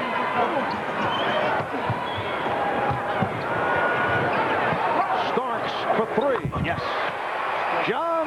Starks from downtown extends to a 22-10 lead. It's a clear example when John Starks is on the receiving end of passing, how he can be ready to shoot those shots. As a point guard, it's difficult for him, as he's shown, to make shots like that because he's moving so much. The basket counts plus the foul. Strong move by Kevin Willis. Ewing picks up his first. Charles Smith departs. Anthony Mason will check in. Nice bounce pass in by Farrell. And Kevin Willis slickly moves around Patrick Ewing. And leaves Patrick in the past on that nice move. And Paul Snoop Graham has come on for the first time. Another guy who can score points in a hurry, as the Knicks have seen on a couple of occasions. Here's Ewing. Working now against Randy Brewer, who just checked in. Loose ball foul is called. It's on Rivers. Rivers was very aggressive in pursuing that loose ball. That's his game, and he got caught on the foul because there was some contact, which was not intended by Doc Rivers, but it was a good aggressive play by him. And the Knicks are now over the foul limit. Mookie Blaylock will go to the line.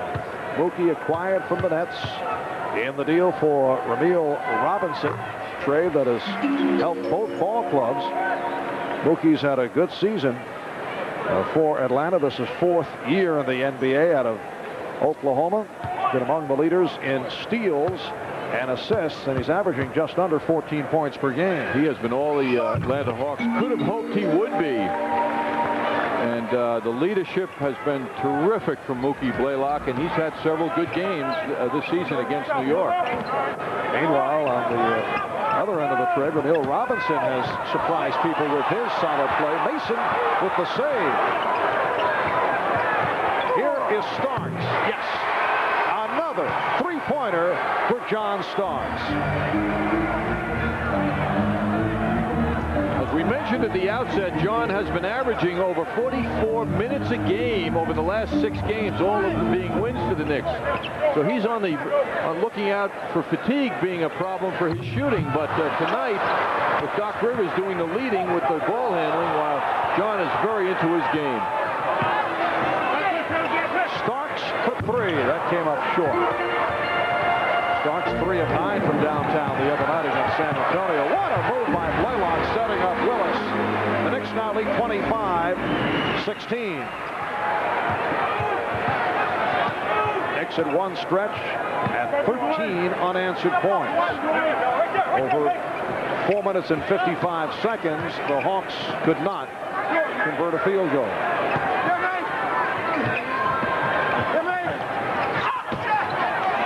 Pass, low percentage thrown by Mason.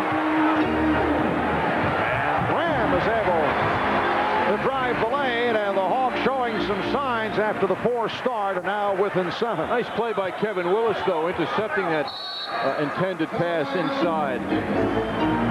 Timeout taken by the Knicks with just under 3 minutes to go in the first. Albert John Andres from the Omni in Atlanta, Georgia. They double up on Mason. And Starks fires from deep once again. Off the dribble this time. Ewing, triple team. And it did not matter. Patrick Ewing with a strong move once again. 8 points for Ewing. Remarkable escape by Ewing on that move.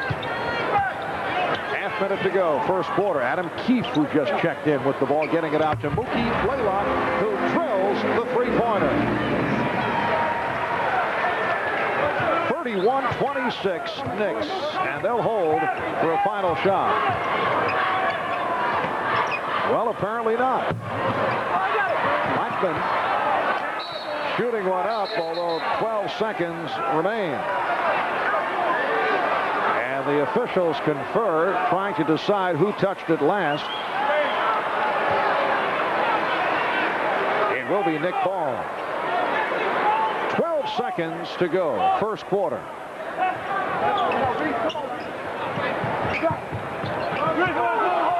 Crowd wanted to travel on Anthony. Here's Ewing to the fadeaway. Yes. 6 seconds left in the quarter. Ewing has 10. Knicks lead by 7. Blaylock played well by Anthony. Now gets it away. So after 1, it's the Knicks 33 and the Hawks. Now Ewing, played by Keefe on a switch. Patrick Ewing is on fire. 5 out of 7. He has 12 points. It's unbelievable how many field goals, total field goal from Ewing are coming from that one-handed shot of his. I mean, he is without a doubt the #1 one-handed shooter of centers in the NBA. He's getting, it seems, half of his field goals these days on that moving one-handed shot. John, don't you feel that he may well be, as we watch the setup for Ewing, the best jump shooting center in the history of the league? Let's think about that for a while. Willis Reed had a good go to shot. my room for an hour. Think about that. Think about that. Jump shooting. Now you think about good shooting centers, Jack Sikma, but he was more of a standing one-hander or a set, kind of shot. But give you some room. I know. How about Pettit? He was listed as a center, although we think of him as a forward. Well, how about maybe I should add to that a little hedge, perhaps. So Henson cuts it to a 7-point lead. Because Pettit was about 6'8". 9, no? That's what the list was. Well, it was. I think Willis was listed. You know, I think he was really about 6'7". I saw Pettit a couple of years ago, and attended a dinner with him. I was taller than him. And Ewing is fouled by Concact. You attended a dinner, a little name throw? Oh, recently, and I stood. I was thrilled for me to meet the guy for the first time. Downtown Athletic Club. And I felt maybe 6'8". You're right. But anyway, we have to call him a center because that's how he went through his career. Had a nice jump shot. Nice? I don't think that I don't think he had the moves of Ewing. No, that's true. The game has changed. Okay. Yeah, all right. But that's a candidate for an argument which we're having. Lightly. Well, John, labeling the discussion an argument.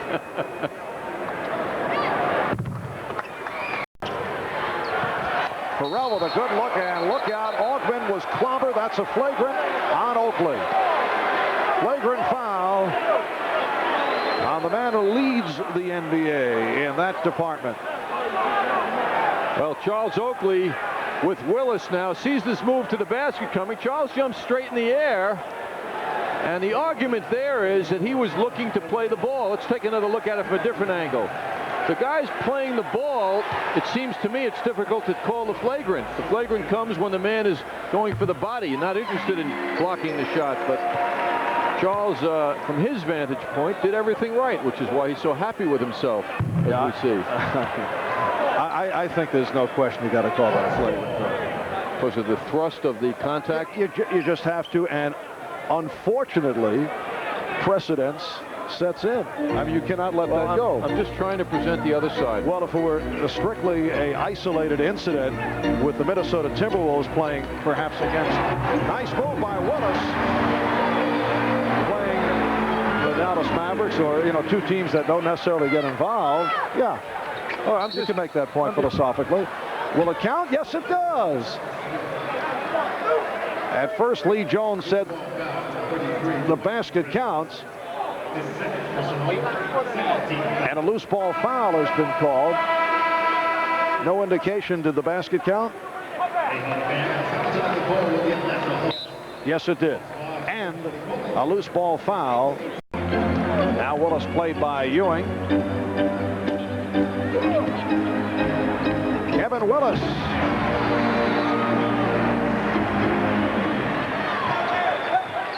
Kevin is so mobile, you often are deceived with his mobility, but he is a 7-foot player, so that jump hook is a tough one to defend, as is that move by Patrick Ewing, who is taking the ball to the basket exceptionally well tonight. 16 for Ewing, 6 out of 8 from the field. Kevin Willis, high man for Atlanta, with 10. Now Mason is guarding Wilkins. That's a three-pointer. Mookie Blaylock hitting on his second 3 of the night. He has 11. Mookie has made 107 three-point shots this year as Anthony Mason cans that jump shot. and he is within a hair of being among the top 10 three-point shooters in the NBA. Knicks have a 4-point lead. Starks trying to draw the foul.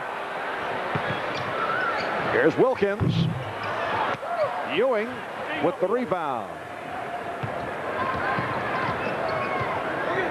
John Starks leads the Knicks with 91 three-point makes this year, so you can see where Blaylock fits in the whole picture. He makes them quite often. Starks has hit 2 out of 5 from downtown tonight. Ewing getting the back rim roll. Patrick Ewing with 18 points. The Knicks by 6. Patrick hurt his, looks like he's hurt his left wrist on that flop he took when he fell down.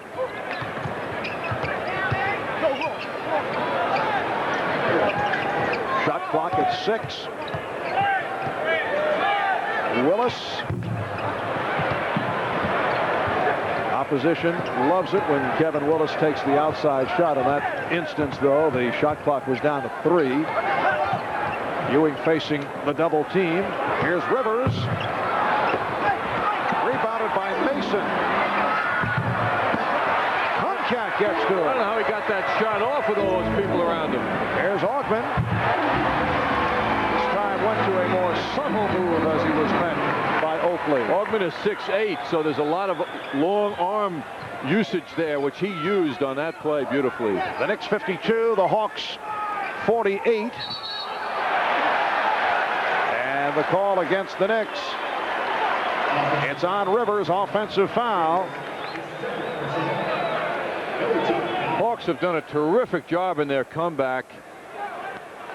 Knicks shooting the ball so well. Another look at Ewing's move. Then he fell down off balance and looked like he hurt that left hand a bit. Knicks have led by as many as 13. They were up 15-2. They were up 17-4. Wilkins, awful shot. It's like the Dominique of a couple of years ago when you see that kind of shot. Blaylock breaks it up. And Willis gets it down. Here's Dominique. So the Hawks move within 2 points. And Pat Riley wants a timeout with 2.5 remaining in the first half. We'll take a break back after it was hacked, and he wants a flagrant. Let's see. Well, Dick Pavetta's calling it a 2 anyway, a 2-shot foul for sure.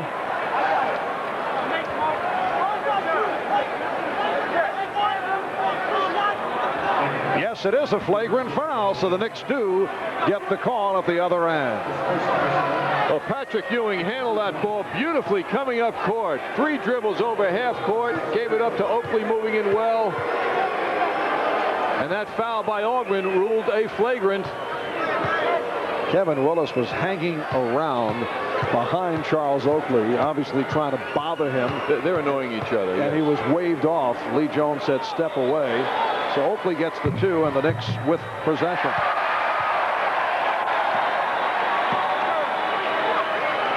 Charles trying to settle himself down.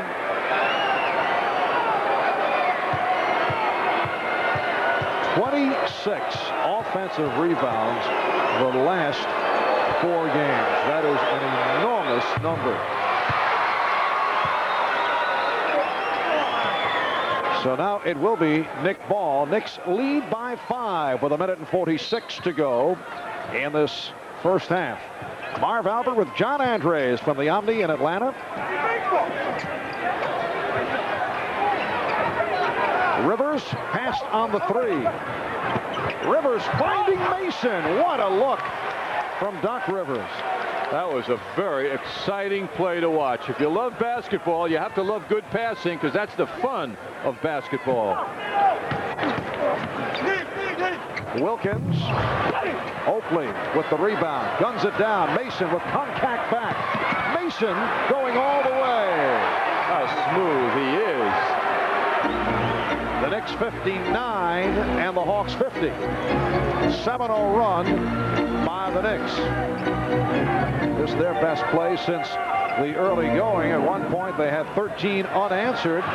Rivers and Wilkins with the tie-up. And Dick Pavetta is calling a foul on Rivers. He's getting patted or pushed around lovingly by Oakley and then Ewing after making that very aggressive play. The second time this game, he's been seeking the ball and has been called for a foul. Competing hard. Starks, Hawks have had here at home 22-13, the home record. They have won 9 straight. They've won 16 of the last 19 here in the Omni.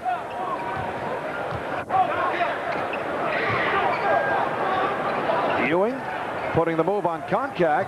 Yes, Blaylock came over taking a swipe, trying to knock the ball free. Patrick Ewing 9 for 13. He has 22 points. Knicks lead by 9. Willis, pretty driving hook by Kevin Willis, who has 14 points. Hard to believe how a guy the size of Koncak, who's guarding Ewing all night, can play as softly as he does on defense. He doesn't bang Ewing around very much, and Patrick's getting his way, it seems, all the time.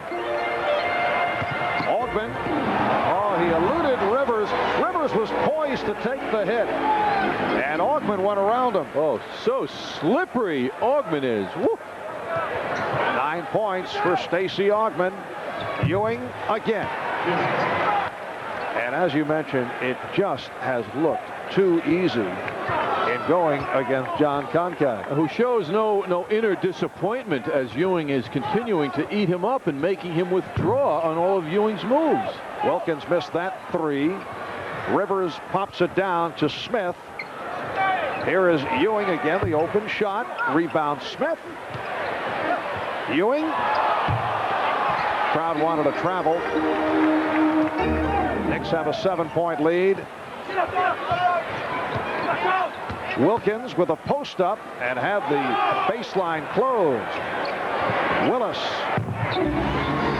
Knicks 68, the Hawks 63. Talked about the home court success of Atlanta. On the road, the Knicks have picked it up recently. They've won 4 in a row. They are now 19-16 away from the Garden. And they have won 12 of the last 17 on the road. Knicks turn it over.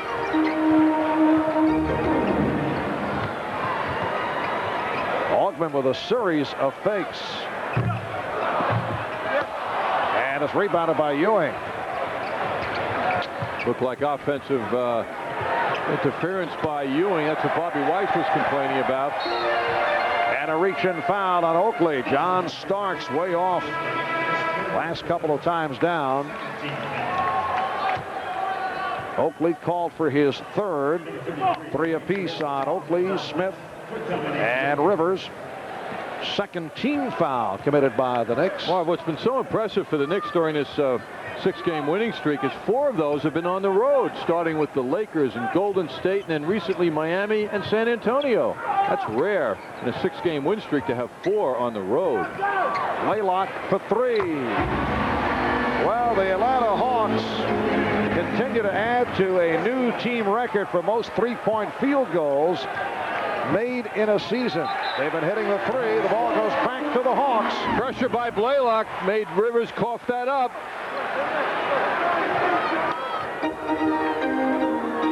The Hawks again within 2. They cut it to 2 3 times during the 2nd quarter. The Knicks have led by as many as 13. 4 minutes in, 3rd quarter. Here's Dwayne Farrell has just checked in. And the Hawks have tied the game at 68. The Knicks take a timeout. 11-2 run by Atlanta.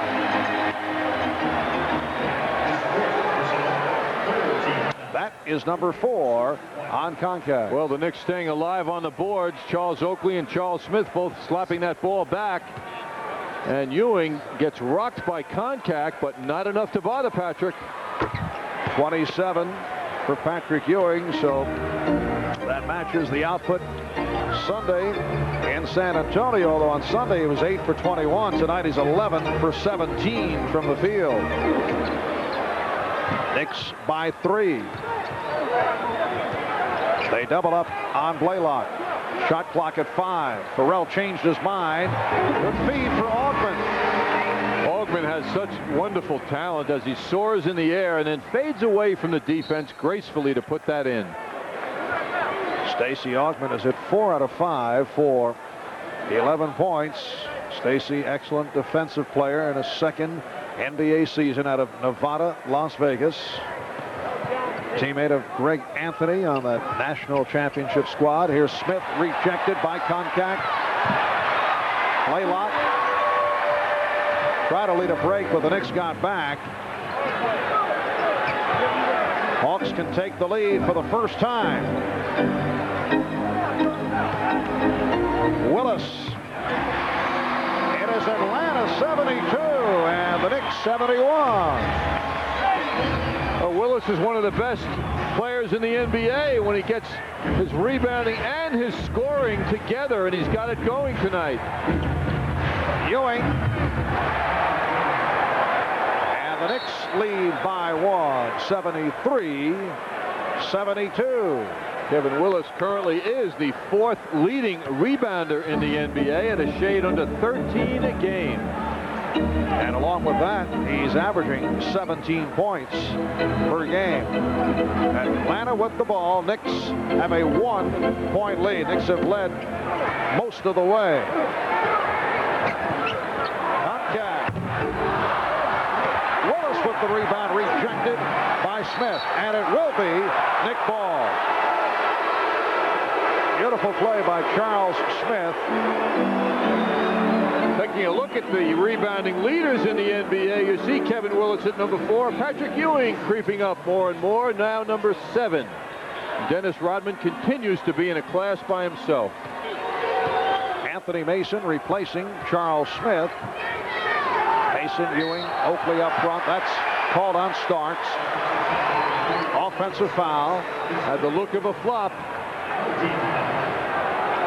3 on John Starks. The Knicks led by 7. At the end of 1, they led by as many as 13 in that first quarter. They had an 8-point halftime lead, and right here clinging to a 1-point advantage.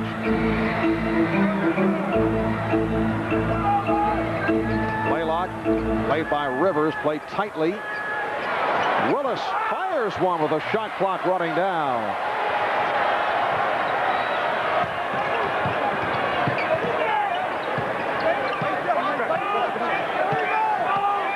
Mason working against Farrell. Here's the double on Ewing. Shot clock at 5. Ewing. And Oakley gets to it. Here's Starks for 3. Yes. John Starks hits the 3. You say Oakley gets to it, Marvin. Look at the white shirts that were around him.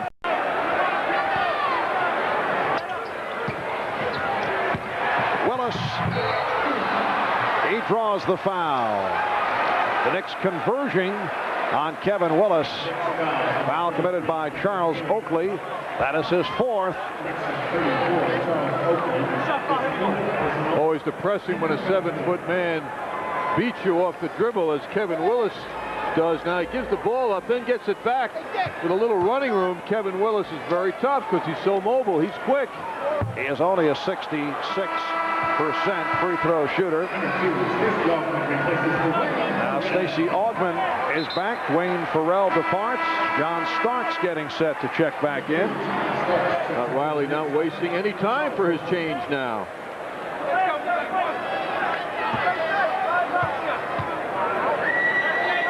And the Knicks going with the 3-guard approach. Blackman, Starks, and Anthony, along with Mason and Ewing. Rondo Blackman still having difficulty locating the touch. He's 0 for 4.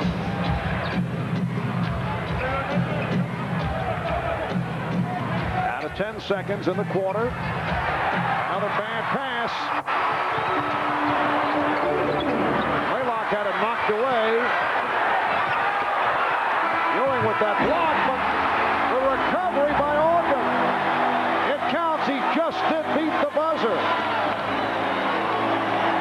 Atlanta has opened up a 7-point lead after 3 quarters. Here's another look at it. Aggressiveness, pursuit by the Hawks is getting that loose ball, and Augman, with his athleticism, coming up with those active hands and the ability, with all that stuff going on around him, to make that shot. Dutch boy in the paint numbers. The Knicks doing a good job so far on the offensive boards, and second chance points also going the Knicks' way. But Marv, it looks like the legs are much more rested. The Hawks' legs, that is. The home team much more active, coming up with a very big third quarter with their overall hustle. Fourth quarter underway. Patrick Ewing drawing that foul. Randy Brewer called on it. It is a loose ball foul. The Atlanta Hawks concluding matters with a 14-3 run at the end of the third quarter. Pat Riley staying with Orlando Blackman along with John Starks. Greg Anthony goes to the three-yard alignment. The Knicks have got cold. Patrick Ewing on fire in the first half has been off the mark. Blackman guarding Graham.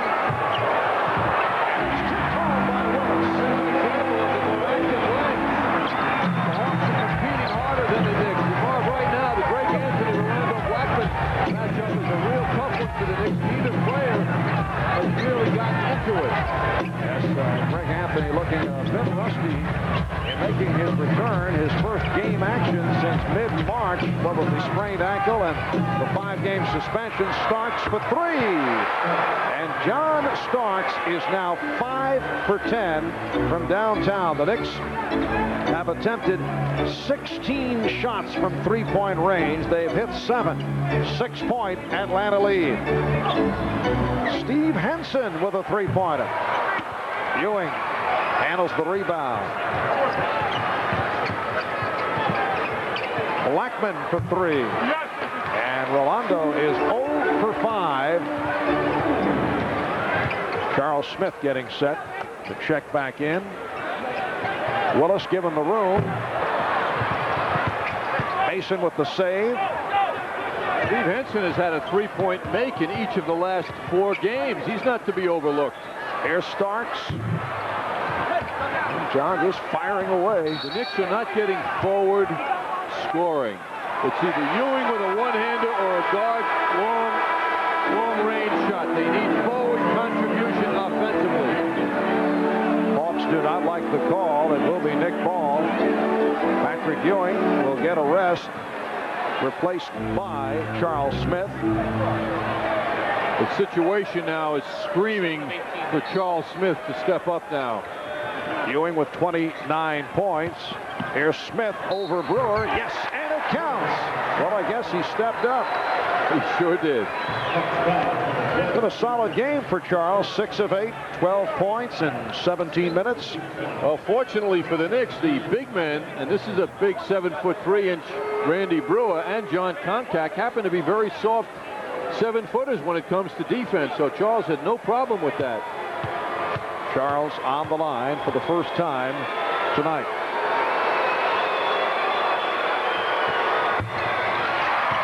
Nick foul shooting has been way off in the second half. Hawks lead by 4. Henson working against Anthony.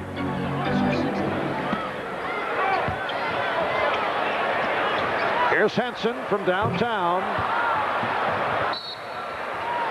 So the Knicks take over. 9.5 remaining in the game. Well, this road trip seems to have been characterized by tough, hard-fought efforts by the Knicks in fourth quarters. Happened in Miami. It certainly happened in San Antonio, and here we are again. Smith pass picked off.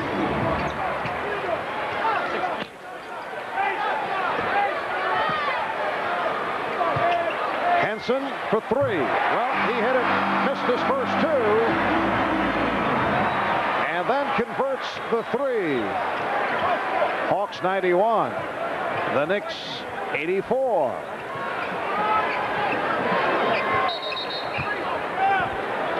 Illegal defense call. Greg Anthony is intent on getting the ball inside, so much so that he will go down to the forward position and occupy that slot if he has to in order to feed the big man. He's doing that with Ewing, or he has been when Patrick's been on the floor, as he was just doing now. At the first violation, a total of 31 three-point field goal attempts by the Knicks and the Hawks tonight. Mason draws a double team. Mason with a spinning shot way off. Smith gets to it. Charles Smith with the hustle and the slam. Hawks lead by 5 with 8.5 remaining in the game. Well, Charles showed tremendous hands, taking the ball out of Willis's hands to get what he wanted done. Now Willis puts the move on, and a foul is called.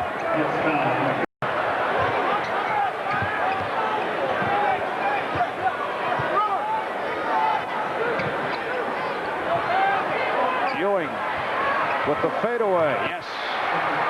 Patrick Ewing has 31, and the Knicks now within 4.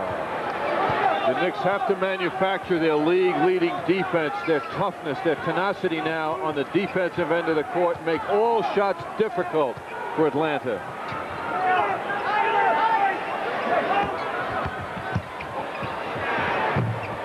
Burrell off the mark. That is a halftime score. Milwaukee by 15 over Chicago. We are down to 4 minutes remaining. Ewing. Same shot he hit a moment ago. The Knicks play 5 of their final 11 games at Madison Square Garden. That includes tonight. Bulls play 4 of their final 11 at home. Willis and Oakley with the rebound. Charles with his 13th rebound. Timeout taken by the Knicks. Going to fall apart in the second half. Ewing over Konkak. Patrick Ewing, who's been on. Starks along the baseline. Now what you just saw there was Starks. Hasn't had a big night lately, but he can put 20 up on any single night. Good ball distribution by New York. It comes outside to John Starks. Accept defeat here in the Omni tonight. 38 seconds remaining, fourth quarter. Atlanta ball as we resume following the timeout. The Hawks now have 1 full timeout on 20 remaining. Knicks have 3 timeouts left. Here is Wilkins. Lost it. And the Knicks are claiming that he picked up his own dribble that should have been a traveling violation. That it wasn't deflected. Willis going short. Rebound Rivers. And the Knicks call for time. 19 and 4/10 seconds remaining in the fourth quarter. When we come back, it will be Knick ball. Quarter. Once again, the Knicks.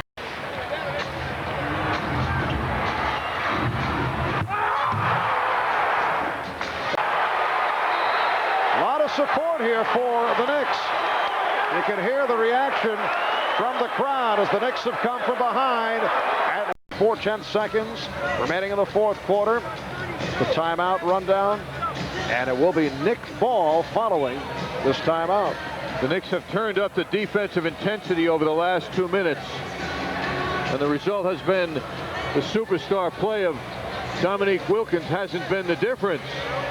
And he was denied on his last move to the basket rather well by the Knicks defense, giving them a chance now after Ewing's follow-up slam dunk to get right back into it. Pat Riley making it clear what he wants his team to do right now.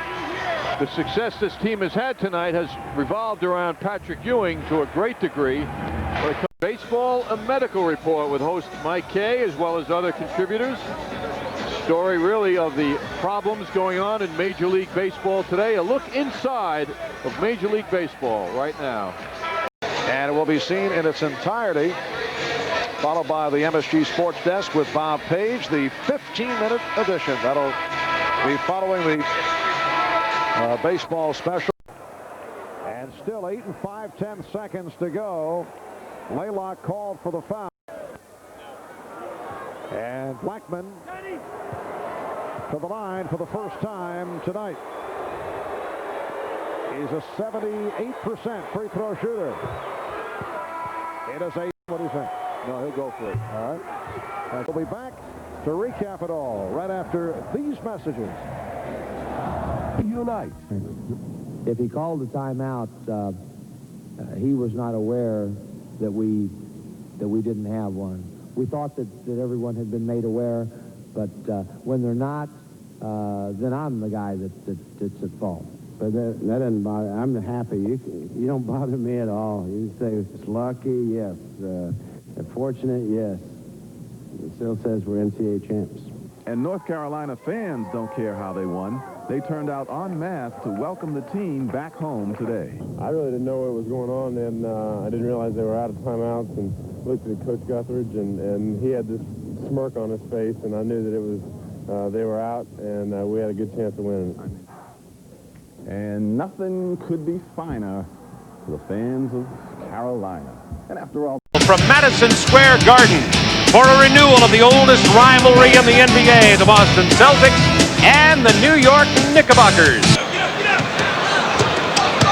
Rivers off the glass. I think Doc Rivers is playing better right now than he's played at any time this season. I talked a little bit before the game. He said his legs feel good. He says he's worked hard. He's in great shape. He didn't play a lot of minutes early. He's very excited about the playoffs. This whole Knicks team seems to be driven. Gamble into the lane. Boston only 1 of 7. That's the kind of shot that New York wants you to take. The flying shot in the lane, no second shot opportunity, and they come back and post you on the other end. Patrick loves the turnaround baseline jumper over Parrish. Ewing has 3 points. See, Boston's got to get things movement, player movement, ball movement. You cannot dribble against this New York team. They'll mash it and just do that right there, force a turnover. Here's Doc Rivers. See how they're on the floor, though, for loose balls. Both teams. A tough shot from Sherman Douglas. Doc Rivers is slow getting up. Yeah, I don't know, but he does not look too good right now. I don't know what he hurt, whether he hurt his knee or his shoulder. He's had shoulder problems, maybe his elbow. There, Mike Saunders out checking. He cut his mouth is what he did. He's bleeding from his mouth. Watch the loose ball. He goes to the floor right there. He hit his chin on the floor. He hit his mouth on the floor, so he cut his mouth open.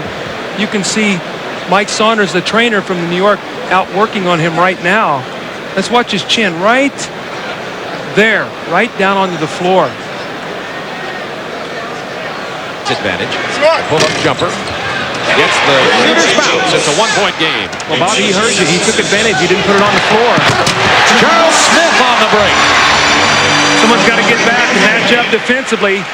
Boston scores and New York is not a factor. He can drive his coach crazy. Starks hits from the perimeter. Now, that was an excellent screen set for defensive rhythm. Here they're showing it again. There's the trap. Smith hits Oakley. Oakley to Starks. Did a nice job handling the basketball that time. Made the quick ball movement, and when a team presses you, Bob, you want to man. Celtics by 1. Knicks ball, 17 on the shot clock. 4:21 to go in the quarter. The quick bounce and shot from John Starks. He has 6 to lead all Knicks scores. Starks 3. Atlanta played very well against New York the other night with a Dominique Wilkins who was under the weather. They showed a lot of resolve in that game, beating New York. Played very well. Mookie Blaylock, Kevin Willis. Doc Rivers says he's seen a big difference late in the year, particularly of the Hawks' defensive effort. Oakley buries the jumper from 19. Charles Oakley. Oakley with 2 offensive boards. Charles Oakley, 3 offensive rebounds on that possession, 2 on that one, and then he chased down the long rebound. So 3 hustle plays by Charles Oakley. Knicks by 1, 1:38 to go in the first quarter. Down to Ewing on the left baseline. This time. They're not double teaming. That was last year's move. That's exactly right. And they're not double teaming him right now. When I talked to Chris Ford before the game, he said, you know what, we can't defend him the same way every time. We give him different looks. Joe Klein had him straight up that time. Patrick just too powerful. Now Knicks by 3, New York on an 8-2 run. Reggie Lewis pulls up. Every time the Knicks shoot, they have somebody right in their face. You're right. Hands in the face, body to body. Ewing down on that right baseline. There's the double team. Exactly right. Anthony steps up for the jumper from 19 feet. Greg Anthony with his first basket. basket of the night, and the Knicks build a 5-point lead with under a minute to go in the first quarter. Greg Anthony made the toughest shot in basketball, the wide open jump shot, Bob, that everybody thinks you're supposed to make, and if you miss it, it's a glaring mistake. And tight defense on Douglas with 8 seconds on the shot clock. Lewis to Douglas, tries to drive, pulls up from 14. Here comes Oakley, 37 seconds to go in the quarter. Starks to Anthony. New York on an 8-0 run right now to take a 7-point lead. Anthony on the floor. There's Patrick Ewing. Sherman Douglas. There's Douglas penetrating again, but look at the Knicks step into that lane. They don't get it to him, though. Ewing backs down in, overclimbs. Patrick's having an MVP kind of year, but you know what? He's sort of been lost in all of the Charles Barkley, Hakeem Olajuwon, Michael Jordan great things they've done this year. So he has thrown up the numbers, and his team has been excellent. We'll be interested in seeing how the voting goes once the year is over. Patrick was NBA Player of the Month in March. Knicks was trying to score over Blackman. Boston shooting very terribly. They are 3 for 37%. Starks played point guard when Doc Rivers. The lane. Daniel gets the lay-in. Xavier has 6 off the bench.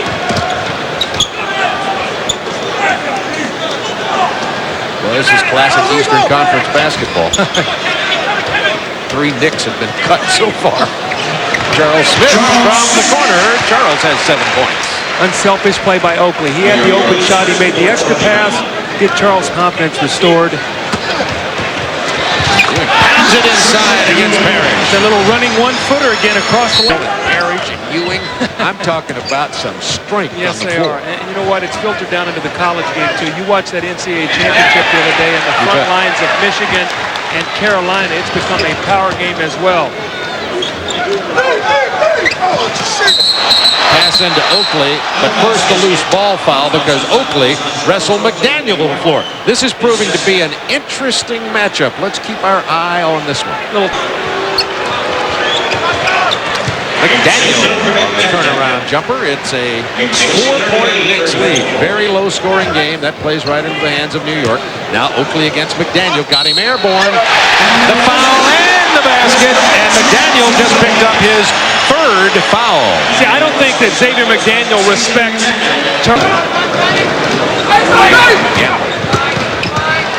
You see, really, New York is really getting up on the Boston perimeter people, chasing him off their shot and forcing him to put it on the floor.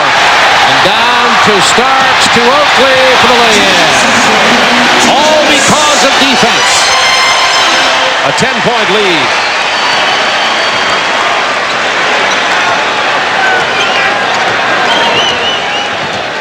Knicks have also only committed 2 team fouls. He stepped into the lane. Mason got a hold of that.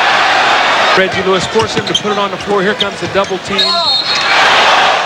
Thing you got to understand is you're always in the game because they don't score a lot of points either. I mean, they have totally outplayed New York, and New York is within, and Boston is in. There's Sherman Douglas down in the paint again.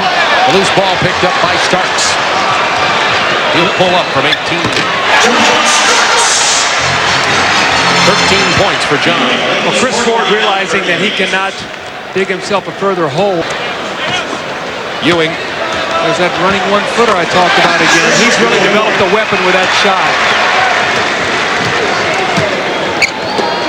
And great players have a steal. Here comes Gamble. It's 4-on-2 to McDaniel. Ewing is there, and Patrick stops the shot and picks up his 1st foul of the ball game. You know, they're wolfing with each other. They see Oakley coming over and saying something. You know Xavier McDaniel's going to say something. He really could have dropped this ball off and given someone a layup, but in New York, he's going to challenge Patrick Ewing. He's not going to go away from that. 8:56 to go in the 3rd quarter. Xavier McDaniel, formerly a New York Knick, has been playing very well for the Celtics, particularly the last 10 games. Adds muscle, scoring punch, some good defense. He was particularly effective in that Boston zone trap. several steals against Phoenix. I'm sort of watching Ewing and McDaniel talking at each other. They're going back and forth. Look at Ewing smiling. Xavier trying to get his concentration. Oakley's badgering him. Now Doc Rivers is saying something. See Patrick's big smile. That's what they'll do to you with that great defense. All stitched up, sitting back.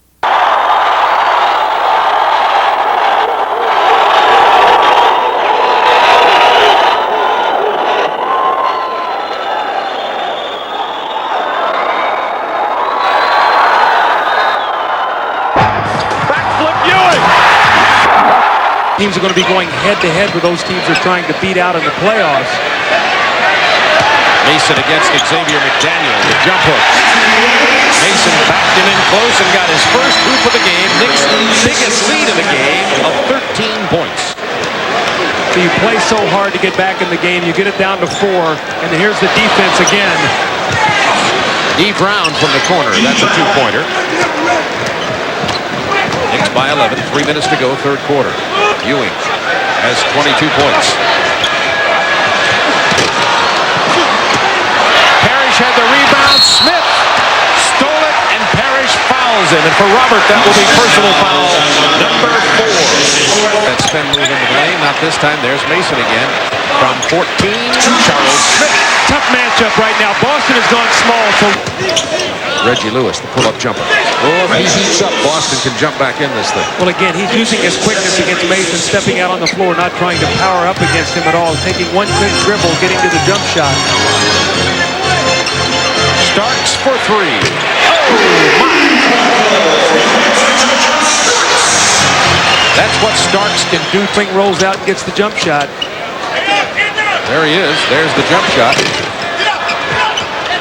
He gets it back with 6 seconds and hits this one. That was just inside the three-point circle. With 8 to shoot for the Knicks.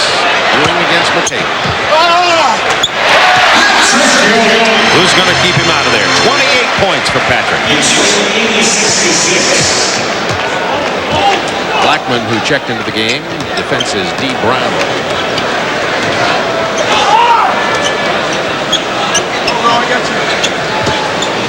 There's the give and go. It ends up in the hands of Sherman Douglas, who's making a living on the baseline tonight. Now, isn't that backwards? Shouldn't have been Douglas throwing it to McHale for the post move? It would seem that way. 12-point Knicks lead. Orlando Blackman still can't buy a hoop.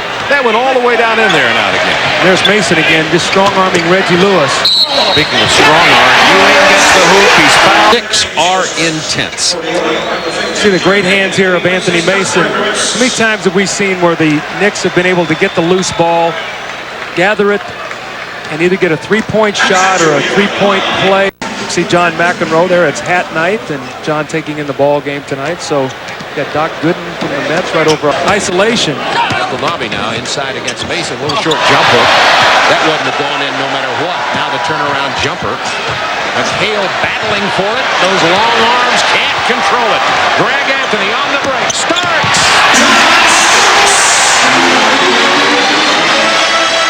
And for Boston, because they want to maintain the 4th place spot, New Jersey lost tonight 198 against Detroit. Starks. Well-executed play. Douglas inside to McHale. McHale missed the lay-in. He can't believe it. Herb Williams. See, I think the tough part about it is Kevin McHale missed the layup, and then Herb Williams just outran him down the floor. Very hard for Kevin on the road, so it's not going to get any easier. But we talked about they're all going to start beating up each other right now. It's going to be who survives. Blackman burying the jump shot, a smile on Pat Riley's face. Wants to get his shooter back on track. Mason has 10 seconds to shoot. The double team. Blackman from 18. He's hit 2 in a row. Once again, Blackman, when he gets squared to set up, he is an off-a-pick shooter. He doesn't work for his own shot. Reminds you in that area somewhat of Dale Ellis. He needs the screen to score. Well, he's doing it now. 93-78 Knicks. 5 minutes to go in this game from Madison Square Garden. Abilities of throwing out 12, 15-point halves still. Starks kicks it to Greg Anthony. Greg Anthony in 19 minutes now has 6 points and 5 assists, so he's made his contribution tonight. Remember now, he got a lot of those minutes because Doc Rivers split his chin open and was a little woozy in the first half after taking a nasty fall. Douglas open for the jumper. Mason with the baseball pass to Starks. The reverse. And the Knicks are up by 17, a virtually insurmountable lead when they're playing here. The Knicks going for their 16th home win in a row. Well, John Starks now 22 points and 9 assists. Gale's turnaround doesn't go. Rebound Mason. If the Knicks win this game, and it looks like they're going to, they will clinch the Atlantic Division title. Out of control. Now he's on the floor. It's a little your turn, my turn. Mason now with a shot. You know, I'm sure that New York right now, this is going to be a nice win for them. Remember last year they had the Atlantic Division sewed up with about 10 games to play and collapsed, and Boston won their last 8 ball games, ended up winning the division. So this is an accomplishment for New York. This gives them the number 2 seed in the Eastern Conference. Now that does not give them the home court necessarily in the second round, but it does give them the number 2 seed. Starks 10 of 15 from the field tonight. What a game he's played. His season, you said it earlier, certainly a candidate for most improved. Some use reckless or whatever, but this is a kid who loves to play basketball, and you have to respect that, Bob. He's lost some talent. They stuck with him, and now he's thriving with the New York Knicks under Pat Riley. Greg Anthony, Anthony Mason, Herb Williams, Rolando Blackman on the floor for the New York Knicks, along with Hubert Davis, the rookie from North Carolina. 2:47 to go in the ball game. The Knicks comfortably in front by 18. Anthony playing his best basketball since the suspension for sure. 20-point Knicks lead. So Boston will just have to lick their wounds. Go on back home. They have to play Detroit, which is always a tough game, at the Garden. McHale hits from 15 on Friday night, and then the Knicks come in on Sunday. This kind of home and home series. Here's Davis with a chance the other night in Milwaukee and let it slip away. They go into Milwaukee and Milwaukee beats them. That game could come back and haunt them before the season's over. By the way, I've just learned that Brian Shaw hit his 10th three-pointer and has broken the NBA record held jointly by Dale Ellis and Michael Adams. Ernie Johnson will have details of that after the game. Brian's going to be New York ball. Here's his opportunity to get it to Eric Anderson. You got to get him. Former Mr. Basketball from Illinois, went to the University of Indiana. They feel like he has a nice future, and if they're going to run screen roll, let him roll out and get a shot. There it is. There it is. He got it. There you go. Good call, Coach Collins. Oh, you got to do that. You got to do that.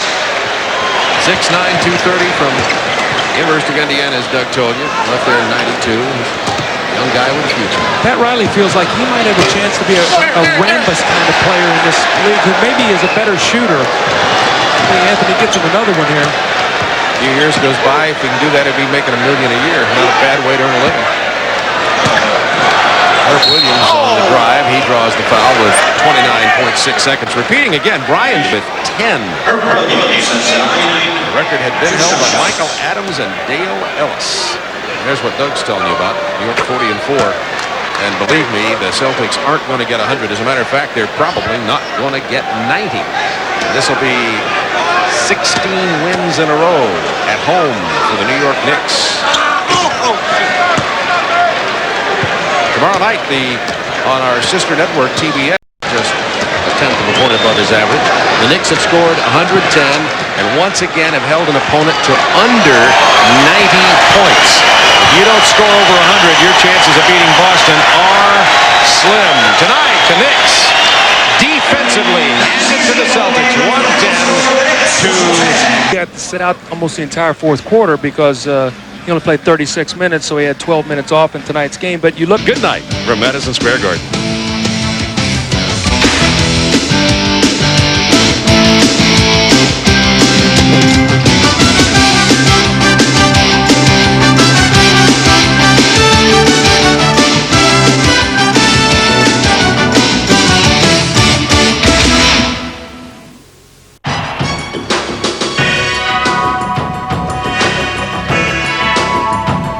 they've made their point. They are the 1993 Atlantic Division champions. They are the New York Knicks. Now the Knicks are locked in a race with the world champion Chicago Bulls for the top spot of the Eastern Conference and the coveted home court advantage. New York is firmly in control of their own destiny, and such was the case last season. But the Knicks watched a 5-game lead in the Atlantic Division slip away in the season's final 9 games.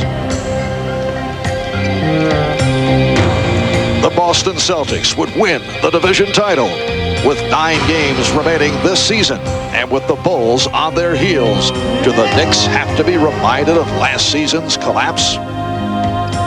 He knows that the Knicks play a physically intimidating brand of basketball, but what they don't know, they also do it mentally. The first thing that Patrick Ewing and Charles Oakley did when they arrived in Boston last night was to call up their former teammate Xavier McDaniel to gloat over the fact that they won the division. So I asked Xavier, what did you say back? Because you know, Xavier is a master trash talker himself. He said, you know what, I was meek. There was nothing I could really say because they did win the division. What I did tell him, though, is I will let my play do my talk. Thomas tuned them up, the Celtics, for 43 points Friday night. Nice drop step by Patrick Ewing to give the Knicks a 2-0 lead. Now Charles Smith over Kevin Gamble, and it's a 4-0. Post and score. Parrish has been injured recently. Abdullahi had a big night against the Pistons, but not on a consistent basis. Down that time, get a base, then make a decision on where you want to pass the basketball. Nice pass from Gamble, but Ewing with the rejection of... Here's Smith. Yes, Charles Smith. The Knicks play the pick and roll as well as any team in the NBA, and a beautiful reverse by Starks in this opening quarter. Oh, beautiful pass. Doc Rivers. What a season it's been for Doc Rivers. Checked in. It's Mason up front now with Ewing. And Oakley. Starks got the step. John Starks going for today. He's been bothered by back problems that have limited his playing time. Mason with a beautiful post up, taking advantage. We're all in this together. We win together. We lose together. And they have to think as one. And when you interview these players, he has gotten his message across because they... Douglas over to help. Nice ball movement. Mason giving the Knicks a 1-point lead. The first quarter, they've used up a little bit too much time, however, to try for a 2-for-1. Ewing, yes. Patrick Ewing providing a 24-22 Knick lead. Charles Smith returns, and he will be matched with Xavier McDaniel. McDaniel to the drive and tips it home. He's standing about 3 feet away from him. He just happened to mention to me McDaniel. The block shot by Charles Smith. Blackman to the drive. Nicely done. Rolando Blackman is a player who needs screen. A 1-point lead. Blackman came off a pick and hits. Rolando Blackman that time set up. Here's Brown.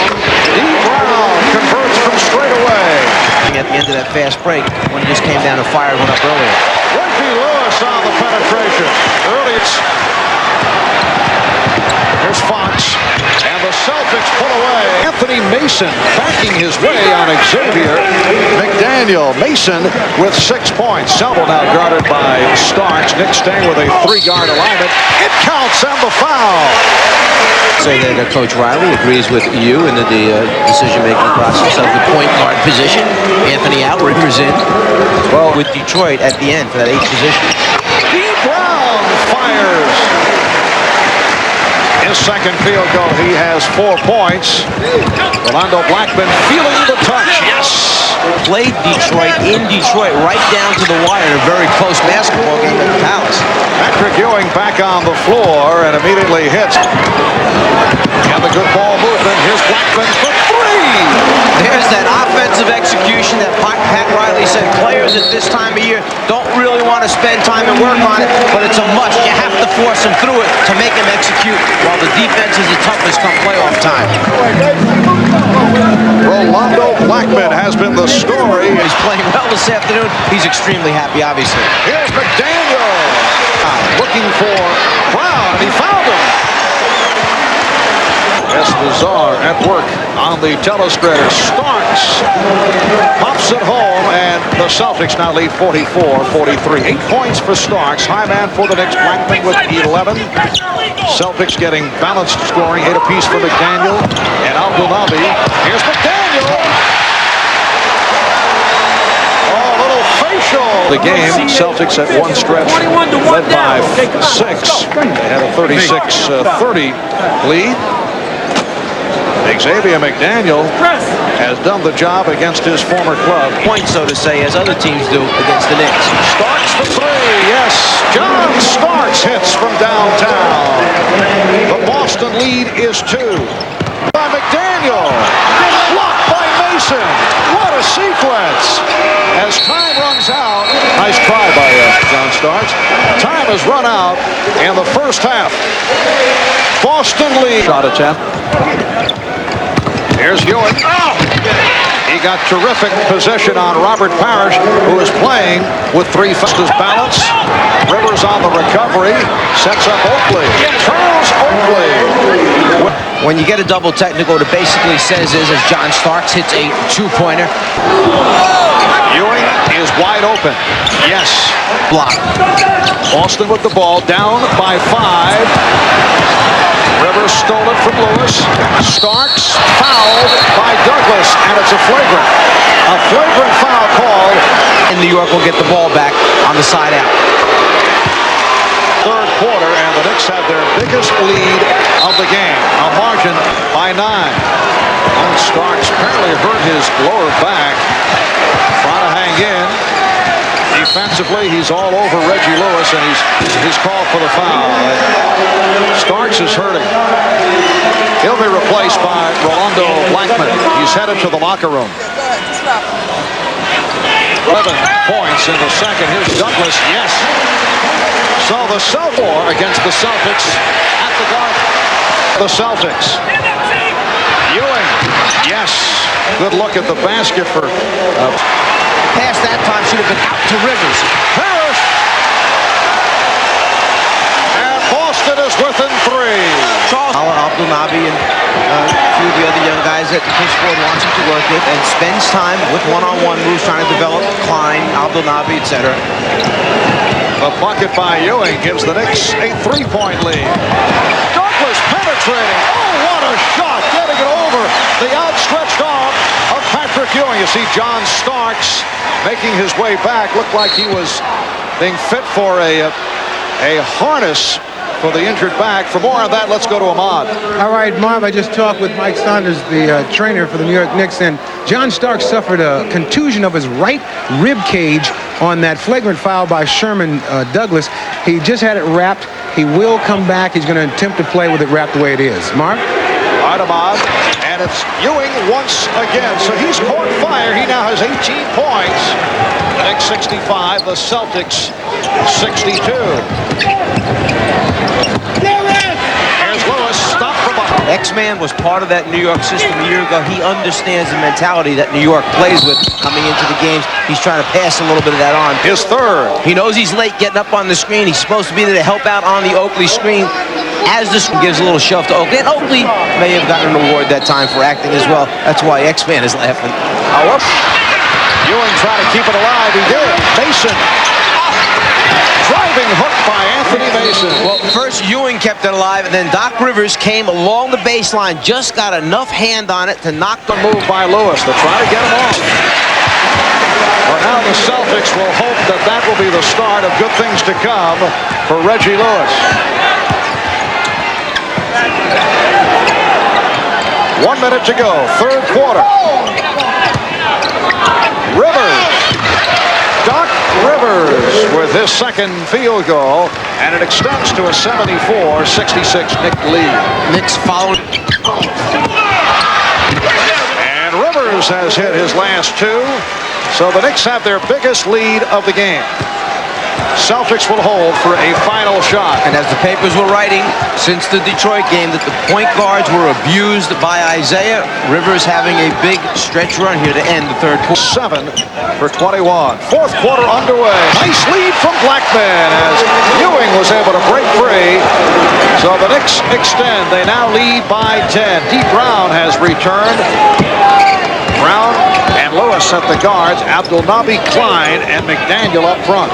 Talked about how good the New York defense is. They lead the NBA in fewest points given up, just over 96 a game. And what you strive for is 25-point quarters defensively. Well, first three quarters, 24, 24, and 20 given up by New York. And the Celtics now struggling to get off good shots. Blackman back for Rivers. Oakley is up front with Mason and Ewing. Shot clock down to 3. Rivers for 3. Yes! Doc Rivers has hit his last 3. And the Knicks have opened up an 81-68 lead. Chris Ford wants to talk it over. Presents Genuine Moments. Today's Miller Moment. Earlier this season, back in December, the Knicks ended an 8-year regular season losing streak here at the Boston Garden. Patrick Ewing led the way, 30 points and 14 rebounds for Ewing. The Knicks shot 55%, and they roll to a convincing 113-87 win. In recognition of this moment, Miller Genuine Draft will donate $1,000 to the Thurgood Marshall Scholarship Fund. Knicks have opened up their biggest lead, a margin of 13.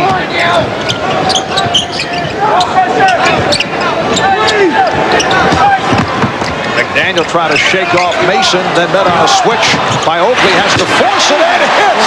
What a shot by Xavier McDaniel with the shot clock running down. And Charles Oakley got a little smile. In fact, he's still smiling at X-Man for making that shot. You called force? Yeah, it was force all the way. Will not go back into the game today. It said it's just too painful. So he's through for the day. Marv? John Starks, who was injured on that flagrant foul. Sherman Douglas, you mentioned, John, has been at the other end of flagrant fouls. Gave one on Kenny Anderson that led to Anderson breaking his wrist. Last 6 shots. Well, that's the end of that streak. Patrick Ewing again showing his jump shooting skills. He has 26, and the Celtics call for time. 7:54. Round for 3. Yes. That's the spark that the crowd has been sitting here waiting for, because the score up on the board indicates there's still plenty of time and it's close enough for the Celtics to make a move. The crowd was wondering, how are we going to get there, though?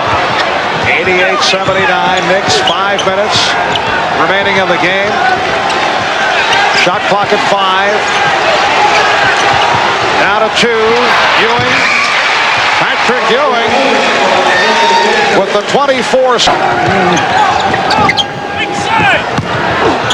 Ewing. Patrick Ewing continues to get good looks at the basket. He now has 30, and the Knicks lead 93-81. Again, the curl action, meaning that the cutter coming off the screen and runs a little C type of move into the lane. It makes defensive guys step up. Ewing then steps back, and he shoots it over a much smaller man who's rotating towards him. Ewing hits the floor. Foul is called. McDaniel, 14 rebounds for Ewing. Xavier McDaniel on the line. Apparently Ewing had something to say to McDaniel, try to take him off his form at the free throw line. Czar back earlier in the season in the first meeting between the Knicks and the Celtics. Ewing was on the line in a clutch free throw shooting situation.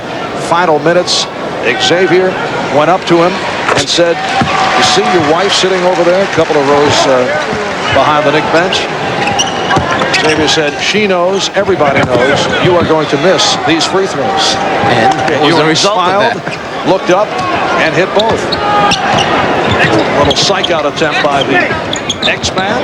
10-point lead for the Knicks. Blackman, got it away. Looked like Gamble got a piece of it from behind. Rolando Blackman has made his return after having his difficulties. He has shot well. That's a 3 for Lewis. 14 for Reggie Lewis, who has been off, only 6 of 16 from the field. Again, pressured by the Celtics. And Oakley just did get it across midcourt. Here's Ewing getting the step and fouled by Lewis. Oakley coming up with it and then firing it over to the big guy, and Patrick finding himself in an unusual situation. If Xavier chats it up here with Patrick Ewing at the line. McDaniel sets up for the three. Sometimes you try just a little bit too hard. X-Man coming out here this afternoon for the Celtics, giving an excellent basketball game, but that one right there, he tried to get the three-point off a little bit too quickly. This was a one-point game at halftime. Boston led by 1, but the Knicks were able to turn it around in the third quarter as Ewing launches one. Oh, he enjoyed that. He has 34. Patrick Ewing, who grew up in the Boston area. Brown stopped by Ewing. Ewing called for the foul. And Ewing telling us yesterday that for the first time in his career, he's finally hearing some cheers when he plays back here in Boston. That because of the success turning out here this afternoon. A little friendly hello by Charles Oakley to Xavier McDaniel, and Ewing with the big smile. You being with the Knicks on a regular basis throughout the season see the other side of Patrick Ewing, but for me, the experience during the summer with the Olympic gold medal situation, you saw a whole nother part of Patrick Ewing, the interaction between the other players, how he was so accepted by Larry Bird, and they became such close friends, and the laughing, joking part that goes on with Patrick Ewing behind the scenes. That's a side of his personality that is rarely the same. Oakley with a steal. 2-on-1. Has Blackman. The feed for Blackman. And the Knicks now lead 102-88. Rolando Blackman with 18. Charles Oakley knew you were talking well about him, so he decided to show you one more part of his game. I'll lead a fast break and make a pass at the end. Xavier McDaniel has 24. We're down to 15 seconds remaining in the game, so the Knicks will make it 4 out of 5 on the season against the Celtics. They go to 53-21, and for the moment, a full game in front of Chicago. They've won 8 of the last 9, 17 of 20, while Boston has lost 5 straight after winning 9 in a row, and they've lost 4 straight here at home. Ewing, the high man, with 34. Blackman with 18. McDaniel led the Celtics with 24. The Knicks shooting 50% for the game. They win it. Victories. With the Atlantic clinched, the Knicks hosting Washington, New York looking to take a one-game edge over Chicago in the chase for home court in the East. To the Garden for the highlights, and the Globetrotters were not in town, but it looked like it. Watch it. Oakley to Mason, to Blackman, to Campbell. Yes, please. To Mason, to Blackman. For the open jumper, great passing. If you're good, you need some luck, and Greg Anthony had some thanks to the arm of Doug Overton. 22 at the end of the quarter, but in the second quarter, Larry Smith is stoned. A 3-on-1 break comes out of this as the Knicks get into transition. Starks behind the back. Anthony Mason jam. Knicks by 5 at the break. Third quarter, Starks picks up the stray pass, gets it ahead to Patrick Ewing. He knows what to do with it, the MVP candidate.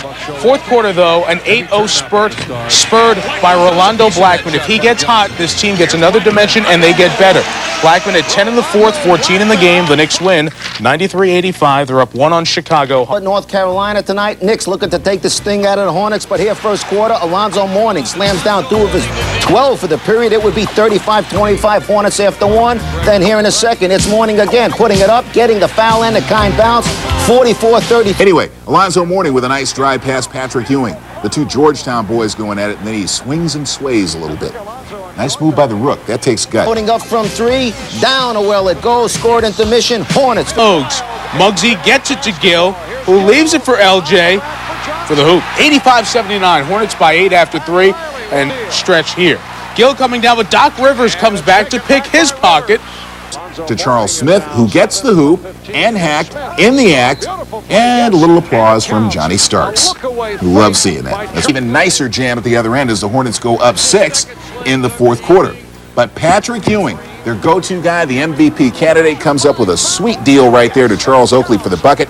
Ewing with 39 points, 13 assists. Their bread and a game-high 39-17 in the fourth quarter. Here he picks it up and slams it down the final. Unhappy with the stats, but Patrick Ewing takes over. With Mourning in foul trouble, Kenny Gaddison guard court offense, where the Knicks hope Rolando Blackman will be the playoff key.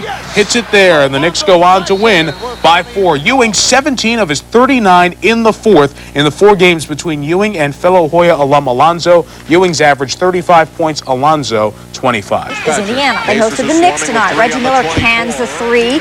The Knicks fighting for the home field advantage in the playoffs. Look great here. Orlando Blackman with the feed to Patrick for the jam.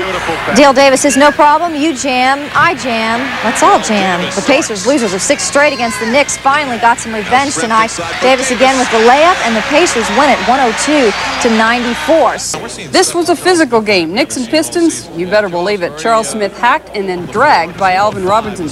Second quarter, Isaiah Thomas, a nice whip pass to Robertson for the layup. Pat Riley doesn't like that, but the Knicks do lead by 4 at the half. In the third, more rough stuff. Dennis Rodman antagonizes Anthony Mason, who takes exception, but cooler heads did prevail. Now Doc Rivers gets it to Charles Smith, who attacks the rim with the big jam. Knicks by 13. More ugliness later, though. Isaiah Thomas takes Doc Rivers down and then puts a foot in his face. Kicks him in the head. Isaiah ejected.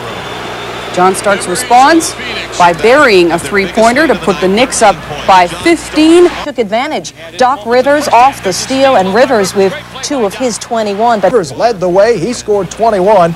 But the strangest play of the night, off the knee of Dennis Rodman.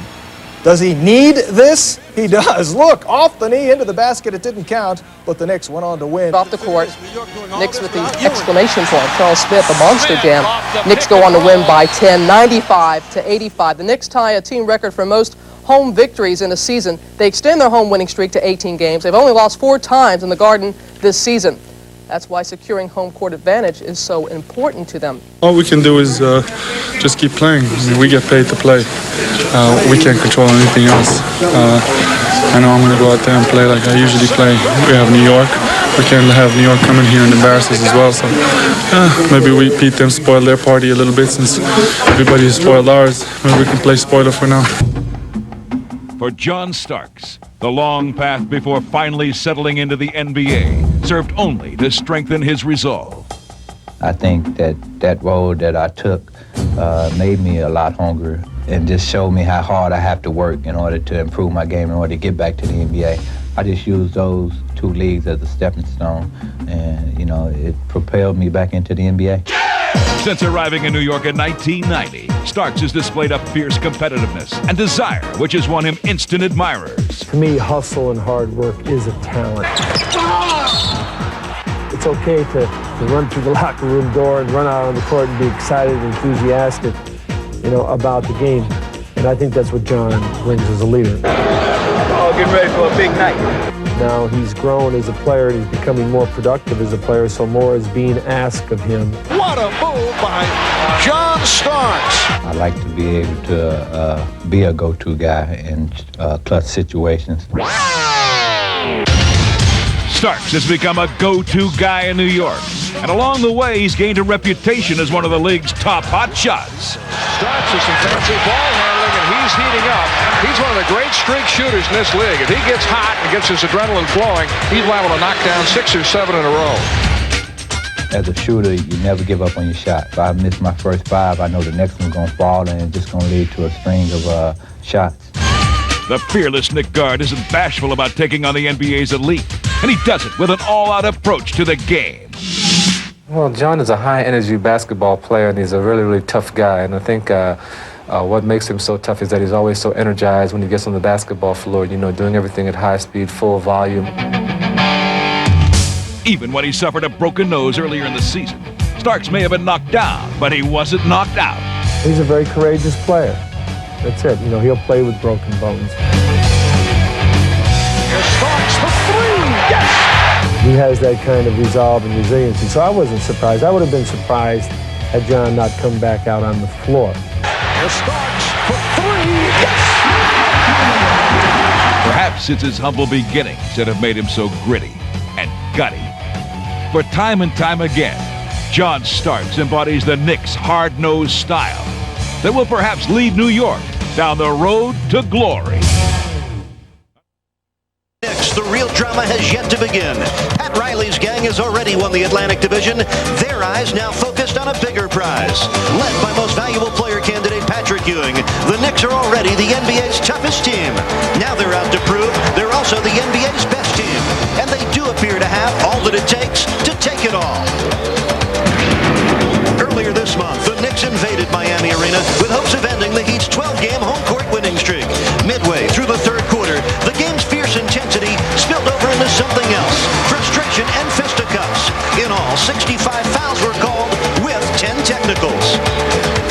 When they finally did get back to playing basketball, the Knicks ran away and hid with a 123-107 road win. John Starks had 23 in New York's 8th straight win against Miami. Anthony Mason added 16 points and 10 boards. Gold Diamante.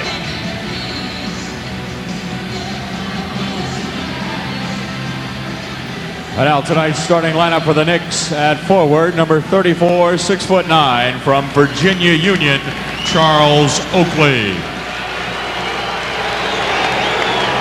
At forward, number 54, 6'10", from Pittsburgh, Charles Smith. At center, number 33, 7 foot, from Georgetown, Patrick Ewing. At guard, number 3, 6'5", from Oklahoma State, John Starks. And at guard, number 25, 6'4", from Marquette, Doc Rivers. The head coach of the Knicks is Pat Riley. His assistant coaches are Dick Harder and Jeff Van Gundy. The trainers are Mike Saunders and Tim Walsh.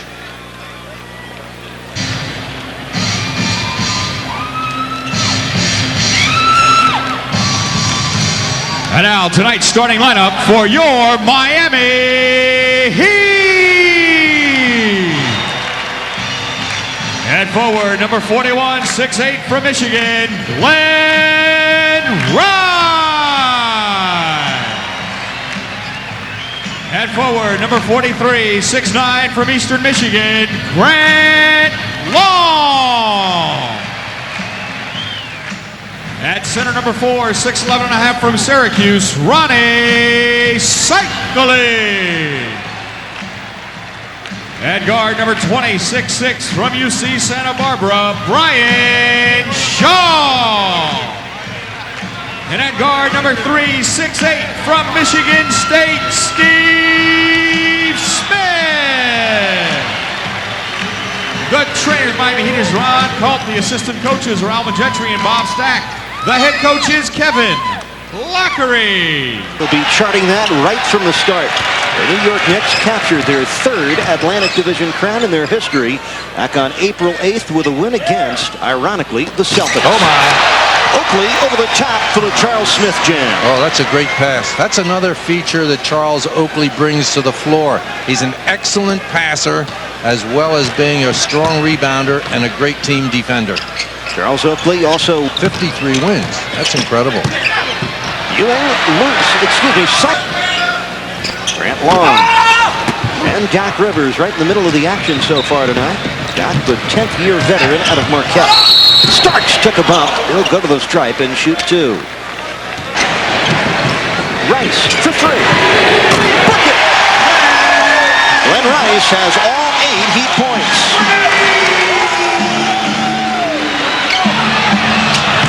Is still employing that trap. It's bothered the Knicks a little bit. Smith. He's all over. 8 on the shot clock. Long backing Starks to the lane, and Oakley finds him too. Smith's wraparound is intercepted by Doc Rivers. Smith looked like he had it lined up. Oakley getting back and knocking Cycle's pass away. On the weak side, hopefully someone who's not a great shooter. But you can't give them offense. Which was 28. They can match their win total from a year ago. But it'll take much better defense than that. He particularly well. There's been no stopping Charles Smith. He has 10 of New York's 14 points. But even 14 points in the period at this pace. There's the double. Doc Rivers with the reverse, and he got fouled. And that is personal number 3 on Steve Smith. Coles leading Cycle. What a play! Cycle ran the floor very well. Rebounds. Miami looking to tie it, but Oakley with the steal. A pretty reach by Charles Oakley. Oakley, long out of the pack. Can't hold on. Doc Rivers with the steal. Cycle going at Mason, but Oakley reached in and knocked it free. The quick hands of Charles Oakley paying dividends for the Knicks. Rivers on the floater. Oakley puts it back. Position again, Charles Oakley. Jack Oakley coming off a 19-rebound effort against Detroit, of which 8 were offensive boards. Shaw backs it in. Well, sometimes it's better to be lucky than good. Yeah. Brian Shaw was both. Brian Shaw in the right place at the right time. Got a deflected pass. Coles again on the drive. This time blocked. Blackman and Mason had sandwiched Coles. Knicks interior defense is phenomenal. Smith laying it in. Getting past Glenn Rice. Great position by Charles Smith. Got Rice on the high side. Excellent entry pass. Smith on the finish. Yeah, it's been some matchup. Charles Smith, 5 for 5, 14 points. Glenn Rice has a dozen. And we're all tied at 22. Final minute, first quarter. No double team. Cycli should have taken him. Here he goes. Gives it out to Coles for 3. Book it. Bimbo Coles, who was mired in a pretty bad slump. Last 2 games, he had hit just 2 out of 15. These 2 season playing the same kind of defense. Rolando Blackman free and gets any miss. A technical foul on Kevin Lockery. Greg Willard had heard enough. A technical foul has been called. Well, last time these clubs met, 10 technical fouls were assessed.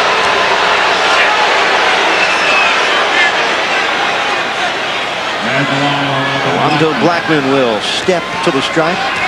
Blackman, a 79% free throw shooter this season.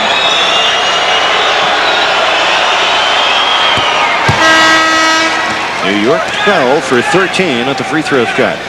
For the Knicks, John Starks in the game. John Starks back for the Knicks. Here's Ewing on the move. And Patrick Look out! Nice pass. And Anthony Mason wide open for the jam. On the 24. Down the 4. Good. Bimbo, a little bump and shoot. Well, they're doubling the ball at every exchange. Now, Bimbo Coles is the designated double teamer. Now, that time he was playing Doc Rivers, so he stayed with his man. But as soon as somebody else handles the ball. Saturday afternoon hit all 18 of their free throws. Cycling in a crowd of New York blue. Here's Hubert Davis breaking to the goal. And another foul. Minor to go against Doc Rivers. 5%. Coles. Very nearly had a chance at 3, but Bimbo will go down to Oakley. Blocked by Cycli for the goaltender.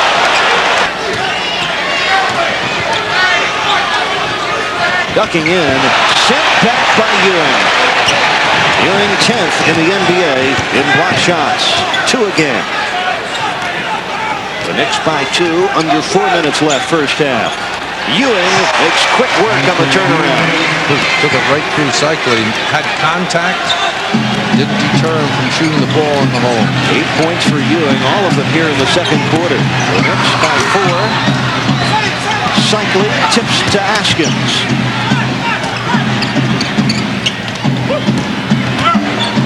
Harold Miner scooping in and hitting. Harold Miner just sliding between the defenders, looping up that underhand shot. And Doc Rivers circles out.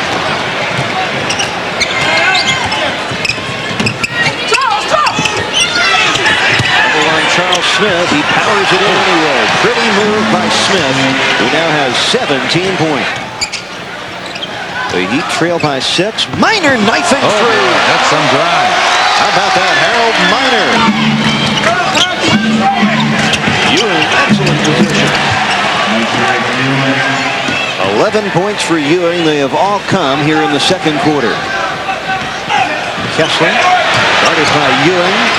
The fadeaway. Harold Miner didn't hit the board. He never saw the basket, but he flipped it in anyway. There's the double by Bimbo.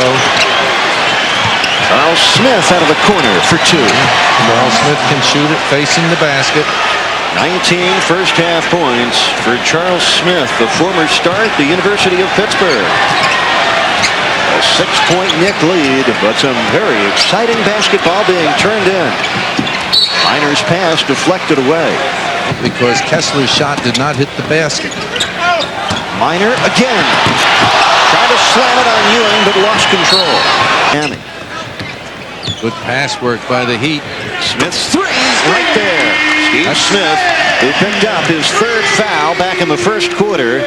That's just his 5th point tonight. And his 50th made 3. Excellent. Just 2 points. 0 for 3 shooting. This is the guy you've got to worry about. John Starks, who can get his game going quickly. Starks hitting the 3. Rice answering back.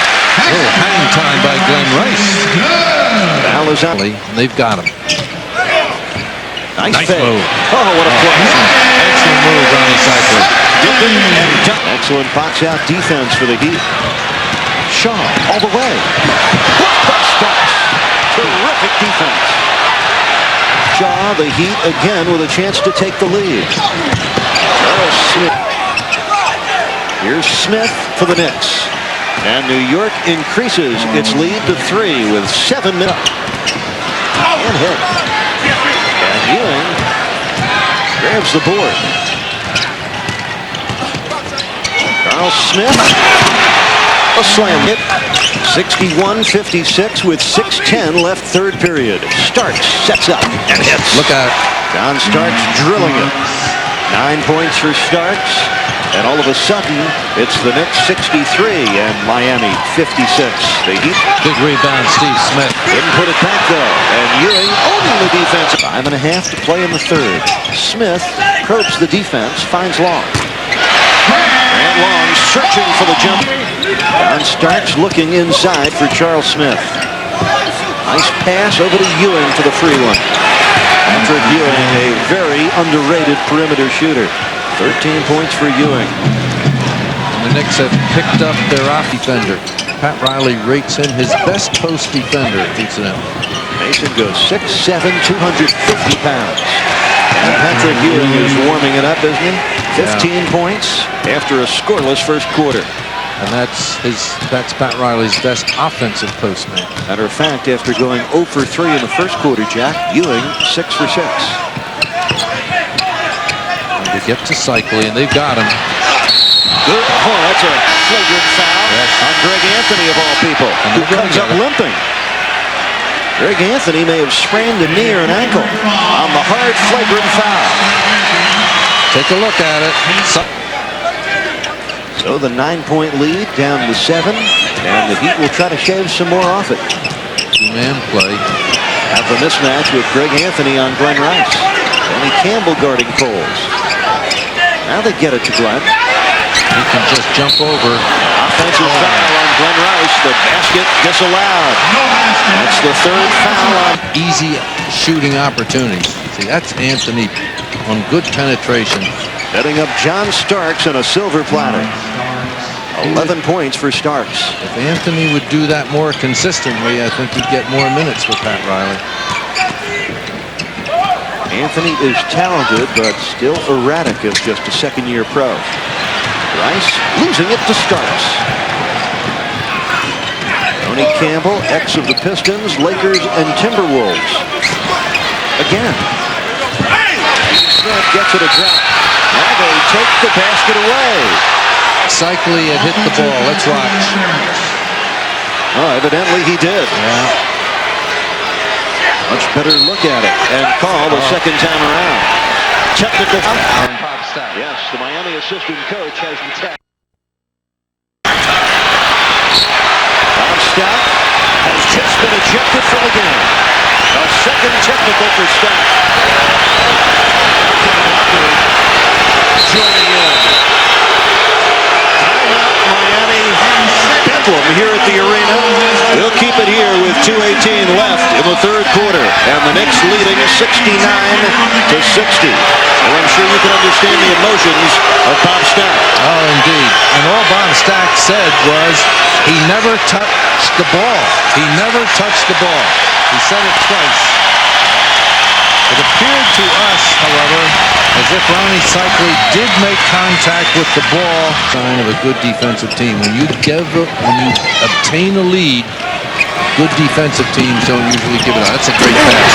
Terrific play by Greg Anthony and Charles Smith, who now has a new season high, 28.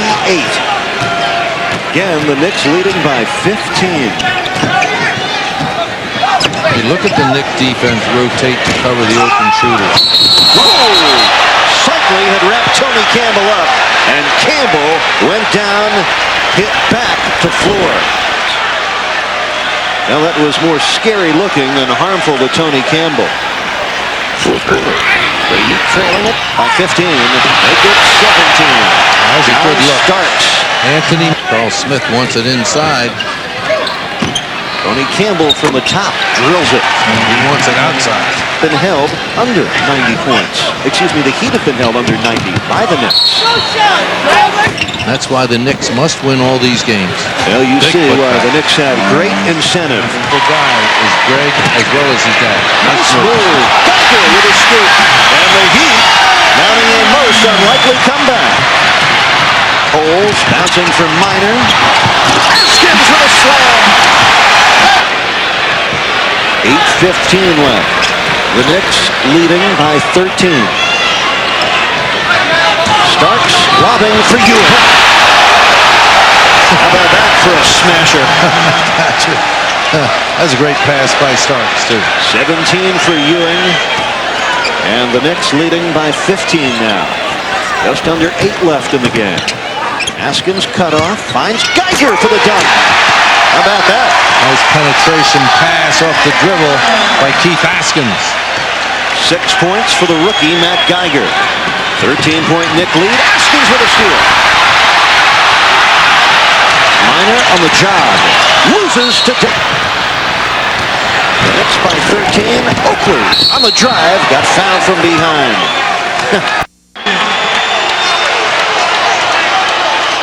I don't know what that's for.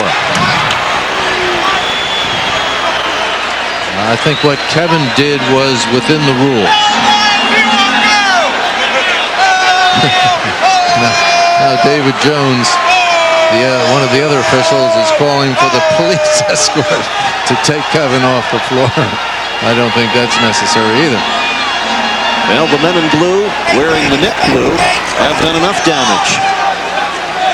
Alvin Gentry, the only coach remaining. I guess he will elevate John Sally and Willie Burton to his assistant coaches. A joke. 14 rebounds now for Cycli. Out to Rivers with a steal. Top with the dunk. And Bimbo Coles just wiped out one of our captains. Charles Smith, 11 of 11 at the stripe. 11 for 14 from the field. Bring it all up, 33 points, a season best.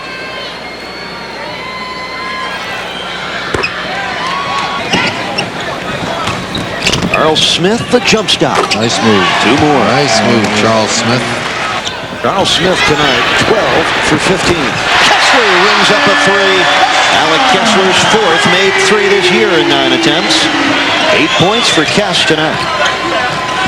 3:05 left, 102-85, New York. Oakley lost the ball.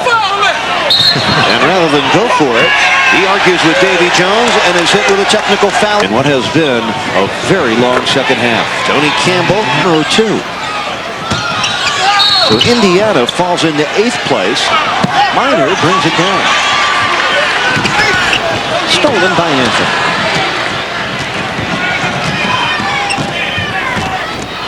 Well, the New York Knicks knew they had to come down to Miami tonight and take care of business. The Nets tomorrow, at Philadelphia Friday, and then the showdown with the team from Chi-Town Sunday afternoon in New York.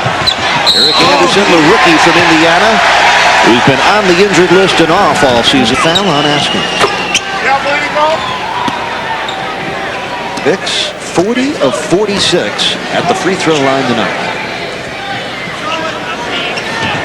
Leading by 15.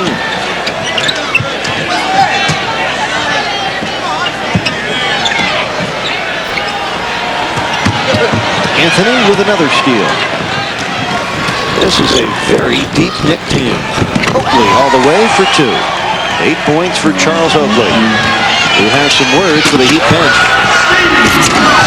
Steve Smith, excellent effort by the New York Knicks. They came, they saw, and they conquered. Pat Riley gets another W, and your final score, 109-97, 36 points for Charles Smith.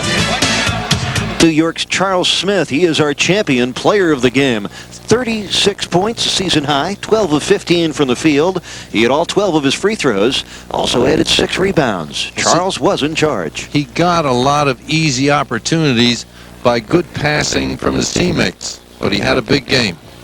And he's our player of the game, sponsored by Champion, the official maker of all uniforms for the NBA. Terrific job tonight. Continued success. I picked you early, you know. All right. Don't let me down. No, we don't want to let anybody down. All right, back. Course for the Knicks, 36, a season high for Charles Smith. Ewing and Starks each with 18. Ronnie.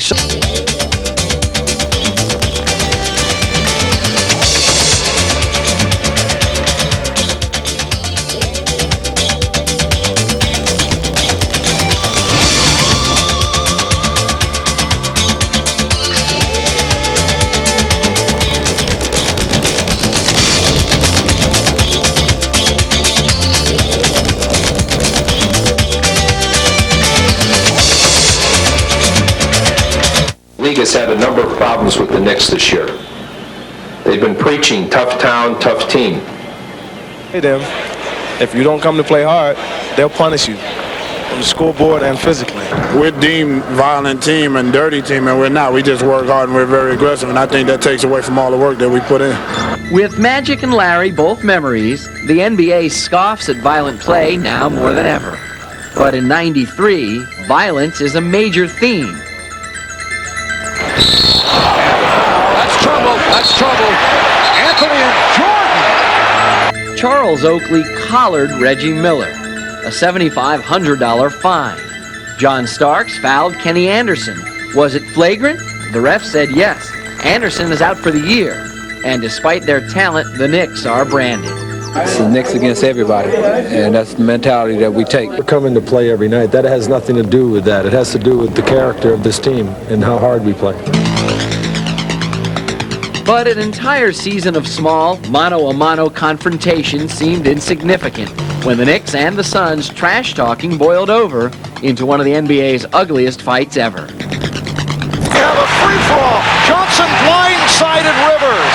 Rivers went down, and this could become ugly. It is ugly. Greg Anthony punched Kevin Johnson while he was being held. Oh, that's awful. That is awful. Kevin Johnson did was a cheap shot. Greg Anthony has been made the culprit. The guy who started this was Kevin Johnson. It's the first time that's happened to us, and it happens to New York all the time. So, you know, you make your own assessment there. But Greg Anthony, that's ridiculous. A guy not even suited up for the game to get involved. We went through the Phoenix incident. We dropped the game after that, and then we got right back on track. A lot of other teams would have fell apart, you know, and fell by the wayside. We didn't. So if we can survive that, we feel we can survive anything. The Knicks all say that the brawl in Phoenix made them closer and solidified their resolve to play it the Knick way all the way. Pippen off the steal. Here's Jordan. Of course, the road to the title likely runs through Chi-Town. But any way you look at it, it's New York against the world. You can say what you want to say. We're just going out there and doing our jobs, which is to win basketball games.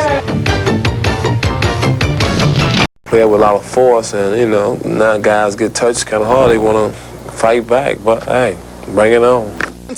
The Lakers have a losing record this year. Everyone's moving east from Hollywood, becoming Knicks fans. Call him Jack Nick Fanson, okay? All right. Okay, I'm sorry. A little showtime for you coming up, too, because Charles Oakley with a great no-look pass to Charles Smith, and the Knicks are out to an early 8-point lead. This was a physical game, as you see the banging underneath.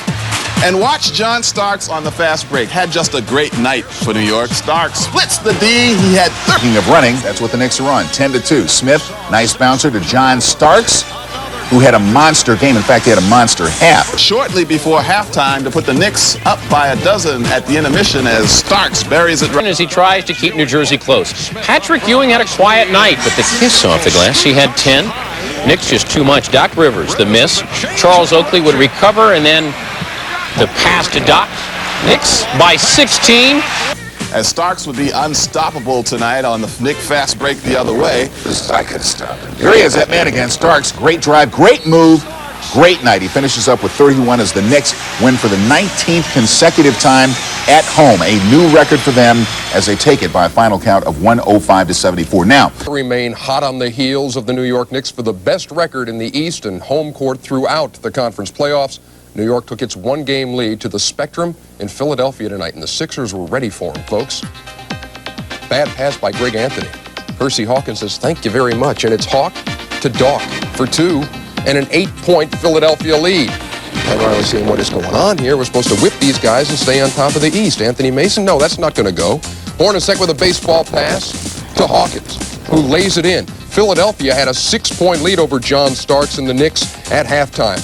Turnover. New York on the run. Ewing puts it on the floor and receives back. He had 26 points, 24 rebounds. The Knicks beat the 76ers trap. Ewing to Charles Smith. Alone underneath, stuffs it.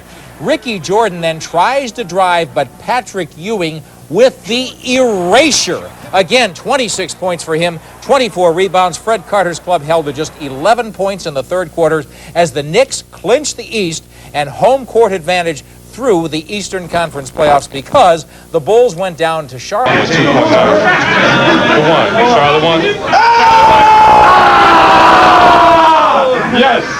It was a long, rough season, and we worked very hard. And where it stands now, us having home court advantage, we deserve every bit of it. Just to know that it's just one step, and get right into getting prepared for whoever we're going to play in the first round. But it's a great achievement. I mean, for a regular season, the world champs, a hell of a team, and I'm just excited about it. Good afternoon, everyone, and welcome to Madison Square Garden, the world's most famous arena. Today's game features the Chicago Bulls and your New York Knicks. Here are today's starting lineups. First for the Bulls. At guard, at 6'2" from Iowa, number 10, B.J. Armstrong. At guard, at 6'6" from North Carolina, number 23, Michael Jordan. At forward, at 6'7" from Central Arkansas, number 33, Scottie Pippen. At forward, at 6'10" from Clemson, number 54, Horace Grant. At center, at 7'1" from San Francisco, number 24, Bill Cartwright. The trainer is Chip Schaefer, assistant coaches John Bach, Jim Clemens, and Tex Winter, and the head coach of the Bulls, Phil Jackson. And now, please welcome the Atlantic Division champions, your New York Knicks. At guard at 6'1" from Oklahoma State, number 3, John Starks. At guard at 6'4" from Marquette, number 25, Doc Rivers. At forward at 6'10" from Pittsburgh, number 54, Charles Smith. At forward at 6'9" from Virginia Union, number 34, co-captain Charles Oakley. And at center at 7 feet from Georgetown, number 33, co-captain Patrick Ewing. The head trainer is Mike Saunders, the assistant trainer Tim Walsh, assistant coaches are Dick Carter and Jeff Van Gundy, and the head coach of the Knicks, Pat Riley. And Grant. Ewing took the rebound. Patrick Ewing, who had another a 20-plus rebound game in Philly on Friday. 26 points, 24 rebounds. That's a holding foul. Down the stretch of games, he put him in for 8 straight minutes. A steal by Scottie Pippen will lead to the slam dunk, and 2 more for Chicago. Their 4 games with the Atlanta Hawks, 2-2, and one of those wins came on a 3-pointer by Pippen with 10 seconds remaining to pull that game out. They could have been down 3-1 to Atlanta. Horace Grant giving the Bulls a 4-3 lead. Starks guarded by Armstrong. Starks. Oh, nice move. John Starks with a burst along the baseline, and the Knicks with a 5-4 lead. You can believe that there is a little bit of experimenting going on from both coaches this afternoon as to what they can find out about the other team's offense and the other team's defense as they look to run their stuff. Jordan gets it back. Armstrong. Pippen able to recover. Goes down for a second time on that sequence. Phil Jackson complaining that the Bulls now get a new 24. Cartwright got position. Rejected by Ewing. Ewing with 5 blocks on contact and shot a bit harder. Oakley with the steal. Oakley on the drive.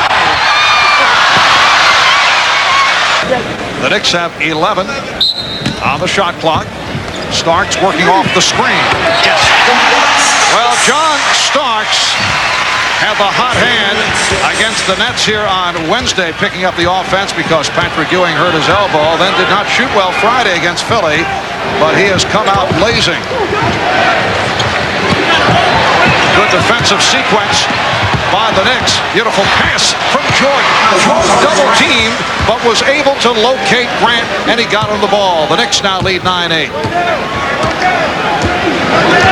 Unusual to see the Knicks doubling up on Jordan. Pat Riley's philosophy has always been straight up. We talked about experimenting today. Perhaps Pat Riley looking to see what happens when they do go after Jordan and double team him. Foul it away in the middle.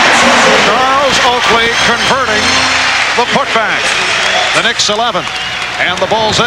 Oakley had an unusual game the other night in Philly. 1 for 8 from the field, but still so valuable with 17 rebounds. Pippen can't find the shot. That's Jordan. That's the most room that he has seen. And Michael hitting on his first field goal.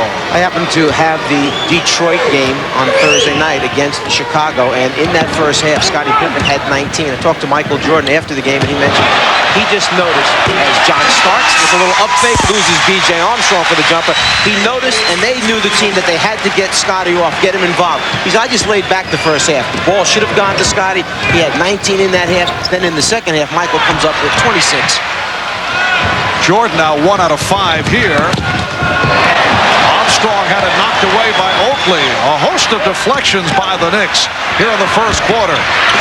Ewing had it knocked away. Rivers on the recovery. The Bulls do get back. Starks back for Rivers. Finds the open man. Charles Smith.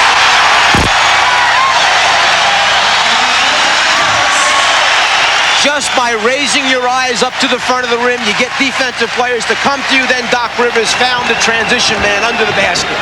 Armstrong. And Jordan strips Starks. Michael Jordan with a terrific defensive play and takes advantage. Well, number 1 in the NBA in steals, Michael Jordan. As he said, Magic Johnson, James Worthy, Michael Thompson, Byron Scott was out because of a sprained ankle. Oakley with the rebound. What a play by Charles Oakley. And the Knicks now lead by backing Starks. Rebounded by Ewing. Rivers for Smith, who beats the Bulls down court. Charles Smith runs the floor so well. Not too many people outrun Scottie Pippen in transition. At that time, it started out as a foot race, pretty even, but Doc Rivers, with angles and his ability to look up the floor, put it right on the money. Knicks 19, Bulls 14. 3.5 left in this first quarter. Marv Albert, Mike Fratello, Ahmad Rashad, and a storm from Madison Square Garden. The usual 19,000 plus on hand. B.J. Armstrong getting the roll. For B.J., his first field goal. The Knicks lead by 3. The Knicks at 36-4 here at home. 14 straight wins at the Garden, 22 of the last 23. Pass Ewing for Oakley, and Charles Knicks on the Chicago roster. 2 minutes. Jordan changed his mind. He thought he had Grant. Starks behind the back for Ewing. What a play! And Michael Jordan was trying to get his steps down to go up for the block on John Starks. Starks surprised him with the flip behind the back. Knicks 23, the Bulls 19. Patrick Ewing. Yes. Well, I mean, that wasn't the fadeaway. That wasn't the hook. That was drop step, go around your man, and then put your hand in the bottom of the rim. And Purdue able to hit again off glass. Was he calling for it down low? Give it right back to me, he said. Knicks by 2. A moment ago, the movement by Patrick Ewing. Normally, it's Bill Cartwright's big body on him, but that time no one came to double team, so Patrick said, let me just put it right in the front of the rim. He loves it. The loss to Charlotte on Friday night that he might, as Mason is able to get inside of the Knicks now lead 27-25. That no such word in his vocabulary. That's a rejection by Smith. No such word as rest. He fears that players, when they hear that back off, they don't go all out, and that's when you get hurt. So he doesn't want that taking place, so he goes in and says, hey, we're here to win. Greg Anthony with his first field goal. The Knicks lead by 4. Chicago that goes to pressure. Here's Blackman. So Rolando Blackman does it off the dribble. Knicks Chicago with the ball. They lead by 1. Paxson. Unusual shot for Paxson. Slammed home by Scott Williams. Well, this unit on the floor for Phil Jackson has done a nice job, and they've done it without Jordan and Pippen. Guys trying to establish themselves, getting ready for the playoffs. Tucker wants playing time. Paxson's trying to get back in his game. Williams knows they need him to replace Cartwright. McRae's been trying all season just to get something going. Rick Anthony. 2 of 8. Scottie Pippen. 1 of 6. As Pippen was not able to hit from down low. Pippen knew that Ewing was trying to recover. He tried to get it up a little bit too quickly. Charles Smith. What's going on here? Well, they're on sale all over now. Exactly. NBA. Nice fake by Pippen. Rebound Jordan. Michael Jordan hits. And he thought he was fouled. He's holding his right wrist. And Phil Jackson upset. It's the same right wrist that he hurt in the Detroit game a couple weeks back when Dennis Rodman, chasing him down, trying to stop a layup attempt, landed on top of him and sent Michael into the floor. Starks hits the 3. He has 10 points, and the game is tied at 43. Armstrong. Air ball. Handled by Starks. Final seconds. Rivers. Doc Rivers has been the long-range threat at the end of quarters. Will it count? No, it won't. Doc Rivers has hit a number of flings at the end of fourth from the line, and John Starks hitting 4 out of 8, including 1 from downtown. And Starks gets it going in the third quarter to give the Knicks a 45-43 lead. Chicago back to a front line of Bill Cartwright, Horace Grant, Scottie Pippen. Bulls turn it over. And Michael Jordan and B.J. Armstrong in the backcourt, while the Knicks with Doc Rivers and John Starks at the guards. Patrick Ewing, Charles Oakley, and Charles Smith are up front. Here's Smith around Pippen. Knicks extend to a 4-point lead. Opening minute. Third quarter. Marv Albert, Mike Fratello, Ahmad Rashad, Hannah Storm. Capacity crowd, better than 19,000 here at the Garden. It is a record 40th sellout for the Knicks. Team record 40. Here's Jordan. And he is way off. Michael now 3 for 11. Good play by Jordan. Armstrong with Jordan. Ewing back. And Michael Jordan cuts it to a 2-point Knick lead. Michael Jordan has to have felt the effects of this stretch run by the Chicago team, where he has been called on to carry the burden for so much of the time. In the Charlotte game, where they wind up losing by 1, it was Michael Jordan who demonstrated every big basket for them, and it just has to catch up with him. Nice move by Starks. Saw the opening, took advantage. Knicks lead 49-45.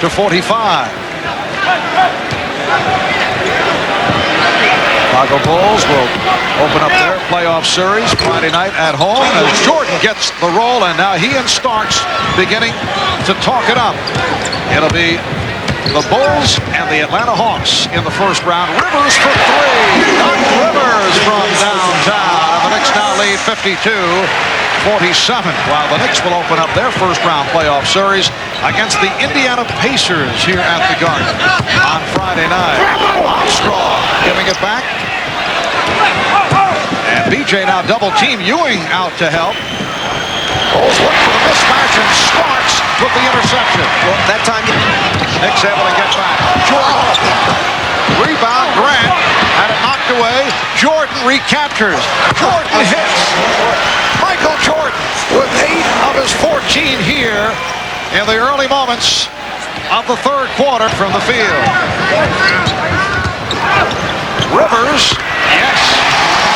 So Doc Rivers has hit a couple of shots here in the third. Knicks now lead 55-53. Advantage has paid off. Here's Starks.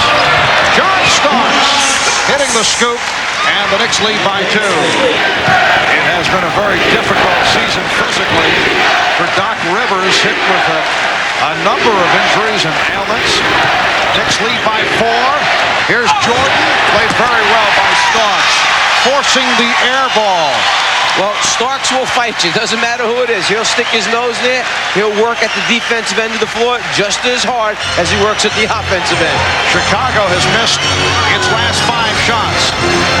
Just under 4 minutes to go in the third. Ewing.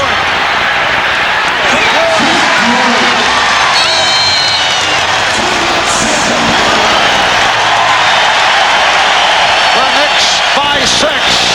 And they receive a standing ovation. Phil Jackson wants to talk it over. He gives what he can. Knicks lead by 6. 3:25 remaining. Third quarter. A Chicago turnover. Starks and Blackman now the backcourt. Mason, Ewing, Oakley up front.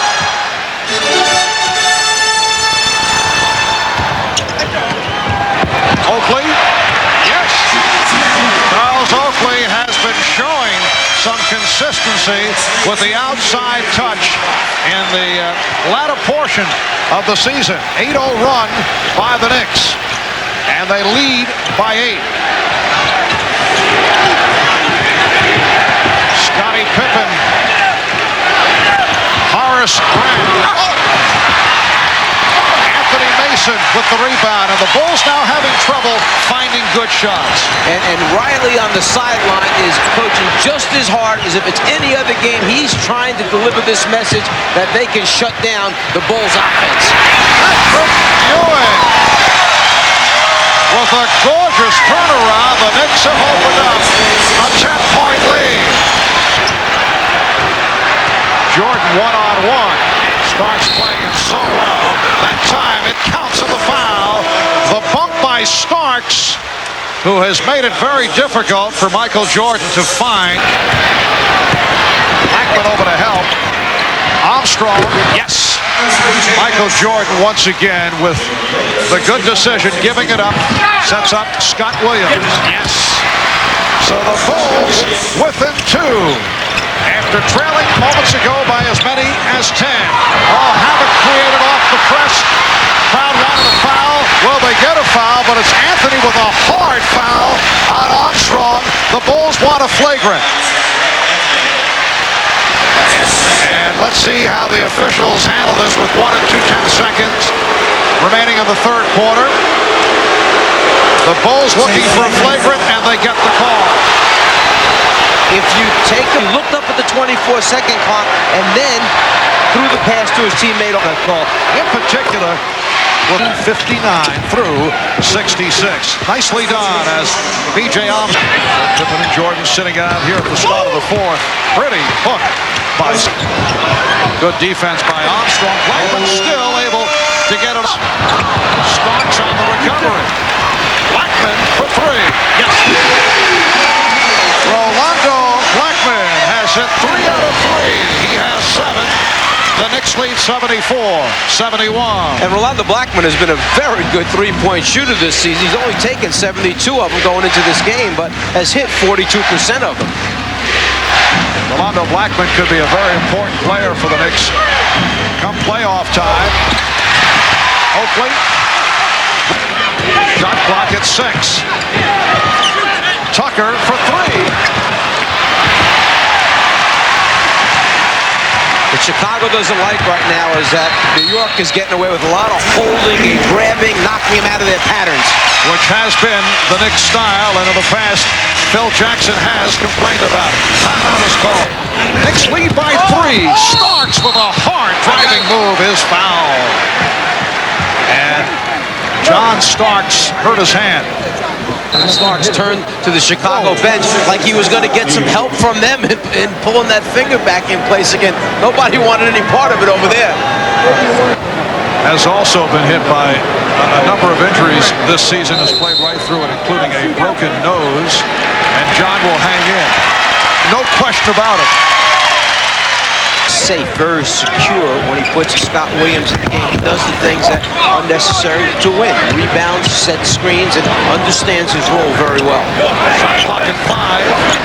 Ewing. Patrick Ewing. Extending to a 5-point Knick lead. 15 points for Ewing. Not many times you get 7-footers that can step out 20 feet away, face up, and then just consistently hit jump shots. Here's Jordan. Try to hang. Could not hit. Back comes Starks. Ball knocked away by Grant. Blackman with the recovery and the bucket. Rolando Blackman has been a major factor. Phil Jackson calls for time. Mason. Armstrong is back. Shot clock at 3. Armstrong battling for the shot. B.J. Armstrong able to connect despite the tight defense of Rolando Blackman. And the Knicks lead by 5.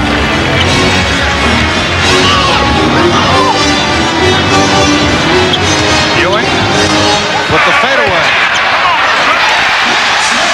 Patrick Ewing will take it. So when you're on a roll, you get every bounce. That time to hit the rim, hit right up on the top of the backboard, still went in. Scottie Pippen is, and Friday nights, on Friday night, for both these clubs, Pippen is turned back. And last touched by Pippen. That's the kind of day that it's been for Scottie. Beautifully done. Horace Grant from B.J.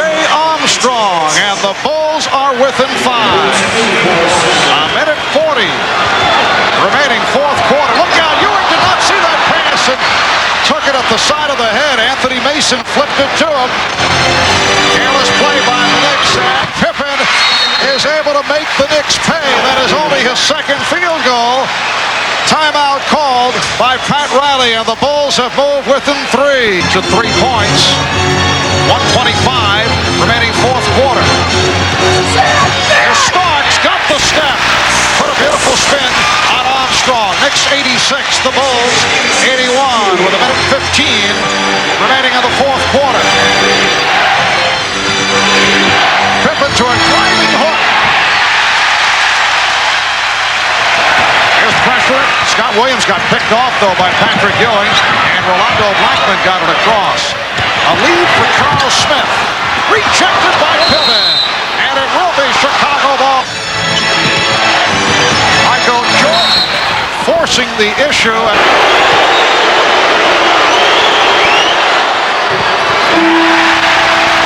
Well, this is most unusual. Michael Jordan is an 84% free throw shooter out there in this second half. The reason, because you feel safe with Doc Rivers and the basketball in his hand. He doesn't commit too many turnovers or mental mistakes with the basketball. Pressure by Chicago. Knicks able to get it down. 35 seconds to go in the fourth quarter. Knicks with the ball and a 4-point lead. Shot clock at 10. Here's Patrick Ewing, and a foul is called.